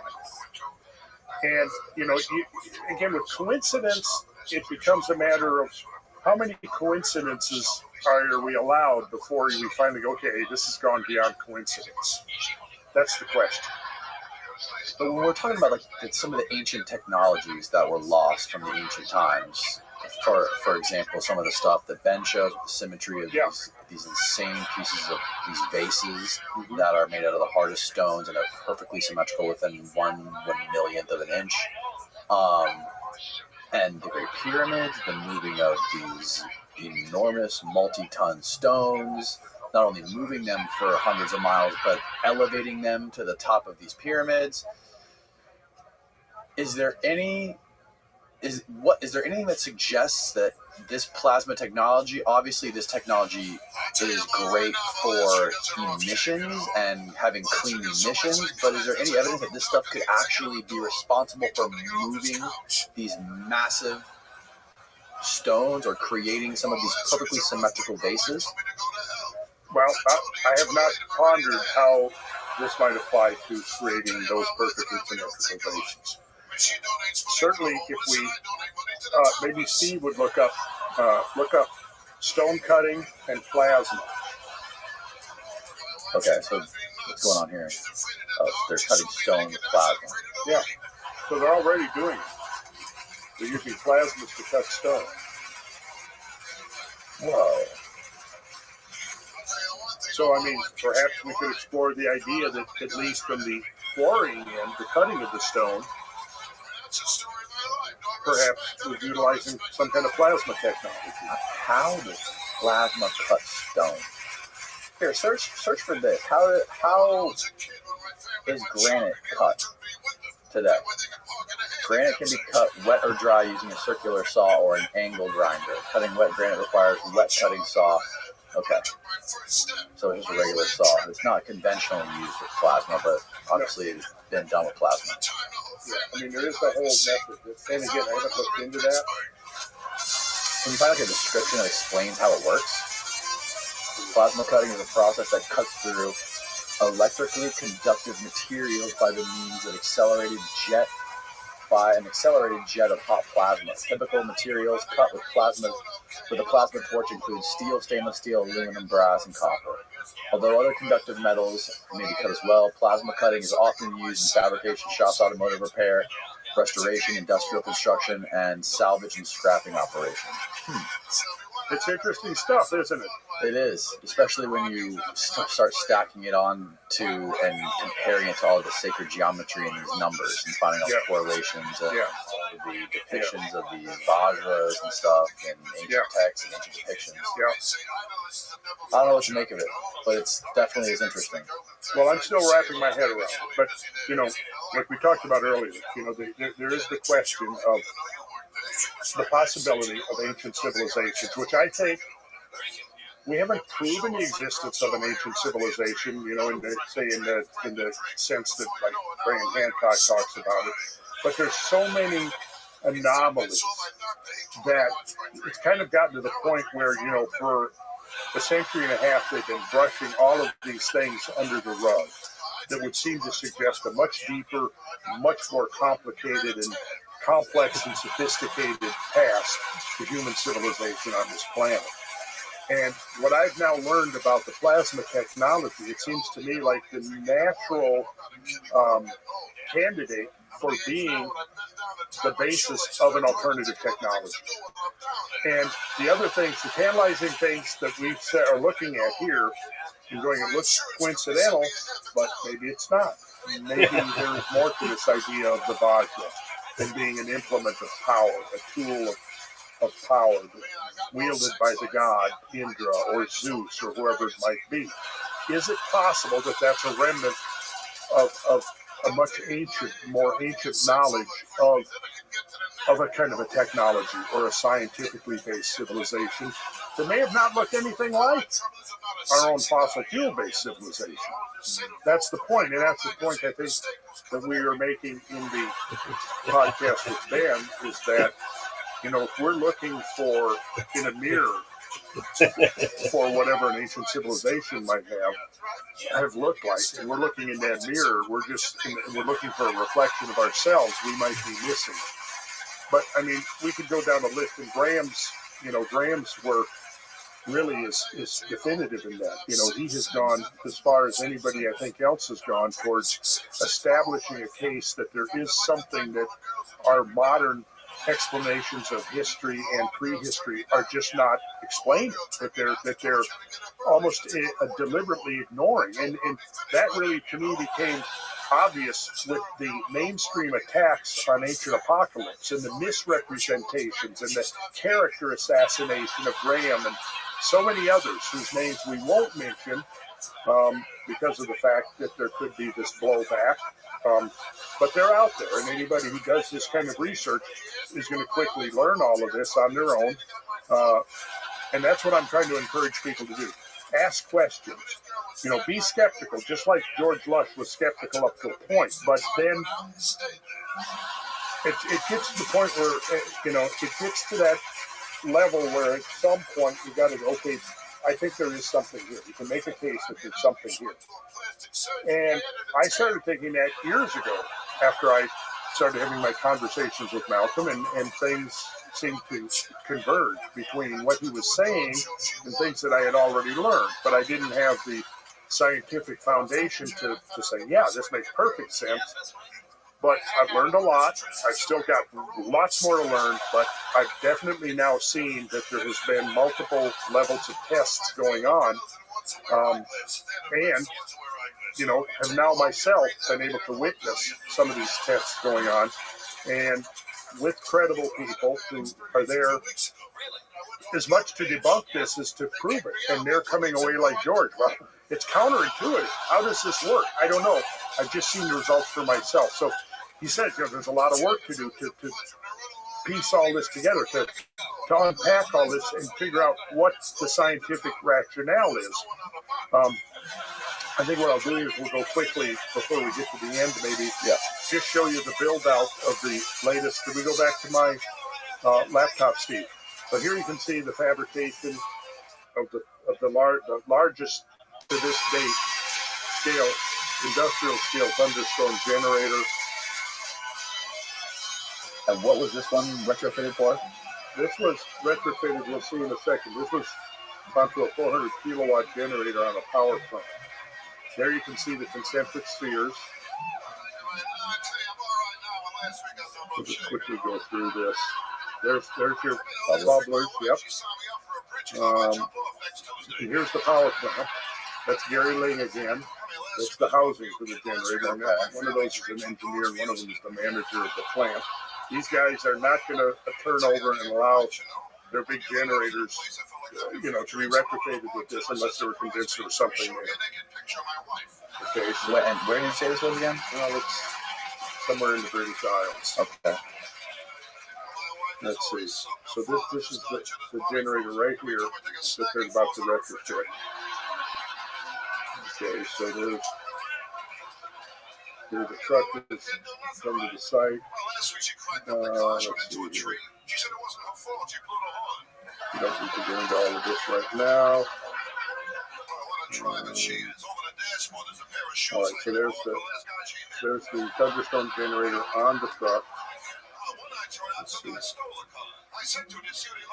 And it's being hoisted with the crane up onto the generator housing.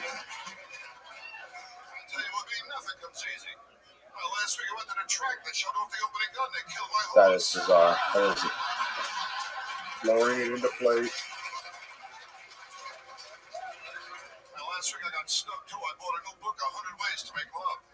And then there's the crew doing the assembly. There it is in place. And let's see here. We'll just keep going. And okay, so here this is showing how the dimensions and the proportions are critical to this thing working properly. So here you have 12 inches, 1 foot. right. We were talking about that yesterday, weren't we? Yeah, we were. And again, showing the measurements, how the dimensions are very precisely constrained. And here, this is leading from the bubbler up to the thunderstorm generator. The bubblers are down here below. There's the technology now installed on top of the generator housing.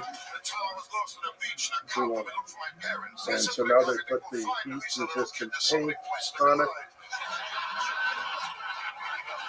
And here's the bubblers down below. There's bubblers in place ready to start producing plasmoids. This is the type of generator, a 400 kilowatt Perkins diesel generator. This is not the actual generator, but this is what's down below. That's what's here that they've now retrofitted. And there's the bubbler in operation. This is all. Yeah. And those are all the toroidal. The bubbles you're seeing are not the ones generating the plasmas. Okay. The micro scale bubbles are the ones, because the larger bubbles are not symmetrical enough. They have to be symmetrical. Okay. And this is part of the heat analysis showing what this is what was astounding George Lush so much is how the heat changed from hot to cold just literally in a few inches. Mm-hmm. That was the thing that puzzled him. Oh, whoa! This is a thermal view of it. Yeah, This is nuts. yeah.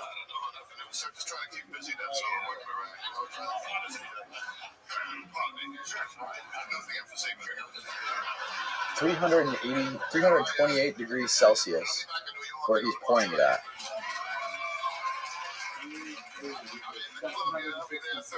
That's 700 degrees Fahrenheit. Now keep going. Let's see if he points it somewhere else and see what it changes to. Well, there's like a dozen of these thermal imaging videos, and I only put one in the show. Okay. Keep. Oh, is that the whole thing? Okay, got it. Well, let's see. Oh, that was just a still image. And here you can see some of the results. So here's a Honda generator with petrol. That's regular gas. And if you look here, you can see the carbon dioxide up here was at 10/11/53. Before they turned on the technology, was 9.3%. Here it is, like 4.5 minutes later, it's 0. Here's the carbon monoxide, 5.48%. 0. Here's your oxygen. 4.66% of the effluent was oxygen after they turned the technology on 20.97. Hydrocarbons in parts per million, 199 down to 58, and your nitrous oxide in parts per million, 27 down to 4. And you can look similar. Here's Honda with tip gas. Tip gas is, this is a British term again. I think tip gas is the gas that is emitted from landfills. I know they did test that using on gas emitted from landfills. And again, you can see similar. Look at here. Oxygen, 21.37%. Perkins with mains gas, and again, all of this is online, posted. So here's the rough. So this is the same data you see right here, coming directly out of the gas analyzer. CO2 9.3%. And then over here you can see it's 0.0. Carbon monoxide 5.48 and 0 zeroed out. Oxygen 4.66 and then 20.97.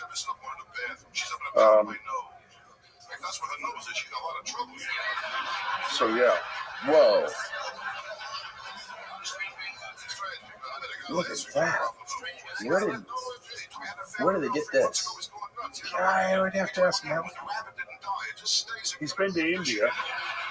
And in fact, I was involved in one of the conversations with, his name's Tom Carpenter. He's the head of the India Foundation. And he's the one that set up meetings with the Indian government.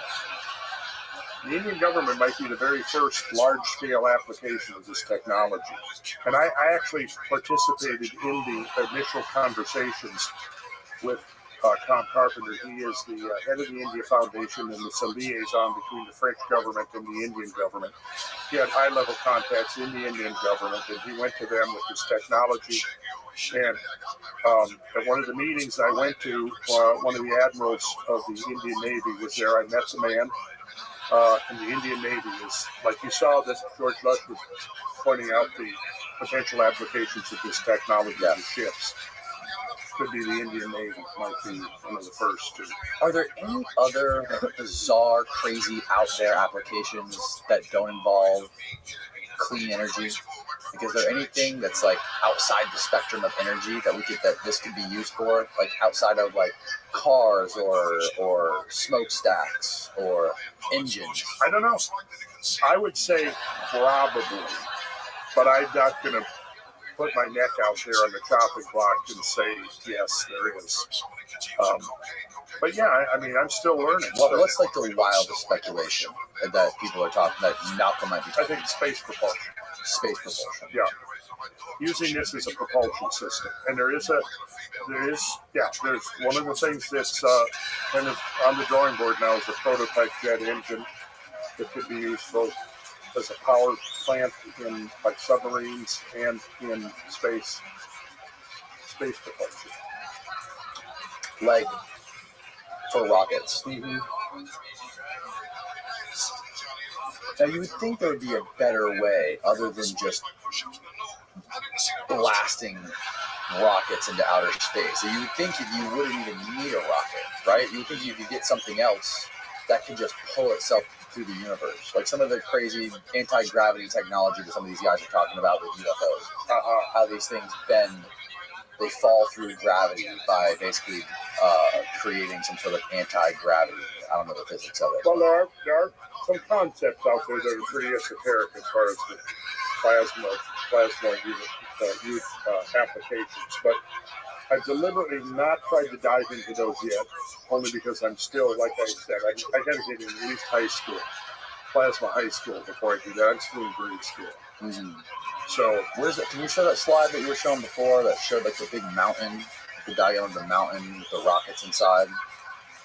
What does that say? Earth is what? Okay, so Earth diameter.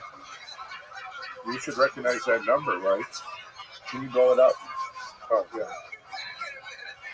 Yeah, 7920. Oh, I remember that number from yesterday. Are you kidding me? I'll never forget that number. And 3960 is the radius. So double 3960 is 7920. Got it. Okay. Now this is showing a diagram of solar wind, the sun's diameter, which is 864, and radius of that number 432, the radius of the sun. Solar wind leaving the sun. Okay.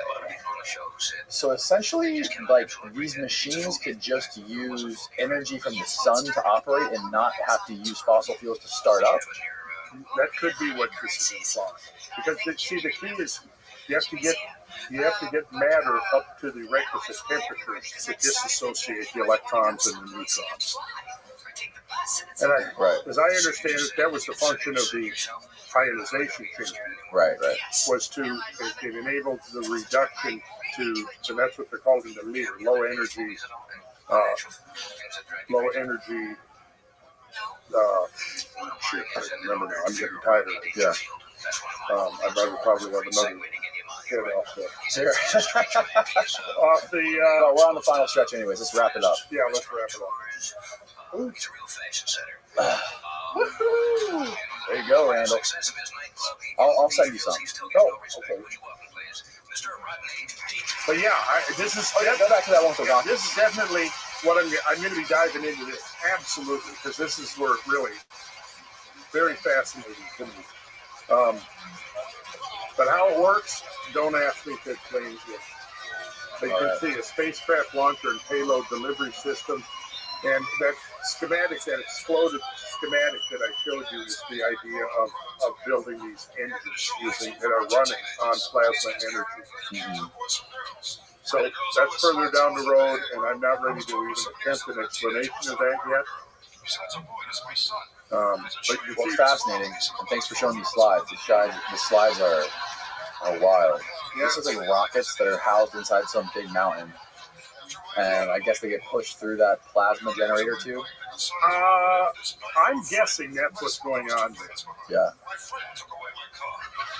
So yeah, there's a lot to this, and this is the first time I've ever done a recorded public presentation diving into this much detail. Okay. On this, but it's good because, like I said, I'm very much now a student of this, trying to understand it, and I think that there's multiple dimensions to this whole phenomena that many people will be exploring for years to come, and we'll be figuring out applications that we haven't even begun to imagine yet. And I've seen enough now to become convinced that it's real. And now there are dozens of people that I'm aware of, that I've communicated with, or I am aware of, that have seen it and participated in the testing. Not lightweight people who have a strong scientific background. So I think at this point it's past an important hurdle from the time I made those first comments on Joe Rogan. And that is these 3 levels of testing that have now been demonstrated. One, what I just showed you, the retrofit of the power plant in England.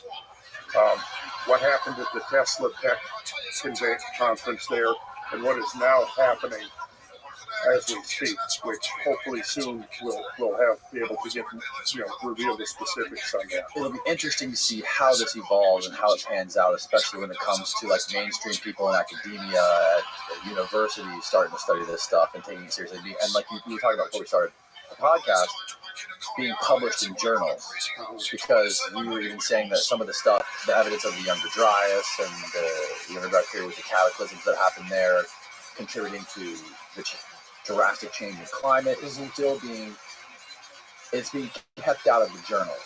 Yeah, that's what it seems like. And what's interesting is that first 2007 paper that came out proposing a Younger Dryas impact was published, I believe it was in the Proceedings of the National Academy of Sciences. A lot of the articles that have come out subsequent to that were published in the mainstream journals, and there's dozens of them. I mean, I have copies of all of them. I've read all of them. That's something I can actually talk about with a little bit more confidence, say, than I'm talking about plasma technology, which is something I have been actually studying for years. Where these two dovetail is the idea that if you've got evidence of these ancient catastrophes that have remodeled the surface of the globe and potentially caused the collapse of civilization, then we have to kind of open our minds, like we were talking about earlier. Number one, don't be looking in a mirror. Don't be necessarily thinking that an advanced civilization or a scientifically sophisticated civilization has to look like our own. Because if you're looking for a mirror image of our own, we could overlook it. The second thing is realizing, and this is why I do the tours, why I'm trying to bring people into the field, and I've been bringing more and more geologists into the field to try to show them here is the evidence, and here is the language of catastrophes, like we talked about with Ben. So when the interview with myself and Ben, when you post that, people will be able to listen to that, where I'm discussing this idea that, there's a whole grammar of this that I'm trying to get people it's literacy in being able to read this story that's writ large into the landscape of planet Earth. That was literally been waiting 13,000 years to reveal itself.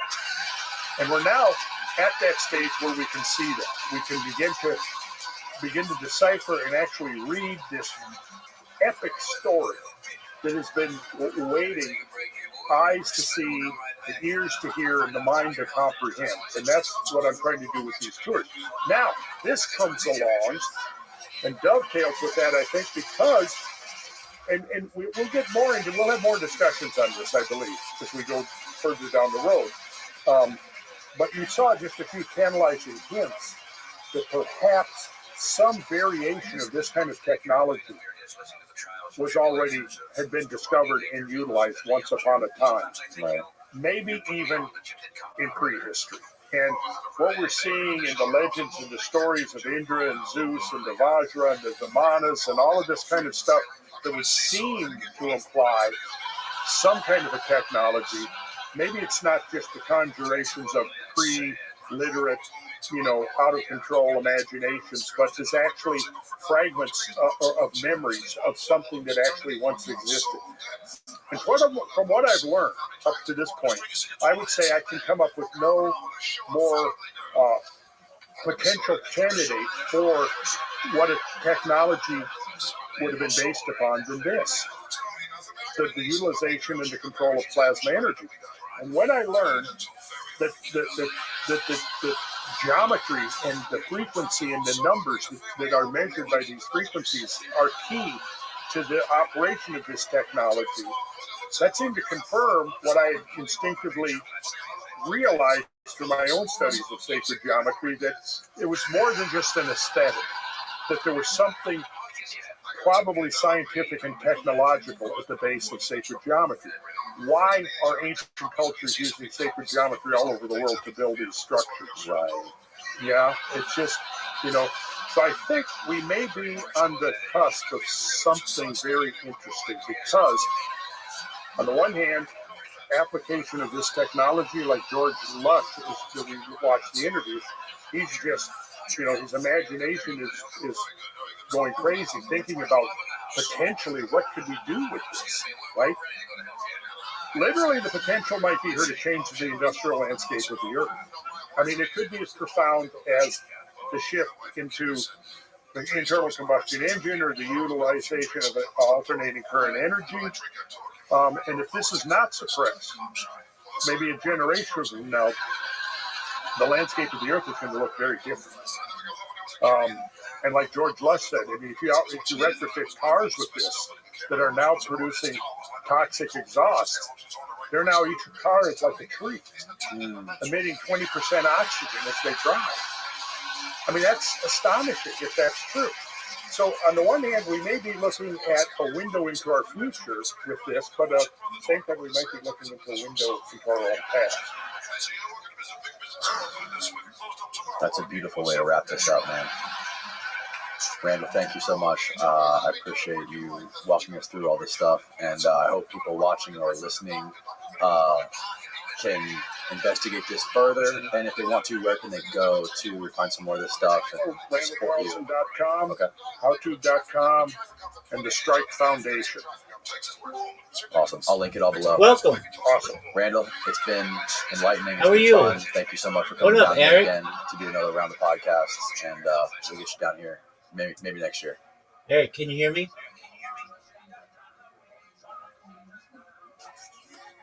Eric. Hello. All right. Well, we're just watching podcast, Eric. Feel free to watch. Sure. Sounds good. Awesome. Thanks, Dan. All right. Goodbye, everybody.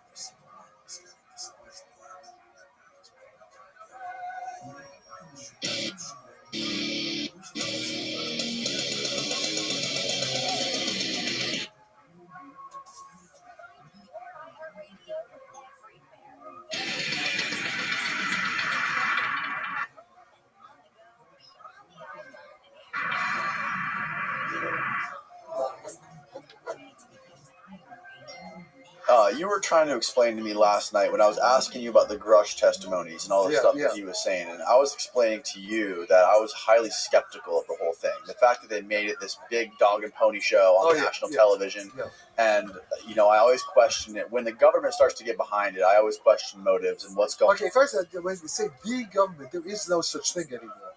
There's no government. We're in a state of chaos. The government is, what balkanization means, like in Yugoslavia, there are different. What you see right now happening, with the extreme Democrats are trying to put in jail all the guys around Trump. That's like civil war. That's a civil war. We're in a civil war, except shooting each other. But they're trying to stop. They're interfering in the election. Huh? It's like a political war. But it's getting real bad. I mean, they're trying to put. This has never happened in the United States. It's like a banana republic now. Yes. What do they do?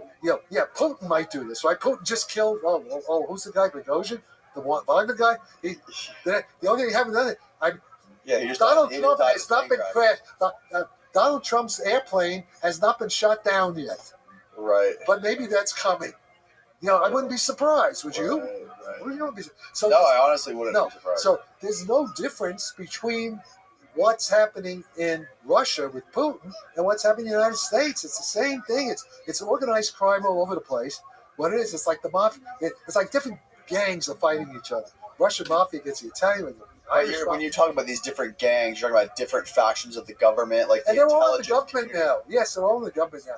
The government, we don't have a legitimate government anymore. So that's what you're talking about when you say there's a war going on inside the intelligence community. Yeah, right now there are guys. Okay, there's Trump derangements there. There's Sarfati derangements there. I have people in the CIA or from ex-CIA who are supporting what I'm doing, and then I have guys who are trying to destroy me. If I get hit by a car, who's trying to destroy you? Christopher Mellon's trying to destroy me. Why? That's a good question. Why would he want to? What would his motive be? Because we got into a fight over Donald Trump. You and Christopher Mellon did? Yeah. That's it. We were getting along fine. He was going to come up to do a thing at the Bohemian Grove on UFOs. He was going to come. You and him were going to go to Bohemian Grove? I invited him. We were going to have a thing there. Okay. Okay. We should have done this podcast at Bohemian Grove. That would be great. Yeah. Well, I mean, you know, the guy. Can we get the big owl statue? Is this the big statue still there? Yeah, of course. Oh, like the owl? Yeah, that was still there. But they'll never let me back. But you know, what the hell do I care? But it's true. No. Well, there was this guy, Don Rich, who's now died. Don Rich was one of the top members of the Bohemian Grove. Uh-huh. Okay? Let me tell you about Don Rich. Just passed away about a year ago. Yeah, just a little more than, a year and a half ago. He passed away. Don Rich, Don Rich was born in Idaho, cowboy. He was half Indian, half Apache, and cowboy. His grandfather was a Texas Ranger. He was a real cowboy. Grew up on a ranch in Idaho. And his father was a friend of Kenneth Arnold. Worked for Kenneth Arnold, who was a big ranch. Kenneth Arnold is the pilot who in 1947 first saw the flying discs. Yes. So Don was a little boy, like 4 or 5 years old, but was there when Kenneth Arnold came back and had just seen the flying saucers and told what's it. Don heard Kenneth Arnold telling his father about what had just happened, what he just saw. Uh-huh. So right there at the beginning, right there's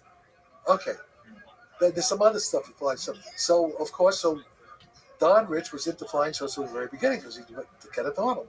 His father worked for Kenneth Arnold. Okay, so Don. About my age, maybe 2 years younger than me. He would have been about 82 now. So Don goes into the Marines and becomes a tank commander. He sees some action, I guess, I don't know, in South America, or maybe I forget where it was. Not Grenada. I think it was something else. And he gets out of the Marines in the 60s. Yeah, it must have been, was he in Vietnam? I don't know.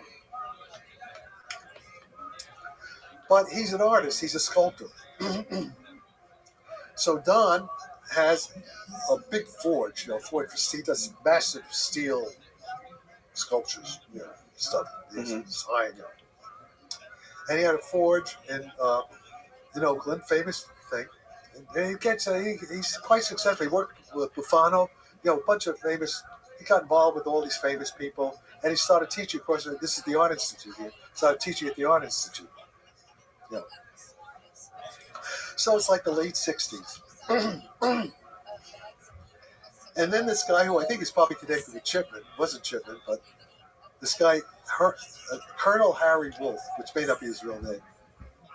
This guy comes up one day, knocks on the door around 1969. And Don's brother, who's now a colonel in the Marines, his brother, he went in because his older brother was in the Marines. Okay. And it's Semper Fi, the Colonel Harry Wolf. He said, "Listen, we need you to do some work for us." He's CIA. CIA. And his job is, now if he does this for a couple of years, he has part-time, it's a courier. It's called a courier. They give him stuff where he has to,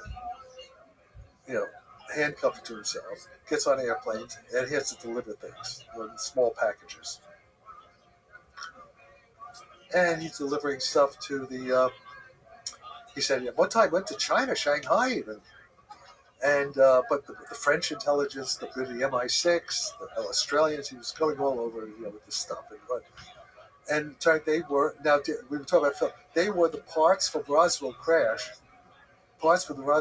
saucer that Phil Corso talks about we're trying to reverse engineer, all that stuff. Right. They wrong. So Don is, he's involved in it. And then at one point, Harry Wolf, Harry Wolf he says, "Hey, keep this for me." By the way, there's some LSD, the CIA, the LSD, there's some LSD stuff involved here too, but I don't want to get into it, because I don't know fully what was really going on. Don was never clear about it.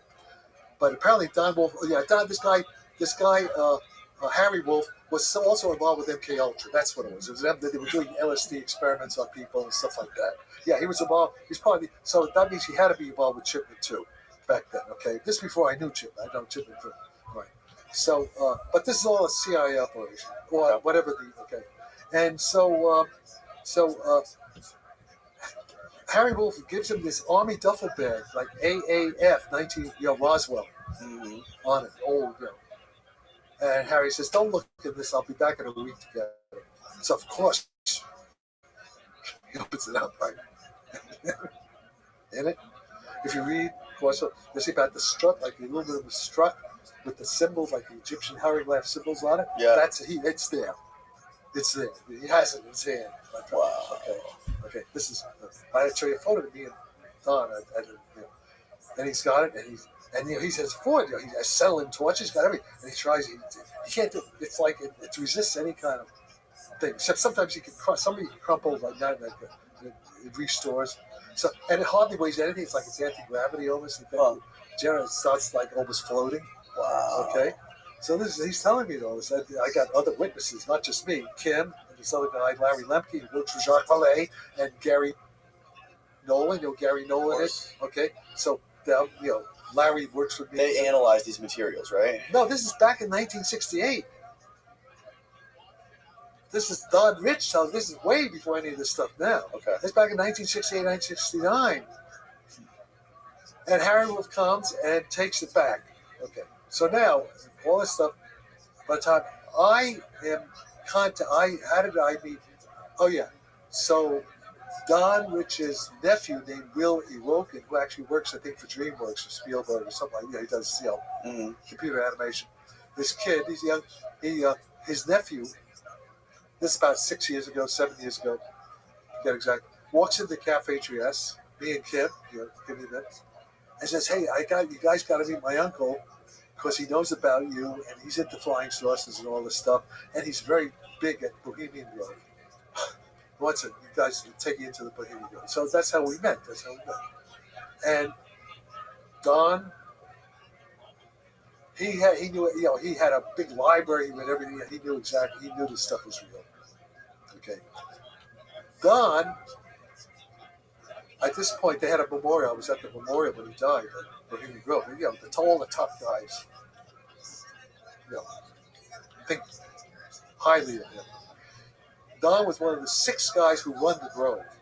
In charge of they have make sure everything physically make sure everything they have a private police force, stuff like that. Make sure make sure everything is operating properly. He didn't like to go to the city club. He liked to go up to the Grove. So we would go up to the Grove with him all the time.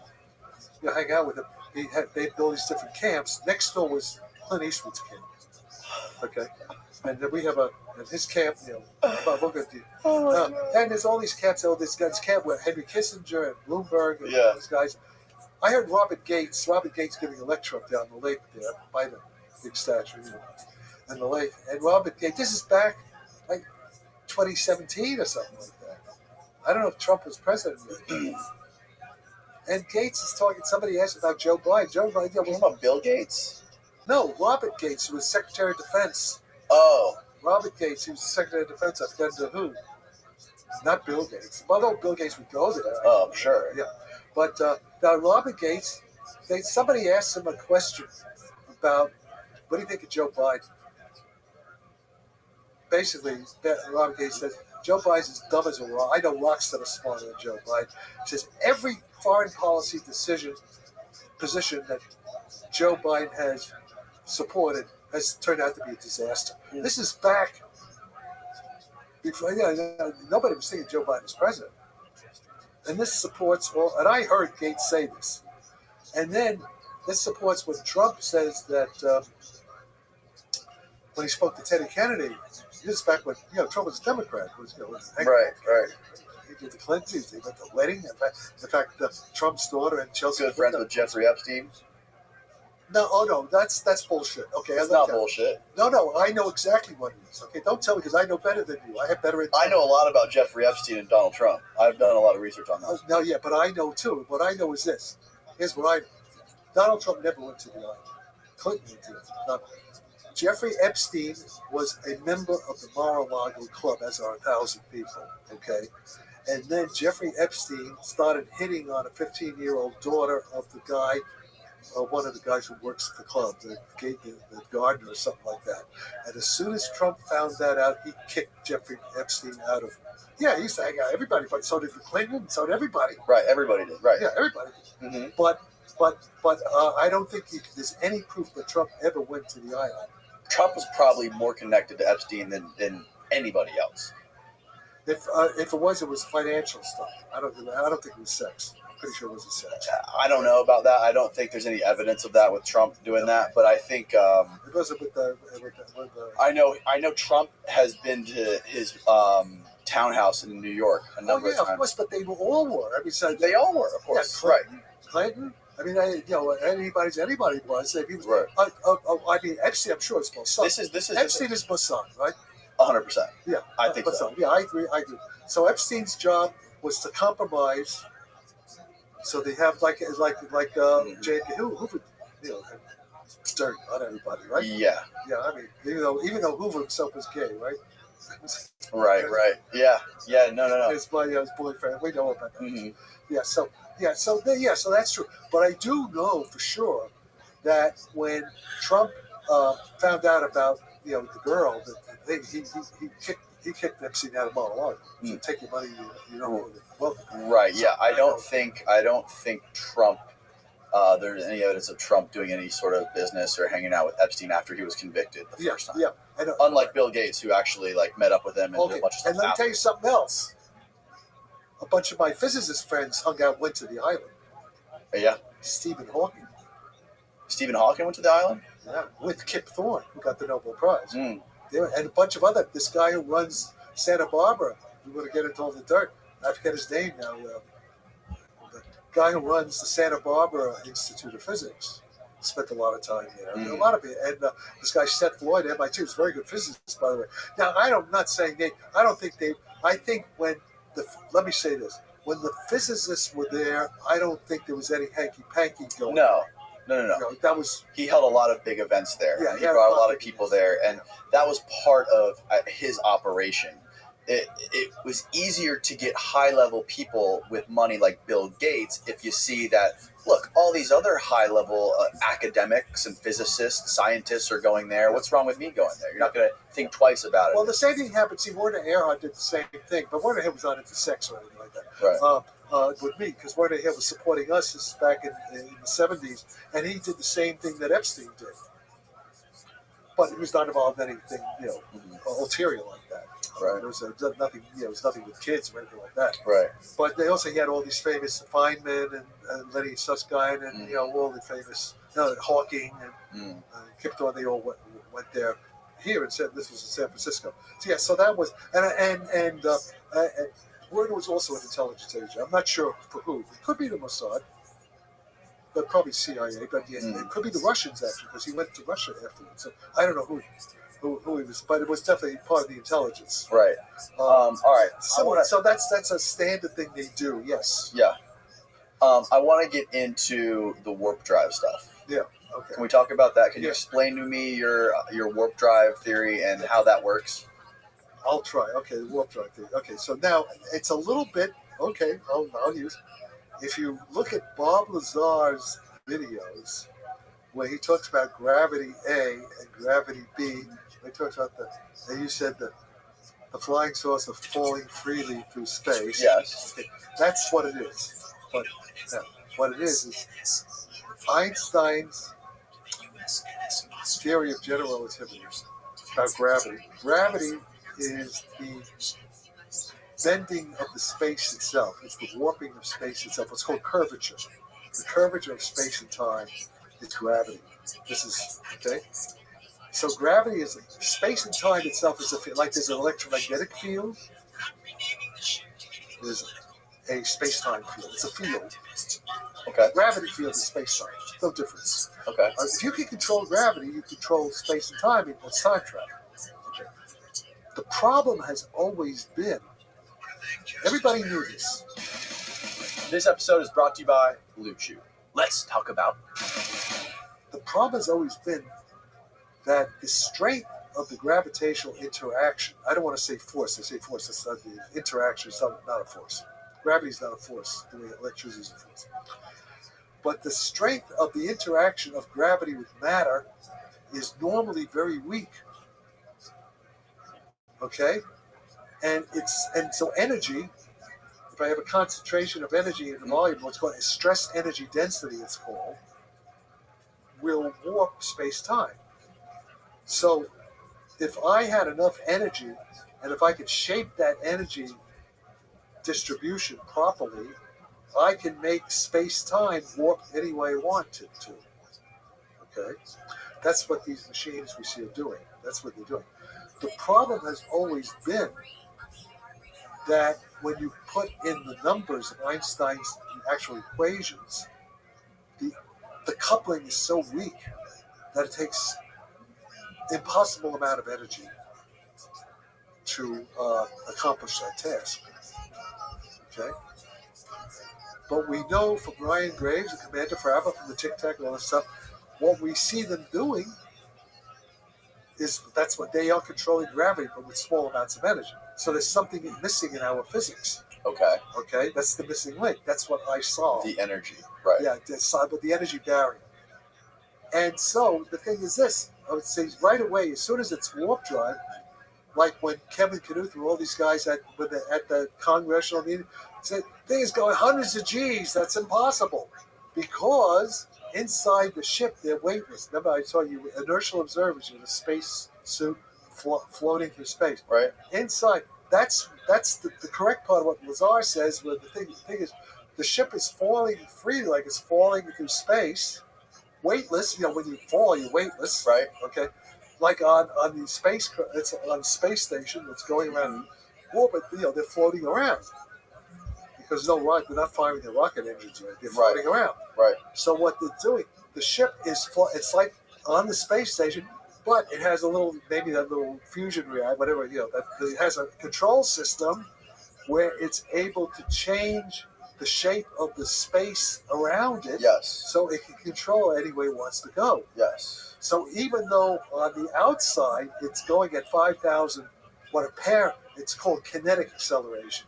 There's no actual, the G-force, the actual G, inside they're weightless. Exactly. Okay, outside they really are moving as if they're going 5,000 G and, you know, a million, zillion, jillion miles a second. But inside they're weightless. So we understand that right away. Yeah. Easy. Right. Easy conceptually, you know, anybody understands well. Yeah. But the guys, the CIA director doesn't understand it. I don't think so. Haynes, none of these, they don't understand it. They don't understand it yet. I'm trying to explain it to them. They don't understand it. Favreau doesn't understand it. Ryan Graves doesn't understand it. I can explain it to them. And when I tried to explain it to Chris Mellon, he got mad. He didn't want to hear it. He said, "No, you don't know." Why did he say that? This guy, Christopher Mellon, he's a schmuck. He's a schmuck. But when it comes to science, what is Christopher Mellon telling Jack Sarfati that he knows more physics than Jack Sarfati? I don't think he would claim to know more physics. He did. Well, he effectively did. He said, "No, you said you can't be so sure." I think he was trying to put it there. You can't be so sure. You know, it's 1,000 years from now. We won't know. And he's never taken a physics course. Right. And here the CIA is. He's a stupid guy who shouldn't be in the position. He's a Mellon. This guy, you know. And by the way, his cousin John Warner is a friend of mine. His cousin agrees with me. They have the same grandfather. They grew up together. John says, "Yeah, my cousin's an idiot." That's incredible. Okay, John Warner, who was Senator Warner's son. You know, his stepmother was Elizabeth Taylor, and all that. You know, all right. So, Navy Secretary of the Navy, all into UFOs. Okay, so both John Warner and Chris Mellon, we all agree UFOs are real. It's a threat. Right. Is it a threat? Of course, it's a threat. Yes. How is it a threat? It's a threat because some of them are not friendly, because there are many different. There's not just one. Which ones aren't friendly? Well, I don't know. The ones who contacted me presumably are friendly, but the ones there are people who've been hurt. That's what Jacques Vallée's working on. That's what Gary Nolan's working on. Right. They're working on the blood. They said at least people have died. Yeah, God sick. Now it may not be deliberate because you see that's what. Okay. In my theory, I explain when you have anti-gravity, if you're under, okay, if there's a UFO hovering, and you stand under it, you're not going to live long. You're going to get radiation. Radiation, yeah. Because it's what's called the blue shift, okay? Yeah, explain the blue-red shift, how that works. Okay. That's really interesting. This is basic physics. If you have an attractive force field, and you're like in what's called, if it's a negative potential energy, and you're down like toward the bottom, what's called the gravity well, and you want to get out of it, you have to, it's like walking up the hill. Yes. Okay, walking up the hill, you got to exert energy. You're losing energy. Mm-hmm. So when light does that, light is a photon, it's a packet of energy, where the energy is proportional to the frequency. So in order for the light to escape the gravity field, it's losing some of its energy, just the way you're expending energy by burning food, walking up the hill. Mm-hmm. Losing some of its energy. So the frequency goes down. That's the red shift. So that's okay. The red shift means, that's not ionizing. If it's lower the energy, then you can't do much damage. It's just like heat, it's low energy. Red light. Yeah, like reddish light, the red shift. But with anti-gravity, it's the opposite.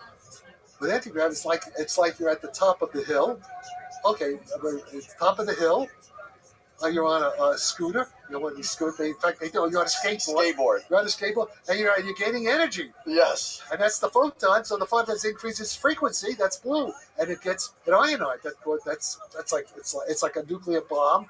Gamma rays, high energy gamma ray, high energy light. So what happens is the light escaping from below the thing, it's anti-gravity, right? Because it's hovering. It's the anti-gravity is canceling the Earth's gravity. Right. It's just hovering there.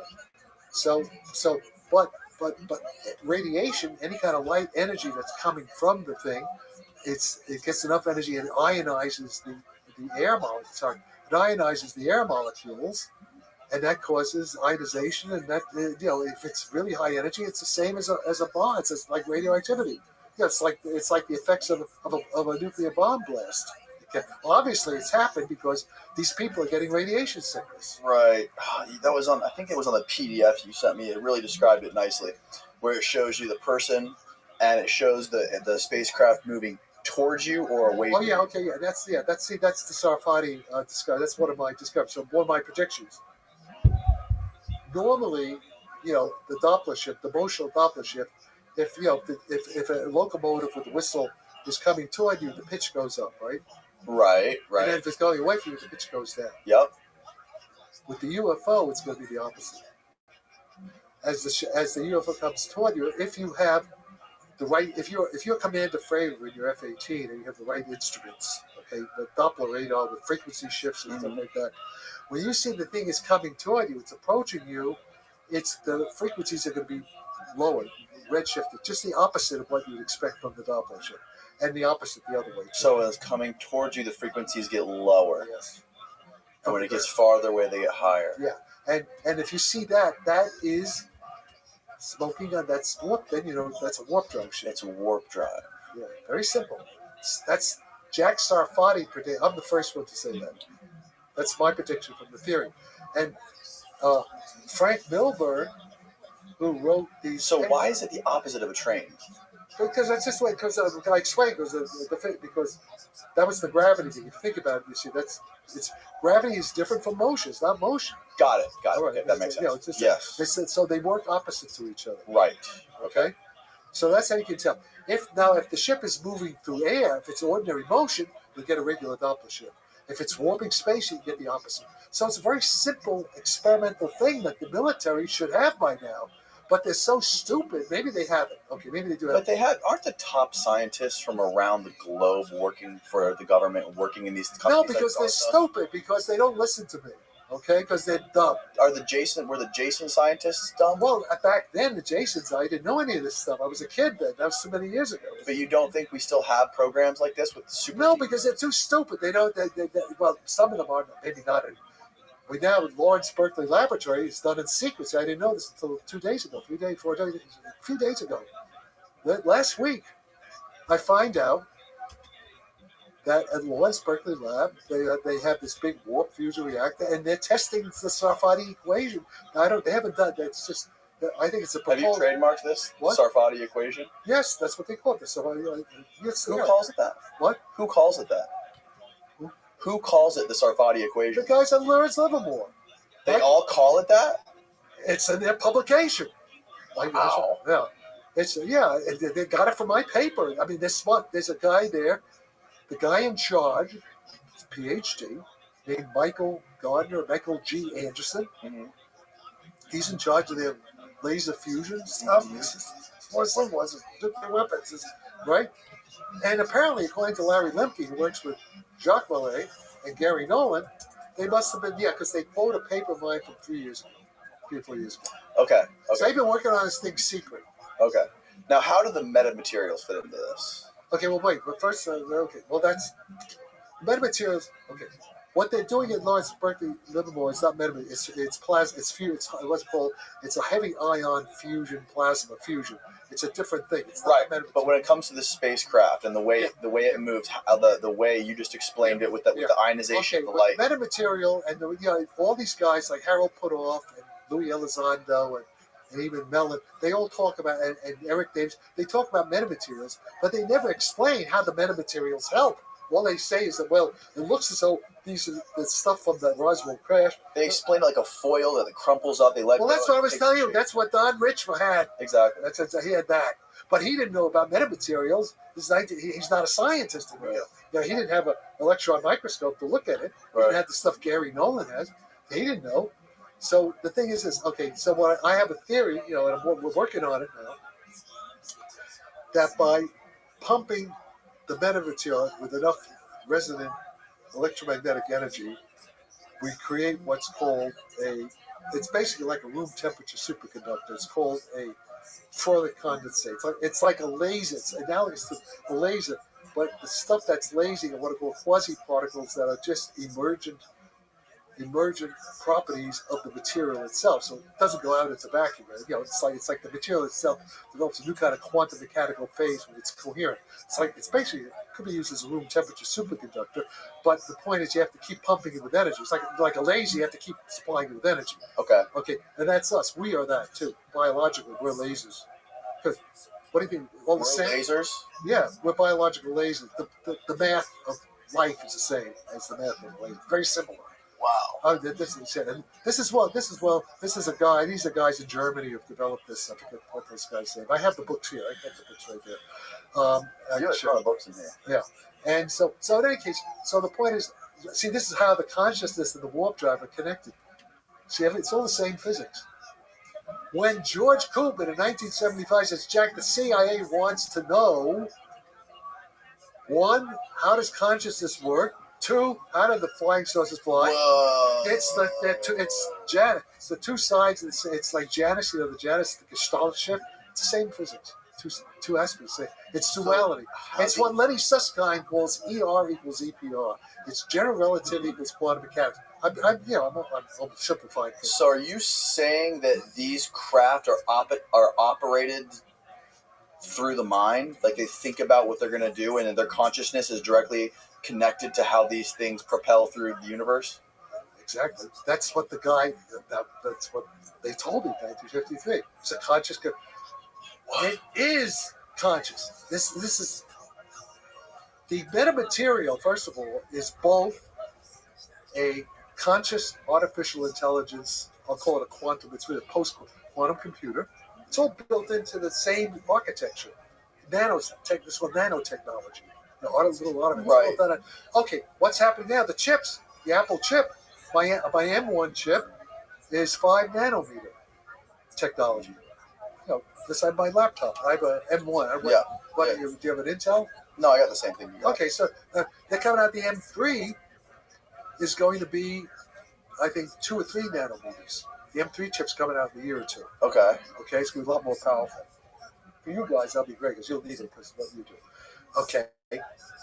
And Eric, the only useful thing Eric Davis, Eric Davis, I have a fight with Eric. Who's Eric Davis? He's a physicist like me, except he's a second-rate physicist. He didn't go to Ivy League schools. He didn't have he was a military guy, and they went to Arizona. He went to He's one of my competitors. Okay, he's a schmuck then. He's a schmuck, but he's all right. I could. Eventually, all these guys. Eventually, they'll probably will work together. Right. Yeah, it's like Donald Trump talking about. Who's the guy? The Texas Ted Cruz. Remember when they were competing and then they suddenly they're working together, right? Right. It'll have to happen because Christopher Mellon and Louis Elizondo, and they won't have any choice because the physics, like Lawrence Livermore now saying stuff. Eric Davis was going around saying Sarfati's crazy. His physics doesn't work. And meantime, he's pushing physics, which I know Al Putter's physics doesn't work. So there's this conflict because they're trying to get money. See, it's a money thing. Follow the money. Okay? But now, with Lawrence Livermore, they're going to test. So if the test works, that's proof of concept. Then there's no question. So they're going to have to. Already, the fact that Lawrence Livermore is taking my work seriously. Already, Christopher Mellon, if he's smart, he'll come say, Jack, I'm sorry, let's shake hands, let's smoke the peace pipe, and let's start working together. Like, why can't we? Like RFK Jr. says, All right. So, I attacked them because they're assholes. They've attacked me, so I attacked back 10 times worse. Do you think there's a plan? Do you think there is? There's no plan because everybody's stupid. There's no plan because nobody knows. Nobody knows. Your right hand doesn't know what the left hand doesn't know. And the most inclusive, they don't know physics. The people in charge are stupid. But they're not. When they start listening to me, they'll get smart. Seriously. There's nobody who knows more about this than I do. He could be 84 years old. You need to schmooze a little bit better. No, I can schmooze. But I won't. Fuck them. I don't care. The Russians invite me to Moscow. Yeah. Didn't you say Clinton sent some people here and talk to you? Yes, twice. Why did he do that? Because he wants to know this technology. But why did they invite me to Moscow a month ago? I could show you the papers. Right in Moscow. This was when Obama was president. Before any of this war stuff, we were still on friendly terms. Hillary Clinton was going to Russia. Obama was talking to Putin. This is when Obama was the president. Twice they came. And the first video, about a few months after they come and film me, and Putin's talking about all the stuff I was talking to the Russians on the video about quantum teleportation and this, and Russia's going to get the quantum computing. It's all, it's all.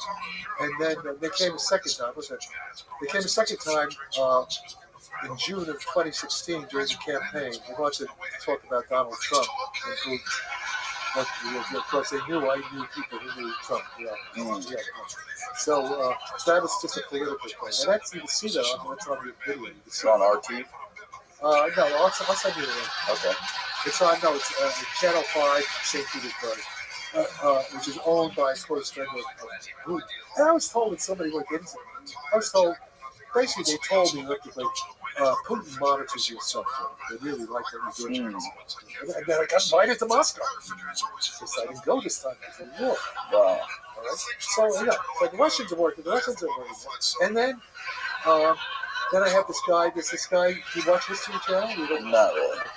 You about the Skinwalker Ranch? I know about it, yeah. Okay, you know the physicist who developed the Skinwalker Ranch? I don't know the physicist himself. Well, anyway, so in any case, finally... I've watched episodes of it. Actually, I've never watched it. I've only watched parts of it. I watched Trevor a little bit. But I guess I'm told that a presentation about what I'm doing is going to be given to the Chief of Staff of the Senate Select Committee on Intelligence, either maybe today or tomorrow or next week, very soon. So the Senate, they're beginning to wise up. And then there's the Anglican guy. He was trying to he spoke to the Chief of Staff, Marco Rubio, he knows Marco, the politics of Florida, and they were supposed to contact me, they never did. And this guy was Nelson, the head of NASA, he said he was an astronaut once, the head of NASA, they were supposed to contact, they haven't yet. And who else? And then, and then Ron Pandolfi, another CIA guy. Yeah, who's Ron Pandolfi? Jeremy Reeves mentioned that name to me. Ron Pandolfi, I've known him now for, I don't know, almost 25, 30 years. Okay, Ronnie, I know his brother. I met his kid. Ronnie Pandolfi, okay, he's, I guess, in his 50s now. Probably maybe 60 already, or late 50s. Ronnie's uncle was some high CIA guy, one of the Pandolfi. They're like the Anglicans, okay? Not quite, So when Ronnie went to UCLA, I think in physical chemistry in like 1980 or so, got his PhD, and his uncle, Rodolphe, already got him to say, come, we want you in the CIA. So he rose pretty quick because he's a PhD, you know, he's a scientist. So it's the science technology directorate. And apparently he worked for Christopher Green. You've heard of Chris Green, right? Christopher Green. He's the guy with the dead bodies, the aliens, and the guy with the blood, Gary Nolan giving them the, you know. Christopher, you just look. You got to do your homework. Hal Puthoff, Chris Green. These are guys. They're the guys who engineered the New York Times article with Leslie Keane. I was actually with them in London when they were doing it. What? Yes. Chris Green? Christopher Green. Yeah. Kit Green. I call him Kit Green. Okay. Anyway, keep going. I don't want to get you. I don't want to get you off track. Yeah. Harold Chipman was called Chip. Okay. Oh, his CIA name was Orwell. Nice. Doing operations now. I like that. Orwell. Okay. I don't know what. And Christopher Green is Kit Green. Kit Green. Yeah. They're all MK Ultra. SRI. All this weird desk. So in any case, it's called the weird desk. And so when Ron goes into the CIA, his boss is Kit Green at the weird desk to evaluate all this UFO and all this paranormal stuff. Bob Bigelow and all this things going on. All this weird stuff going on. Uri Geller. So they're all networked. So because of Ron's background, and also Ron at some point. He's the guy, or one of the guys, that goes every morning to Reagan, and this was a dinner with Reagan and Bush, I think.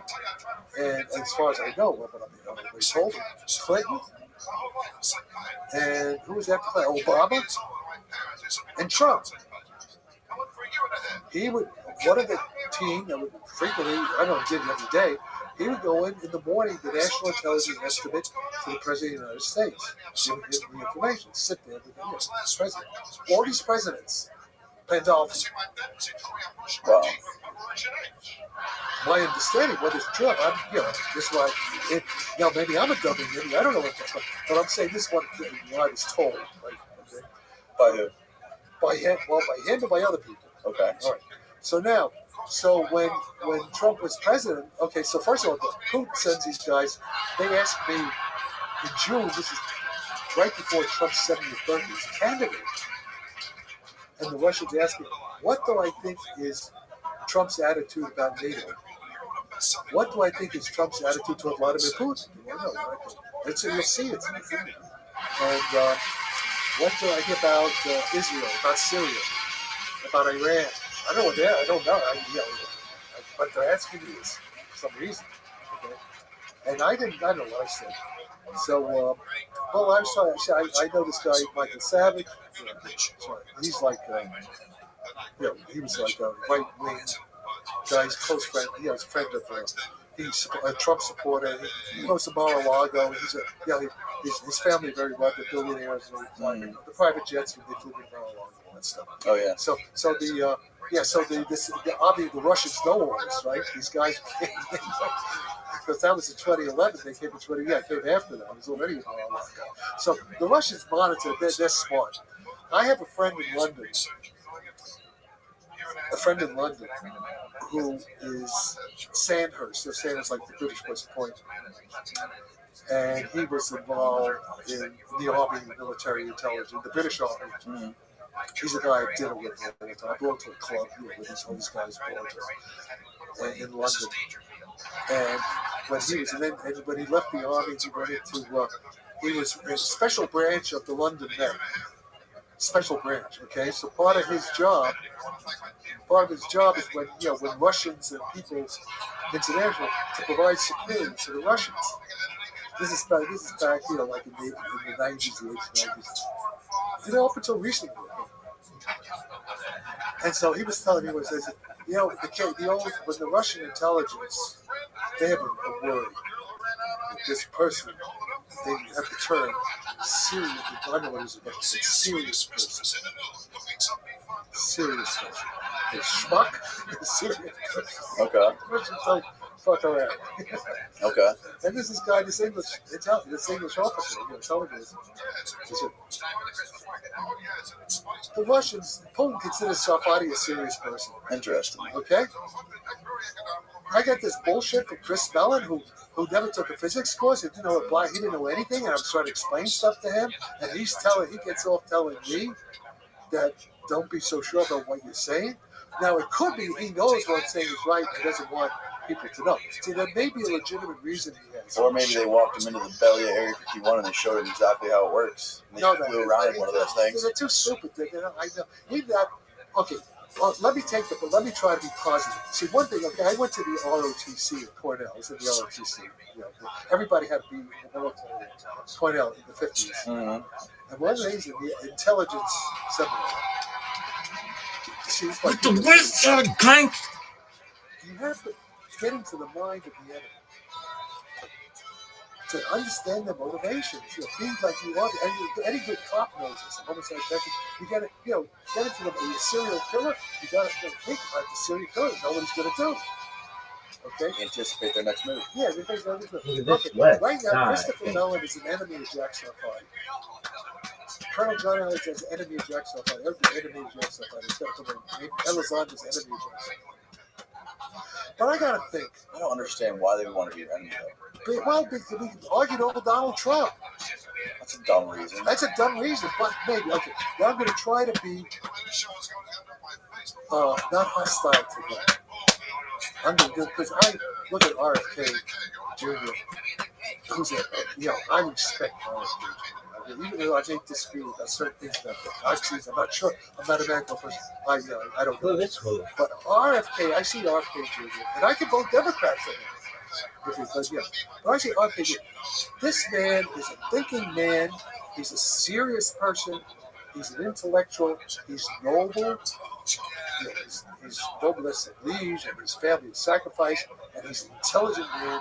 He's open to reason, and he's authentic. He doesn't bullshit around. And he's a polite man. He says, I will not say anything against any of my my competitors. Yeah. They don't like to talk shit about people. Yeah, and I won't say it's Donald Trump. Right.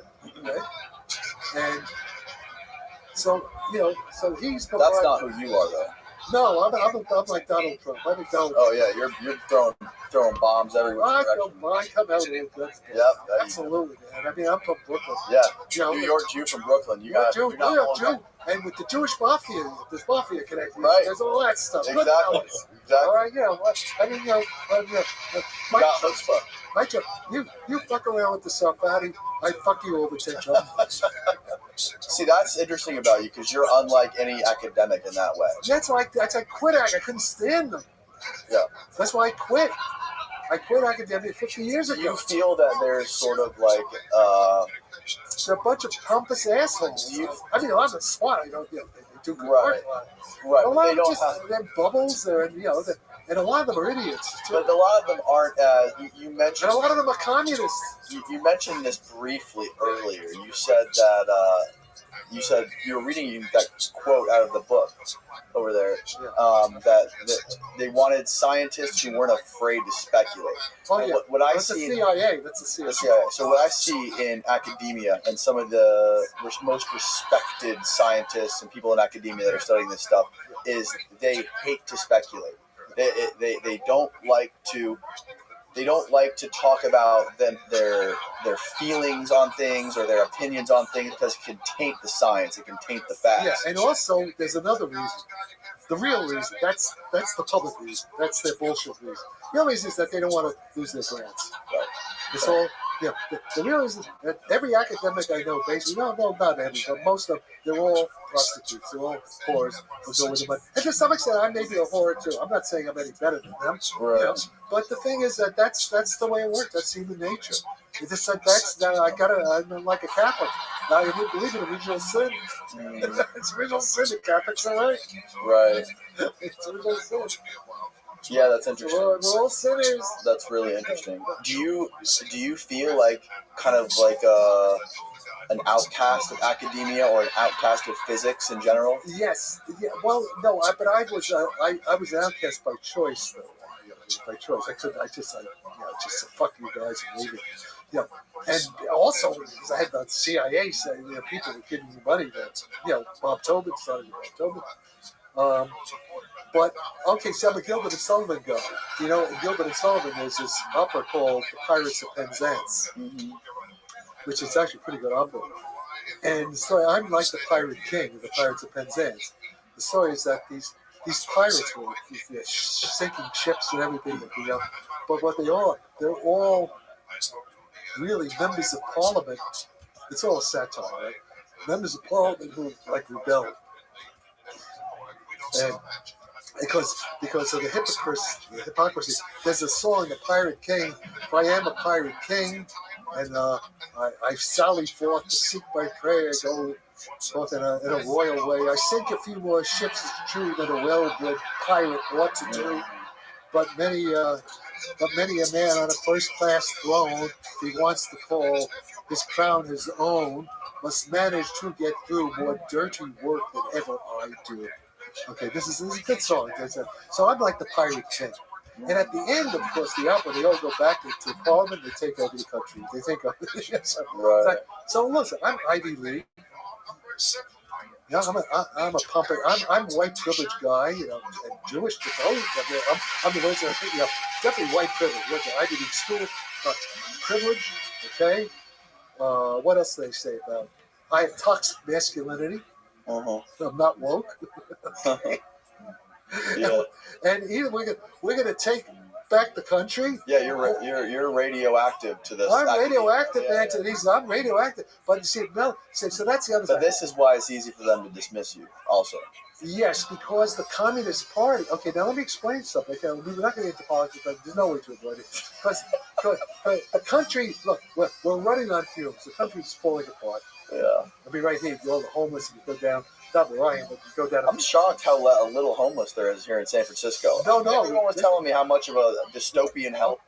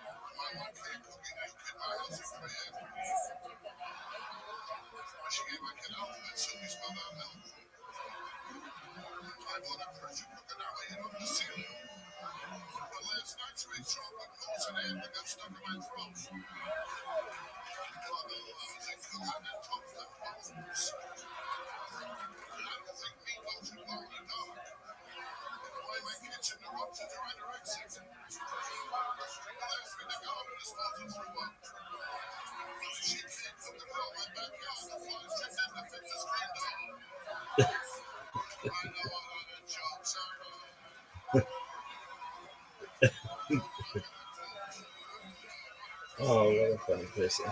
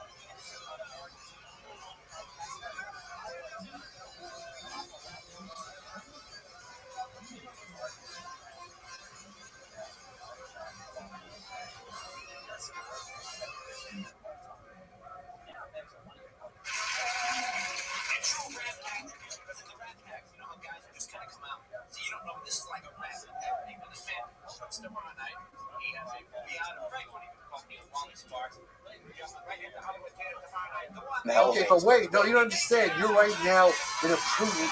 It's like feudal. It's like you're right now in a privileged area of San Francisco. Right, Sam Altman was right next door to you. Sam Altman's my next door neighbor. Steve Jobs' widow has a place up there, not far from here. There's all kinds of powerful people, billionaires that live here, and I mean, if something happens here, if I call the cops and I say there's some, cops will be here in 2 minutes. Right. All right. It's not that way in other Right. So as I say, as my friend, Michael Corella, friend of Jerry Brown, who's a philosophy professor at San Diego State when I was a professor, he says, when booking passage on the Titanic, it's best to go first class. We are on the Titanic. I see the. Hey, we're gonna go into that glacier, man. We're gonna sink. Yeah. But nobody's paying attention. The band, they just play. They're all so whatever. Have you, getting back to the UFO stuff? Yeah. Have you heard about what Gary Nolan talks about in regards to the human brain? He talks specifically about, I think it's the basal ganglia. He did some. No, I know. Okay, this is Gary. I'm not. I am okay. So what he did was he studied a huge group of people, and he found out that they have certain structures. They have extra structures in like the certain part of their brain, and those people are more in tune to the UFO phenomenon. Yeah, they're contactees. So okay. So you see that? Okay, I believe. Okay, first of all, I'm not a medical person. I don't know anything about it.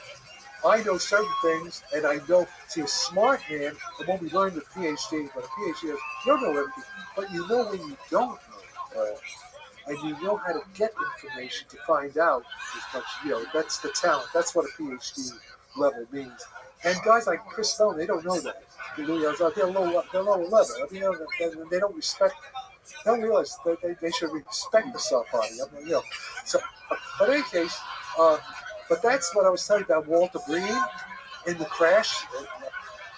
I think it's Roswell. Let's assume it's a Roswell crash. And then he claims he suddenly got superpowers. Mm-hmm. So that's consistent that something happened. They zapped him, and he got these powers. So probably Uri Geller said he had with Uri Geller. Uri Geller beam of light went into his head when he was 5-6 years old. Around the same time I was getting my phone calls, maybe a few years difference, and then he got the power to bend the metal, he claims. And then there's this guy at the time who witnessed this, was a young soldier, about 19 years old, Israeli defense soldier, who saw this happen, saw the thing come down, the orbital light, and zap Geller, who later came out only recently. He was general in the Mossad, in the IDF, saying, yes, I didn't want to say it until I retired, but he witnessed this incident with Geller. Okay? So everything that Gary Nolan says, and I accept Gary Nolan's expertise. I don't know what he knows. Angle that mic that way. Just grab it. Okay, can you hear me? Yeah, we're just trying to optimize. So the answer is I support whatever Gary Nolan says in his field. Mm-hmm. I don't know if he supports me because he works with Chris Bella and says anyway. So Gary Nolan has to decide which side he's he has to get the sides to come together. Yeah. So going back to that, there's also a connection to like paranormal shit too. Well, that's what I'm telling you. Yeah. So in his studies, it was not just people who were able to experience or witness these UFOs. It was also the same people had more paranormal experiences. Of course, like I have had. Like you have had. Well, I just tell you all this weird shit that's happening. Right. Oh, that's paranormal. Right. Yeah, that's kind of paranormal. Of course. But like, if you listen, I don't know if you've ever heard Bob Bigelow talk about poltergeist. Yes, of course. He talks about hearing poltergeist in his house and seeing ghosts. Okay, and it's not just him. It's John Rabbi. It's a CIA guys. I'm from New York. Viewing shit. Yeah, well, remote viewing. That's what Hal put up in Russell Sarari. And the remote viewing. I know some of them. It's real because I experienced that with Marshall Navy. I was like literally back in ancient Egypt. Yeah, you were taking LSD. Yes, and I was there. I mean, it was like it was like spectacular VR. I mean, but I don't think my brain is that good. It could do that. But it was like I was there. It was mental time travel. Fred Alan Wolf has written a book about this, his experience on these psychedelics. Picasso, he went with the shamans in South America. You should read his book. He talks about it. And then it's in last stuff talks about it, yeah, history. But I actually, with Marshall Navy, I went back, I was in some ancient Egyptian emerald temple. Emerald Temple. An emerald temple. Wow. Yeah, with these, like, the gods of Egypt, the ancient gods of Egypt, I was with them. And they're, like, coming back, they're like ETs. You know, so it could have been a real contact. And then I was also a Knights Templar, and I got the spear. I got the spear on my leg or something, like the spear on Jesus or something. You know, I was unbound here with a spear. Oh, and then I was also a soldier in World War II in the trenches and got killed. Oh, wow. So these are LSD experiences. Wow. So like I was like somebody else's mind, okay? Yeah. Okay, so this is real. And this only happened with Marshall Navy, who's a very unusual guy. Who made, by using his psychic powers, he died, I guess, in 1980 with $4 billion, which, you know, not as much as some of these guys have back then. Like this pre-internet, you know, this crazy stuff. What is your opinion on some of the work John Mack has done? Oh, yeah, okay. Oh, in fact, I know a kid. In fact, I know this kid. These are UFO experiencers. These are Yeah, I know John Mack. Friend of mine. You knew him personally? Yes. He's part of the whole thing. Right. Of course. We're all kidding. What is your opinion on everything he's done in specific? Like, it seems like there's I support 100%. It seems like there's more of these sightings around schools involving young children. Well, that's what happened to me. They want to teach it to young receptive minds so they can instill with their stuff. Yeah, of course. The answer is yes. Everything's done. And John, I still think, although I get a lot of pushback, I still think that John was assassinated. I was with John right before he went to London and got himself killed. In San Francisco, yeah. And he had just come off the Caribbean. He was on a yacht with Werner Earhart, one of the guys who had funded me with the whole thing here. Really? And he was going, and you see, John was also, he had a double life. John, you know, got a Pulitzer Prize for T.E. Lawrence, by Lawrence of Arabia. Lawrence of Arabia. Okay. Separate from his. And John went up to Oxford or Cambridge to get a seminar on Lawrence of Arabia. He was getting a prize on Lawrence of Arabia. When he came back, it was midnight. And I know it's this big street, it's a well-lit street. I mean, come on, it's a well-lit street. There was no traffic. And this guy from Czechoslovakia, say he was an immigrant from Czechoslovakia, on a truck runs him down. Come on. And they said, yeah. So he looked the wrong way. Yes, they looked the wrong way. But what happened? But this is a broadly, like a boulevard, bright lights, and he was right across the street. So even a truck could have seen him a mile away. The guy said he was drunk. This was an assassination. Because I'm pretty sure, and I don't care what his family would look like, these assholes tell me, no, don't say that. I'll say, I think he was assassinated because he was involved in intelligence operations. John Holt, he's Harvard. He's all part of the CIA stuff. So, John, he was involved something with the Islamist, revolution and things going on around that time. So I think he was hit. Also, I have another friend who's in French intelligence who was assassinated in the same way that Harold Shipman was. Guy from the French intelligence, Jean Nadal, who I do, and who was actually working with Francois Truffaut, who played the French scientist Francois Truffaut plays Jacques Vallée in Close Encounters of the Third Kind, where I got Vallée into the Hollywood connected to the party that Francis Coppola gave at his house in 1976 with Spielberg and all these guys, all these guys were there, and that's how he connected. And but Francois Truffaut was involved in an intelligence operation with my French friend Jean Nadal, who was I knew in San Francisco, and I never known everything. He was working for the French CIA, and he had found some stuff connected with people, maybe the Russians, I don't know, something. He had found out, they were going to assassinate, this is 1977. There was a plot to assassinate Nelson Rockefeller, who's still alive. Rockefeller died with surgery. And there's like the Union, there's all kinds of. In any case, he and Truffaut knew about it. And this was we were up. Oh, this was we were up in the. I still had the apartment opposite that Lawrence Rockefeller was paying for our PCRG apartment. It's in Hippie Cities. And John is up there, and John says he feels his life is in danger. This information. And he says, if something happens to me, it's holding my arm. So if something happens to me, please, investigate. A year goes by. Somehow somebody tells me, oh, my French army, another French guy, Michel. My friend Michel, his father's a general of the French army. He said, yeah, I hang out with these guys. And he says, Jean Nadal is being buried in Père Lachaise Cemetery. Sudden cancer. Yeah, it was polonium. I'm sure it was polonium poisoning. Yeah, he was killed the same way Harold Chicken was killed. Francois Truffaut died suddenly not too long after, just to see how when Truffaut died. Okay? So guys get whacked. Have to get whacked. And this fits right in what Goosh is saying, too. So, remember David Goosh? Yeah, of course. Huh? Yeah. Yeah, so I don't know. What did he say about people getting whacked? Well, I don't know, because you heard, but he didn't say much, because he can't say much. I don't know. Was he implying it's the CIA killing people, or is our own guys killing them? Who knows who? I don't know. What do you think about what he said about there's actual bodies, that we have possession of bodies? Yeah, well, I know that. I mean, that's what... You know it?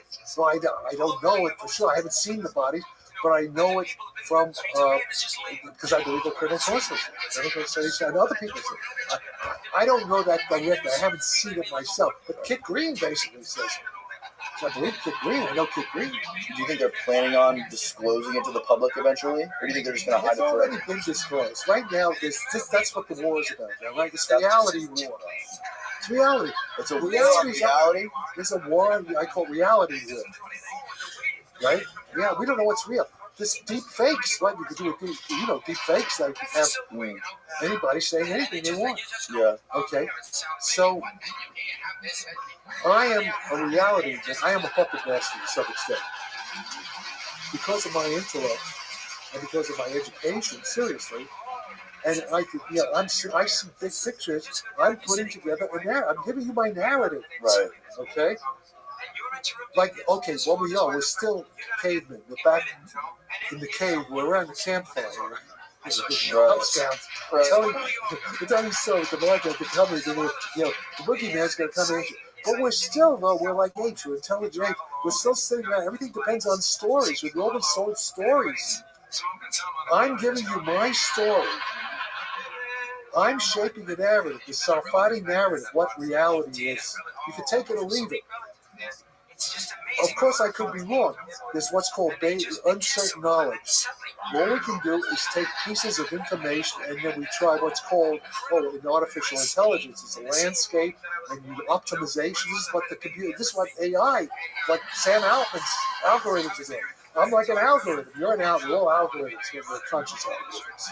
And we're doing exactly what it is. And we're trying to optimize.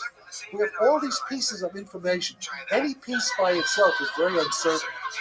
And we're trying to make a coherent story out of it. I'm giving you the Sarfati story, which I think, and I could be wrong, and I'm willing, as new information comes in, I change my story. I adapt to new information. I weigh it. It's called Bayesian probability. Very good way of putting it. Yeah, and I'm giving you what I think is the best optimum fit to all the data I have. What is the best storyline? What's the best narrative to give a coherent understanding of reality? Now, if somebody else, I welcome anybody to come. You tell me your story of these events. You tell me, get this guy Mick West. He thinks he knows. Yeah, he's a schmuck. All he does is look at the Frabor video, the Tic Tac video. Yeah. Okay, I don't care. He may be right about it. I don't give a damn whether that video is real or not. That's one little piece of data over a vast thing of data, and we can throw that out, and there's still plenty of convincing information. Right. Okay? That fits. Plus, I have the physics to explain it. See, that's what I have, but they don't have. They still think that things going through air and stuff like that. They don't know. What about the idea that a lot of these UFOs are living under the oceans? Oh, yeah. I got to go. You know, I got to be careful now. I have to be very careful. Now I'm like David Bush because I've been told classified information not from the American government, from a different government. I've been told classified information where if I say too much, I got to be very careful that a guy I work with can get in a lot of trouble. So I'm like David Bush in this thing. I'm in the same position Bush is in. It's got to be real. This is real. Not that I would. Maybe I would get in trouble too. I don't know. But the answer is yes. I know for sure. I have all kinds of details. And I even know where. But I don't want to go into it because until this guy decides to come public, the answer is yes. I know a tremendous amount about it, and the answer is yes, yes, yes, yes. 500 miles, yeah. A lot. In fact, most of them maybe they're based. Yeah, they come. Yeah, they definitely. And yeah, very, very much so. And I have privy information. What government? That'll give it away. Can you tell me what government it's not? Is it not the U.S. or is it? All I can say is not the U.S. It's not the U.S. That's it. Wrong to say. All right. So it's Israel. I didn't say that. Is this a program that is controlled by human beings? Yeah, well, no, yeah, he's military. It's a military program. Military program, and this guy's trying to figure it out. Reverse engineer it. He had it every day. He said, go in every day to work. So these things that are underwater are military things? No, wait, I didn't. They're not our military. They're not our military. No. We're talking about We're talking about ETs. We're talking about same thing Russia's talking about. Really, I haven't Talking really difficulties the same thing Phil Corso coming up with the Rick words. Doty talking about. Rick Doty, if you go with my some other stuff. Rick Doty, Air Force Intelligence. Yeah. That's a check. People don't like it, but I like it. And Rick Doty talks about the same kind of machine that Phil Corso talks about, that my guy worked on. May not be the same kind of machine, but I'm not saying it's the actual same machine. Same kind of machine my guy worked on, that's identical. Okay, and the machine is real, and it was this was at a U.S. Well, actually, it's a U.S. military base. I know where that base is. I don't think the machine may not be there now. This was years ago, but I have a good guess where it is now. At least where one of these machines are now, which I cannot say. Is this machine recovered, or is this machine intact? Operational. It wasn't reverse engineered. It was recovered. Yeah, no. This is an actual machine. This is I don't know how they got it. This one maybe it's a lost one. Maybe it's something else. Something else landed. What was left? They said they found it. Remember what Bruce did? Somebody did like 12 or 30 of them. A bunch of them. Going back to the 30s. Yeah, that's Italy. That's my Italian friends. Right. They have the access to all those records, the Mussolini records. Speaking of Doty, I just watched my first ever, the guy you punched in the face, or almost punched in the face. Oh, Stephen Greer. No, I didn't punch him like that. We're getting to the point. He would have killed me. He's big. He's muscular. I'm a little Jewish schmuck. He's like Charles Addy. He's like the Hulk. He's on steroids. Yeah, is he on steroids? He probably looked like he was. He's goofy. That would explain a lot, wouldn't it? So he, in one of his documentaries, I was watching on YouTube. Yeah. He was asking Richard Doty about false flag operations, and Richard Doty's like, "I can't talk about that. That's too classified." Yeah. No, there are false flag operations. Latest one was January 6th, but I won't get into that. So when it comes to UFO stuff, there are a lot of false flags, sure. What's the point of that? Well, I don't. Now you're asking me stuff that I don't. Yeah, as a physicist, I don't really care. There are a lot of stupid schmucks who are in the intelligence agency. They're idiots like John Brennan. We have these incompetent idiots who never should have gotten there. Some of them are communist moles like James G. Zagler, and they have all seen. We can't handle it. Whatever reasons they have. Some of them because they were working maybe for the Soviet intelligence. They didn't want us to know. Who the hell knows? People have different motives for being idiots and for keeping the truth. Yeah, what does RFK say? Say what RFK Jr. says. There's a lot of evil people, stupid people, and they have different motives for being evil and keeping the truth from the public. Right now, we're being kept from the truth. It's like Orwell, right? 1984. I see stuff. And I'm a subscriber to the London Times and New York Times. I see stuff what they're saying, And then I see stuff from intelligence people I know. It's just opposite.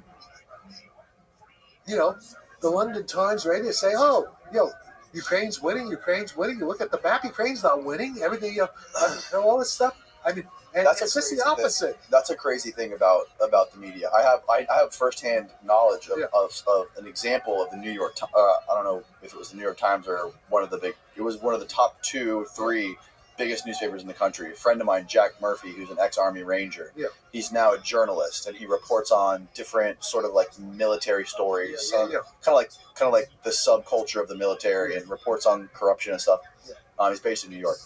He was working on a big story for over a year about the CIA using a NATO proxy spy service to do sabotage operations in Russia, blow up railroad tracks, burn down ammunition warehouses and stuff like that. Nord Stream pipeline. That wasn't part of this, but this was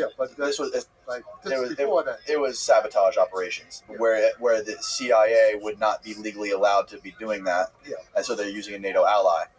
So this big article that he wrote, this big story. How many years ago was this? This was this past year, or this was 2022 rather, last year. So it could have been what was the pipeline? Was that just now, recently? The pipeline was also, I think, last year. Yeah. No, maybe it's the beginning of 2023. I think it was 2022 with the pipeline. Okay, right. The beginning of 2022. Well, they did the pipeline too. So maybe. Anyways, the point is, he was getting ready to publish this big story with one of these top 3 newspapers in the U.S., and right before they pressed the button, his editor at that newspaper said, "Hey, we got to get on the call with the CIA deputy director." Yeah, of course.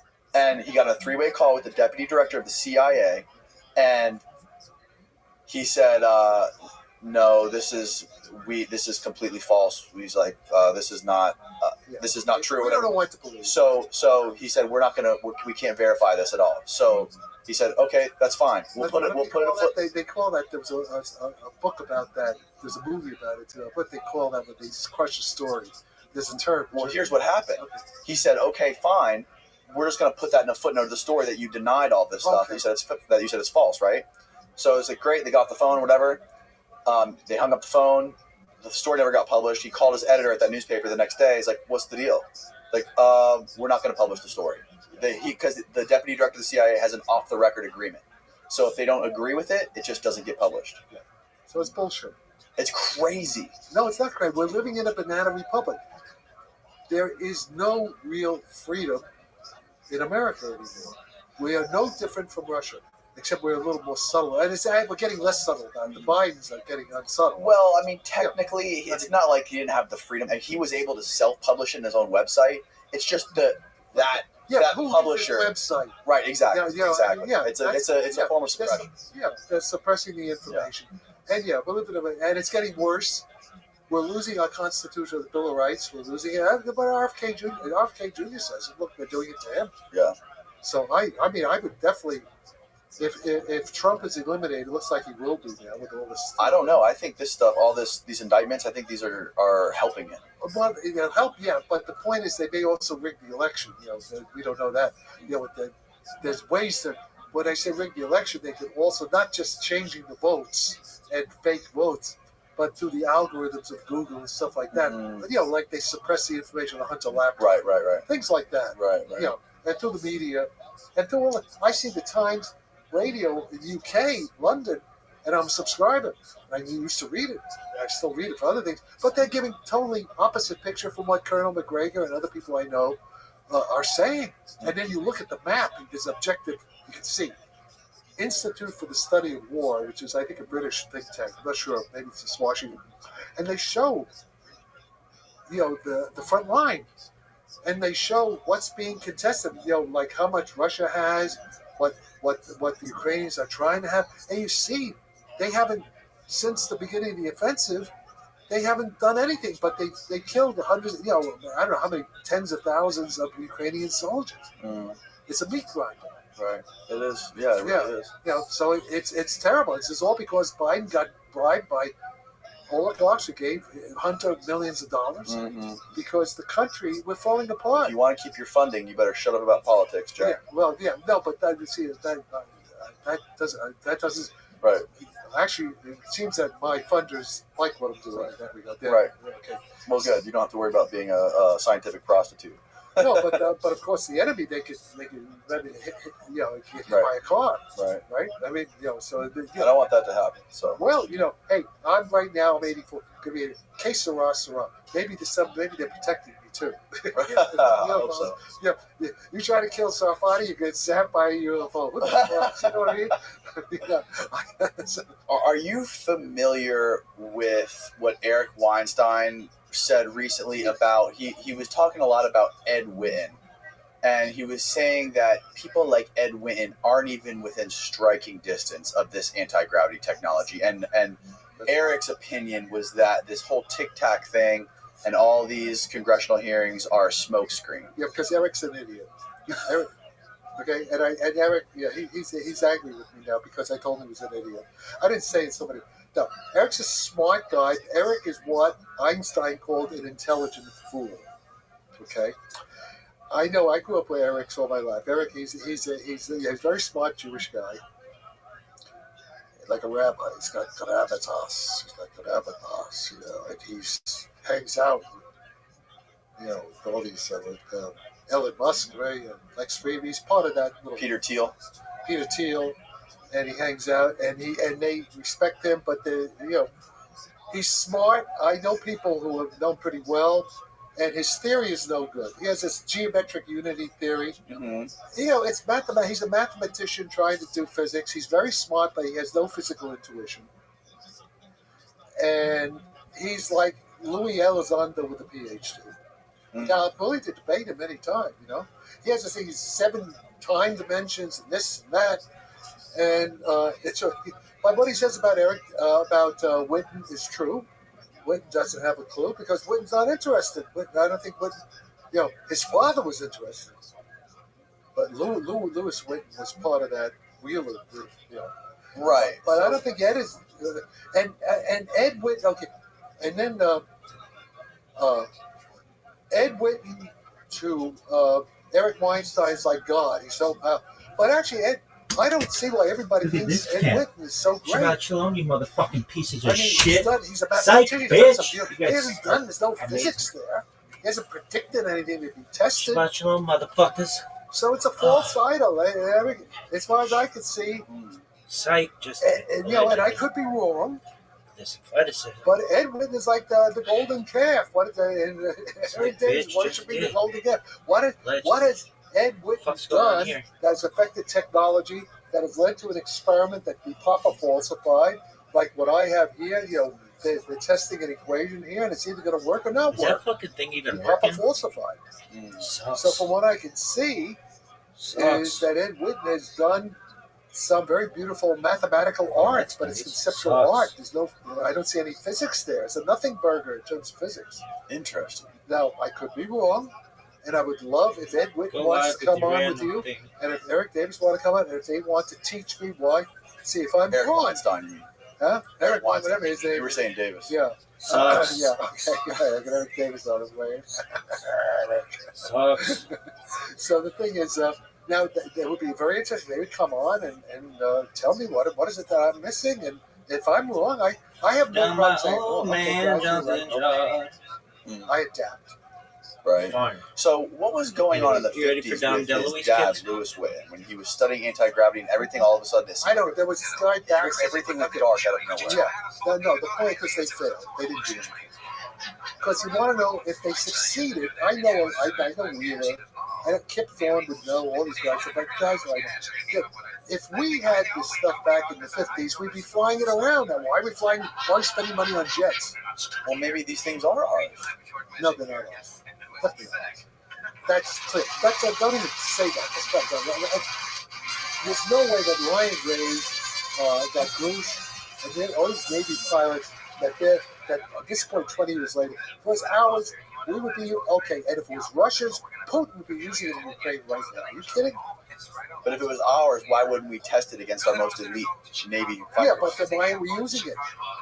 How do you know we're not using it? We're not using There's it. footage of them over in the Middle East. And Yeah, but they're not. Well, no, they would use it. It would come out. The Congress doesn't know. It provides the money. It's not out. Right, but some of these companies like the Patel Institute. No, they're all stupid. You gotta understand. They're all engineers. They're smart in what they do. They don't understand what I'm talking about. They don't understand general relativity. They don't understand it. They know the mathematics. See, there's a thing, there's different layers.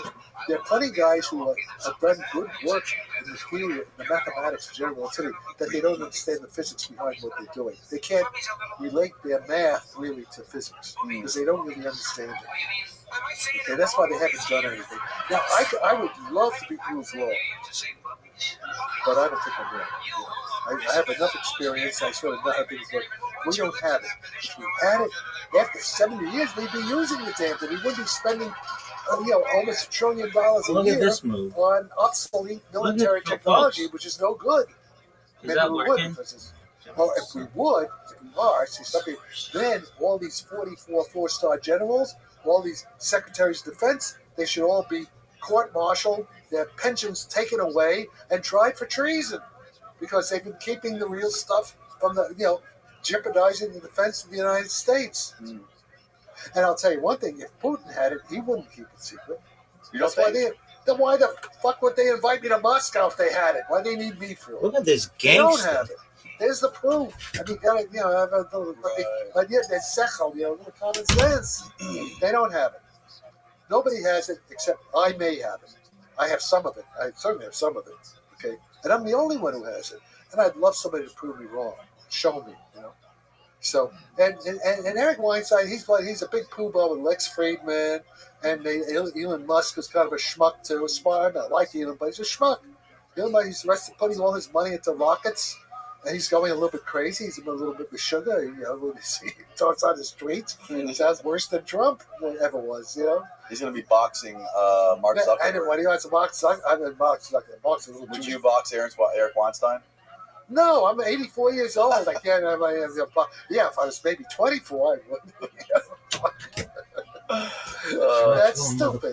They're stupid. They're smart in many ways, but they're stupid in many other ways. And that's why I'm saying Sarfati Space Corporation is going to kick the ass of SpaceX. Because we're going to show that every day, then you should use the graphic. Now we're going to show that all the rocket technology that SpaceX is using, it's brilliant engineering, right? The thing comes down, right? But we don't need any of that. It's dumb. It's you want to get to Mars, like crawling on your knees to get to Mars. We'll get to Mars in what? Half hour to get to Mars. You step through the warp drive. Yeah. If you get there and maybe through a wormhole, they just step through the doorway like in Doctor Who, and you wind up here in Mars. How do we go through We just walk through it. Walk through it. How do we make one? Well, how do we make it? That's what the experiment. Just in case. I want to put speed bumps. That's Sam and his Lamborghini. No. That's some asshole with a motorcycle. But the point is this: that the experiment that they're going to do at Lawrence Livermore, testing that equation, is the first step toward making it work. If that works, then we now. If it doesn't work, you have to go back to the drawing board and see why it didn't work. So it's called that. It's manipulating the fabric of space-time. Anything you warp, you change the shape of the gravitational field so it's a wormhole. So they're going at Lawrence Livermore. They're going to test your equation. Yeah, they test one of the. They're testing one version. There's a simplified toy model. They're not testing the general theory. They're testing a particular application of the general theory based on certain assumptions that are very simple for a homogeneous plasma. For simple, it's not a metamaterial. Metamaterial is more complicated. Metamaterial, is not homogeneous, not isotropic, and changing time. This is for a plasma, heavy ion plasma. You read the paper, and they're testing it to see if it works there. Okay.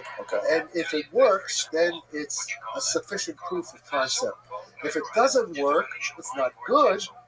But it's also, we've learned something that particular application of the general theory is the wrong way to go. At least it doesn't work for plasma. Okay. So they've tested some of it. Now, what they're testing they got this huge machine, and they got these beams of heavy ions. They're smashing them together in a tenth of a millionth of a cubic meter, tenth of a millionth, a tiny little volume bubble, and they're going to create a gravitational field that's 16,000 times the Earth's. In other words, you would weigh, if you were in the little guy in the bubble, your weight would be 16,000 times your Earth weight. Wow. 16,000. What would that do to time? Well, that's a good question. Yeah. But, and it's going to, that's a very good question, actually. It'll be a time distortion, maybe. Actually, thank you. I'll calculate that. But I was worried about whether it would make a black hole, which might be bad. And haven't they already made a black hole in a lab? No. They've done what called simulations, where they simulate. It's a computer simulation of a black hole using metamaterial, but it's not a physical black hole. This would be a physical black hole. So I checked. It turns out, even with their tremendous energies, what they're doing, it's nowhere near a black hole. But it is 16,000 Earth G, and the curvature, what's called the curvature, is 10 to the 22 times the curvature at the surface of the Earth. Now, the Earth makes a certain curvature here. It's very weak. It's very weak. But this is 22 pounds of 10 stronger curvature, according to the numbers. But it's still not a black hole. It doesn't make a black hole. So we don't have to worry about that. You explained a little bit about when we were talking about the warp drive, that you would need very little power. Power supply. You can do it with a cell battery. Yeah, should we try? Okay, let me see. Do I have? Hang on. Okay, can you see this? Tell me if you see this. Yep. You see the whole look? Hold that, it's gonna fall. Yeah, something might happen. Hit it. Okay. So you see this? Yep, you got it too. All right. Okay. This is Einstein's gravity field equation. Okay. Okay. And you see that thing called capital G divided by c to the fourth? Mm-hmm. Okay. That's the coupler. Capital G is what's called Newton's constant of gravitation. The little c in the denominator there to the fourth power, that's the vacuum speed of light. Okay. Okay. Now, just mathematically, now guys, you have to know some math in high school math. If you let that c in the denominator get small, okay, if you let it get small, then that coefficient g over c to the fourth gets bigger. Because when in the if you let the denominator go to zero, eventually you go to zero. That's infinity. One over zero is infinity. So in general, if you haven't been totally dumbed down by the Communist Party making Americans stupid, and what they say that math is gender, math is white privilege.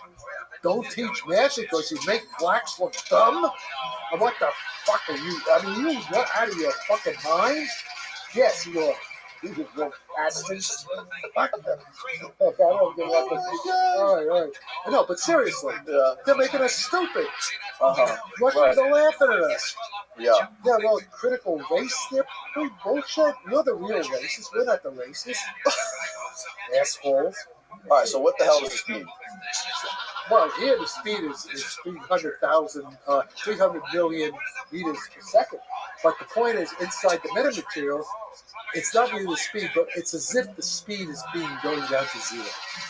And since the speed is going down to zero, the coefficient itself is getting big.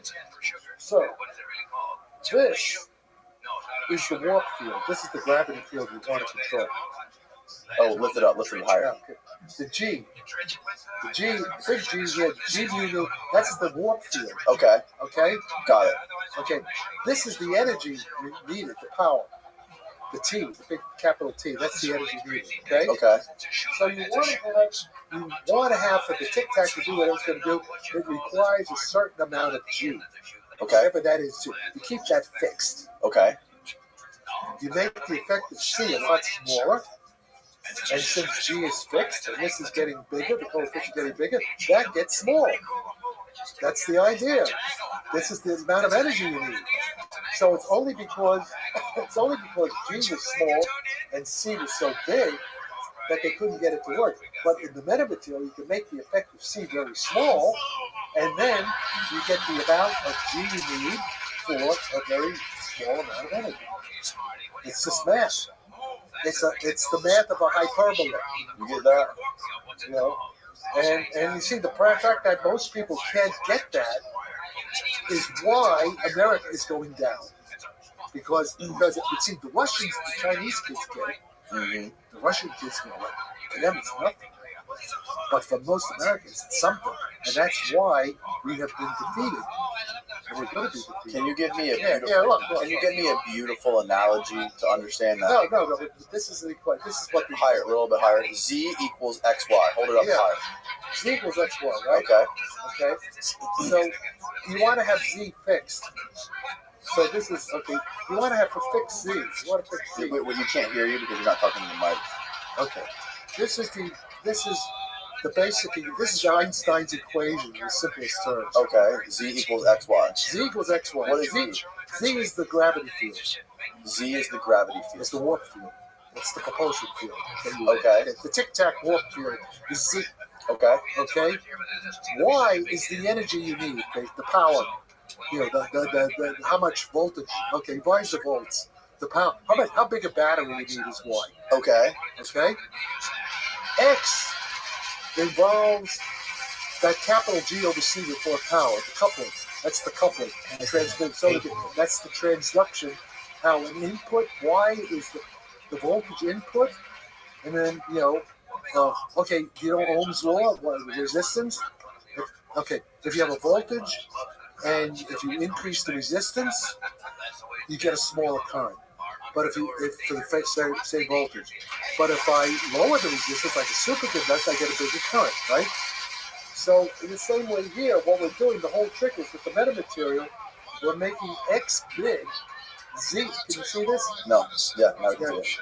But the trick is you keep Z fixed. Z is how much warp power do you want? How much warping of space-time do you want? That's Z. You keep that fixed because there's a certain amount you want to escape the Earth. That's it. Okay. And Y is how much voltage you need on your Tesla battery inside the UFO. Yeah, how much power? Okay, how many? Yeah, what do they call kilowatts of power? What do they call it? You buy the battery lasts a certain number of miles. Yeah. Okay, so that's what Y is. How big a battery? How big does Elon Musk have to make your battery? How much range do they get in these UFOs? Well, wait a minute. First, let's just get the idea. Okay, right. Don't ask me that. So I'm just making an analogy. Don't take it too literally. So now, and X is the coupling. That's where the metamaterial comes in. When we make X big, we make X big, keeping Z fixed. So you make X big, keeping Z fixed. That means Y gets less. Y is the amount of battery power. I got it. Okay, so that's the idea. That's the trick. That's the idea of warp drive. So what the point is, everybody, all these smart assholes, like Ed Whitten, they think that you can't change X. They can't change X. They say X is fixed, you can't do anything about it. That's why they don't believe any of this. They don't think you can change X. What is X again? X is the coupling of the voltage to the warp drive. Okay. X. Okay. What is X? Is like X is the engine. Okay. X is the engine. X is the engine. I understand that. Okay. So okay. It's like the horsepower of the engine. Okay. Okay. And Y is how much gasoline you need. Okay. How much gas? Oh, okay. Got it. Okay. So the higher. Okay. No. X is the efficiency of the engine. The efficiency. The efficiency. The efficiency. The more efficient the engine, for a certain amount of horsepower, this is like the amount of horsepower now. Okay, the horsepower is like the warp. Okay. So as you make the engine more efficient, you need less fuel to get the amount of horsepower, right? Or something like that. Yeah. Right. Now I'm enough to make that violence energy conservation. I'm trying to make an analogy. But the point is, look, it's simple mathematics. As Z is fixed, you make X big, the Z fixed, Y gets small. Okay, there's a graph. It's called a hyperbola. Okay, let me just draw a graph. This is X, and this is Y. I'll make it red, and this is Z fixed. This is it. This is it. So A little higher. this is the fixed. See, that red curve is called the curve of hyperbola. Okay. You can see which way. So when X is getting small, what does it mean for X to get small? X to get small, you're moving toward the origin. This is 0, right? X is getting small, so it goes X and Y is going up there. Y is the other way around. Okay, yeah. I want to go the other way around. I want. Okay, no. No, X starts off small. Right? X starts off here, and X is going there. So Y is getting small. Y is the amount of energy you need. Okay. That's it. So this is, it's basically this curve. It's the curve hyperbola. That's it. Curve hyperbola. Yeah, this is hyperbola. See, now this is, I want to tell you something. In Russia and in China, even in France, the kids learn this when they're 10 years old. A 10-year-old kid, your kid should be knowing this by now. By the time they're 11 or 12, for sure. Oh, okay. Okay? And the fact that most Americans don't know this is why we're going under. This is the biggest national security threat, is that the average American kid, like you guys who are pretty smart, don't know basic mathematics. And that's why the Congress doesn't know it. The CIA director now is a PhD in physics. Oh, yeah. Who's the CIA director right now? That woman, I forgot her name. Is it a woman right now? It's a woman, yeah, and she's a PhD in physics. So she may already understand this. I don't know. Maybe she's keeping it secret. But she could understand this in 2 seconds. Who is the current CIA director? William Burns is the current CIA director. Okay, no, the DCI, the National Intelligence Director. Okay. Who's that? Is that a woman? Check it. What's it called? DCI director? The National Intelligence Directorate, National Intelligence Directorate or something. Yeah, she's like the boss, the oh, yeah, Avril Haines. Avril Haines. Look at her. She's a PhD in physics. Oh, wow. Okay, so Avril Haines should be calling Jack stuff out in the goddamn telephone. Jack, sorry, let's do a Zoom and we'll have a discussion. Right. And Avril Haines, though, Ron Gaddafi used to work for these people, so this is all, they should do this. Yeah. Stop being stupid. Meantime, the Russians want me to go to Moscow. Right. You want the Russians to get it. Schmucks. And it's all, I blame Chris Mellon. Chris Mellon was Assistant Secretary for Intelligence at the Pentagon. Because he was a Mellon. And Mellon should have told him this. Mellon should have told him this. So he's not doing his job. Right. So that's the problem. That's the problem. The problem is, and we see it, what's happening in Ukraine. Everything we're doing is stupid. We have open borders. So now what's happening with the open borders? We have Chinese, Communist, Iranian, and God knows, North Korean special forces, sleeper cells, those are young guys, these are military-age men coming through, and they're ready. They get the order, bang, what happens? They blow up Hoover Dam. They blow up our nuclear reactors. They incapacitate our energy generators, oil refineries, and we're dead in the water. We have no home defense now. There's no home defense. They can take us over any time. Well, didn't you say we have that biodome that blocks all the nukes? No, we don't have it. I want to make it. We don't have it. That's what they're hoping that. I'm not sure we can make it. I think maybe we can because the Tic Tacs have it. We have some evidence. Anecdotal, the Tic Tacs have. They have a force field. Yeah, they can bounce. They try to shoot it down with missiles and it bounces off. They try to shoot a Tic Tac with missiles. Or other sort of the U.S. stuff coming out of the water. Yeah, they tried to shoot it down. What? Who tried to shoot it? Well, I can't tell you, but the guys who told me, I get in trouble. I'm going to get in trouble. And what happened to they shot rockets at it? Yeah. What happened to the rockets? As they bounced back, nothing happened. You can't get through it. Well, they even have the thing when they have this UFO and they take acetylene torches and they try to they can't vent it until they can't vent it until mentally if it likes your brain waves, it'll obey your dreams. Really? Yeah. That's people can consciously tap into them. What? People can consciously tap into them. That's the only way you can. It's the way they control. Because they're alive in a sense. They're artificial life. They are post-quantum artificial living conscious intelligence. They are chat AI. Oh, they are. What's happening? What Safari Corp is going to do if we're successful? If we get killed, it may not. What Safari Corp is going to do?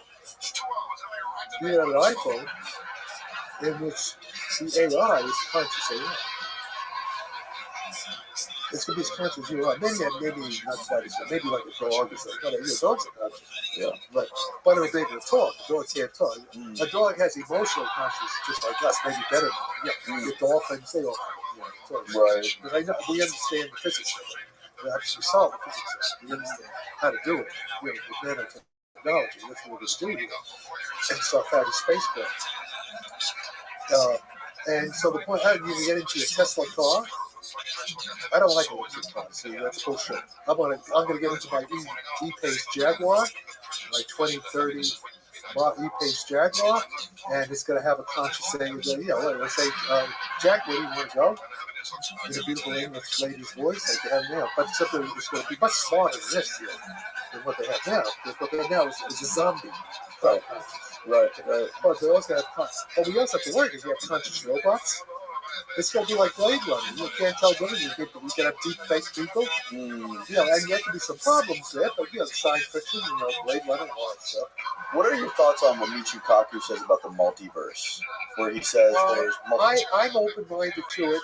I know I met Michio Kaku. We discussed why he's into flying saucers. Yes. And he's a very smart guy. And very good communicator.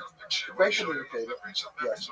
And whatever Michio says, he takes seriously. He's, as they say in the KGB, Michio Kaku, serious person. Drinks of vodka. I drink vodka. Michio Kaku, he's a serious person. So you were talking to him. What is? I was at a bar with him in Santa Fe. We spent like an hour drinking. He was telling me about this. This is when I got into the fight. Almost got into the fight with Steve Greer. Steve Michio was there. Oh wow! And afterwards, somewhere in Santa Fe, this hotel in Santa Fe, New Mexico, and we were sitting down at the bar, drinking, and he said he investigated the JAL. He's a Japanese American, and so he's interested in the JAL thing. And he said everything is real. He investigated everything is real.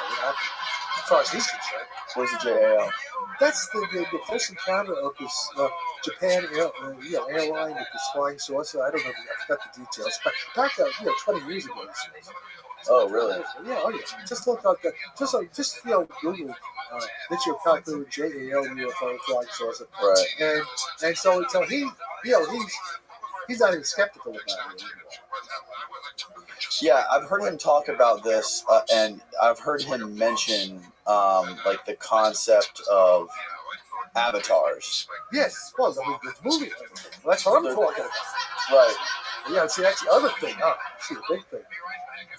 I should have it. Because all these Silicon Valley young, your generation assholes, they got those, they want, Sam Altman's one of them. Yeah. So they want to live forever. They want to live forever. Safari Space Corporation has a chance of showing them how to live forever. Because the CIA, George Pilgrim, 1975, says, Jack, we want to know how consciousness works. So that's called the hard problem. Tom Stopper go to play with the hard problem. David Chalmers, besides with Americans, philosopher, they all pussyfoot around. Now, I solved the hard problem back even 20 years ago. It was one of the first.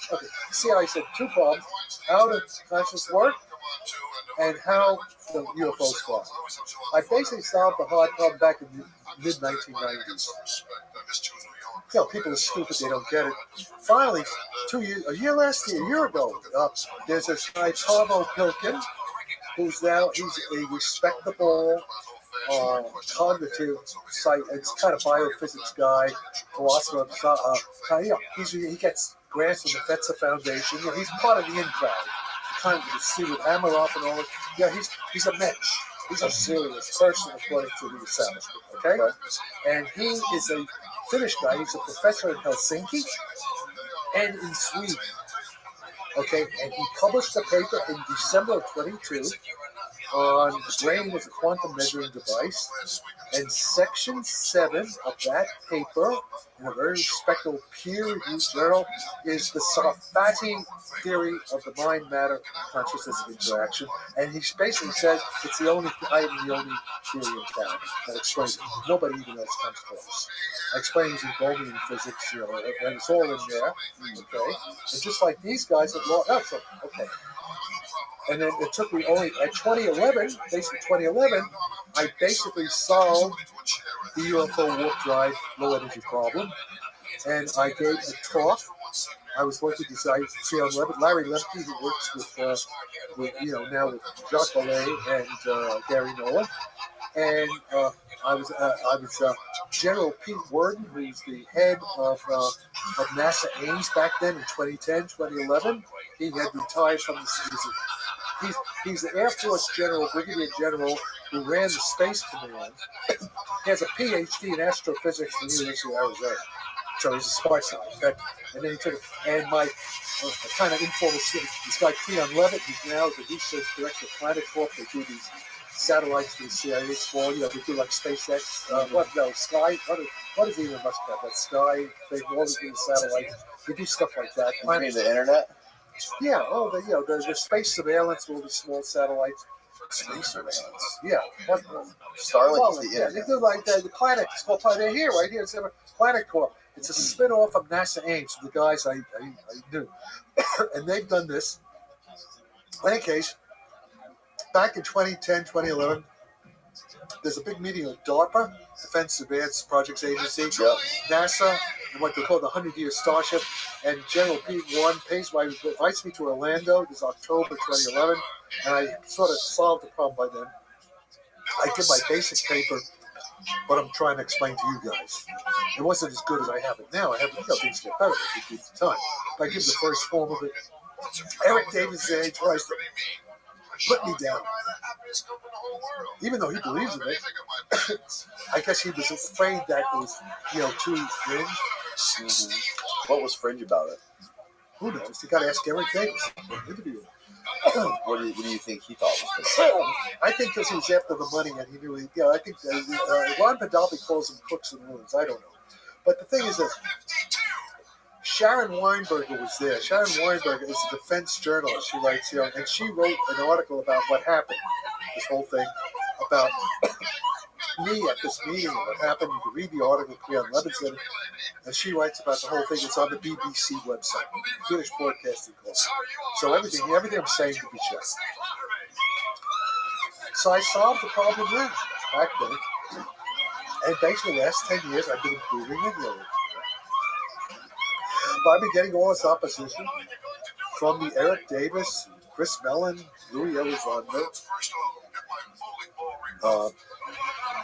Colonel Alexander crowd, mainly because of that they hate Donald. They have Trump derangement syndrome. So because of that, they have Sarfati derangement syndrome. Because I was supportive of Donald Trump. That seems to be it.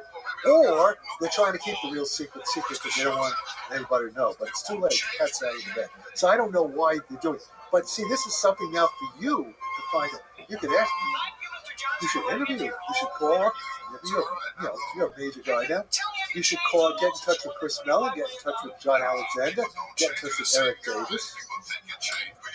In fact, I give you a list of people. They're the ones who are anti-Jack. But there's also Ronald Podolphy, pro-Jack, Travis Davis, kind of pro-Jack, Larry Lemke, you get Jacques Vallée, have a panel. Just have a thing. They all get everybody in the same on Zoom, do a Zoom, whatever the hell you want to do, and let's just get it all out in the air. All these guys that you're mentioning, they're all experts in different fields, right? Obviously, Christopher Mellon, he's a politician, he's a defense guy, right? He's not a politician. He's a what is his title? I don't know what his title is. Okay, he was Secretary of Defense, right? for intelligence. For intelligence. Yeah, back during Clinton. Right. And a little bit under George Bush, but but he was His job, by definition, is not to understand physics, is it? Well, intelligence, you got to know something about it. He's now Chris and I agree on some very core issues. Chris says UFOs are real, tic-tacs are real machines. Jack Sarfati says yes, UFOs are real machines. Chris Mellon says UFOs are a military threat. Jack Sarfati says yes, Chris knows UFOs military threat. And Elizondo agrees with them, and actually Putoff agrees. Eric Davis, we all agree on this. So on the important stuff, we all agree. When they start attacking me, is they say Jack Sarfati is a nutcase, conspiracy freak, everything. He's a nut, and he doesn't understand physics, and his physics is wrong. We got the physics. What do they say specifically is a conspiracy? When they say you're a conspiracy, what part about what you say? Oh, because I support Donald Trump, and I believe that January 6th was a ripoff. It was like the Reichstag that they had, because I think there have been FBI and government agitators leading it on, and I think Trump was stupid to do it in the first place. He fell into their trap, So I think it's a lot of bullshit. All the indictments are bullshit. I basically, I'm on that wing. I'm with Matt Gaetz and some of the other guys. What's her name? They hate her. The girl from South Carolina, the congresswoman. Who's Green, is it? Whatever. I can't think of names offhand. And I support Tucker Carlson. All these people. And so that's why. So it's part of the Civil War. Civil War goes on. Yeah, no, that's you're basically just giving them an easy excuse to dismiss you by talking about all that. Yes, because I'm not going to compromise. I'm not going to. He said no matter what's true, they're going to be able to justify that. Exactly. Half of the country. And I'm not like, for a while I supported what's his son, Sanctimonious. He calls him. There's a good governor. Ron DeSanctimonious. Ron, your governor, and your governor comes off. This is interesting. And he says, at one point earlier, he says, we shouldn't be giving money to Ukraine. Ukraine's lost the war. It's stupid strategy.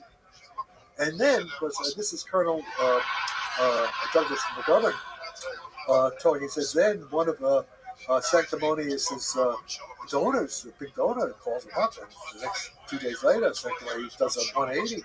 Says, it's just the money. Right. See, these are just politicians. These are about that just going the script of their donors. These are just good. These are good people who want to make the country better. These are. No, that's right. But RFK Jr. and I support Trump, but I would support RFK Jr. is the real thing. Okay, I may not agree with everything he says on certain things, which I'm not, but he is authentic.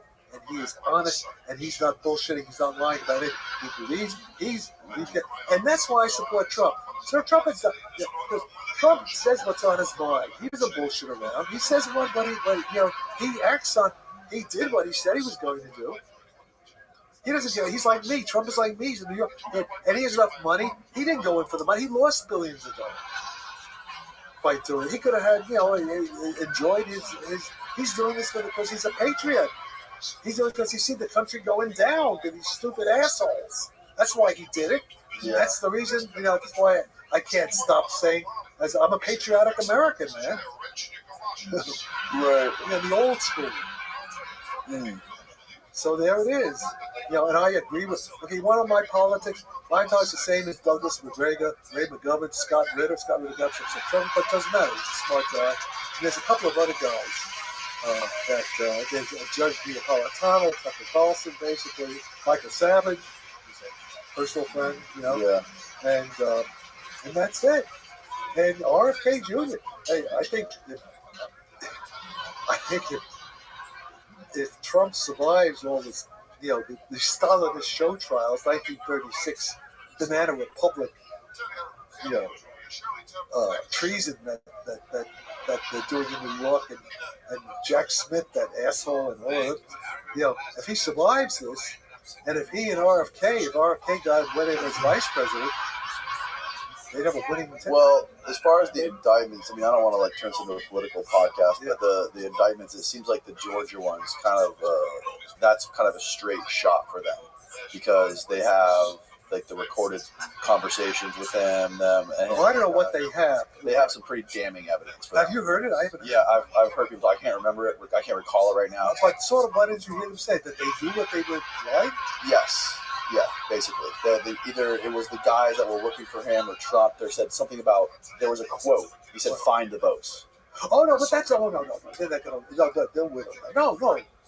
Oh no, that's bullshit. That's all. If it's just find the votes. Yeah. That's bullshit. Okay. That's like saying that is total crap. That's an ass. Oh, I'm not even. I can defend him on that. Yeah. And he said, he meant by that. He believed that's not lying. He meant that there were phony votes and there were real votes they haven't counted properly.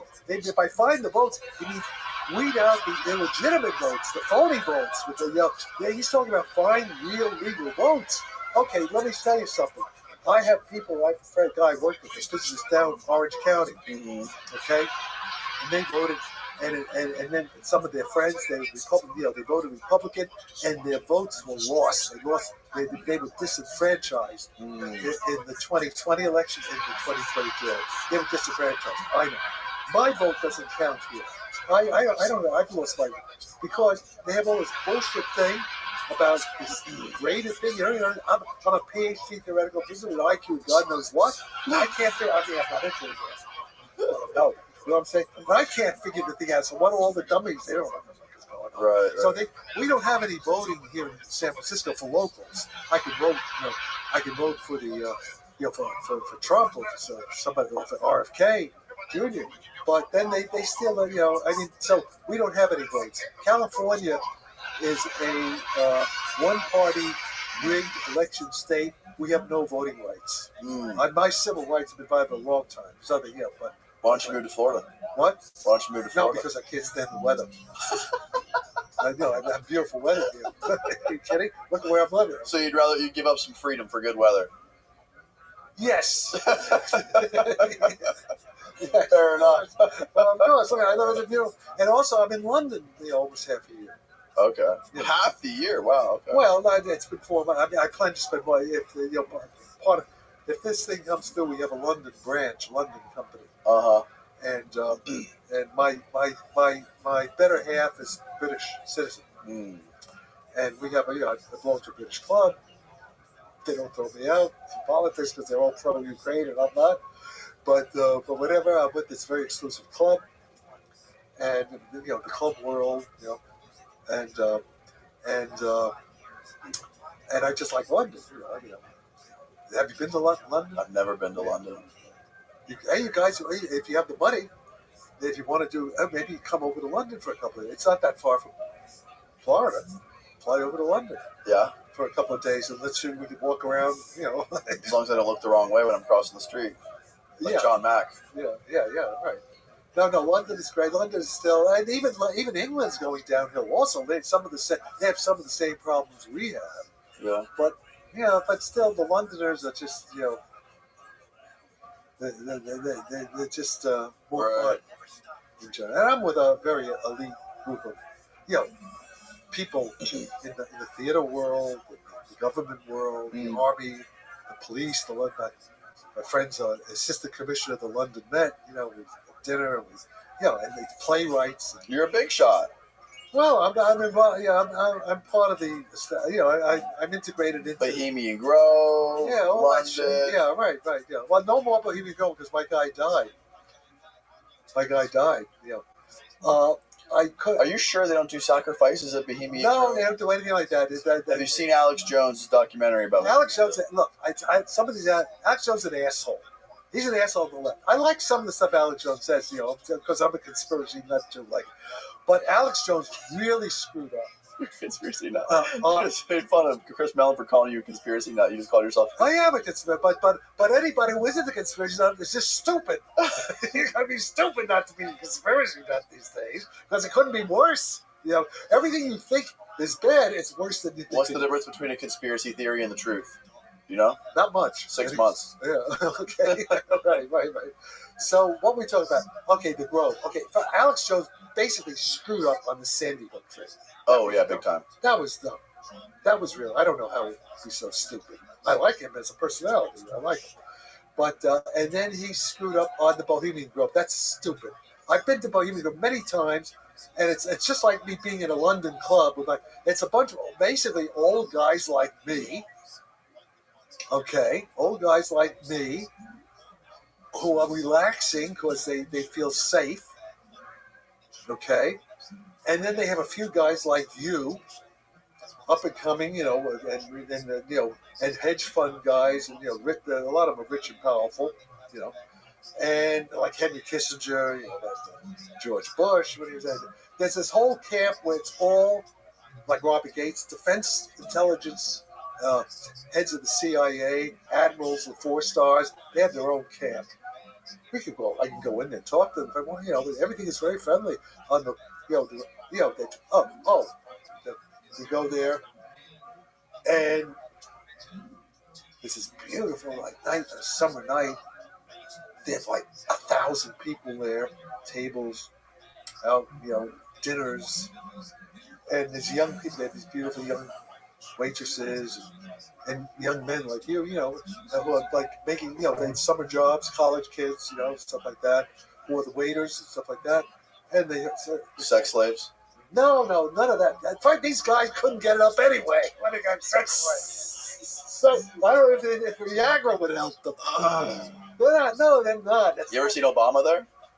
I don't think they let Obama in. They wouldn't let Clinton in. They don't like Clinton. Really? Oh no, Clinton would not be made a member. They for some reason I was told Clinton probably not. Okay. By some of the top guys, I don't know what they have against Clinton. No, Clinton wasn't there. Clinton was a straight shooter. I don't know. Maybe the guys I just spoke to didn't like. Well, maybe they were Republicans. I don't know. I don't know if Obama's been there or not. It's a good question. No, but the people go to Kissinger, Bloomberg. Who's some of the other guys? George Soros. I don't think they like George Soros much. I don't know. I don't know if Soros. That's a good question. I don't know. I don't know that much who's been there. But let me put it down. Okay, being at the Grove is like when I was at Cornell at 16, coming in on the Cornell special with the band. Being at the Grove at times is like being back in the 50s. They have these plays, they have these performances, and everybody, the orchestras, everything, the opera, everything is done by members. They have a lot of talented people from Hollywood, from Broadway, very famous rock stars come, Wow. Okay, and it's very patriotic. Because it was just like when I was back at Cornell. So we go up there, there's this big amphitheater, and they're putting on a play, a show, and they play the Star Spangled. Everybody gets up, Pledge Allegiance to the flag of the United States of America. There's women, the families are there. It's all very American. It's all Norman Rockwell, and the bands and those old guys and the American flags, and then they play all the Stanford song, the Berkeley song, the Cornell song, the Harvard, Yale. And these are all Ivy League people. These are guys I knew back at Cornell. You go from the Ivy League, you go to the Bohemian Grove. You make money. Okay. They have two classes of members. If my friend hadn't died and if I hadn't been busy, I could have become what's called a real Bohemian creative member. The creative members, they don't have to pay anything. You pay your bill, your bar bill. You still have that money, but a guy like Kissinger, he'll pay like $30,000 a year just dues. Maybe it's 50, but it's a lot of money. And they were hurt by COVID. And those are the rich guys, those are the rich Bohemians.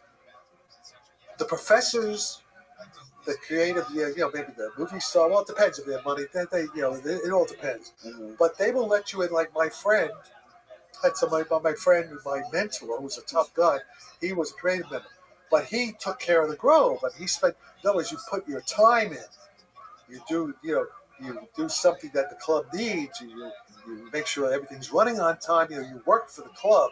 You do sets. You do in the band. If you're doing a show, you paint the set. You act. You put in your time, and you don't have to pay the yearly dues. You keep the club running and creative. They're very creative. It sounds like Scientology, kind of. No, it's not nothing like Scientology. It's just like Scientology. That's exactly how Scientology works. No, except they have. You're talking. Who are some of the big rock stars that are there? Mick Jagger.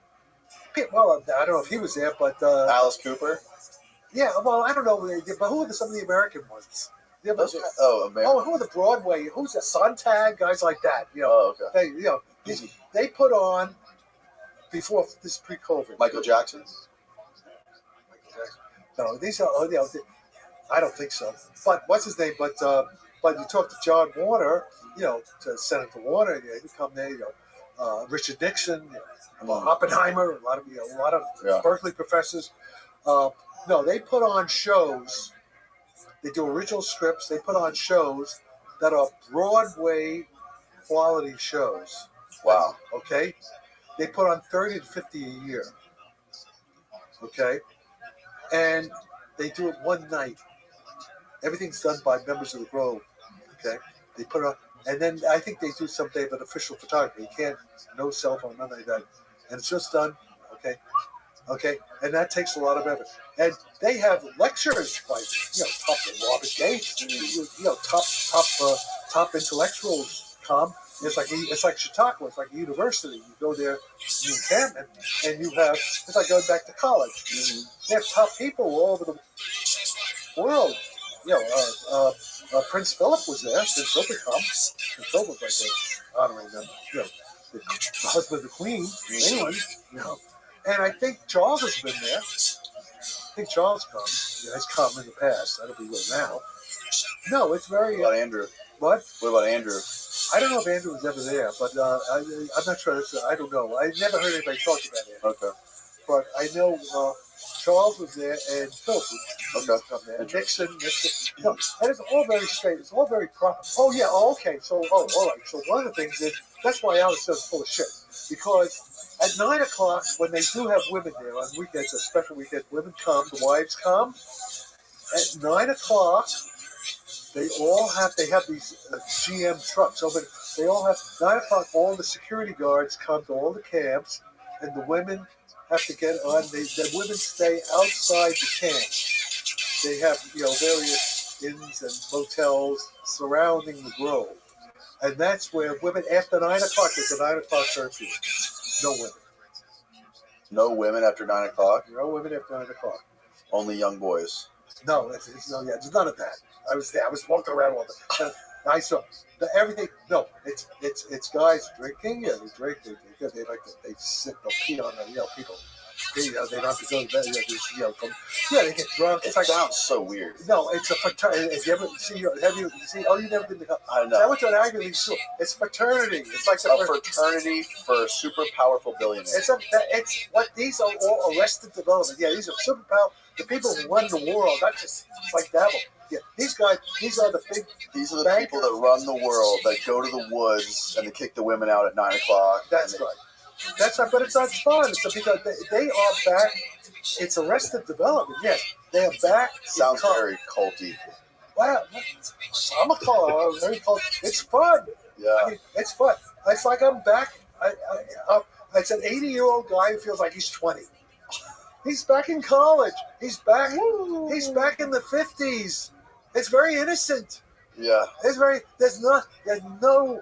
And by the way, because my guy. He's in charge of the cops. You know what they got there? They got their own police force. They got ex-Navy SEALs, FBI, California Highway Patrol. They have a private army there. Wow.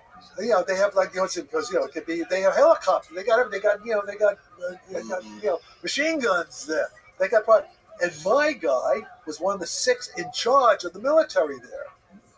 And he's a straight guy. These are Marines guys. These are simplified. These are old school guys. They're not going to put any bullshit. Mm-hmm. In fact, there was some guy who started there, then they just threw him out. There's no Epstein type stuff going on at the Believers. Okay, I'll take your word for it. I mean, I know because this is I was there. Okay, and I know what I know that much. So that's all. So that's all libel. So I'm defending the Grove. Yeah. So actually, I'm defending. You're on record defending the Grove. Yeah. Anything that Alex Jones and some other assholes left wing, bullshit. Fuck them. They're full of shit. They're liars. That's not what happens. Okay. Yeah. How should we wrap this up? What do you want? How do you want people to remember your legacy? If you don't live forever, if you don't find immortality. Okay, what do you want? Did you see Star Trek 4? Did you ever see Star Trek 4? I don't think when so. They come, that's Star Trek 4 when they come back in time to San Francisco, to North Beach, to save the whales. It's filmed at the Cafe Trieste, Star Trek 4. Really? Yeah. And Paramount Pictures, they have the director's cut, the CD. I don't know if you did. They have me. And, after the show is up, they have people come on, talk about the show. Mm-hmm. They have me lecturing on time travel. And in the plot, there's this crazy rocket scientist, like Back from the Future type guy, which is like me, building the warp drive to get them into time travel and able to come back to San Francisco. So I want to be that. I'm that guy. I'm Emmett Brown. I was actually involved in Emmett Brown. I want to be the guy who brought warp drive time travel to the world and saved the world from nuclear war. Superhero Jack Sarfati. I love it. Yeah, that's me. That's what I think. Super Jew. That's a great. Super Jew. Super Jew Jack Sarfati. It was Jack Sarfati. I mean, you want the Mossad? Should make me in charge of the Mossad. Well, Uri Geller's podcast. That's a great way to end this podcast, man. Right. You can't. That was a very strong ending. Yeah. Where can people find more of your work on the internet? Where do they find you? Come on, just Google me. Just Google. Okay. Come on, all over the place. All right. Star Drive Report. Oh, did I send it? Just by email. I'll send you because you got to get back. Right? Yeah. I got to get back. Yeah. I got to get back. I got to fly back to Tampa. Yeah. Thanks again, Jack. Okay. We got to pack up all this shit. Okay. See if you can get some of these assholes I mentioned. Yes. To debate me with you. Yeah. That would be great. Okay. And also think about if you want to come to London, or maybe you want to come to London and go to Italy too. Okay. And just remind me if you really want to do it, I'll put you in touch with the Italian. Okay. Okay. Okay. Then you decide if you want to do it. Get us in the Vatican. Well, Asalo, actually, he's in charge of the Vatican guards. One of the guys I work. That would be incredible. I'll put you in the U.S. and see if you can arrange it. Okay. All right, folks. Hey, that'd be fun for us all to go to the Vatican. That would be incredible. Because they have the astronomers there and the UFO. Yeah, if we could do it, if he could arrange us to do something at the Vatican. Now, you're talking, that's big bucks there. And then, that's. Let's make it happen. Good idea. All right. Good idea. Next episode will be held at the Vatican. Or whatever. Tuscany. They definitely do it Tuscany. Beautiful. Thanks again, Jack. Let's wrap it up. Let's wrap it up. Good night, everybody. I hope you enjoyed this wonderful marathon of an episode. Yeah, marathon. Good night, everyone. I feel like Jerry Lewis. He's to the marathons for the charity.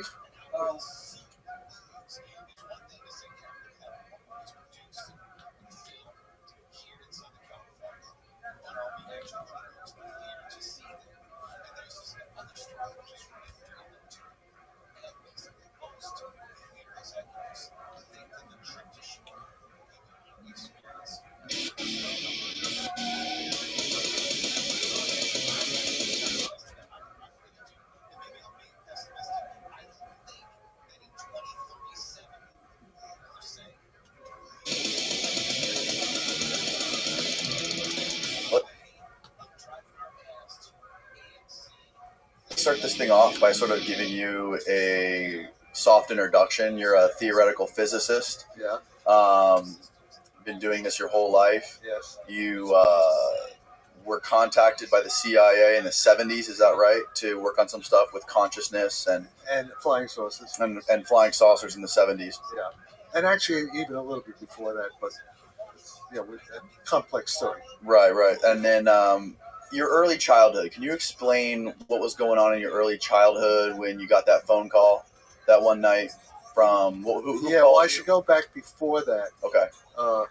Because when I was about 7 or 8, I guess my parents in Brooklyn got divorced, and I went to live with my maternal grandparents in the Bronx. And my grandfather was working for the U.S. Army, and he was like a chauffeur. He would drive out of the garment district, the quartermaster corps, and he would drive these officers around, whatever they were doing, acquisition of material, uniforms in the garment district. So I would go down there a lot, and it was an interesting situation. In fact, I spent a lot of time there, and they gave me free reign of the place as a kid. Late 10-year-old kid. I went around. They had all these great laboratories, and they had cold weather lab and a hot weather lab and this and stuff. And I was like play there, and then I sometimes would drive around with my grandfather driving the car, sitting in the back of this army vehicle with these army officers, like talking. And I was a bright kid. They were like encouraging me to. I had been reading all the science fictions, pulp magazines coming out, 25 cents, astounding, amazing stories, and I knew about time travel, rockets to the moon. I wanted to be a rocket engineer and build the rockets. I was being encouraged by all that to do that. And they also, I remember the subject of flying saucers came up. So this is like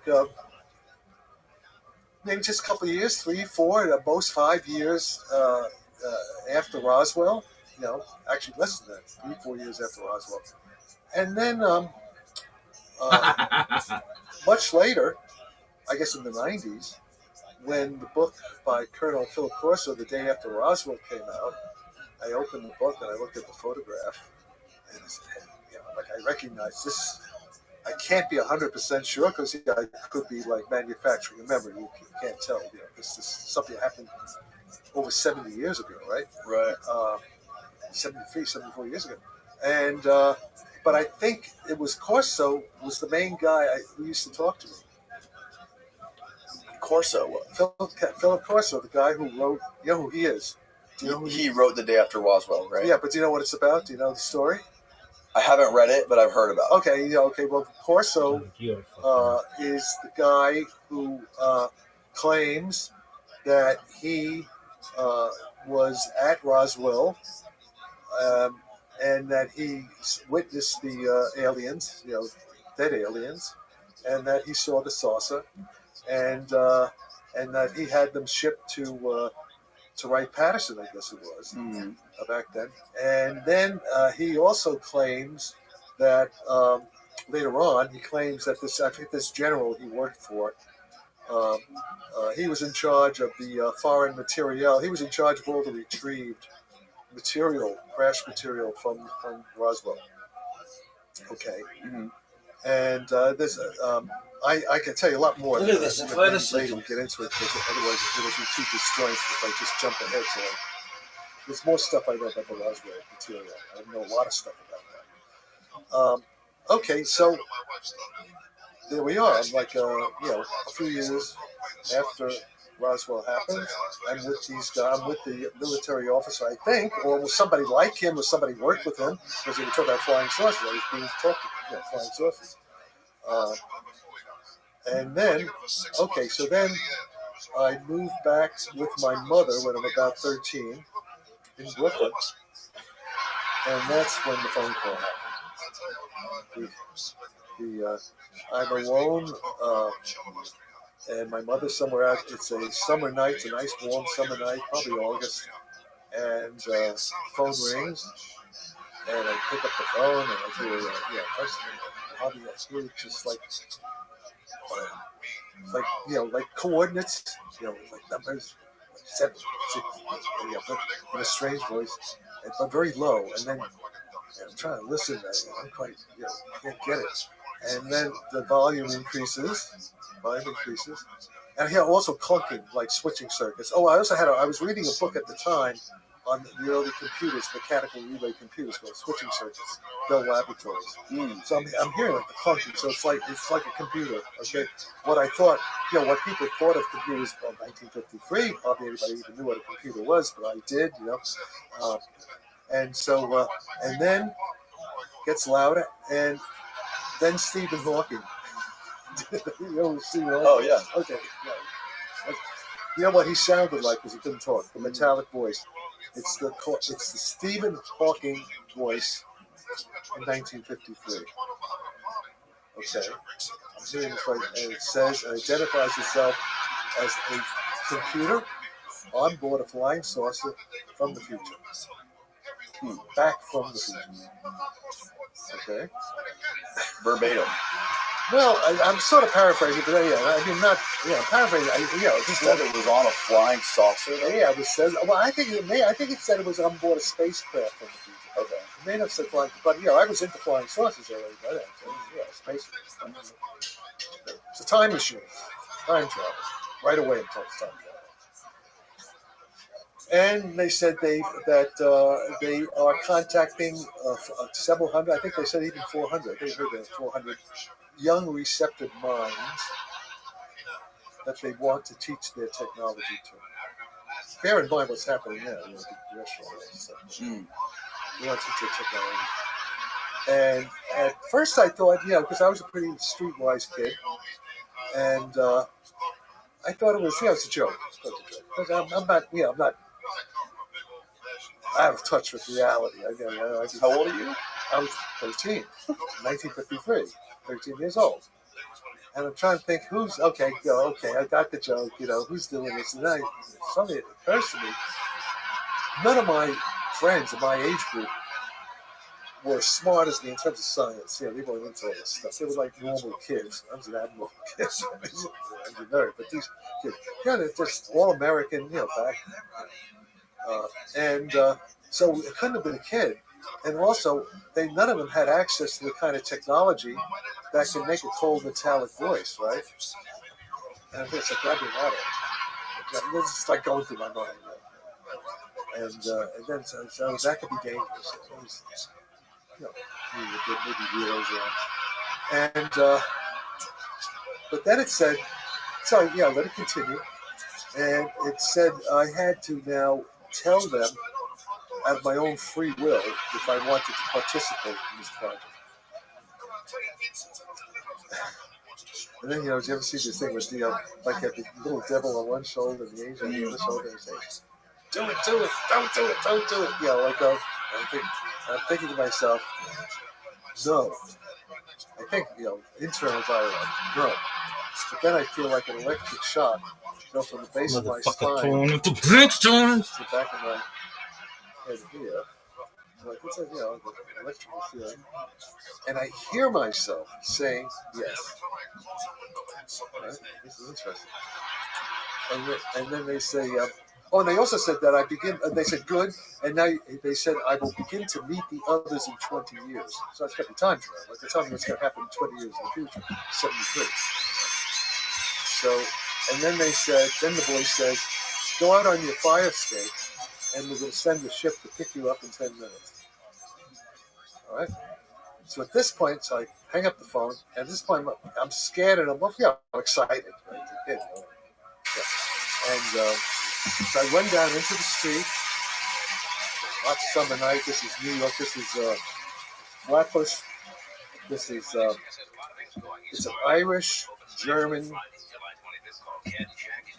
Italian Catholic neighborhood. The church, the Irish bar, the Italian baker, the German bakery, like at the Charlotte Lucy's, and brownstone, and everybody's out here. It's a warm, beautiful night.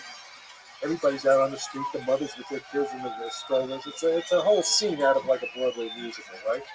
And